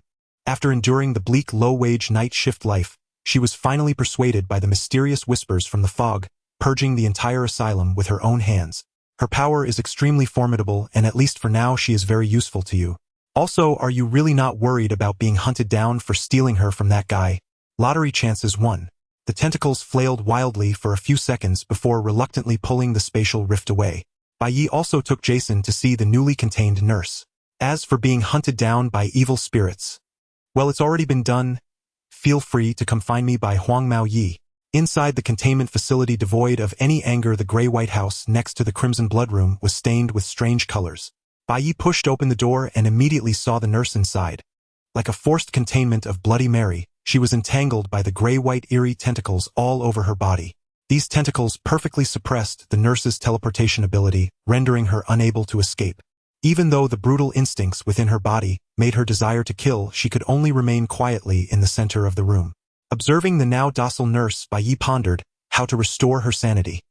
He did not want a killing machine with only brutal emotions in her mind, but rather someone who could obey his commands and possess self-awareness. In the midst of his deep contemplation, the almond water obtained during the lottery suddenly floated into his mind. It was the system's low presence that caused Bai Ye to subconsciously overlook the items drawn from it. But is this thing really useful? The ordinary almond water brought from the back room, can it be effective on a nurse who has absorbed so much negative emotion and death energy? Seeing the introduction clearly stating restores sanity and stabilizes mental state, Bai Ye decided to give it a try. After all, this thing is not needed right now. Oh, he himself is the source of pollution, not fearing a drop in sanity, and might as well gamble on whether he can obtain a new subordinate. He opened the can containing the almond water and used the tentacles to hand it over. A tentacle roughly forced it into the nurse's mouth, and within a few seconds she drank it all. Bai Ye watched the nurse closely, observing her changes. The death energy that was nearly overflowing from her began to gradually recede back into her body. This was the result of actively retracting the death energy. She slowly raised her head, her eyes covered by bandages, looking towards Bai Ye. After regaining some rationality, she became capable of communication. Seeing this, Bai Ye also untangled the gray tentacles wrapped around the nurse. It always felt odd to converse with someone bound by many tentacles. It didn't feel like a proper novel, but rather like a scene from an otherworldly romance. A few seconds later, the nurse floated in front of Bai Ye, her bone-cutting knife hanging low, slightly bowing her head to look at him, her voice surprisingly melodious. "Who are you?" Bai Ye sensed that she seemed to have an initial fondness for him, so he activated the human succubus ability directly. "I am Night Bai. Miss Smith, I have brought you out from the asylum and helped you regain your sanity." The nurse fell silent for 2 seconds, seemingly contemplating something, then spoke, her expression somewhat sorrowful. "I don't know why. After hearing those whispers that seemed to possess magic, I actually did such a thing." Bai Ye smiled. "This asylum has harbored too much evil. You merely did a good deed." The nurse quietly pondered, realizing that what the administrator across from her said made a lot of sense. Because Bai Ye's passive skill, human succubus, had activated, otherwise the nurse would surely not have been so easily deceived by him. She let out a small sigh. "Administrator, what do you need me to do?" The nurse herself belonged to the kind-hearted faction, and coupled with years of experience as a black slave, she naturally found it easy to identify with the identity of a worker. It seems that the chosen worker, Pennywise, is in trouble. After regaining consciousness, the nurse understood everything about this place. This is a confinement facility named Lighthearted Town. The other party is the administrator of the confinement facility, and she is one of the contained subjects. Once contained, she will be governed by the administrator for life, whether here or in reality. Moreover, the contained subjects must comply unconditionally with the administrator. Although there is no knowledge in her mind about the consequences of non-compliance, any sane being would not dare to test it. Except for Bloody Mary. The old European evil is indeed a legendary survivor. Bai Ye refrained from commenting. Bai Ye was very pleased and granted her permission to enter and exit the confinement facility in his mind. "There's no need to be so formal, just call me Knight. Miss Smith, after you go out, you will still be in the asylum. I want you to guard the Cloprine Asylum. When you have time, patrol the woods on the outskirts of the town, and if you see any evil spirits, control them well and throw them into the sewer. There is another subordinate of mine there specifically responsible for dealing with these evil spirits." The nurse slightly lowered her head. Her height wasn't tall. Even floating in the air, she was about the same height as Bai Ye. "Mr. Knight, you too. Just call me Sally." After Sally returned to the asylum, Bai Ye took another look at Bloody Mary. After enduring several tortures, Bloody Mary had a vacant expression, but upon seeing Bai Ye, she couldn't help but weakly curse at him. Unfortunately, the attack power was almost zero. To Bai Ye, who had endured countless terrifying verbal assaults, it felt almost like a spoiled child. Ignoring Bloody Mary, Bai Ye planned to let her continue playing with the spoon killer for a while longer, thoroughly training her before proceeding. After handling various trivial matters in the confinement facility, Bai Ye also led Jason home. It was now deep into the night. In the town's woods a thick fog began to engulf the surroundings. It was not the common white mist but a thick dark fog carrying an evil aura. A whisper from the black fog appeared in Bai Ye's mind. "Who are you?" Upon hearing the voice from the black mist, Bai Ye did not panic. Since the other party chose to talk first instead of attacking directly, there was still room for negotiation. He smirked slightly and spoke to the black mist before him. "I am the old god. And you, who are you?" In truth, it wasn't entirely a bluff. He was indeed the evil god of the curse system, and the skill on his system panel was also called the old god, albeit currently devoid of power despite having the position. The black mist displayed no signs of shock. Instead, it found the situation quite normal. "You can call me the evil spirit." It had noticed Bai Ye from the very first time he stepped into the insane asylum. To feed the evil spirit would typically enter the hearts of susceptible victims through the black mist silently and quietly. Then the evil spirit would erode and corrupt them, enticing the victims to commit heinous crimes, ultimately dragging them into its illusionary realm. This is a place that exists between the real world and the realm of imagination, and the evil spirit is its master. It sounds somewhat similar to Bai Ye's containment facility, Lighthearted. The evil spirit made the corrupted victims battle each other in cricket fights against ordinary people who wandered in, siphoning the hidden hopes to strengthen itself and expand its domain, ultimately devouring the entire world. This was its objective. Moreover, it had a particular fondness for this cricket fighting game. Being an evil spirit in such a horror-centric world, it was only natural for it to enjoy itself. That day, the evil spirit successfully seduced Nurse Sally with suggestive whispers, hinting that she should purify the entire asylum, intending to pull her into its illusion. Unfortunately, Bai Ye arrived at the asylum just before the evil spirit made its move, showcasing his ability to absorb negative emotions with his tendrils. Upon seeing that tendril, the evil spirit understood that the opponent was an evil god of a much higher rank than itself, albeit currently not very powerful. This was quite normal. Powerful beings often had many avatars, and perhaps the one before it was merely a manifestation of some greater being experiencing life. Who knows, there might be several powerful beings watching over him from unknown places. Since he had come to the asylum, it might as well let this good seed go to him, treating it as a greeting gift for this unknown evil god to prevent trouble in the future. The evil spirit spoke again. "Hello, old god. Would your avatar like to come play in my illusion?" Bai Ye was somewhat at a loss. What avatar? After careful thought, Bai Ye began to understand. Did it think of him merely as an avatar of the old god with another powerful true body somewhere? If the evil spirit thought so, then there was great potential for this matter. Seeing that Bai Ye did not respond, the evil spirit elaborated on its illusion in detail and continued to persuade. "I need to absorb the hopeful emotions generated by the survivors in each game. You can absorb their negative emotions at the moments of despair. We can cooperate for mutual benefit, or you could let your subordinates come in and play."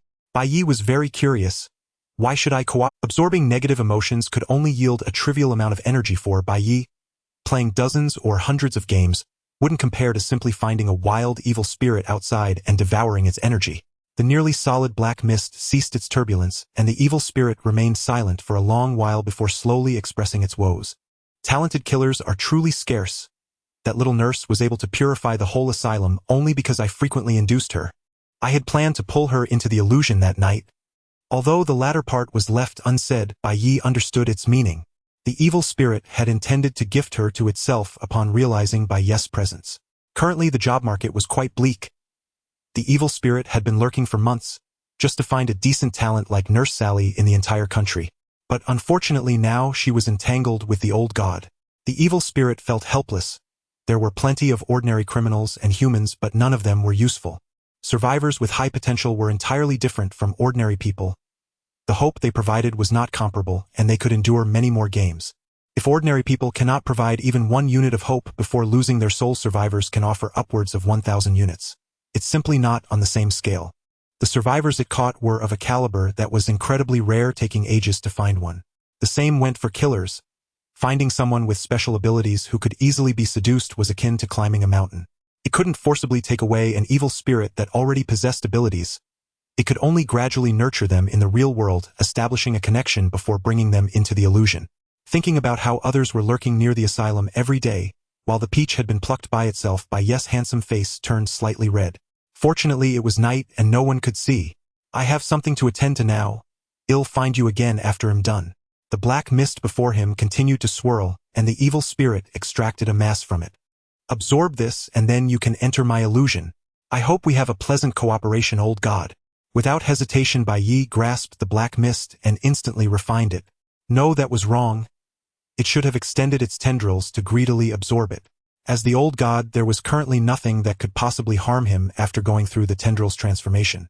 In almost an instant, that mass of black mist entered Bai Ye's body. The system panel then appeared, treating it as a special skill. Skill person in the mist description: a power granted to you by the mysterious evil spirit from the black mist. From now on you shall be the administrator of the illusionary world, second only to the master of the illusion, the evil spirit. After absorbing the black mist, Bai Ye sensed a connection being established with an unknown space. Just like in the containment facility, as soon as he thought of it, a mass of black mist would envelop him, silently transporting him into the illusion. Seeing that Bai Ye had established a connection with the illusion, the evil spirit gave a slight nod before departing. It was quite busy. Currently there were only 3 killers and 3 renowned survivors in the illusion, and the evil spirit still needed to recruit more personnel. Watching the black mist hastily retreat, Bai Ye's mouth twitched. This boss had to recruit employees every day. It was truly hard work. No, it seemed he was in the same boat. After reflecting on himself and the evil spirit, Bai Ye set off on his way home again. Various evil spirits in Light Town were slowly being cleared out. Throughout the journey, Bai Ye encountered no monsters, and he returned home quite steadily. As soon as he got home, Bai Ye opened the system lottery. He was quite curious about what the highly intense nurse could bring him from the game. A surprise box exploded and an item gradually materialized onto Bai Ye's table. Item: sports flashlight. Item: high-performance flashlight. Description: a lightweight portable flashlight. Modern technology has significantly reduced its power consumption while enhancing luminosity. When shown directly on any biological creature's eyes for 2 seconds, it induces a 3-second state of complete blindness. Current battery life: 1 minute of continuous operation. Go! Blind its dog eyes. Bai Ye silently stowed the device into his 100 treasure pouch. This artifact was extraordinary. A rule-based weapon, any living being exposed to its beam upon the eyes for 2 seconds would inevitably succumb to temporary blindness.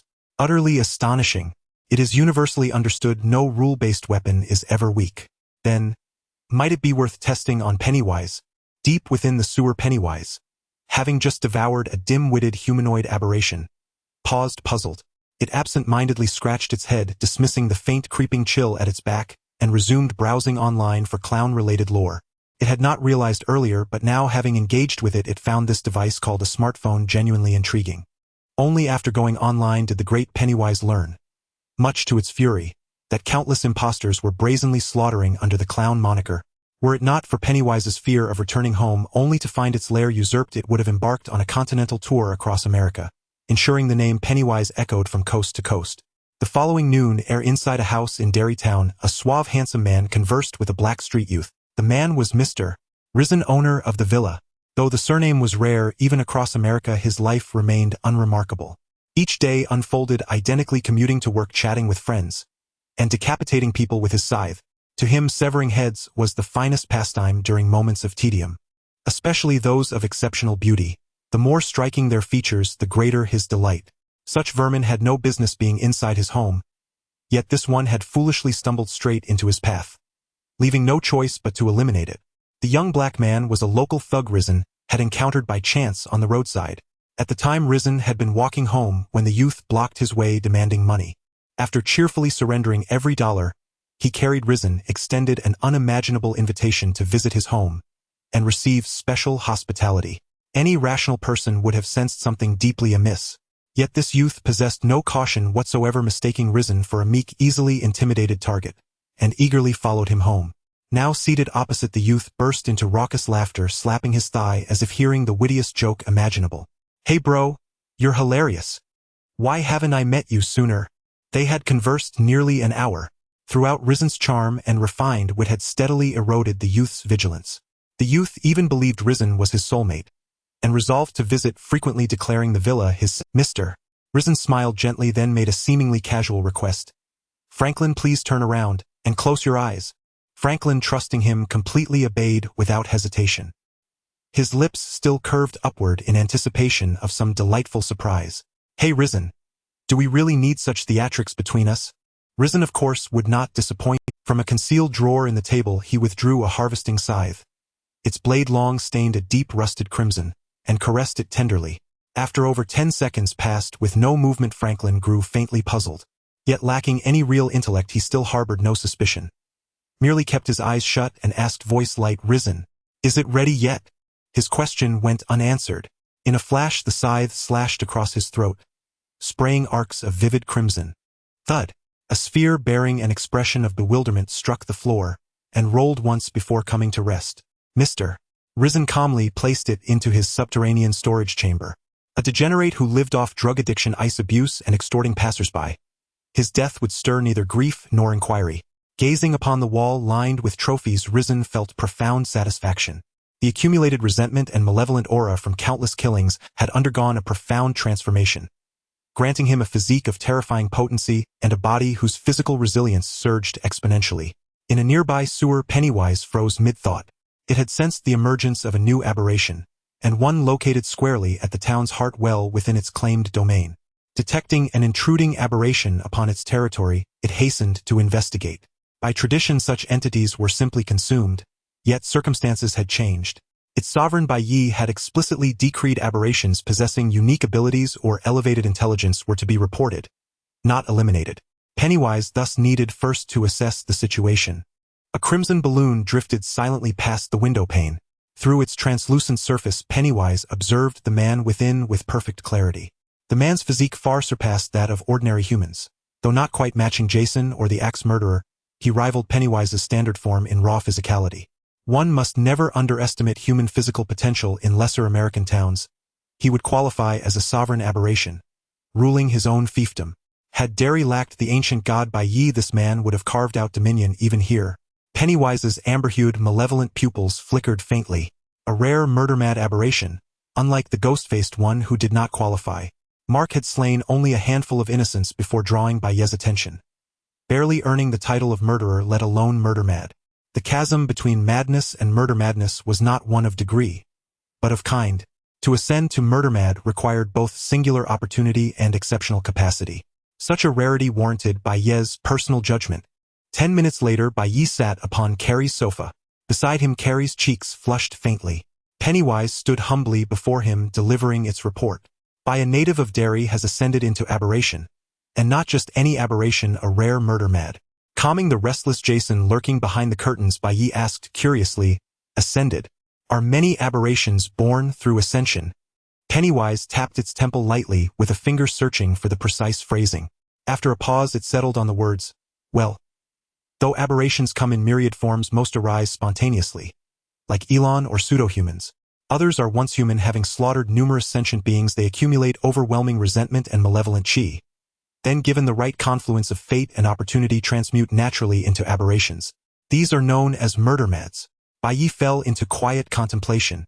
If so, had he not taken Mark under his authority, might the man given time have evolved into a murder-mad himself? Pennywise did not know what Bai Ye was thinking. Seeing that the boss did not speak, it proceeded to explain the events in detail. Even if he had not paid attention before, Pennywise had a rough idea of what was going on. The newly promoted murderer in Derrytown had a much more complex history than Mark. He had a penchant for using a scythe to sever human heads, hanging them in his basement as part of his collection.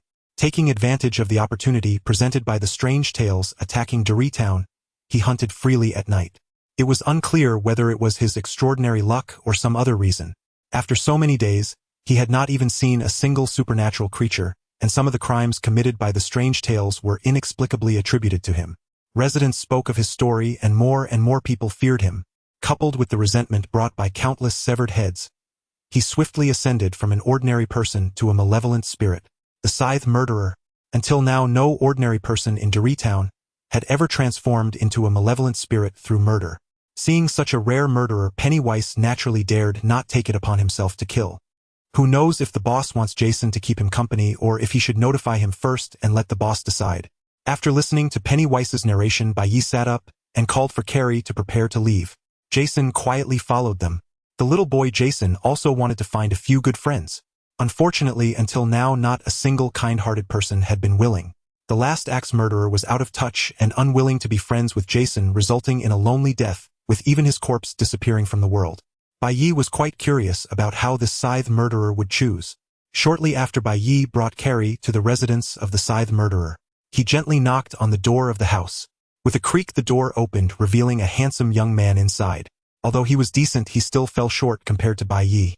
Risen's eyes lit up. The couple before him was simply perfect.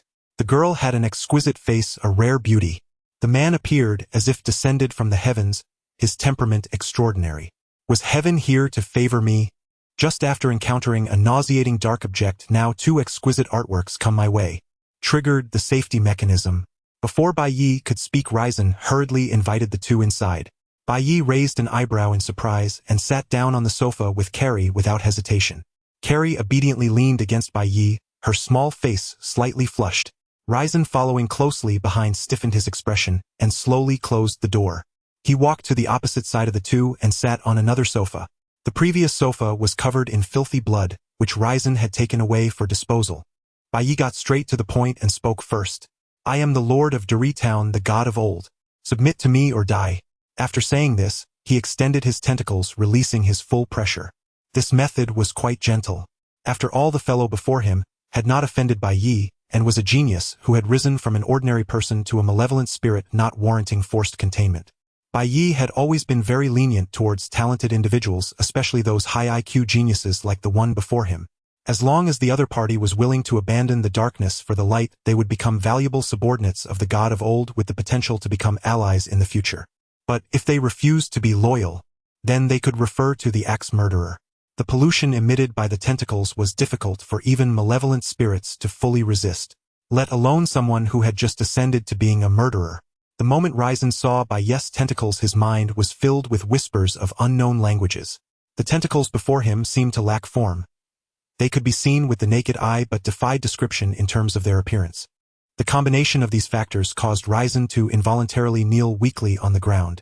Carrie, leaning against Bai Ye, showed no signs of distress. She had been specifically cautioned not to look directly at Bai Ye in this form, so she only felt a slight discomfort. Moreover, having spent a long time with Bai Ye, this level of pollution was merely trivial. Seeing Risen in such a state, Bai Ye retracted his tentacles. A small display of power was sufficient.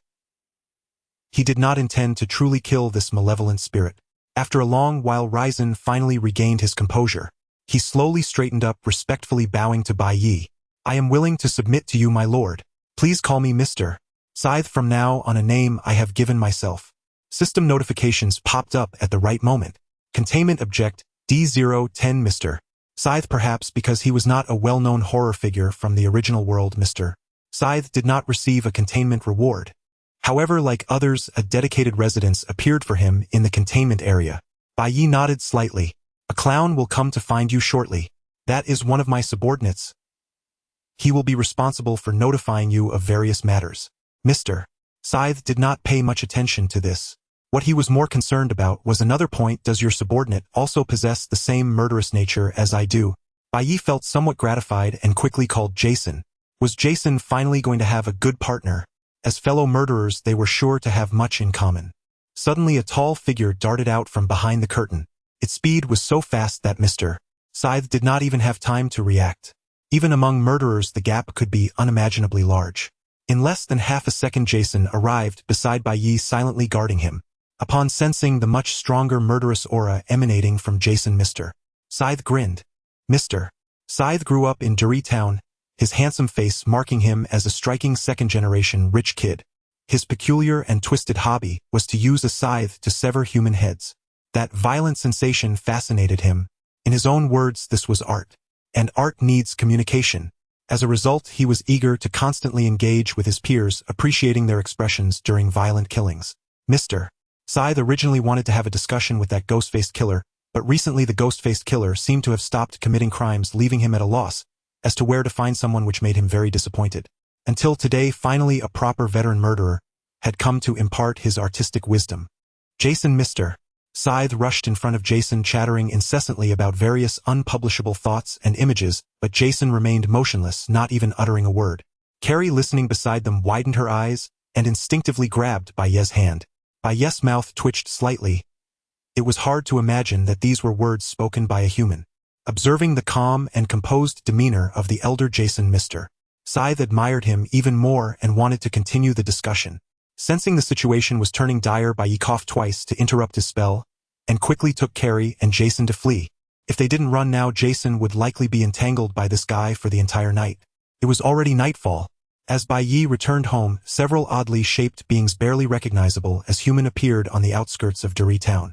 Although they were clearly acting in unison, they appeared to be enemies, not speaking a word, merely heading towards Returning home, Jelly reluctantly went to help Aylin clean the outskirts of Duri town. Although they had only known each other for a short time, the bond between the two was surprisingly strong. While acting alongside Jelly, Maria in the mirror often chatted with her. Spending so much time in the mirror, Maria also felt lonely now with Aylin and a new friend to talk to. She was overjoyed. Coincidentally, both were victims of bullying at school. Their shared social anxiety and low self-esteem allowed them to get along unexpectedly well. Meanwhile, Bai Ye was also going to check on Bloody Mary. Having been tormented by the spoon killer for another day, it was likely on the verge of a mental breakdown. Bloody Mary, a true noble by birth, had a prominent reputation in Europe. Almost everyone knew her. Such a proud and strong-willed evil spirit, suddenly facing such a heavy setback, would likely leave a significant psychological scar on both Bai Ye and the spoon killer. However, it couldn't truly go insane. After all, as a highly intelligent evil spirit, once it gradually regained its strength, it would be fully capable of becoming a general in the conquest of territories. Inside the containment facility, Bloody Mary's room, she had already learned to completely ignore the spoon killer's incessant banging. With a vacant expression and hollow eyes, she allowed the giant spoon to pound her forehead like a wooden fish without any reaction. Upon discovering that the spoon killer could still resurrect as a hero fragment, Bloody Mary began to try various methods. First, she wrapped him in blood and then compressed it forcefully. In no time, the spoon killer was transformed into an enormous hand-rolled meatball. But it was of no use. The spoon killer resurrected once again. His expression became increasingly smug, fully mocking Bloody Mary. Frustrated, Bloody Mary dismembered him again. To prevent his resurrection, she even unhesitatingly swallowed the foul-smelling flesh and blood left behind by the spoon killer. Pennywise am familiar with this. However, as Bloody Mary turned towards the door, the giant spoon emitted a crisp sound once more. Bang! Bloody Mary slowly raised a question mark. No matter what method she used, as long as she turned towards the door, the spoon killer would immediately resurrect and resume his banging. After nearly 100 attempts, she finally fled in frustration, filled with resentment. If I can't kill you, can I not outrun you? Ignoring the spoon killer's tickling attack, Bloody Mary transformed into a stream of blood and rushed towards the door. Then the door was suddenly pulled by Bloody Mary, without any sound at all. Bloody Mary, not believing in evil, exerted herself again, this time using even her blood, yet still failed to budge the door. The door stood firm, trapping her in the room like a prison. Despairingly, she looked back, seeing the spoon killer with the giant spoon slowly approaching her. Time rewound to the present. As Bai Ye opened the door to Bloody Mary, he saw her in a terrifying state, as if she were about to ascend. Upon seeing someone arrive, she merely cast a faint glance before returning to her original state. Bai Ye walked up to Bloody Mary and instructed the spoon killer to stop. Stop it now. The spoon killer gradually ceased his banging, standing quietly nearby, awaiting further instructions. Bloody Mary had not immediately realized what was happening, only feeling a slight discomfort on her head. She puzzledly touched her head, and after a couple of seconds of dazed, emotions finally surfaced in her eyes. From confusion to shock, and ultimately tears welled up. Bloody Mary respectfully bowed to Bai Ye, her devoted demeanor surely making her a contender for the title of the most loyal dog under the old gods against Mark. Administrator, thank you for your help. I am willing to be your most loyal servant and do anything for you. Seeing Bloody Mary being so agreeable, Bai Ye felt a bit strained. The shift from arrogance to humility was quite amusing. However, it was understandable for Bloody Mary. The spoon killer was already tormenting, and now he had switched to a giant spoon. The harm had not increased, but the degree of disgust soared. Bai Ye was also somewhat skeptical that the curse of Jinisaki combined with the gray tentacles had undergone some subtle changes. For instance, could it be causing others to psychologically collapse more easily? However, this point was not mentioned on the containment panel, so Bai Ye just considered it his own conjecture. Setting aside the useless thoughts in his mind, Bai Ye pondered how to handle Bloody Mary. Currently, Bloody Mary was left with only 1/5 of her full strength. Most of her energy had been absorbed by Bai Ye, and she could only deal with the evil spirit in the mirror. There was no place for her to exert her abilities in Duri town. It would be better for her to scout for information around the area, preparing for the old god's future plans. Leaving a clone to guard the mirror space in Duri town, her main body would venture to different small towns to explore while recovering her strength. Bai Ye looked at Bloody Mary. I need you to scout the small towns near Duri town and map out the distribution of. Previously, the big boss Pennywise in Duri town obviously had enough strength, yet he never thought of unifying the small towns, which is quite peculiar. Such situations are rare throughout the entire old country. Powerful evil spirits usually recruit some subordinates locally to do their bidding, and some even manage to control the entire ownership of a small town. Hearing that she had a chance to go out, Bloody Mary accepted the task without hesitation. "My lord, I am willing to serve you." After bringing Bloody Mary into the real world, Bai Ye took out a small map that had not been updated for many years. This was the map of the area surrounding Dari Town, and he had heard of most of the names in it.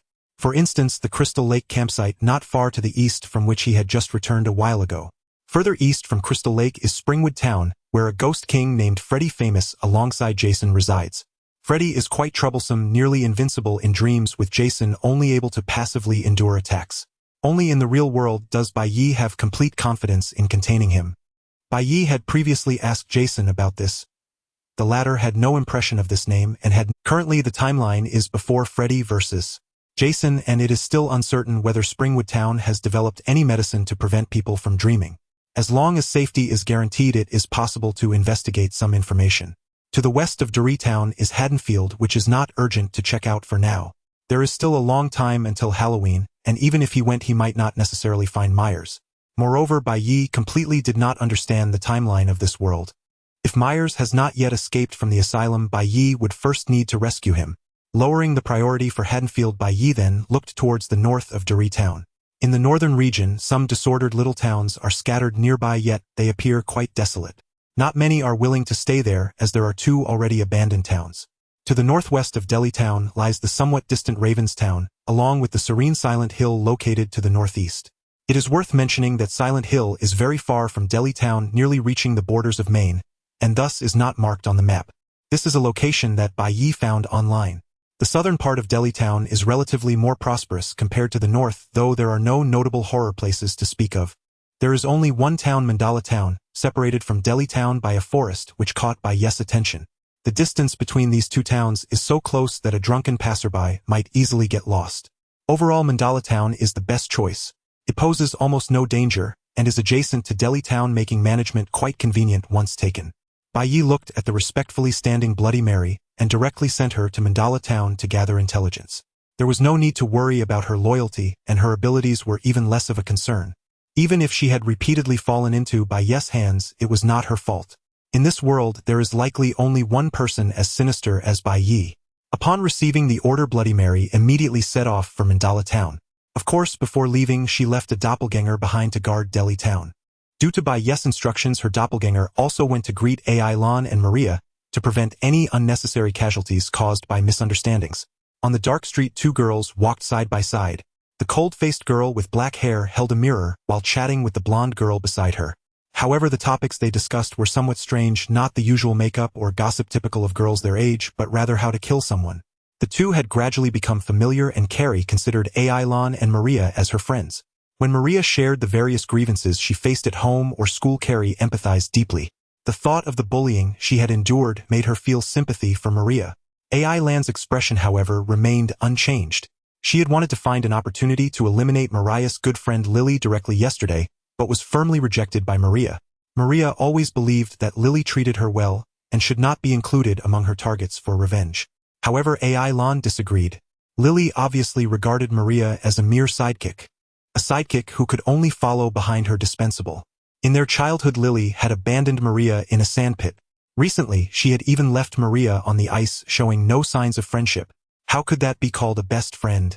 It would be more accurate to call her an enemy. When Ai Lan heard that the scum who bullied Carrie was devoured by the imposter, she fell into thought. If she could find the imposter again, she would truly want that adult to issue an order to hand over both Lily and her boyfriend Sean to the imposter. Not only would they be devoured, but they could also continue living under their identities without being discovered by others. That would be the best revenge against bullies. As for how to get the adult's agreement, with her character she had long been prepared. Suddenly the Maria in the mirror looked terrified, urgently calling out to Ai Lan and Carrie. The 2 girls simultaneously turned to the mirror. A desiccated corpse covered in crimson blood approached Maria. Bloody Mary. However, wasn't Bloody Mary supposed to be locked up? The Bloody Mary in the mirror was much more polite than before. At least she knew how to speak properly. She nodded slightly, maintaining the dignity of her old-fashioned evil spirit. Don't worry, I am now also a servant of the Lord of the Old Gods. Carrie, having experienced the shock of Pennywise, and the imposter was now accustomed to it, showing no expression of Eilon, however, was different. The terror that could easily crush her was casually resolved by her newly acknowledged leader, which was shocking enough, and now this evil spirit had even recognized her leader as its master. She merely acknowledged her leader, yet it surrendered even more thoroughly, choosing to become a servant. After digesting this hard-to-understand information, Eilon's expression became peculiar. While gently stroking Mariah's exquisite figure, Bloody Mary bid farewell to the two. If you need anything, you can call my name in front of the mirror. You must be quite familiar with this. At the end, she cast a mournful glance at Carrie. There was no choice. At this moment, her gaze could not remain vicious. Working under the same lord of the old gods, she could not provoke someone she couldn't defeat. That would be seeking death. Although Bloody Mary was quite stubborn, she was not so exaggerated as to seek death proactively. Just as her farewell words fell, Bloody Mary transformed into a pool of blood, traveling through different mirrors, waiting for the young ones fond of self-destruction to summon her. After she left, Mariah's body involuntarily trembled. The intimidation from Bloody Mary was too great. Even Eilon shuddered when touched by her. Let alone Maria, who had just been gently touched by Bloody Mary. As an ordinary person, she simply could not bear such a terrifying sensation. Maria weakly suggested to Eilon that they switch bodies back. Unsurprisingly, Eilon casually dismissed her with a few words, and continued to move forward. Not far from there, inside a house, a peculiar male imposter identical in shape to a human, but with a strange face, was enjoying a feast. He had knocked on the doors of over a dozen houses that night. Thanks to the simple folk of Delitown, many families had made preparations, firmly locking their doors, and even using wooden boards to secure their windows. The helpless imposter had no choice but to keep changing houses to knock on doors. Fortunately, horror films are never short of the foolish. 10 minutes prior, when the imposter knocked on the door, the male homeowner approached cautiously and asked, "Who are you? State your name." The imposter pondered for a moment and squeezed out a voice indistinguishable from that of a human. His intelligence level was extremely high, mimicking the tone without any difference, but always repeating words inexplicably. "Hi Tom, I am your friend. Please open the door. I have a gift prepared for you." The imposter's voice always carried an indescribable strangeness, clearly cheerful yet devoid of any emotion. The male homeowner seemed to have recognized him as his friend. His tension eased, and he casually unlocked the door. "Oh, I thought it was the recent murderer, my good friend you." Before him stood not his familiar friend, but a gaping maw of blood. The intense biting force transformed the male homeowner into a headless corpse, collapsing powerless to the ground. Aelin and Jelly silently approached the automaton from behind. Without any hesitation, the automaton was immediately subdued by the two. Upon seeing this creature that resembled a human yet had a peculiar appearance, Aelin quickly recognized its identity. An automaton. However, this automaton was different from the one seen at the gathering a few days ago. The male automaton before them was now completely indistinguishable from a human except for its lack of emotions. The two automatons under the boss still could not fully control their facial expressions. Aelin raised an eyebrow, contemplating. Is it just an automaton after all? If this automaton were to devour Lily or her boyfriend Sean, the effect would likely be even better. Perfect, this automaton is also a high-intelligence malevolent being. Let's take it to the boss. Not long after, the attractive duo delivered the automaton and returned to patrol the outskirts of Doritown. The cleansing plan for Doritown was nearly complete, with only a few areas still unscanned by the duo of Jelly and Aelin, so they naturally had to be busier. The two automatons and Pennywise had cleared the entire interior of the town, but there were no special malevolent. Most malevolent beings were mindless little creatures directly devoured by Pennywise as snacks, leaving Bai Ye somewhat disappointed. Finally, another high-intelligence malevolent being had appeared. Bai Ye sat on the sofa, keenly observing the automaton subdued on the ground by Jason, unable to move or speak. He was very curious about why this one was different from Billy and Chris. While notifying Pennywise to come over, he prepared to contain the automaton before him. This special automaton was indeed worth containing. Perhaps it was some unique species. A powerful gray tentacle opened a rift in space, dragging the automaton into it. Containment item D00403 automaton. The system prompt appeared as usual, leaving Bai Ye slightly disappointed. Sharing the same containment number with the two automatons currently in Doritown indicated that these three were actually the same species, merely with individual differences. He released the newly contained automaton. At this moment, it had already respectfully greeted Bai Ye. "Is there anything you need me to do, my lord? Can you disguise yourself as a human?" The automaton's facial muscles twitched, and in just half a second it transformed into the appearance of the deceased Tom from the previous chapter. My lord, I can take on the appearance of any human, but I can only mimic better after consuming a human. Bai Ye pondered. No wonder the automaton Chris could only reach that level before devouring the real Chris. Do you know where you came from? After contemplating the automaton's information, Bai Ye began to inquire about its origins. The male automaton displayed a human-like confusion on its face, as if it thought for a moment, sorry my lord. As far back as my memory goes, I was in the woods. After leaving the woods, I arrived here. Quite good, but the speech was still quite abstract.